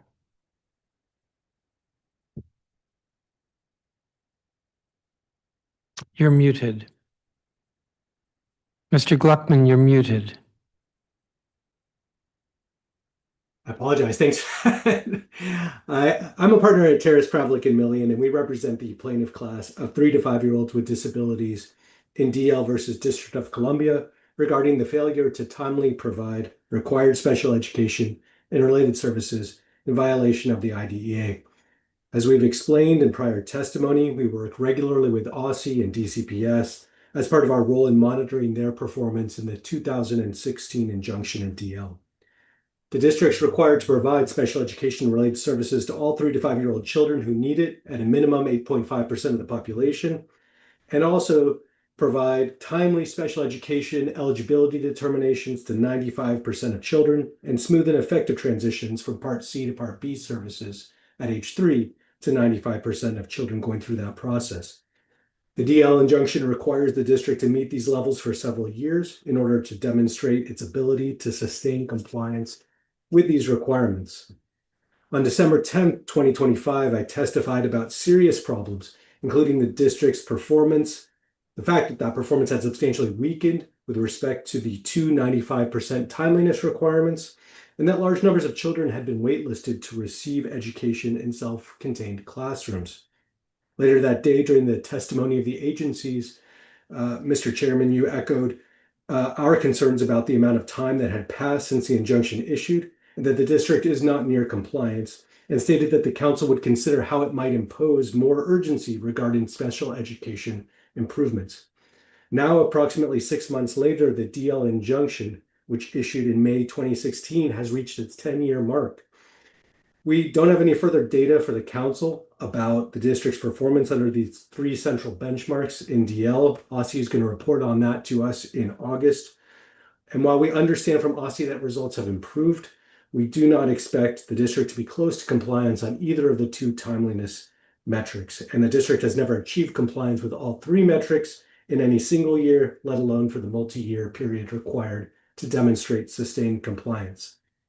I'm testifying today to convey our hope that the mayor and the council will provide OSSI and DCPS any funds that they need to finally come into compliance with the DL injunction. This includes any funds needed to ensure that there are sufficient special education teachers, related services providers, and classrooms. There have been problems related to the sufficiency of all of these critical components to the timely delivery of special education instruction and related services in recent years. Thank you for your attention to these matters. Thank you, Mr. Gluckman. Nikki Shedrick, I believe, is not here. Zain Sharif is virtual. Yes, good afternoon. Please Thank proceed. you for the opportunity, and thank you for your commitment to public testimony on this long day. My name is Zain Sharif. I am a history teacher and the high school history department chair at DC International School. I'm also the chair of the DCI Staff Union, and I come before this body today to amplify the voices of my colleagues and the community members who continue to raise concerns about the crisis of oversight and accountability at DCI. Our concerns are myriad, but one central concern relevant to this body is about how taxpayer money is being used to bolster leadership salaries and pay consultants and contractors, while money for staff and resources that have the most direct impact on student outcomes is being denied. All of this comes down to one key budgetary point. Who should benefit from taxpayer money? School executives and consultants, or the staff and students? The budget priorities of Executive Director Michael Roskam, under the purported supervision of Board Chair Alexander Pardo, play into the hands of charter schools' most vocal critics, a lack of transparency that allows taxpayer money to be drawn to the top of the organization and sent outside of it to consultants and contractors, while squeezing the folks who actually support student success. Nowhere is this more clearly illustrated than in a single data point. Last fiscal year, teacher salaries increased by only $124,000, while leadership salaries increased by over $1.25 million. If that weren't telling enough, student support salaries shrank by $94,000. Every year as department chair, I've advocated to hire at least one more teacher in my department. Every year, I've been denied. This has led to classes that hit or even exceed the room capacity cap, teachers with massive rosters who then have to deliver a rigorous IB curriculum to every single student, including many students with formal supports. Teacher burnout is a significant problem. Last year, our department lost 2 teachers, but DCI only chose to replace 1, further straining the department to the point where we now have multiple teachers teaching overloads and a math teacher covering sections of 9th grade world history. Next year, I have enough uncovered sections to justify 2 hires, but was just told by my principal that Mr. Roskam will make me fight for even 1. I can't help but wonder how many educational challenges could be solved if that $1.25 million went to hiring teachers and student support professionals instead of to leader salaries. This year, leadership immediately took advantage of our new contract to unexpectedly switch the pay structure for non-exempt employees, and particularly hard hit were our dedicated aides and instructional aides who lost a half hour of pay as a result of that shift. Last year, more than $60,000 in bonuses were paid out to 2 of our 5 most highly compensated employees, yet Mr. Roskim and Ms. Pardo refused to concede even the $49,000 total it would have taken to make some of our most vulnerable and lowest paid employees whole. Mr. Roskim loves to tout DCI's improving scores, but let me be very clear. Those gains were made despite Mr. Roskim's leadership, not because of it. These are the successes of the teachers, counselors, aides, custodians, APs, principals who come in and fight through the resource constraints that are the result of Mr. Roskim's budget priorities. My colleagues and I therefore urge this body to exercise any and all oversight mechanisms at your disposal to ensure that the funds intended to support students do not instead line the pockets of executive leaders and outside consultants. Thank you for your time. I'm open to answering any questions, as many staff members have expressed fear of retaliation if they come forward to testify. Thank you. Thank you, Mr. Sharif. I think Maya Meckenbeer is not here. Derek Ford is virtual. Mr. Ford, I am here. please proceed. Yes, sir. I'm sorry, I haven't run.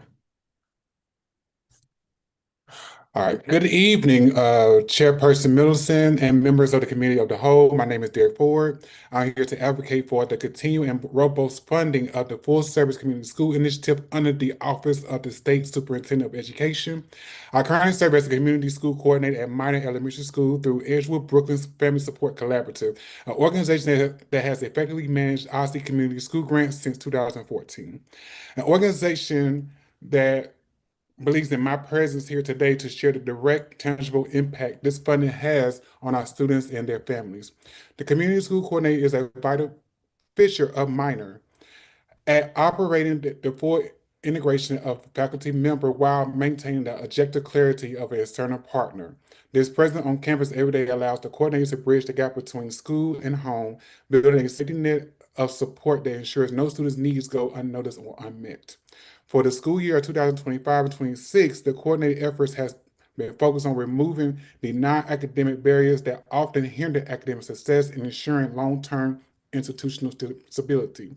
The key strategic initiatives for the school year of 2025-26 is the enrollment stabilization. A primary focus that this year has been monitoring of enrollment retention rates. The community school coordinator, in close collaboration with Minor Elementary School leadership team, has successfully leveraged strategic partnerships and provided direct resources to families, which encouraged and facilitated the re-enrollment of students, ensuring that our school community remains consistent and strong.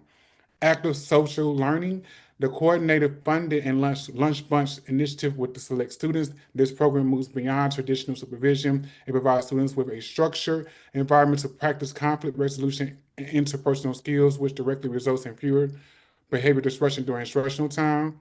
Targeted attendance outreach, working in lockstep with the wellness team. The coordinator has been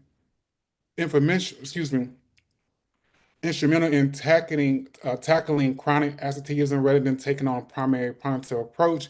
The coordinator reaches out to families to conduct needs assessments by identifying the root cause of absenteeism. And also to the basic needs, the coordinator has established a uniform bank and organized a school laundry room for family use by monitoring student needs and making discrete connection with parents. The coordinator ensures that every child has access to clean uniforms. And lastly, the food security. I was able to work with DC food pantries to secure a food pantry at the school to service 50 families per month. In closing, I emphasize that these achievements, ranging from student stabilization to successful management of the laundry room and food pantry, are not accidental. They are a direct result of having dedicated staff members with necessary time and resources to execute this work. Ultimately, community school coordinators serve as the school's central hub for resource. So I ask that in this year, moving forward, that OSSI restore the comparative grant from $200.4 million and restore the DCPS central funding for connected schools. Thank you. I'm open to questions. Thank you, Mr. Ford. Dr. Antoinette C. Grace Mbarga. Good afternoon, Chairperson Mendelssohn and fellow council members. My name is Dr. Antoinette Mbarga, and I serve as a community school coordinator with Edgewood Broken Family Support Collaborative at Noise Educational Campus. Every day, I witness the transformative power of community-driven education. Our schools are not just places of learning, they are hubs of hope, stability, and opportunities for children and families. At Noise, we support the child by supporting the whole family. We provide case management, connect families to medical and dental care, coordinate weekly food distributions, and I serve as the primary point of contact for our Spanish-speaking families. We operate a baby supplies pantry, lead family engagement workshops, and maintain in-school laundry units so students can come to school clean, confident, and ready to learn. One of the services that we also offer is a safe sleep program. This program equips families with the knowledge to keep their babies safe during their most vulnerable moments. At the conclusion of the workshop, families leave with a cribette and essential baby supplies. Community school funding also makes joyful enrichment learning possible. Our funds sponsor off-site trips that build confidence, curiosity, and a sense of belonging. We fund, for example, the Stallion Student of the Month program and PBIS incentives, which rewards positive behavior, strong attendance, and academic achievement. Initiatives that will not exist without community school support.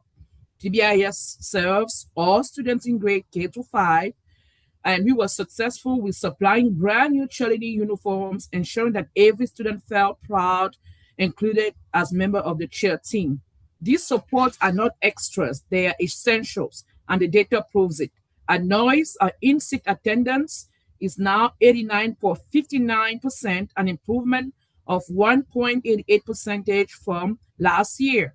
Our chronic absenteeism has dropped to 39.94%, a decrease of 8.20 percent points, surpassing our 6-point reduction goal. Moreover, our truancy has fallen to 29.41%, an extraordinary improvement of 19.47 percentage points. So, Noise, we are also consistently meeting DCPS enrollment benchmarks. These gains are related to our community school funding when families have access to food, healthcare, transportation, baby supplies, legal support, and trusted relationships. Students show up, they learn, they thrive. Today, I respectfully urge to restore the $4 million in funding for community schools, including OC community schools grants and DCPS Connected Schools Central funding. This investment is not just in programs, it is for children, their families, and the future of our city. Thank you very much. Thank you. Jody Avka.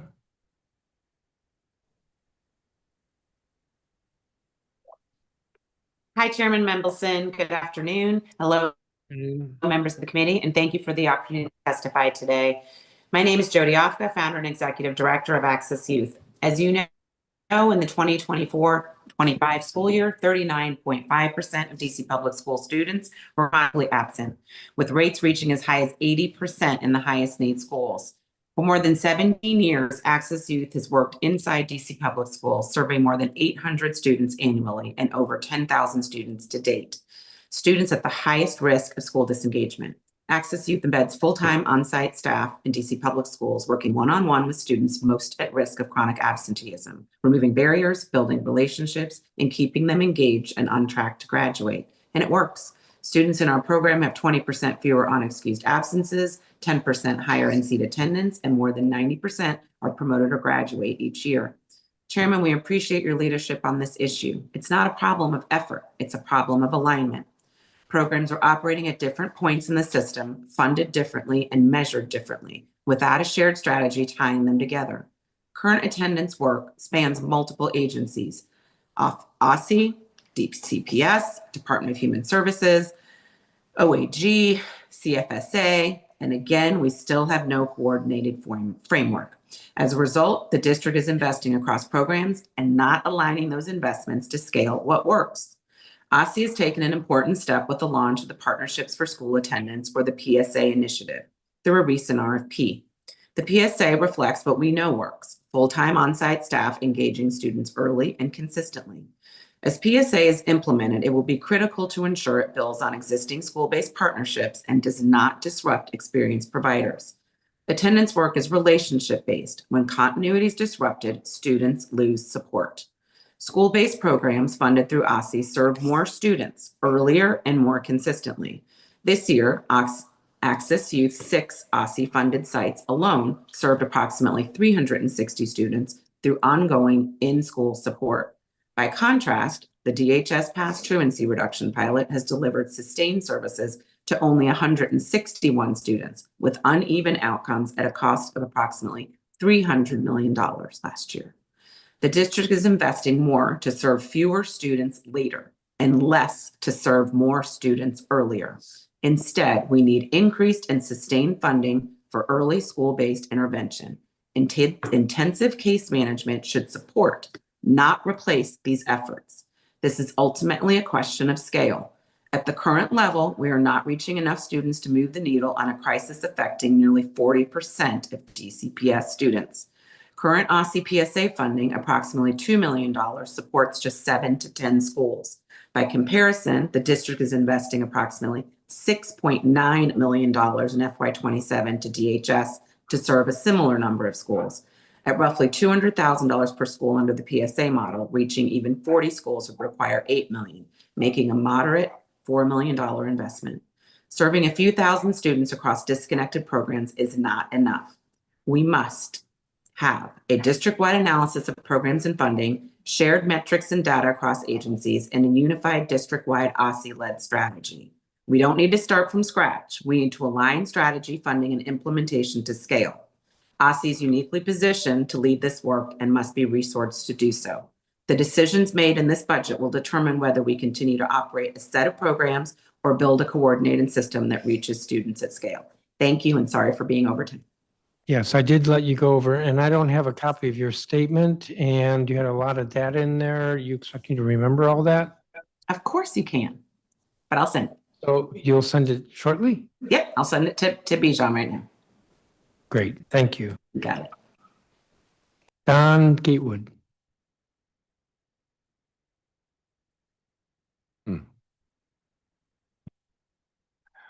Greetings, Chairman Mendelson and members of the committee.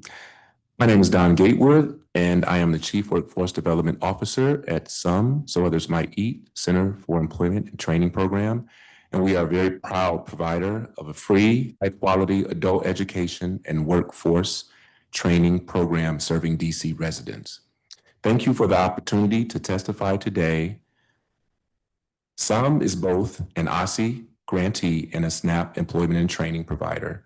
We also provide with DC's American Job Center to deliver adult education, workforce training, and supportive services that help residents move into stable, living wage careers. Today, we urge the committee to restore and fund adult education at the FY26 level. This investment is especially critical right now, as federal work requirements expand for programs like SNAP and Medicaid, and as the broader safety net continues to shrink, more residents will be required to work, but without the tools, training, or support to access jobs that pay enough to live on. Programs like ours are how we close the gap. As expectations increase, access to opportunity must increase alongside them. For more than 50 years, SUM has worked to break cycles of poverty and homelessness in the district. Our Center for Employment Training, located in Ward 7, provides free hands-on training in healthcare and building trades, along with adult education and career readiness. During program year 2024 through 2025, 95 trainees earned 205 industry-recognized certifications. 72% achieved measurable skill gains, exceeding the federal target of 54%. 56 trainees graduated and 38 were employed in their target industries 6 months after exit because of our integrated education and training approach, allowing students to build academic skills while learning a trade. These outcomes reflect a model that's working. We also provide wraparound supports like case management and job placement assistance because we know that training alone is not enough. We also serve residents who are often left out of other workforce systems, individuals with lower assessment scores, unstable housing, and other barriers to employment. Without programs like Some CET, many of these residents would not have the access to workforce pathways at all. The district has made meaningful progress in workforce development, and partnerships like ours with OSSI and DHS are a key part of that success. At a time when more residents are expected to participate in workforce, sustained investment in adult education will allow us and other providers to continue serving residents, expand opportunity, and meet the moment we are in. Thank you for your continued partnership and for the opportunity to testify. Thank you, Mr. Gatewood. And Anita Guza, That's correct. please. Greetings, Chairman Mendelson and members of the Committee of the Whole.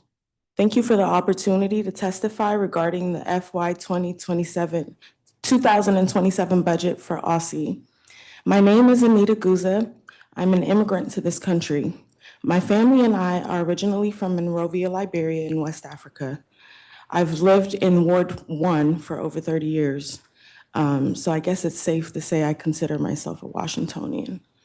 I currently attend Some Center for Employment Training and expect to graduate in October 2026 with my Certified Medical Administrative Assistant certification. My time at CET has been filled with growth, maturity, and how to navigate the world around me. I was at the point of almost giving up right before entering CET. I was frustrated after being wrongfully terminated, and I knew I had to navigate my way back into the workforce. I had employment and training, but no certifications to ensure my professional growth. But most of all, I couldn't afford a 4-year degree program to obtain those certifications. CET provided those opportunities for me. I am the mother to an extremely bright 4-year-old daughter who looks up to me. And for a lot of reasons, that's what drove me in here today. I, like most Washingtonians, rely on city-funded programs as a reset button to build myself back up again after a huge setback. And resources made available to me through CET's workforce training program have allowed me to do that. These resources included transportation assistance that helped me get to and from school every day, as well as childcare subsidies that make it possible for me to even have the opportunity to attend a workforce training program or to be present here today. It's not just the hands-on training we receive that makes an important impact. There are so many other resources that the funding provides that allows us to succeed. CET provides nutritional food for those dealing with food insufficiencies. Professional hygiene kits are given for anyone who is in need of it, and access to professional clothing for interviews. The resources provided by city funding might seem small to some, but it makes a huge difference between remaining stagnant with no opportunity or being supported and set up for economic stability for people like me and my daughter. CET not only provides tangible resource, but its staff helps create a positive environment for anyone looking to change their lives for the better, regardless of age. The guidance from staff on workplace behavior, confidence building, and real life lessons is something that I'll hold with me forever. Ms. Amora, my goal-setting instructor, likes to say, only the living can do great things. So if you have any empathy or compassion in seeing adult learners succeed and make significant contributions to the district and its economy, then you will please restore the $432,000 cut to adult family education. Ms. Guza, I'm going to cut you off. You're half a minute over your time. But I do have your statement here. Thank you for your time. Sure, thank you. I had just a couple of questions. Mr. Sharif, are you still here?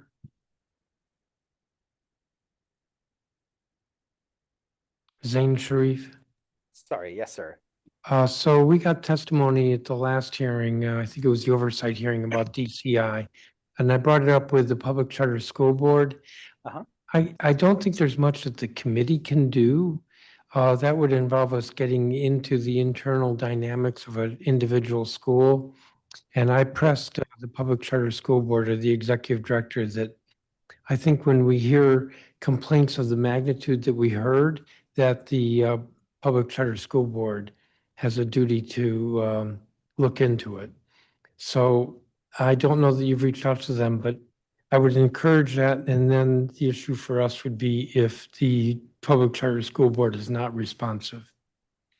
We have reached out to the Public Charter School Board. To my knowledge, we have not heard anything back yet, but we are continuing to press that body as well as our own Board of Trustees as well. Okay. And then, so that was the only thing I wanted to bring up with you. Sure.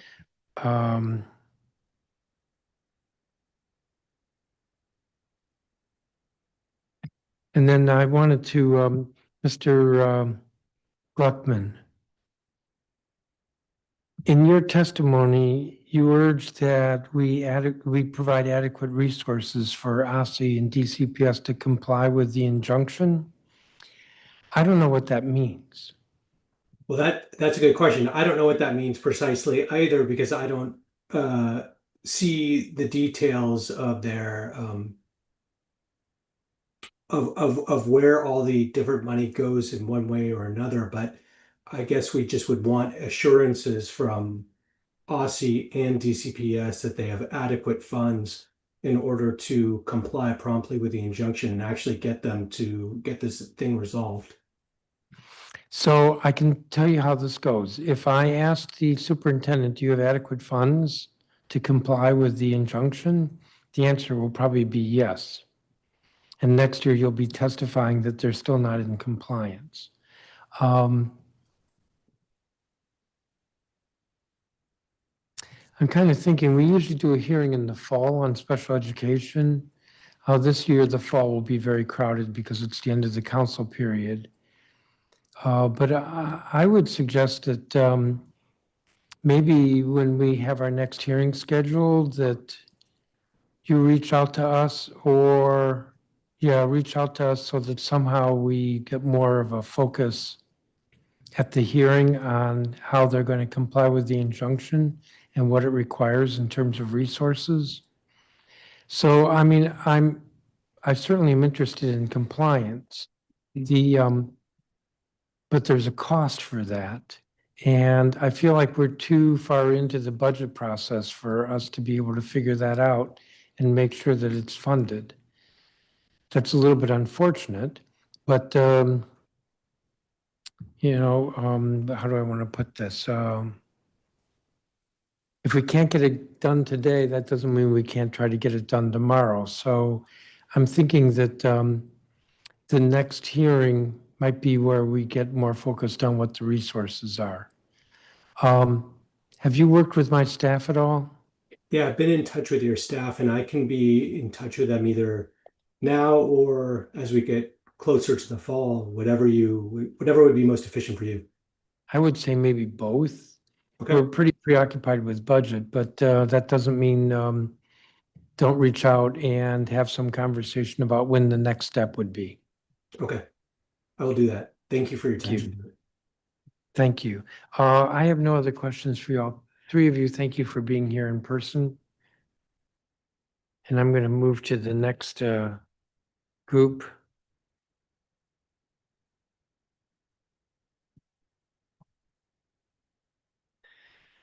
Kamani Quander, Robert Allen, Chantal Thompson,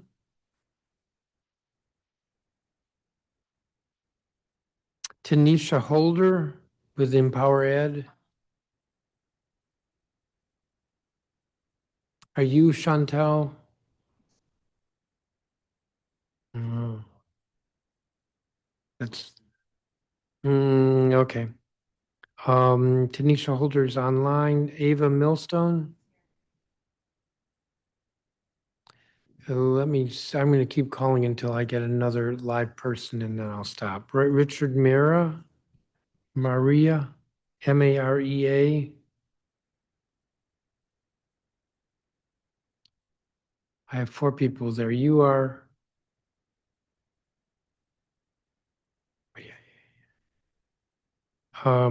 Kelly Custer? Justin Palmer? Oh, I saw him walk. Oh, there you are. Okay, so I'm gonna stop. You'll be the next panel. Mr.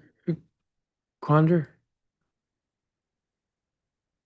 So I'm going to cut this short for the sake of the 3-minute time limit, but I am aware that you have my testimony. Greetings, Chairman Mendelson, member of the Committee of the Whole. Thank you for the opportunity to testify regarding the FY27 budget for the OSSI. My name is Kamani Quander, and I'm a resident of Washington, D.C., and I live in Ward 7. I currently attend some Center for Employment Training enrolled in the Building Maintenance Service Tech program. I first want to begin by saying that life is all about options. Sometimes too many options, sometimes not enough. CET's workforce training program gives opportunities to people who may have not known about the options and opportunities out there for them. For example, when people have children like myself, we tend to go into survival mode and pick the first option we see because of the lack of helpful resources and knowledge about certain programs. And not all options are the best options. Since coming to CET's program, I've been exposed to several options and opportunities that will make me a better person. I've had many options. For example, I had the opportunity to join the Inside Wireman apprenticeship to further my career in the electrical field. But as time went on, over a couple of weeks of me finding myself and what I really want to do in life, I found an interest in welding, and I'm now looking more into that. I wouldn't have known about the welding field and all the job opportunities that come with it if I had not been introduced to it while attending my classes at CET. The options are sometimes limited depending on your environment. Fortunately for me, I had the opportunity to pick the option CET workforce program, which is the right one for me, where they have many resources that all work in your favor and help you succeed in life and your career. I've learned that sometimes you just need to be in the right environment to pick the right option for you, and CET is a perfect example of that. CET has its days where people come from construction, HVAC, and other trades come into the school and share their experience in the workplace and give students a better understanding of the work field and what to expect. They also share the things that they've been through and the second chances they had. Some of the people who even speak are even graduates from the CET program, which gives us extra motivation as we get to see firsthand how beneficial training programs are. Here at CET, I learned a lot. I chose to join the CET program because I've been working with trades since 2020 when I graduated high school. CET has helped me be willing to learn everything I can, arriving on time and being the best I could be. And because of that, I have my OSHA 30, my EPO 608 Universal, and CPR certifications. These are all things that no one could take from me. They will also help me as I enter the workforce. I no longer have to deal with not being hired because I don't have the right credentials, no matter how much knowledge and experience I have.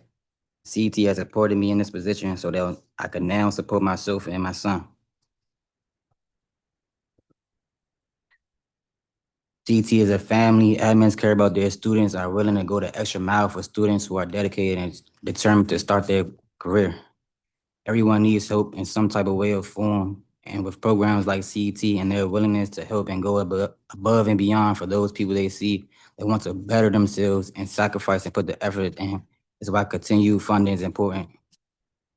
I'm asking that you restore the funding to adult family and education so that everyone in DC who wants to better themselves, and it's more people than you think, can have access to work for programs. Remember, a city's future is shaped by what it chooses to invest in. By investing in students like me, you are not only supporting an education, but strengthening the future of the community itself. Thank you, Mr. Conder. Robert Allen? Greetings, Chairman Mendelson and members of the Committee of the Whole. Thank you for the opportunity to testify regarding the FY27 budget for OSSI. My name is Robert Allen. I'm an HVAC trainee at SUM Center for Employment Training. I'm a native Washingtonian and a resident of Ward 1. I'm here to share with you why continued funding for workforce development programs in the district is essential. I want to begin by saying that not everyone can or should follow a traditional four-year college path. That said, workforce development programs like some CET offer a more direct, affordable route into careers, equipping people with real in-demand skills in fields like construction, healthcare, and technology. What I've personally found is that learning doesn't stop after high school, especially for my generation, Gen Z. We need access to structured, high-quality education as young adults, and workforce development programs provide that opportunity, helping us obtain skills, gain a sense of direction, and confidently move forward into adulthood. My path has led me to some CET, where I'm currently involved in the HVAC program. I chose this career path because of my interest in thermodynamics and physics behind the trade, along with the generous pay I'll be receiving once I'm fully certified. I'm well on my way. So far, I've obtained my OSHA 30, EPA 608, CPR certifications, and soon I'll take my preventative maintenance certification. All of this was made possible by the support I received from some CET. There are so many opportunities and resources that I learned about and been connected to that I would not have been able to access without some CET, such as the free driver's ed program, which helps me obtain my driver's license, which is a key requirement for HVAC and building trades positions. CET has opened doors to direct communications to apprenticeships in HVAC that I would have never otherwise known. Also, CET helps with securing externship assignments so that we can gain additional real-life experience in our trade of choice, as well as full support to assist with permanent job placement. Lastly, CET has professional development Wednesdays where I learn what was never taught in any school, and that was how to grow and use soft skills in a professional environment, all taught by CET staff and expert volunteers from various different industries. After COVID, a lot of our dreams died, and my generation had to figure it out, and not all of us received the assistance and support we so desperately needed. Workforce development programs allow us to get back on track and become contributing members to our community as a whole. I know it has for me. I couldn't have done it without generous support of workforce training programs like CET. With that being said, I ask that you please restore any cuts and continue funding to adult education so that not just my generation of young adults, but everyone can access the benefit from adult education and workforce programs. Chairman, members of the committee, I will leave you with this. Workforce development programs are an expense that should not be easily written off. They are an investment in the people of this district and businesses and in our future. So I respectfully urge you to continue supporting and funding these programs. Thank you for your time speaking with you. Thank you, Mr. Allen. You are, because you're not Chantel Thompson. Sir, I'm Chairman, I'm Ronald Williams. I am Chantel Thompson's instructor at some Center for Employment Training. Please proceed. Greetings, Chairman Middleton and members of the Committee of the Whole. My name is Chantel Thompson, and I am a resident of Ward 7. I spoke before you in November 2025, and I'm back before you today to share with you why workforce training and career pathways programs are important to the district, how it has transformed my life, and by restoring funding cuts of over $432,000 is necessary. I came to workforce training at some Center for Employment Training because they offer training in a high demand career field that I'm interested in. I chose to attend CET's workforce training program to become a certified medical assistant. The education and hands-on training that's offered and being able to have an externship and receive job placement are a few of the reasons I knew this was the right program for me, and also because it's free. Workforce programs like CET provide additional support for people with other barriers such as transportation and childcare. This type of support is a huge factor in having more trainees successfully complete the training, especially childcare. And by ensuring the budget fully supports all families currently enrolled in the childcare subsidy program makes it possible for them to finish their program. Programs like CET should be expanded and or replicated because of the opportunities, assistance, resources, and networking you can receive, all of which helps create a strong workforce. CET is a way to help CET is a way to help more people gain employment and work towards financial stability. Also, many people in DC rely on programs like CET because of the financial barriers to quality workforce education. And having these types of adult education programs and continuously funding them is important and really do have impacts on people's lives. I know because it's had an impact on my life. Many people can't afford college, and through CET, I've been placed in a position to go to college, not to have to go into tremendous debt to do so.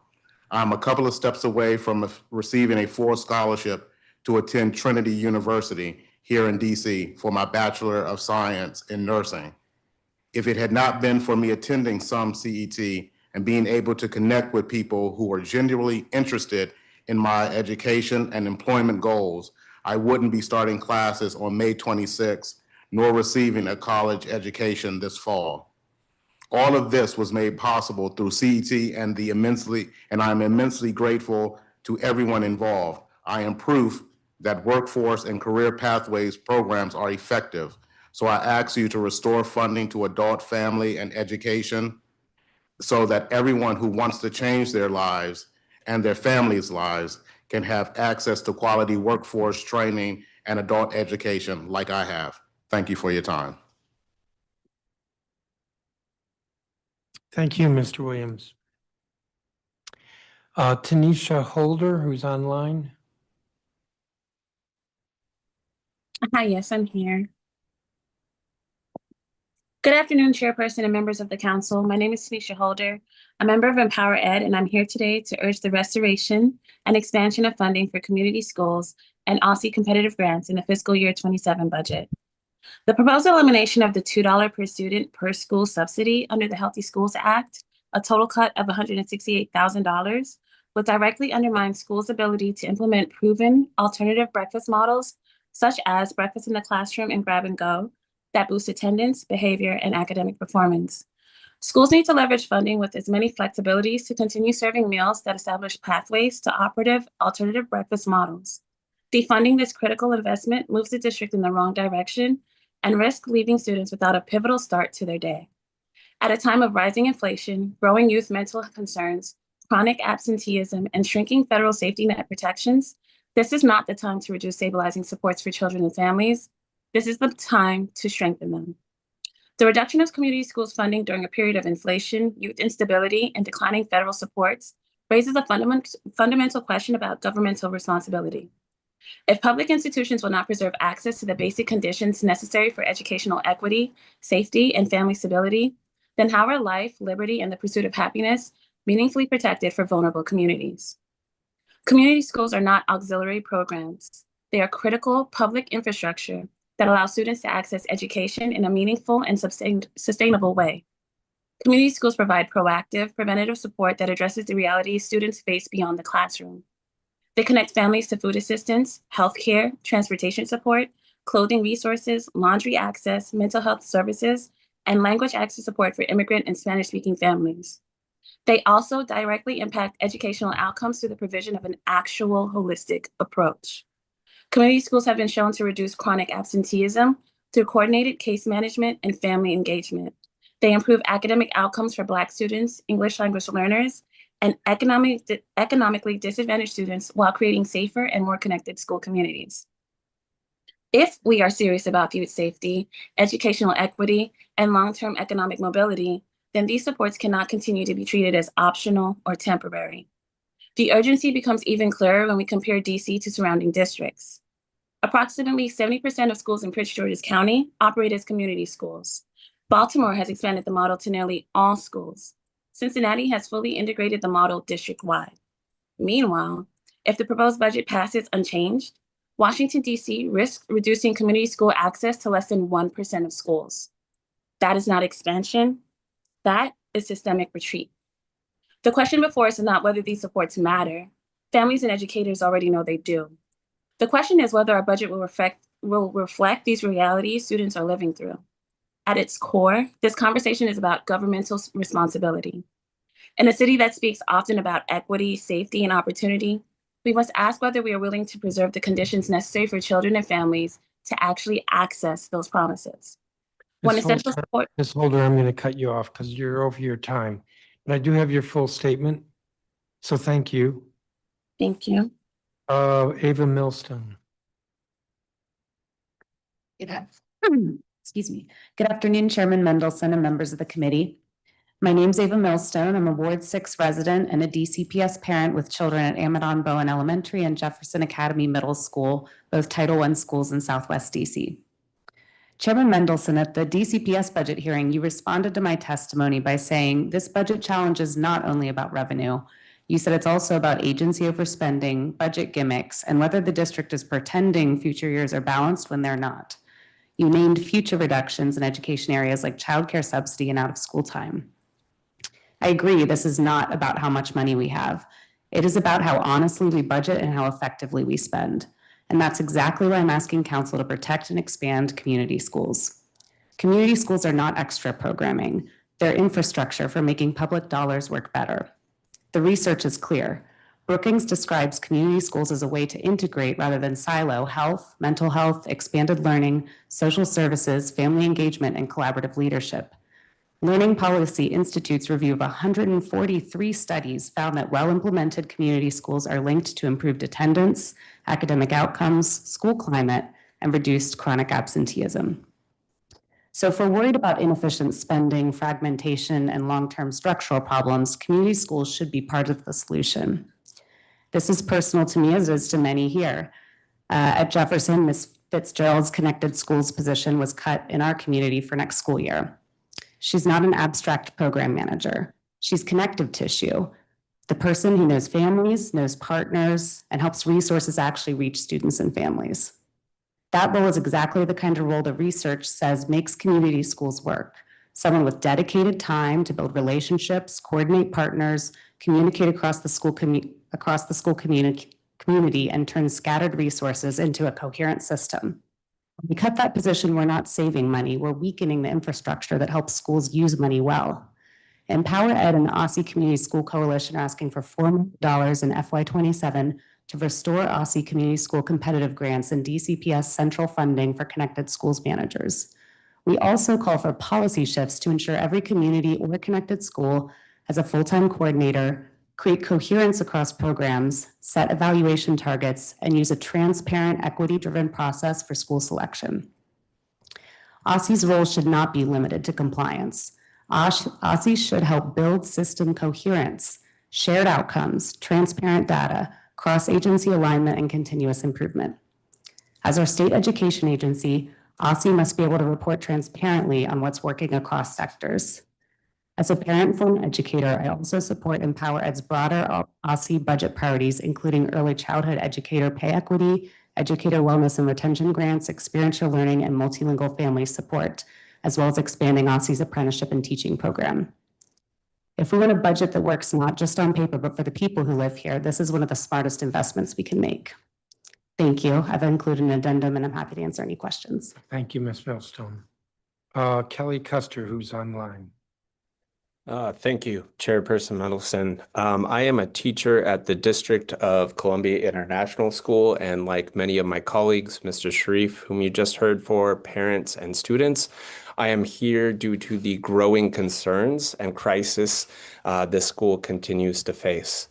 I am here to speak more specifically about the impact of funding and decisions from executive leadership pertaining to special education. As a school, since 2023, we have seen 37 special education staff leave.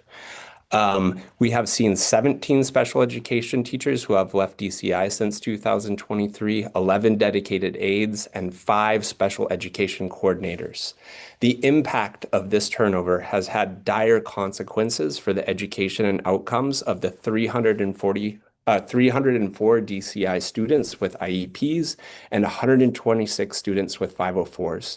The issues are larger than compliance and directly impact the school's ability to fulfill its mission, but more saliently equip students receiving specialized supports to pursue a life of their choosing upon graduation.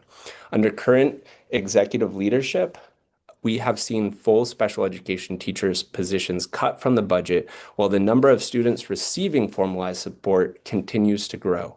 We continue to operate without a transitions coordinator, despite the obvious need. Special education coordinators continue to be understaffed, with continual turnover even mid-year, disrupting the services our students are guaranteed and deserve. Special education teachers who are charged with case management, in addition to co-teaching rigorous IB courses, have continually asked for more support in receiving IB-specific training for the courses they teach in order to provide quality differentiated education our students deserve, and this has gone unmet. Rather, special education teachers are spread thin due to a lack of staffing across multiple grade levels, and teachers are left unequipped to fully support the students in their care. Given the volume of students receiving specialized supports and the number of students requiring dedicated aides, the turnover has significant impact. We have continually been met with non-responsiveness from PCSB, and we are trying to elevate our collective voice to receive some sort of oversight to address this issue around special education and the other glaring issues around transparency and funding at our school. We are continually trying to find somewhere that we are heard to address these issues, and will continue to ask for this committee's oversight to address these concerns. Thank you for your time. Thank you, Mr. Custer. I just have one question or comment for Ms. Millstone. My recollection, and I'll have to double check this after the hearing, is that I pressed the chancellor with regard to the connected schools and that there are fewer schools projected for next year, but that's because the schools opted out. That's my recollection. And that, so I'm wondering whether the loss of your connected schools position at Jefferson was because Central put pressure on them, or whether it's because the school leader at Jefferson chose to go elsewhere. I'm finding that increasingly, which in a sense is a good thing because it means that there's a little bit more autonomy on the part of the schools, but then that means that the schools are the ones who are responsible. So I don't know for sure, but I'm just guessing that the school leader may have had something to do with this decision for Jefferson not to continue as a connected school. And that's a question that I will ask her, but this is also part of a broader budgetary issue throughout DC. Well, the community schools funding in OSSI is zeroed out. The connected schools funding in DCPS, as I recall, is reduced. But my recollection was because the chancellor said there was less interest next year. Hold on.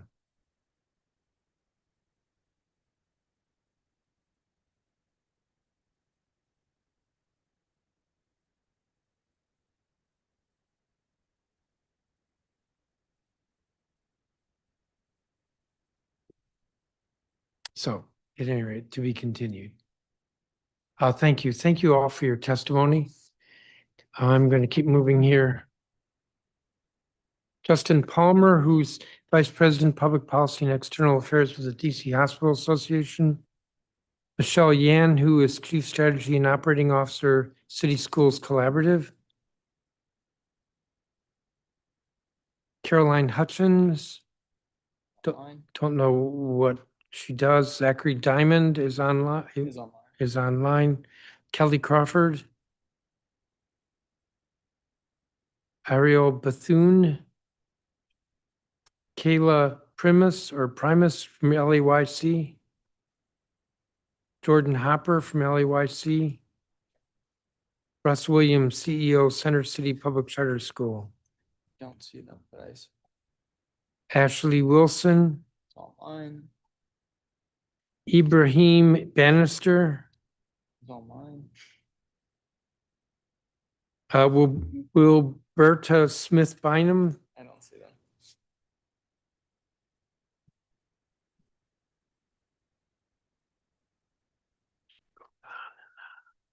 Brooke Baker.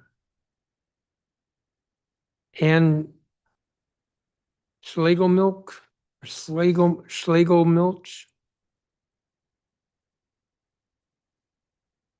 Elba Maria Lopez. Michelle Harburg. see them. Jen Kaufman, Chair of ANC 4D. Don't see. Dario Pertusi, Don't see Dario. Jen Mendelson, no relation. I don't see them. Catherine Procope, who's Executive Director, Howard University Middle School of Mathematics and Science. Online.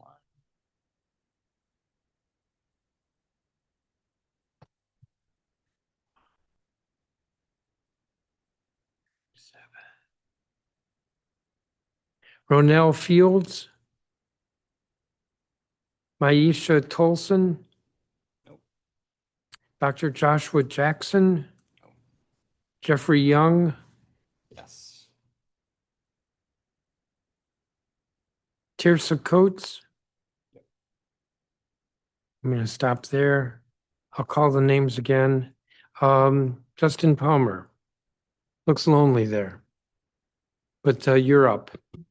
Right. Good afternoon, Chairman Mendelson and members of the Committee of the Whole. My name is Justin Palmer. I'm the Vice President for Public Policy and External Affairs for the District of Columbia Hospital Association and a resident of Ward 7. I appreciate the opportunity to present testimony at the FY27 budget hearing for the Office of the State Superintendent. DCHA is a unifying force advancing hospitals and health systems in the District of Columbia. We are committed to promoting policies and initiatives that strengthen our system of care, preserve access, eliminate disparities, and promote better health outcomes for patients in our community. Our driving vision is to achieve an efficient and effective healthcare delivery system that supports a healthy, equitable, and vibrant community.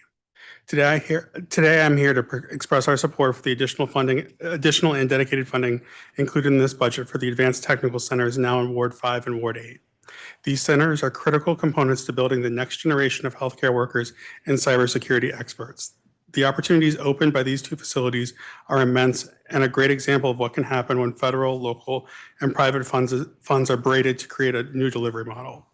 Through the ATC, we have created a model that gives students across the district the same access to programs, equipment, and opportunities, regardless of their ward or zip code. Moreover, the opportunities are expanding each year, especially now that healthcare providers and employers are being co-located at the ATC.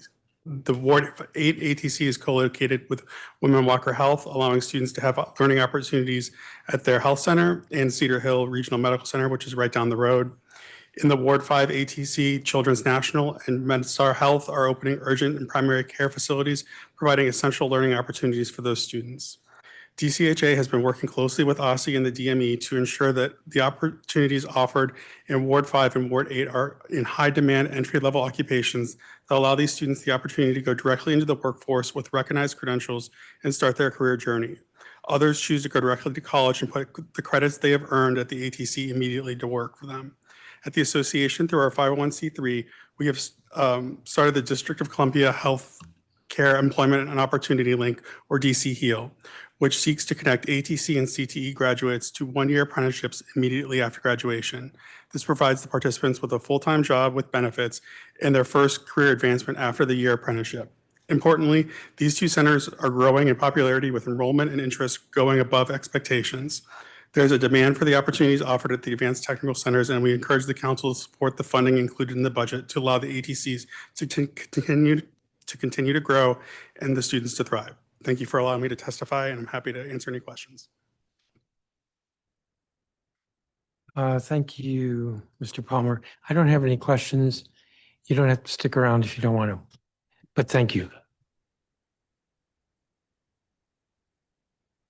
Michelle Yan. Good afternoon, Chairman Mendelson and members of the committee. My name is Michelle Yan, and I serve as the Chief Strategy and Operating Officer for City Schools Collaborative, formerly City Tutor DC.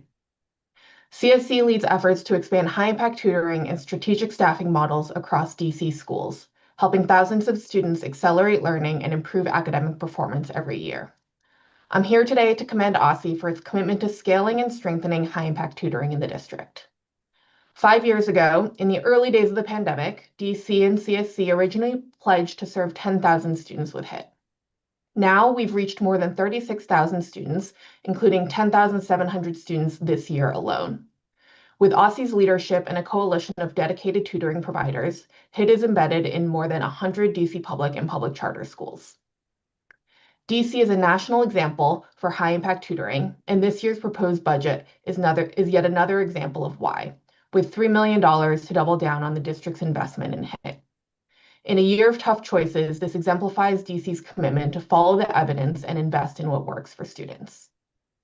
And as you've heard today, an overwhelming percentage of DC families, 92% in the most recent 50CAN survey, support in favor of free tutoring. In our own surveying of caregivers, we consistently hear about the positive impacts of tutoring on children. One caregiver this past winter said, "My daughter's confidence has grown, along with her ability to problem solve and clearly explain her problems in math. Her phonics level has grown tremendously, and she's become more independent with a stronger willingness and excitement to learn." And our academic results confirm what we hear from families. Research by Empower K-12 has also shown that students who completed the recommended amount of math tutoring gained the equivalent of 59 instructional days of learning compared to their peers. This means that at OSSI's rate of $1,000 per student for HIT, which is less than 1/4 of the per student at-risk dollars, students receive nearly 40% more progress than expected. At a time when our students have so much ground to recapture and resources are so scarce, investments that see a true return in academic achievement are critical. Private tutoring is surging in wealthier communities, while the gaps persist for public schools serving students furthest from opportunity.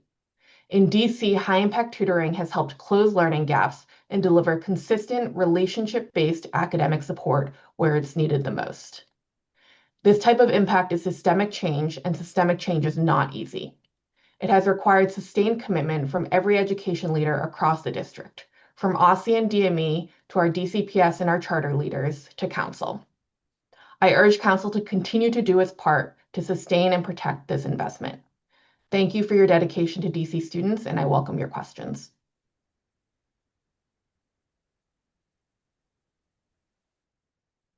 Thank you, Ms. Yan. Caroline Hutchins. Hello, my name is Caroline Hutchins. I am a senior, graduating senior at DC International School, and I'm asking for assistance from the council to compel PCSB and the Board of Trustees to take these issues that are being brought up seriously. From a student perspective, DCI has had unstable leadership ever since Mr. Roskam has stepped into his role as executive director. My family has been with DCI ever since its founding, with my brother graduating in 2021. Over the past few years, the feeling of community and support that my family was drawn to when we chose DCI has been diminishing. Teachers are leaving mid-year, leaving us with substitutes who don't know the material. Middle-level leaders are not supported enough to do the amount of work and organization they are expected to do. As a part of the IB Middle Years program, 10th graders are expected to complete a personal project. At the beginning of the year, I was never put into the instructional personal project class, was overlooked, never given proper instruction, and had to complete this year-long project in under 2 weeks all by myself. I am an honor roll student. I am a National Honor Society member and board member. I've been accepted into universities like NYU, Syracuse, and Oberlin with hundreds of thousands of dollars worth of scholarship. I have received perfect scores on regional standardized testing such as CAPE and STAMP. All of these are successes that Mr. Roskam likes to brag about and take credit for. They are not his successes. All of my accomplishments have been made possible by my teachers, such as Mr. Custer, Mr. Sharif, and Mr. Diamond at DCI throughout my 7 years here. Students are worried about the stability and turnover of our teachers, as that directly impacts our education. Students need stability and consistency throughout high school to prepare us for rigorous college courses, and that is not assured by the current turnover that Roskam's administration induces. My classmates and I were frustrated and asked for a meeting with our administration. We were looked down upon when we expressed our opinions, being told that we care too much, are too positional, and are making a lot of assumptions. When we are told that we don't know what we're talking about, and yet they will not tell us what they base their decisions on, or why they make the choices that they make. When our demands were ignored, we decided to hold a walkout, with almost the entirety of the high school, 800 students, participating. We were ignored once again. The lack of transparency and ignoring the importance of student input and advocacy goes against the values that DCI was founded on. I'm worried for my teachers. I fear that they aren't getting the compensation that they deserve. They aren't getting the support that they deserve. Mr. Roskam has taken the community that amplifies the voices of those that it serves and has used it to his own benefit. Thank you for your time, and I'm open to any questions. Thank you. Zachary Diamond? Yes, good afternoon. Thank you, Chairman Mendelson. My name is Zach Diamond. I've been a music and Spanish and media production teacher at DCI for 10 years, 5 of which I had the privilege to teach Caroline and her brother. Clearly, DCI is experiencing a leadership crisis in which our executive director, Mike Roskam, is refusing to acknowledge the harm that his leadership has wrought on our community. The crisis is succinctly summed up in our recent 94% vote of no confidence in Mr. Roskam. Of 232 non-supervisory staff, 80% participated in an anonymous vote to either remove or keep him, with only 11 voting to keep him. For years, Mr. Roskam has solicited feedback and proclaimed a posture of openness to dialogue, yet in not one instance has a new policy reflected adequate consideration of that feedback. Rather, Mr. Roskam and his senior leadership team have opted to run the school by top-down directives that elide the substance of our feedback and in many cases directly oppose the demands of the staff. This was on display on March 19th at a meeting of the Board of Trustees, wherein dozens of staff and families pleaded with the board to address the situation and presented the vote of no confidence during public comment. Despite the outcry, the president of the board, Alexandra Pardo, attempted to forcibly close public comment. Not a single word was uttered in acknowledgement of the concerns raised. No questions were asked by the board. So staff, students, and families are here testifying because we have exhausted all other avenues, including PCSB. I'd like to talk about the implementation of our IB program, which is one of the defining features of DCI enshrined in our charter. Our students' IB experience is guided by our 3 IB coordinators, who are middle managers who work closely with students and staff. But this year, our MYP coordinator resigned in February under an excessive workload, and our DP coordinator, who raised concerns about that workload, was informed that his contract would not be renewed next year.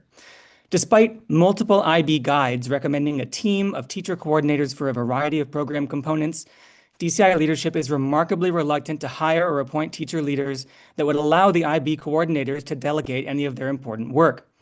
The DP coordinator's non-renewal is particularly appalling, given the propensity of SLT to herald our IB program, using data that specifically highlight the strength and quality of his work, to say nothing of the fact that his contributions and value to the community led students to develop a petition to retain him that garnered over 850 signatures. Letting him go is yet another instance of leadership denying the value of input from staff, students, and families, and instead making decisions for the school from the top down.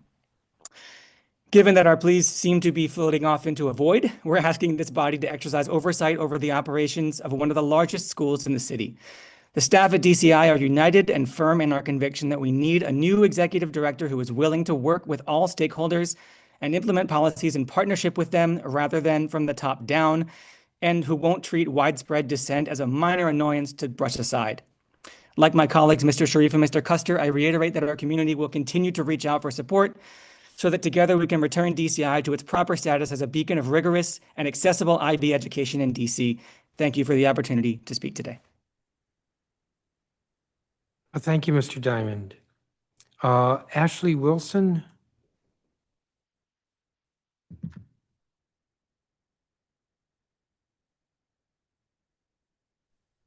Hello, sorry. Please proceed. Good evening. My name is Ashley Wilson, and I am an academic specialist at DC Prep's Edgewood Middle Campus, located in Ward 5. I have been a part of the community for 14 years, and thank you for the opportunity to testify this evening. I'm grateful to return next year with the same special education leaders at my campus for the 3rd year in a row. At EMC, strong leader and teacher retention shows through our academic and social emotional data points. As a SPED leader team, myself alongside our behavior specialist, licensed clinician, and special education coordinator support our teachers and dedicated aides to make EMC the best learning environment for students with learning differences. On a recent staff survey, EMC grew 17 percentage points on the question, I am proud of the impact that DC Prep is making in the community. We also saw gains in student responses about feeling safe and encouraged at schools. EMC has reduced chronic absenteeism the most across our network, from 43% to 24% across the school year. Of the 20 schools making the greatest reduction in chronic absenteeism last year. 19 were public charter schools. Great.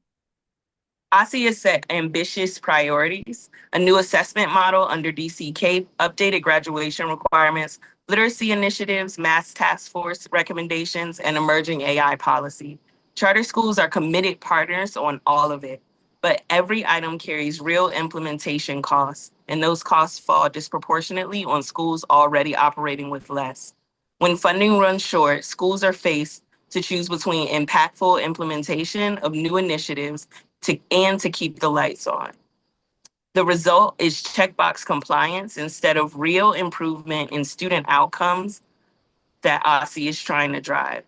I asked the council to reject the mayor's budget proposals that would direct $2,000 less per student to charter schools and restore the structural integrity of the UPSFF so that it equitably funds all public school students, including DC preppies like mine. Thank you for your time. Thank you, Ms. Wilson. Ibrahim Bannister?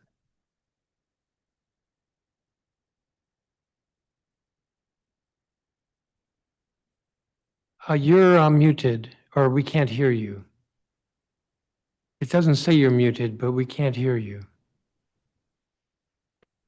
What you may have to do is log off and log back on, and if you do that right away, we'll let you back in.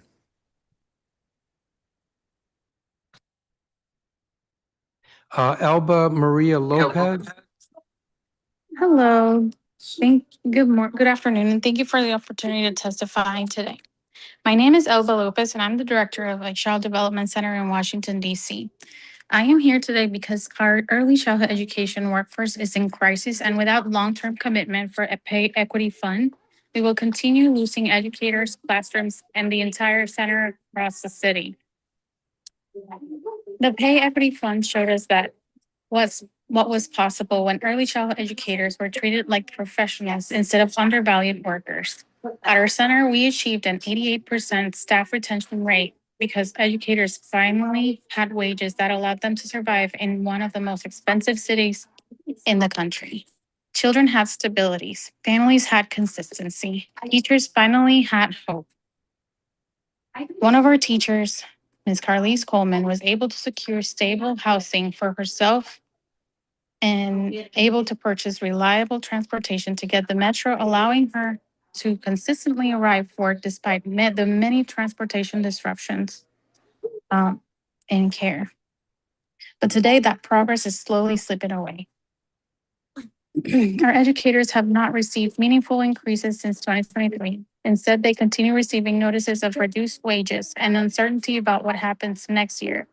Imagine asking highly educated professionals to continue investing in this field while not knowing if they will be able to pay rent next year. And educators are responding by leaving. We already lost talented educators like Ashley and Rika, professionals with higher education credentials who loved this field but could no longer afford to stay in it. They left for careers outside of education because passion alone does not pay bills. We also have educators questioning whether continuing their education is even worth it anymore. Why would someone take on student loans debt for a bachelor's or master's degree in early childhood education if there is no guarantee of livable wage or long-term stability? And now I find myself in the same uncertainty as a parent who, with a center closing, and I am currently searching for care for my own one-year-old son and preparing to transition him into what I hope will continue to be quality care. Yet many of the educators caring for children across the city continue facing pay cuts and uncertainty themselves. As both a director and as a mother, it is heartbreaking to know that people we trust in with our youngest children are still struggling to survive financially. This uncertainty is not only impacting individual educators, it's impacting entire programs. Multiple cities across DC, including my own, are closing due to financial instability, workforce shortages, and uncertainty surrounding these funds. Providers cannot sustainably operate programs when staffing costs fluctuate year after year without stability or long-term commitment. When centers close, families lose childcare, parents lose the stability to work. Children lose trusted educators during the most critical years of development, and our city loses experienced professionals we will never receive back. The Pay Equity Fund Lopez, is not. Ms. Lopez, I'm going to have to cut you off. You're a little bit over your Thank you for time. your but time. I do have your statement. Thank Catherine Prokop?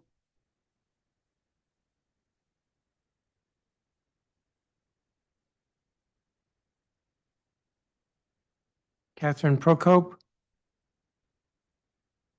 Thought she was here. All right.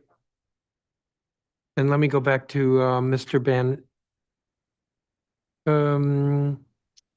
Let's go back to Mr. Bannister and then we'll do Ms. I am here, Prokop. Chairman. All right, hold on. Mr. Bannister, let's see if we can hear you. No.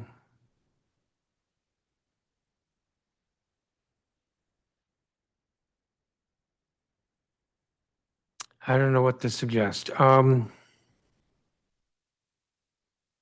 You logged off, you came back on. You're not muted, but I can't hear you. We do have your written statement. So sorry about that. Catherine Prokop? Yes, sir. Good evening. And as said, I'm Catherine Prokop. I'm the Executive Director of the Howard University Middle School of Math and Science, located in Ward 1, and I'm also a proud Ward 6 resident.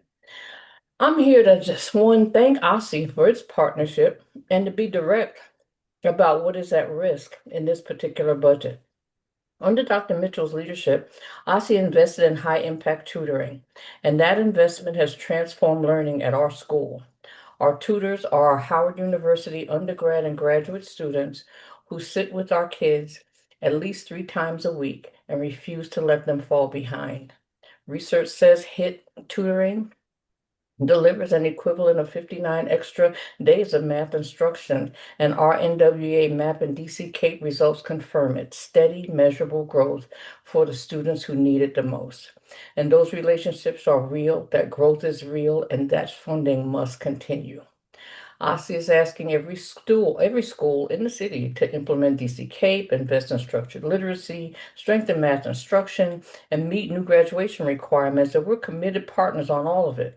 But this mayor's budget would send charter schools approximately $2,000 less per student, which is money that our school just does not have. When funding runs short, you don't get real implementation. You get checkbox compliance, the appearance of improvement without the substance. And that is not what OSSI is working to achieve, and it's not what our students deserve. Charter schools have delivered results with less. Of the 20, for example, of the 20 DC schools with the greatest reduction in chronic absenteeism last year, 19 were public charter schools. When DC CAPE results come before this council, will you acknowledge the schools operating on $2,000 less per student cannot reasonably be expected to produce identical outcomes? You cannot demand equity and accountability without delivering equity and resources. Reject the mayor's proposed budget disparity and restore structural equity in the UPSFF so all DC public school students are funded equitably. And please protect high-impact tutoring and OSSI's other program investments. Charter schools need sufficient per-pupil funding to implement these initiatives with real fidelity, not just on paper. Our students are DC public school students too, and they deserve the same resources as every other child in the city. Thank you, and I am more than available to answer any questions you have. Thank you very much. Jeffrey Young?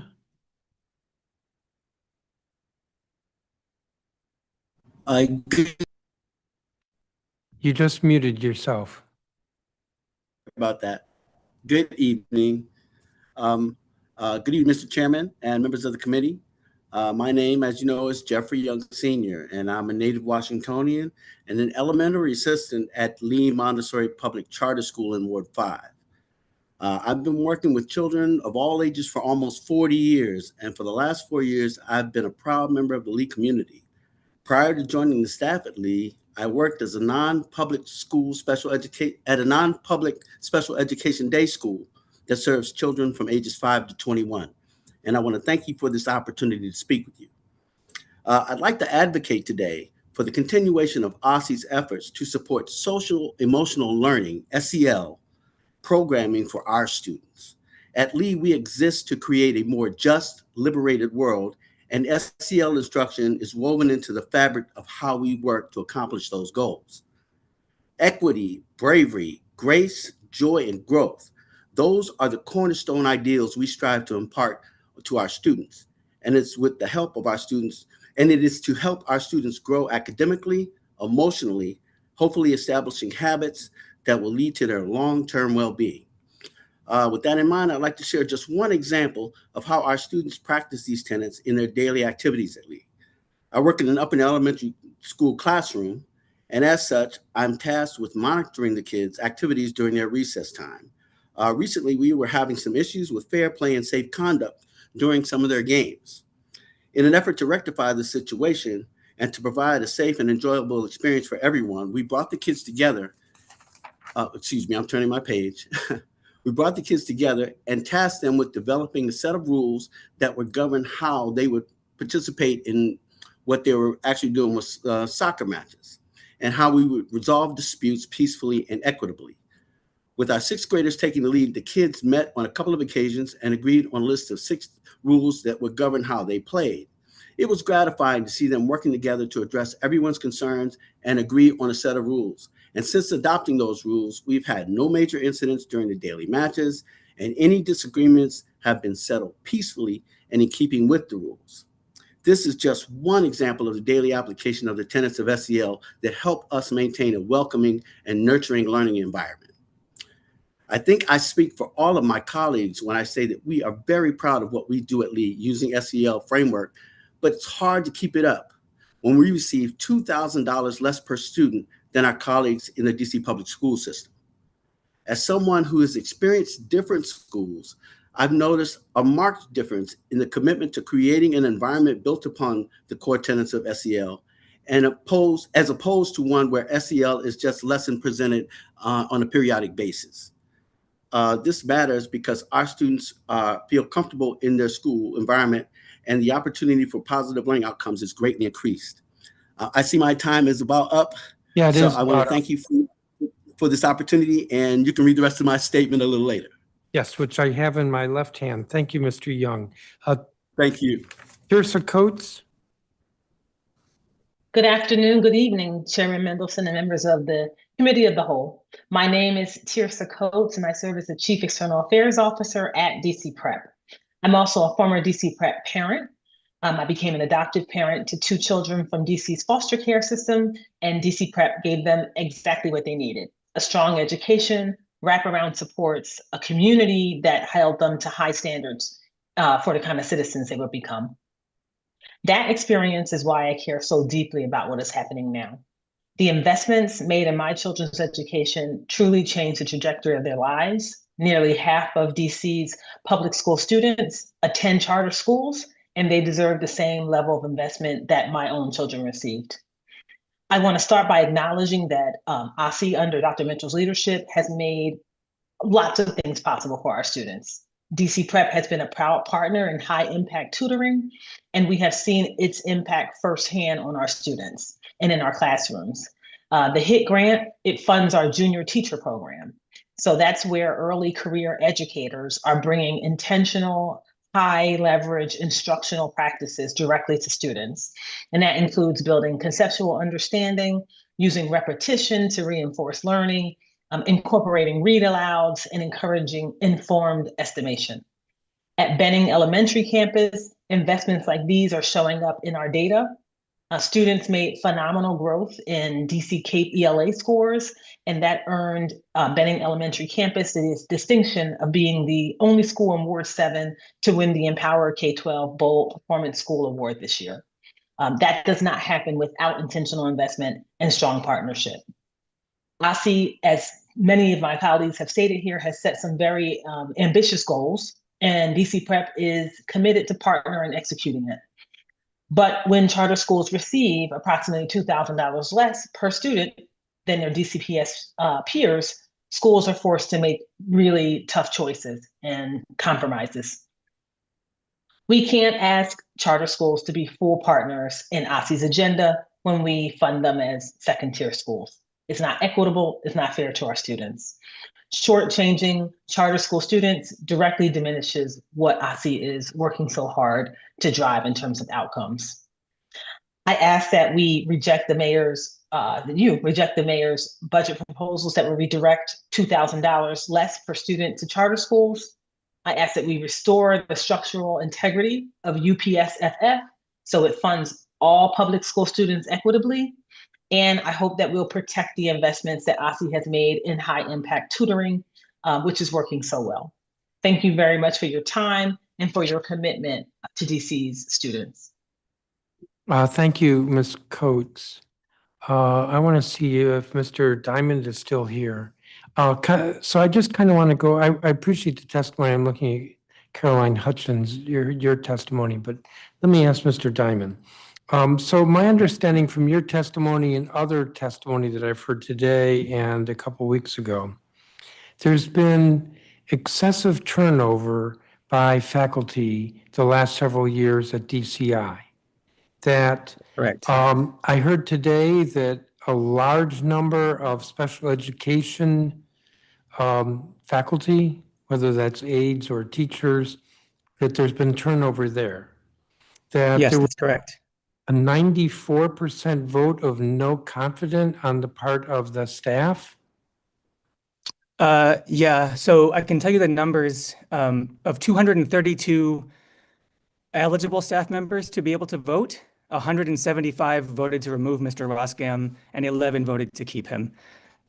Okay, and then I think I heard you say, but maybe Ms. Hutchins can confirm this, that a large number of students participated in some sort of protest, a petition or something? Yes, we had over 800 students sign a petition to bring back our diploma program coordinator, Mr. Miller. And then we had most of high school, so almost 800 students participate in a walkout protest against the decisions that the administration has made. You said walked out, over 800 walked out. And then there was a board meeting recently, and parents, faculty, others were all basically shut down by the board? That's Does that right. sound It right? took, I don't remember, but it was 5 to 10 minutes of very intense public outcry before the president of the board allowed an additional 10 minutes of public comment. But basically cut the public comment short. Yeah, and there's videos of this. You can see how she, despite people, raising their voices and being quite heated, she says this meeting will proceed to the whatever the next section of the meeting was. Like she very forcibly tried to shut it down and move the meeting along from public comment. It was very disheartening. Well, after the last hearing we had, which I think was performance oversight where this came up, I asked or maybe it was the budget meeting a week ago with the Public Charter School Board. I asked that Dr. Walker Davis will look into this. There's a lot of autonomy with charter schools at the same time when there's this level of, I'll characterize it as turmoil.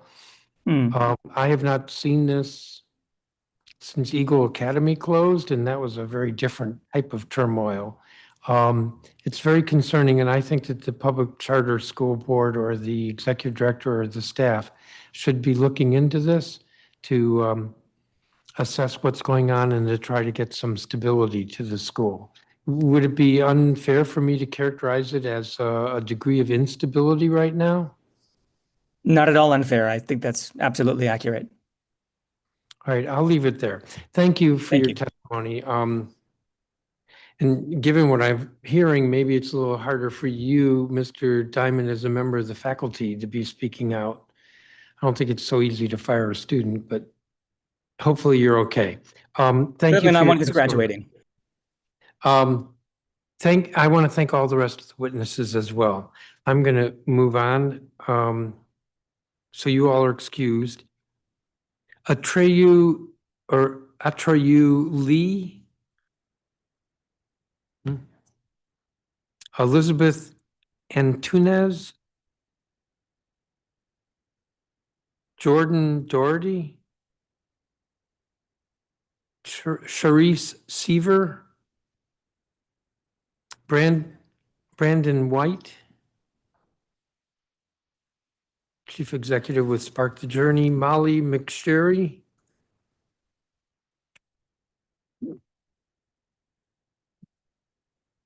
Becky Coombe, Tiffany Brown,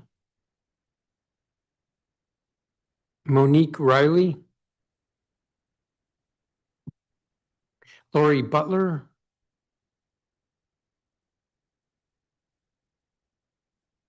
Angela Das,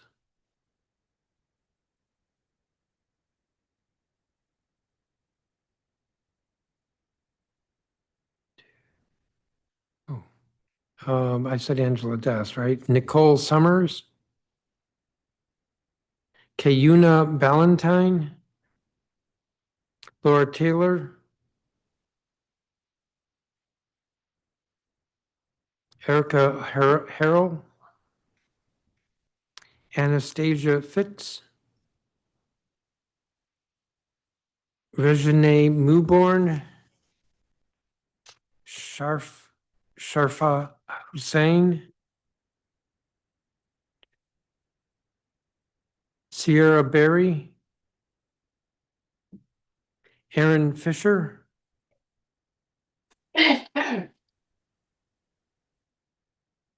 Latifa Bukhari,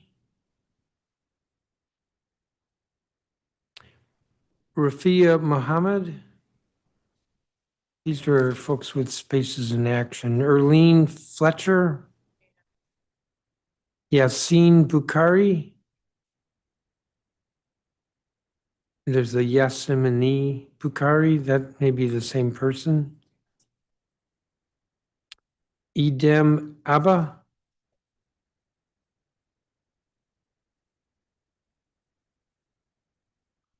I'm going to keep going. I'll go over all these names again. Annie Pankey, Georgia Walker, Sharon Lemons, Victoria Franklin, Marcia Hughes. These are all spaces in action, folks. Wanda Edwards, Julie Williams, Simone Cross, Symone,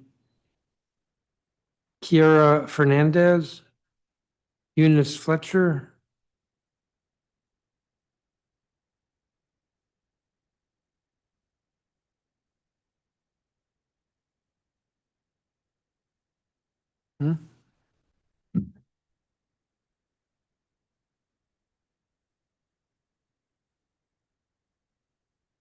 I'll let him in. We have a Eunice with a different last name than Fletcher. Olayla Ochoa, Viva Milton, Tiana Lamons, who's with PAVE, is here. Khalid Balagun,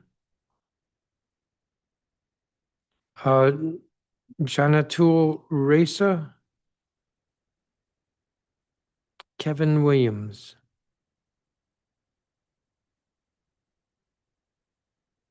Yes, good afternoon. Yes, Oh. you've not been called yet. You'll be in order, but just Khalid hang in where you are. I think I have you.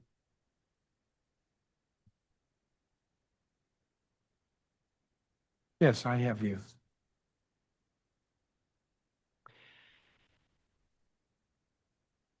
I had called Atreyu Lee. I don't think they're here. I could have looked that up. Elizabeth Antunes, you are first. Okay, thank you. Hi, my name is Beth Antunes. I am a Ward 6 resident, a parent of 2 DCPS students, and a professional at the American Federation of Teachers, where I manage projects around career and technical education. I'm here today to urge the council to preserve funding for the advanced technical centers. As a parent raising children in this city, I spend a lot of time thinking about equity. What pathways exist to a good education, which ones are actually accessible to whom, and which ones lead somewhere real. The ATCs are one of the most concrete solutions I see. They offer high school students throughout the city a reliable on-ramp to careers in healthcare and cybersecurity, including dual enrollment college credits, paid internships, and industry-recognized credentials, all before a student leaves high school. In this city struggling with student engagement and attendance, that is vitally important.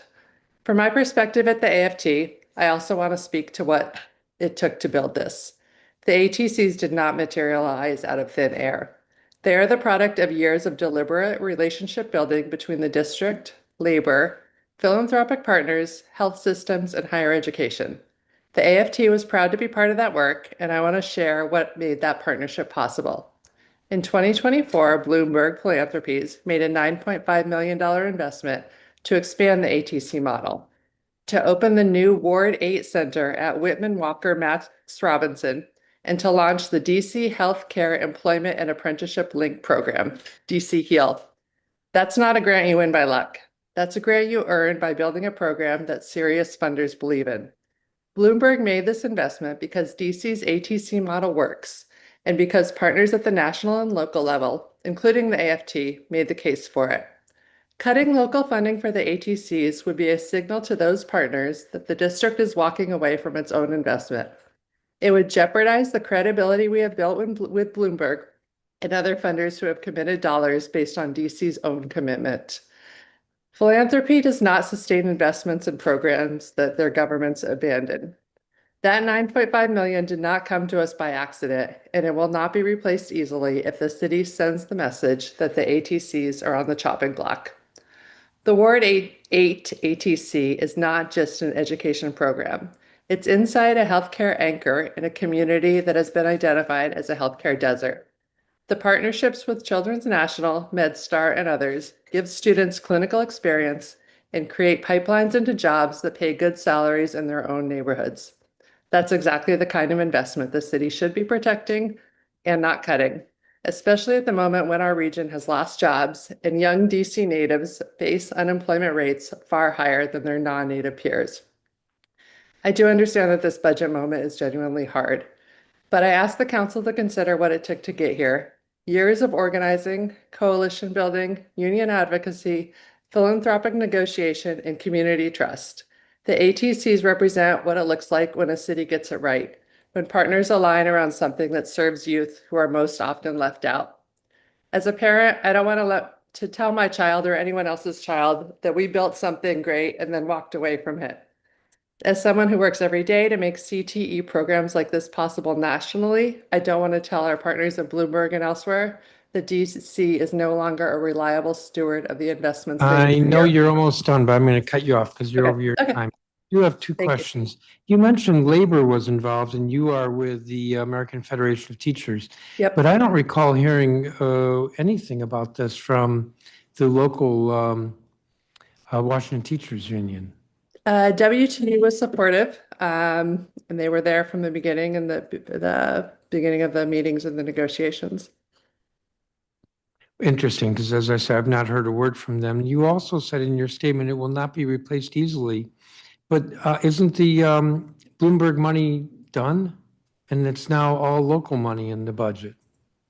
Bloomberg committed their money. It's over it's either a 3 or a 5 year period. So it was contingent on funding in the local budget also. So it's unclear, frankly, right now, like what happens if the local budget doesn't continue to come along as well. Well, you keep talking about the local budget being at issue. I don't know that it is, but my question to you is, I thought the Bloomberg grant was over.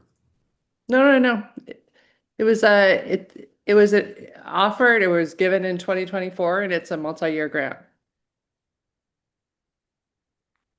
Okay, thank you for your testimony. Thank you. Jordan Doherty, I think, is not here. Sharif Seaver is not here. Brandon White. Good evening, Chairman Mendelson and members of the council. My name is Brandon White, and I serve as the Chief Executive Officer of Spark the Journey, formerly known as Capital Partners for Education. For over 30 years, Spark has provided mentorship and a community of support to help more than 1,700 young people in this city succeed in school, persist through post-secondary education, and prepare for meaningful careers. We currently partner with public and public charter schools across the district and serve students who are overwhelmingly from low-income communities, primarily students of color, and many of whom are the first in their families to pursue a post-secondary education. Our work is rooted in a simple belief.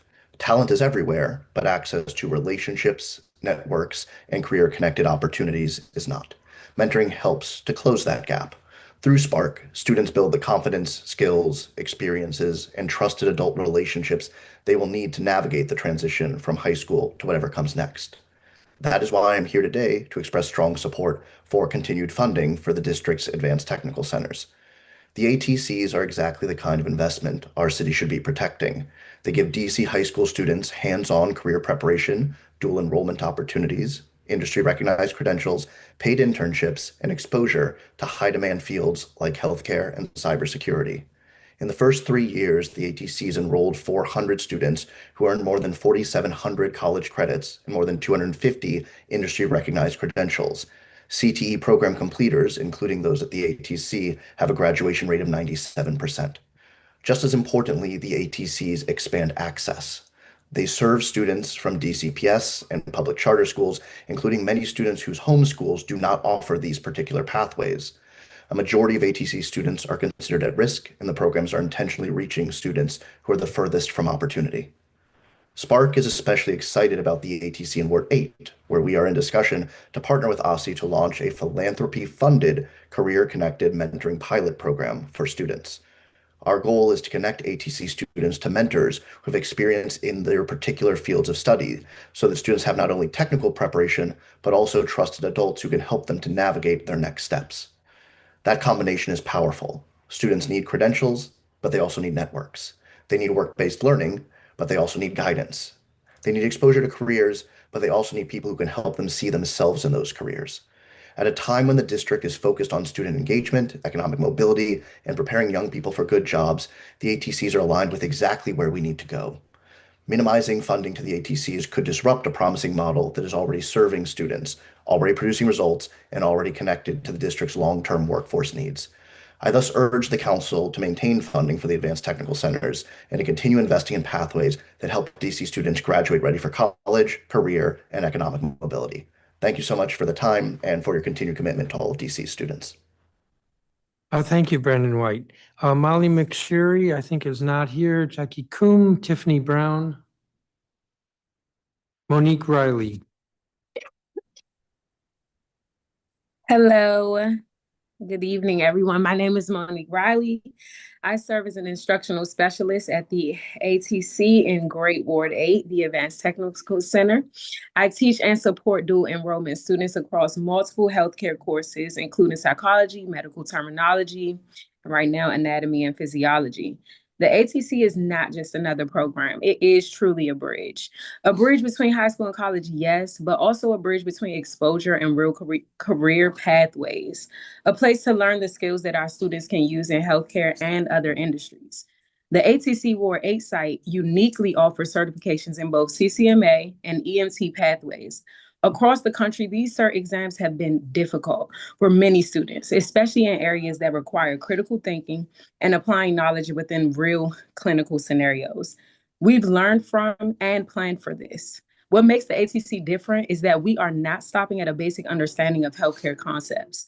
Our students are engaging with advanced technology, training with real professionals in the field, and participating in simulations. We've aligned even our teaching strategies and materials so that our students learn in ways that mirror the real demands of healthcare spaces. They are not just studying healthcare, they are practicing how to think and respond within the health system that we've built here. And beyond overcoming these types of challenges, at the ATC, we do something that is rare. We encourage students to learn from mistakes, and we do not let students fail. We support them until they succeed, something that I'm hoping that the council will also invest in. That means getting creative with resources. For us at the ATC, it looks like reteaching foundational concepts, providing targeted interventions, creating hands-on learning experiences, and making education feel real and achievable through tools that we use every day, our advanced systems, and through the direct resources and exposure that we have here. It was memorization, but into application. It is projected to face a shortage of nearly 3 million healthcare workers. At the same time, DC has already invested in the new Cedar Hill Regional Medical Center campus, located directly next to our Ward 8 ATC. This places us right in the heart of service to a community deeply in need. The infrastructure to repel this statistic is already here. We have the students, we have the training environment, we've delivered on meeting gaps when challenges arise, and we're already seeing the impact. Every week, I witness our students juggle school and life schedules with the demands of a heavy curriculum and exceed expectations. They are not just earning credits, but they are building discipline and resourcefulness. Some of our students have even already successfully interviewed and gotten real internships in healthcare spaces, and that level of exposure matters, specifically for our students. It's been building their confidence, it's been building their professionalism, and it creates a clearer pathway into the workforce for each of them. The Ms. Ward Riley, 8 ATC, Riley, I'm gonna is have to my cut you time off. done? Yeah, No there problem. should be a clock on your screen. Oh, I can't see it. Sorry. Oh, I see it now. Sorry. No, But I'm thank glad you you. see it now. Thank you, and I do have your statement. Lori Butler, Angela Das, Nicole Summers, I believe are not here. Kayuna Ballantyne.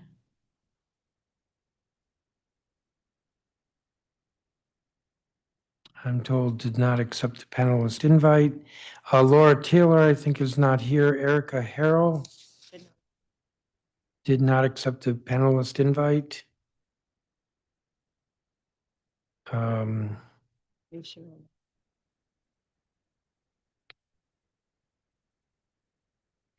Anastasia Fitz, I believe, is not here. Regine Newborn is not here. Sharfa Hussein is not here. Sierra Berry is not here. Aaron Fisher?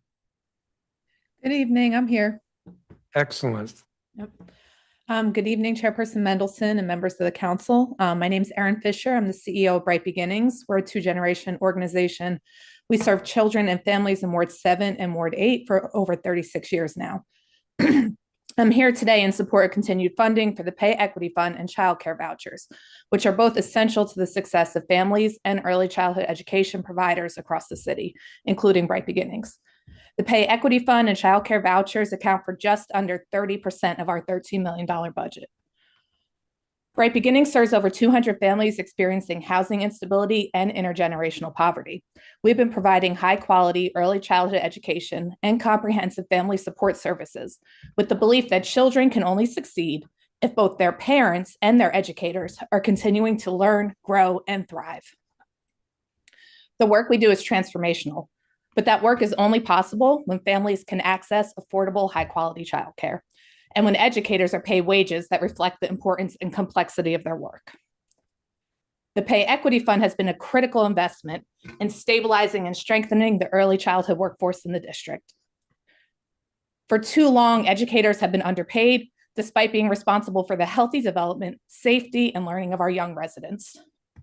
The Pay Equity Fund helps address this longstanding inequity by making it possible for providers like Bright Beginnings to recruit and retain qualified educators. In the past 3 years, we've been able to maintain over 70% of our educators. That's our retention rate for the last 3 years with the Pay Equity Fund. We've retained 90% of our lead teachers, which is basically unheard of in our field. Teacher retention is directly connected to the quality of instruction children receive. When early childhood educators are fairly compensated, programs are better able to keep experienced teachers in the classroom year after year. That consistency strengthens relationships between teachers, children, and families, and creates a more stable learning environment where children can grow socially, emotionally, and academically. Retaining skilled educators also improves kindergarten readiness by ensuring children receive high-quality instruction during the most important years of brain development. Investments in the Pay Equity Fund are investments in stronger educational outcomes for children across the whole city. Without this funding, we risk losing experienced educators to higher paying industries, creating instability in classrooms, and disrupting the relationships children rely on to feel safe and supported. Staff turnover in early childhood education is not just a workforce issue, it directly impacts children's development and families' ability to maintain stable employment. Child care vouchers are equally important and essential for providing the educational services and two-generation supports to our children's parents. For many families serviced by Bright Beginnings, vouchers are the bridge that make early education accessible. While BBI's services are free, the child care vouchers are what allows us to afford the two-generation supports that create stable environments at home for our children. We often provide workforce development, emergency food and utility assistance, and access to mental health services. Our two-gen approach frequently allows us to step in to provide a stopgap for parents when they can access services through the red tape in the city. Without vouchers, parents and caregivers may be forced to leave the workforce, reduce their hours, or make impossible choices. As the CEO of Bright Beginnings, I urge the council to continue investing in both the Pay Equity Fund and child care vouchers to support Bright Beginnings and other programs like ours. Thank you. Ms. Fisher, when you say child care vouchers, that's the same as the subsidy? The subsidy program, yes. Let me ask you about that. I tried to ask some folks earlier. As I understand it, OSSI determines what the rate should be, the cost should be, depending upon the age of the child and so forth, and then pays as a standard 70% of that. For quality, 72, and I think the next is 78. Yes. One of the proposals in the mayor's budget is to just flatten that all to 70%. Now, the 78% is meant to incentivize quality, but just speak to that. Right. So within the last 2 years, Bright Beginnings moved from quality to high quality. We deeply invested in the coaching of our teachers through training, professional development, instructional coaching. If we were to reduce the budget, if the funding went flat for the child care voucher, it would result in about $210,000 less for us a year, which is the equivalent of an entire classroom worth of educators' salaries and benefits. So that incentive, I mean, that's how, as a high quality provider east of the river, I mean, we take great pride in that. And so for us to lose the ability to serve children, that would be devastating. The other piece of the child care voucher with the freeze and the wait list, we typically have about 20 to 25 children matriculate each year. And with that loss, with not being able to, with the potential for the wait list, that's about $500,000 of our revenue too. 25 children equal about, what did you say, 1 million? About $500,000. Well, I had this discussion with one of the providers earlier. So I don't know what the population is right now when I see population enrollment. I'm assuming that it's gone up quite a bit with the surge, given that we're getting close to the wait list being implemented. Let's just say that the population is 7,300 kids right now. If we budgeted for 7,300 and then put a cap, so there's a wait list over that, would that impact you? That would impact us because when children leave our program and they no longer have that child care voucher, if we can't exchange one child for the other, right? So if once the wait list starts and then there's the way that they're ranked to be able, the children are ranked to be able to get the service, then we can't, not only do we possibly lose money, we really can't plan either. With the wait list, we never know if we're going to be able to bring another child in on a child care voucher or not. So I think, you know, we lose our funding, but we also lose that ability to plan, which is very scary for us. I think you answered that in terms of what the mayor's proposing as a wait list, which is more population. The way I put the question was, if the enrollment right now is 7,300 and budgeted to 7,300, and then said there is a wait list or a cap over 7,300, would that negatively affect you? I would think it wouldn't, because you right now would, The I issue, got distracted. that's okay. You right now are, in fact, with the surge, you probably don't even have the additional youth. But the hypothetical I'm putting forward is that we would put the freeze, the cap, whatever you want to call it, the wait list, at a higher number, a number Mhm. that reflects where we are budgeting, which would reflect where we are today. Right. So the issue really becomes that when a child matriculates out, if we're at that cap already, that 7,300, and we put the wait list in, we can't plan or ensure that, and we'll be able to, when that wait list happens, that we'll be able to bring another child in, if that makes sense. It doesn't make sense. How come? Because the children are, when there's a wait list, right now it's open, right? So if our children qualify for it, then we are able to, especially for us as a level 2 provider, we're able to immediately assign that child care voucher. Now, if the number stays so at any point, we're not impacted by the rest of the city. If the need is there, the child is able to access the child care voucher. But if a child leaves us or the cap is there, then we are not able to plan for bringing more in on that child care voucher, because we're not guaranteed the spot. It could be up for anyone. Yeah, I think I see that. Hold on.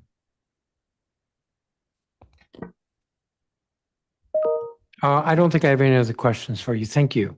Okay. Let me keep going through the list. Latifa Bukhari, these are all spaces in action, folks. Latifa Bukhari, Rafia Mohammed, Erlene Fletcher, Yassine Bukhari, Yazmin Bukhari, Idem Abba,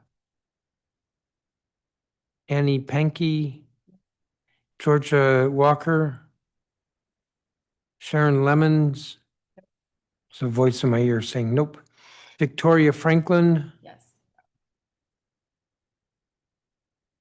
Needs to accept. Hasn't accepted yet. I'm going to keep going. If you accept, we'll come back to you. Marcia Hughes, Wanda Edwards, Julie Williams, Simone Cross. Hello? Hold on, Ms. Franklin. Kiera Fernandez. Really? Okay, let's go back to Victoria Franklin. Yes, yes, how you doing? I'm Victoria Franklin, and I'm a childhood early educator, and I work for Love and Care. And I've been hearing everything that was going on about cutting the equity pay and the voucher system for the children. Well, all I got to say is it shouldn't be cut. But if you do cut the voucher system for the children, it's going to be a trickle effect. It's going to trickle around like in a circle, because if a child can't get subsidy, can't get funded for a voucher to put their child in early education or child care, then they'll have to stop work, stay home with their child. Then it's going to go right back to the government, because they're going to have to go to the government to get some type of assistance, because I'm home now. I don't have an income because I have to care for my child. So the government will have to push out some money for me, some food stamps, some help me with my utilities, and it's going to go around. And then the business is going to fall because half of my workers gone because they don't have nobody to keep their infants and their children. So it's around in a circle. All that has to be thought of. I mean, really, really thought about. And I be thinking myself, the people who's sitting up in the chair making these decisions for us and cutting things, I mean, do they have children? Do they understand what they're doing? Do they really understand it? Or maybe not, because they, are top level people. They can pay for a nanny to come to the house. They can pay for private school. to take care of their children. A lot of our low income parents can't do that, don't have the accessibility to do that.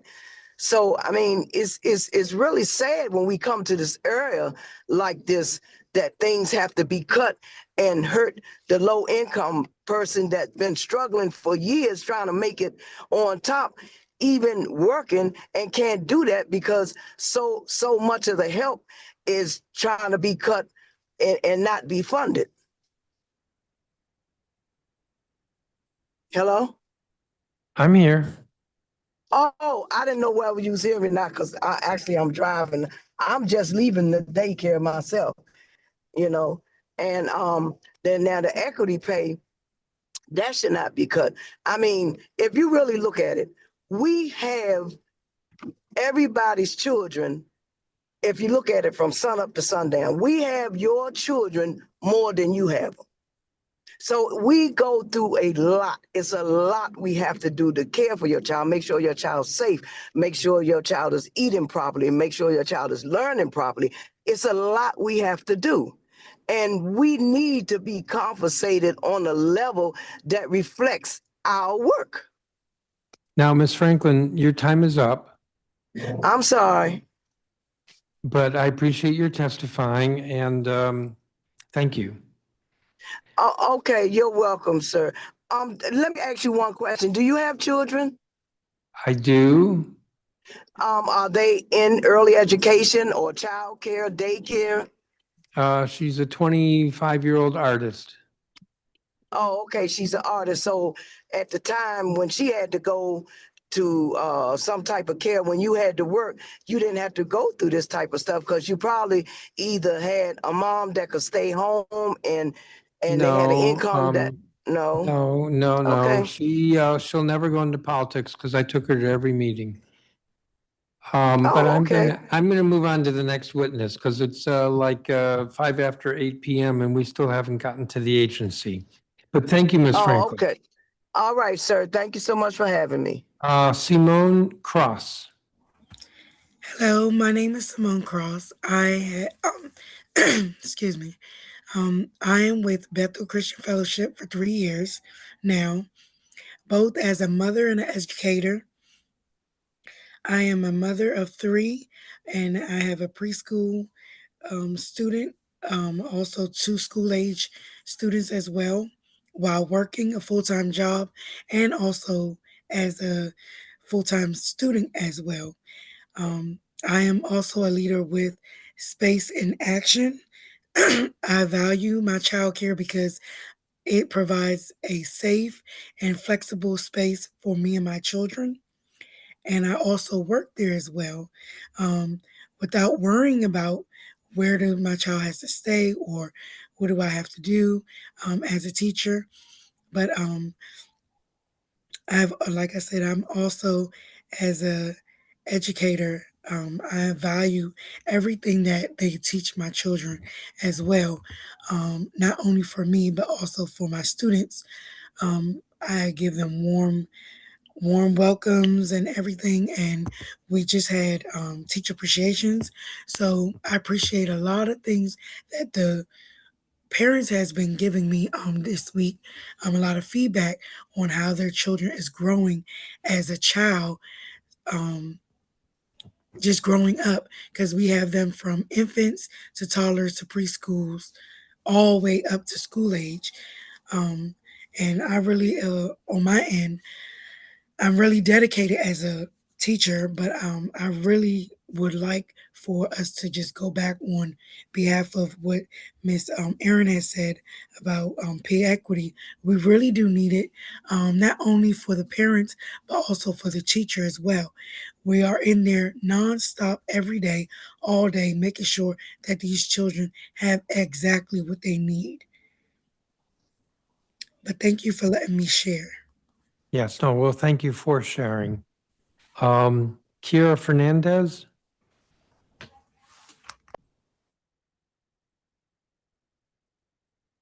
Good evening, everybody. I am Kira Fernandez. I'm the Assistant Director at Blandy's Child Learning Center in Ward 4, and I'm here to speak about the Pay Equity Fund and the subsidy waitlist that's been that's going to happen in May 12. As a small family-run business, oftentimes the expenses comes from my pocket, and I'm comfortable shelling out, to provide materials in the classroom because the equity fund gives me that comfort. And this also sends a message that all teachers in the daycare centers, even in the big school as well, we deserve fair compensation. And I just want to second Ms. Franklin that we have your children the whole day, and it's hard work just to mold young minds, to help the future.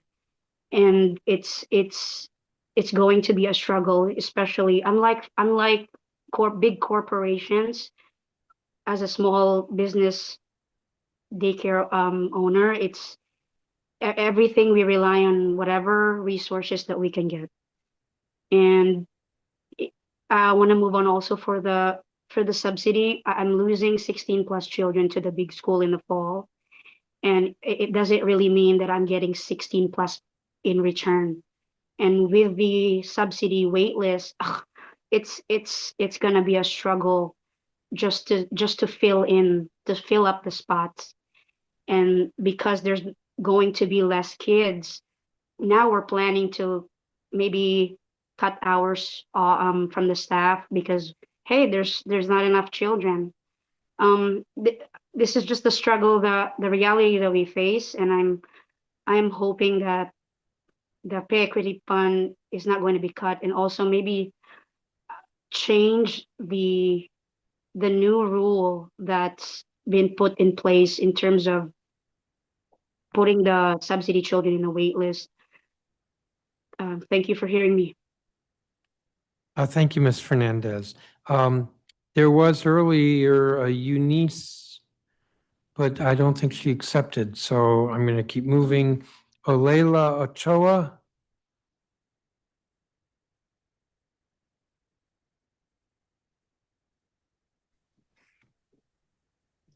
Hello, good evening, everyone. My name is Leila Ochoa, so I can speak Spanish, but if you have translator for me there. We do not have a translator. We provide translation when we are given 4 or 5 days notice. Okay, so I can do it in 4 or 5 days because my testimony is in the Spanish.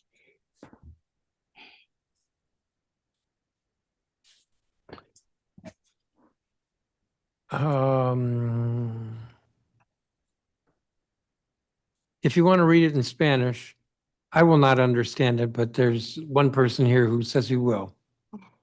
Okay, perfect. Thank you so much. Buenas noches, presidenta y miembros del consejo. Mi nombre es Oleila Ochoa y soy maestra de primera infancia, pero más que eso, soy alguien que cada día cuida, enseña y acompaña a niños en una de las etapas más importantes de sus vidas. Trabajo con niños pequeños desde el 2023 y aunque pueda parecer poco tiempo en este trabajo, cada día cuenta, cada abrazo, cada palabra, cada pequeño logro se queda con uno. Nosotros no solo enseñamos colores o números, somos quienes los reciben con amor cuando sus padres tienen que salir a trabajar. Somos quienes los consuelan cuando lloran, quienes celebran sus primeros logros, incluso cuando nadie más los ve. Ser maestra de daycare no solo es un trabajo, es una responsabilidad emocional muy grande y también un acto de amor diario. Pero también somos personas, tenemos familias, cuentas, responsabilidades y muchas veces con el salario que recibimos es difícil sostener todo eso. El fondo de equidad salarial no es un lujo para nosotros, es una ayuda real. Es lo que muchas veces nos permite pagar comida, transporte o servicios básicos. Y aún así, muchas veces no es suficiente. Si este apoyo desaparece, la realidad es dura. Muchos educadores van a tener que dejar esta profesión. Y cuando un maestro se va, no solo es un empleo que se pierde, es un niño que pierde a alguien que lo cuida, una familia que pierde confianza y una comunidad que pierde estabilidad. Esto también afecta directamente a los padres, porque sin educadores, ¿quién cuida a sus hijos mientras ellos trabajan? Invertir en nosotros es invertir en el futuro de estos niños, en su desarrollo, en su seguridad, en sus oportunidades. Por eso hoy no solo hablo por mí, hablo por muchos educadores que aman lo que hacen, pero que también necesitan apoyo para poder seguir haciéndolo. Les pido con todo respeto que protejan este financiamiento, porque detrás de cada maestro hay una historia y detrás de cada niño hay un futuro que depende de nosotros. Muchas gracias por escucharme. Thank you. Thank you for your testimony. Kiana Lamans. You're welcome. Good afternoon, Chairman and members of the council. Oh, you just Kiana wrote. Lamont, 7 resident and a paid parent leader. I'm here to give this testimony in the name and honor of my son, Dennis Ziegler, who innocent blood is crying out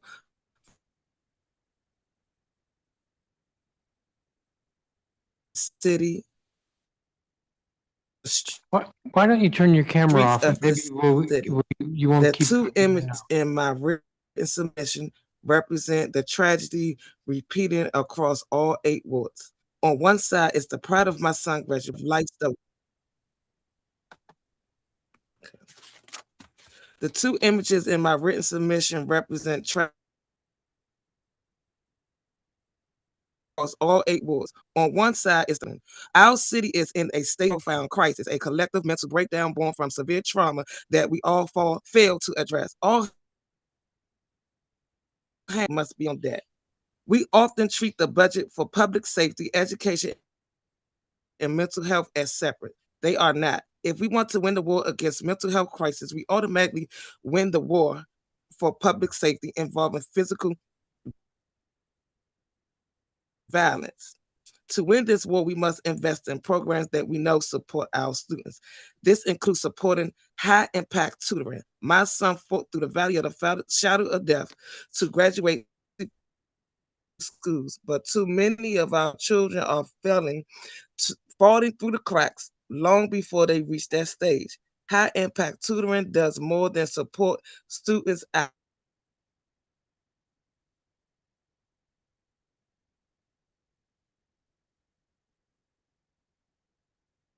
Carrying an adult in front of a child.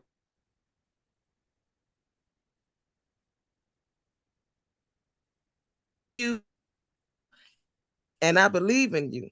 If COVID-19 could shut down our city for safety, this crisis does protect the $3 million funding for HIT. It provides academic confidence and stability relationships our children need to stay off the street corners and in our classrooms. In my own capacity, I believe invest in programs that breathe life into the youth of the district. We need to mobilize our village to support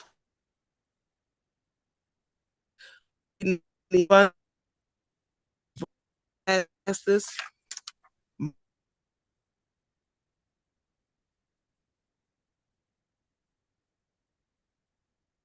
Because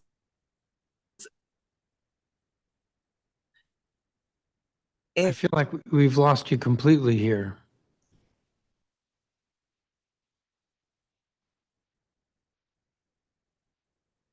Ms. Lamont, the recognition centers and into the schools. We must focus on resetting we must give our children the love and support. True public let us honor the memory of my son, Dennis.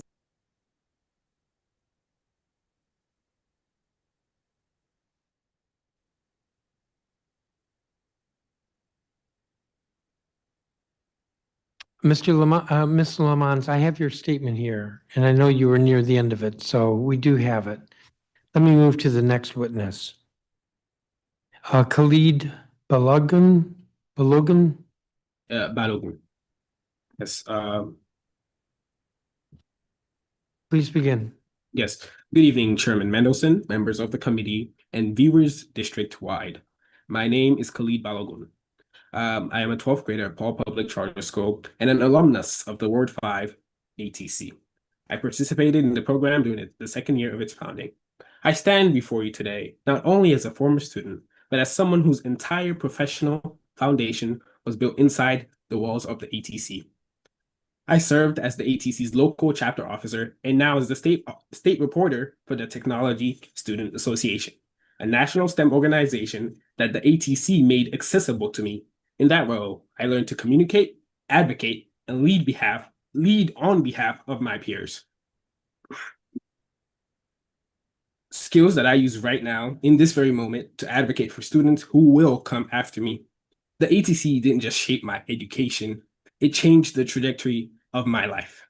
When I walked through the doors of the ATC, I assumed it as another dual enrollment class that would just boost my GPA or be of use to me in some way, but not in the way that it turned out to impact me. The ATC gave me industry recognized certifications such as my secure computer user certification, digital essential forensics certifications, and the Microsoft 365 suite certification that I earned via the summer internship that I got through the ATC. Not only that, I earned up to 12 college credits as I was enrolled in the cybersecurity pathway and real-world skills that most students spend years in the workforce trying to build. I didn't just finish high school, I finished employable. And my story is not unique. According to the National Center of Educational Statistics, CTE students graduate at a rate of 90% compared to the national average of 75%. Nearly 8 in 10 CTE concentrators enroll in post-secondary education within 2 years of graduating. These aren't abstract numbers. These are students in this city who are beating the odds because programs like the ATC give them a fighting chance. Now, imagine a DC without the ATC. Cutting this program would mean cutting off a lifeline for students who need more than what a traditional classroom could offer. DC would lose one of its most powerful tools for bridging the gap between education and the workforce. Students, many of whom from communities where opportunity is not handed to them, will lose access to a proven path toward careers in technology, healthcare, business, and beyond. With 1/3 requiring exactly the kind of experts project 47 million job openings over the next decade. With 1/3 requiring exactly the kind of associate's degree credentials and technical certifications the ATC provides, we cannot afford to send our young people and my peers into that economy unprepared. The cost of cutting this program will far exceed the cost of funding it. I cannot say that enough. At the ATC, another important part are the professors. They're not just instructors, they were mentors who genuinely invested in every single student. With them, I competed through and led TSA events at our local chapter and statewide in DC. I walked out of that building with certifications in hand, thanks to them. Logan, you're over your time. Thank you. Have a great day. Thank you. Janatul Raisa? Yes. Well, you're up. Yeah. Good evening, Chairperson Phil Mendelson and members of the DC Council. My name is Janatul Firdos Raisa, and I'm a junior at Theodore Roosevelt High School and a cybersecurity student at the Advanced Technical Center. I'm here today because I want you to understand what this program truly means to students like me before decisions are made about this funding. When people hear technical education, they sometimes think it is an extra class or electives. But for us, it is a preparation for real life. At the Advanced Technical Center, students are learning new skills that employers actually need right now. We're gaining experience, professionalism, certifications, teamwork, and problem-solving skills that cannot always be taught through textbooks alone. For me personally, this program became important during a difficult moment. At one point, my PC screen was broken, and I struggled to keep up with my cybersecurity work and assignments. In a field like cybersecurity, technology is not an option, it is the classroom. It was stressful because I care deeply about my future and about succeeding in this program. But experiences like that made me realize how valuable this opportunity really is and how much students depend on access to technical education and resources to keep moving forward. This program gives students directions. It gives students motivation to come to school because they can finally connect education to a real future. Some students discover careers they never even knew existed. Others finally feel confident in something that, for the first time, that matters more than statistics can show. I think one of the biggest misunderstanding about programs like ours is that people assume students can simply find another option. But not every student has the access to expensive programs, private trainings, technology at home, or professional connections. For many of us, the Advanced Technical Center is an opportunity. Cutting this budget would not only affect classrooms, it would affect students' confidence, career preparation, and future opportunities. It sends the message that hands on education and workforce development are not priorities, even though industries across the country are searching for skilled workers, especially in technology and cybersecurity. The students in this program are serious about building careers and contributing to the city. We are trying to get ahead, stay focused, and create successful futures for ourselves and our families. Programs like this help me and others make that possible. Instead of reducing supporting for technical education, I believe we should expand it. Please protect this funding for the Advanced Technical Center and continue uh, to support who are working hard to succeed. Thank you for listening to me. Thank you for testifying. Kevin Williams. Yes, that is me. Apologies for me not being in like professional attire or in the house right now. I'm walking back from a community service event. So as I would like to add, the funding for the Advanced Technical Center should not be cut or tampered with because the Advanced Technical Center gives many students across the DMV area the opportunity to really explore their pathways in the work. My apologies. Let me slow down. The work field, and it allows students to truly express what they wish to be in the future if they have not already made that decision, and also gives them additional aid to actually apply themselves to become what they want to in the future. Like, for example, me, I wish to be a cybersecurity CEO, and the Advanced Technical Center's cybersecurity course has helped me tremendously by already giving me one certification that I can use towards applying for cybersecurity jobs locally, as well as we have a upcoming exam for another certification that will also help me in my journey to become a cybersecurity CEO, as well as generally get jobs in cybersecurity that will help my future and my family's and friends' futures as well. Without the ATC, many students would not have that additional backbone to propel them in their futures for success. And actually, yes, that is all. Thank you all. Thank you, Mr. Williams. I don't have any questions for you or for any of the other witnesses at this point. So you all are excused. I want to thank you for your testimony. I also want to thank you for your patience. Since this has been a long hearing and you are the last witnesses before we turn to the government, I'm going to take a little recess. I think I sent a word that I was going to take a little recess. Whatever I say, it'll be longer, so I don't want to say anything. But let's see if we can try for 15 minutes. It's 8:30 right now. We'll recess until 8:45. And again, thank you to all the witnesses.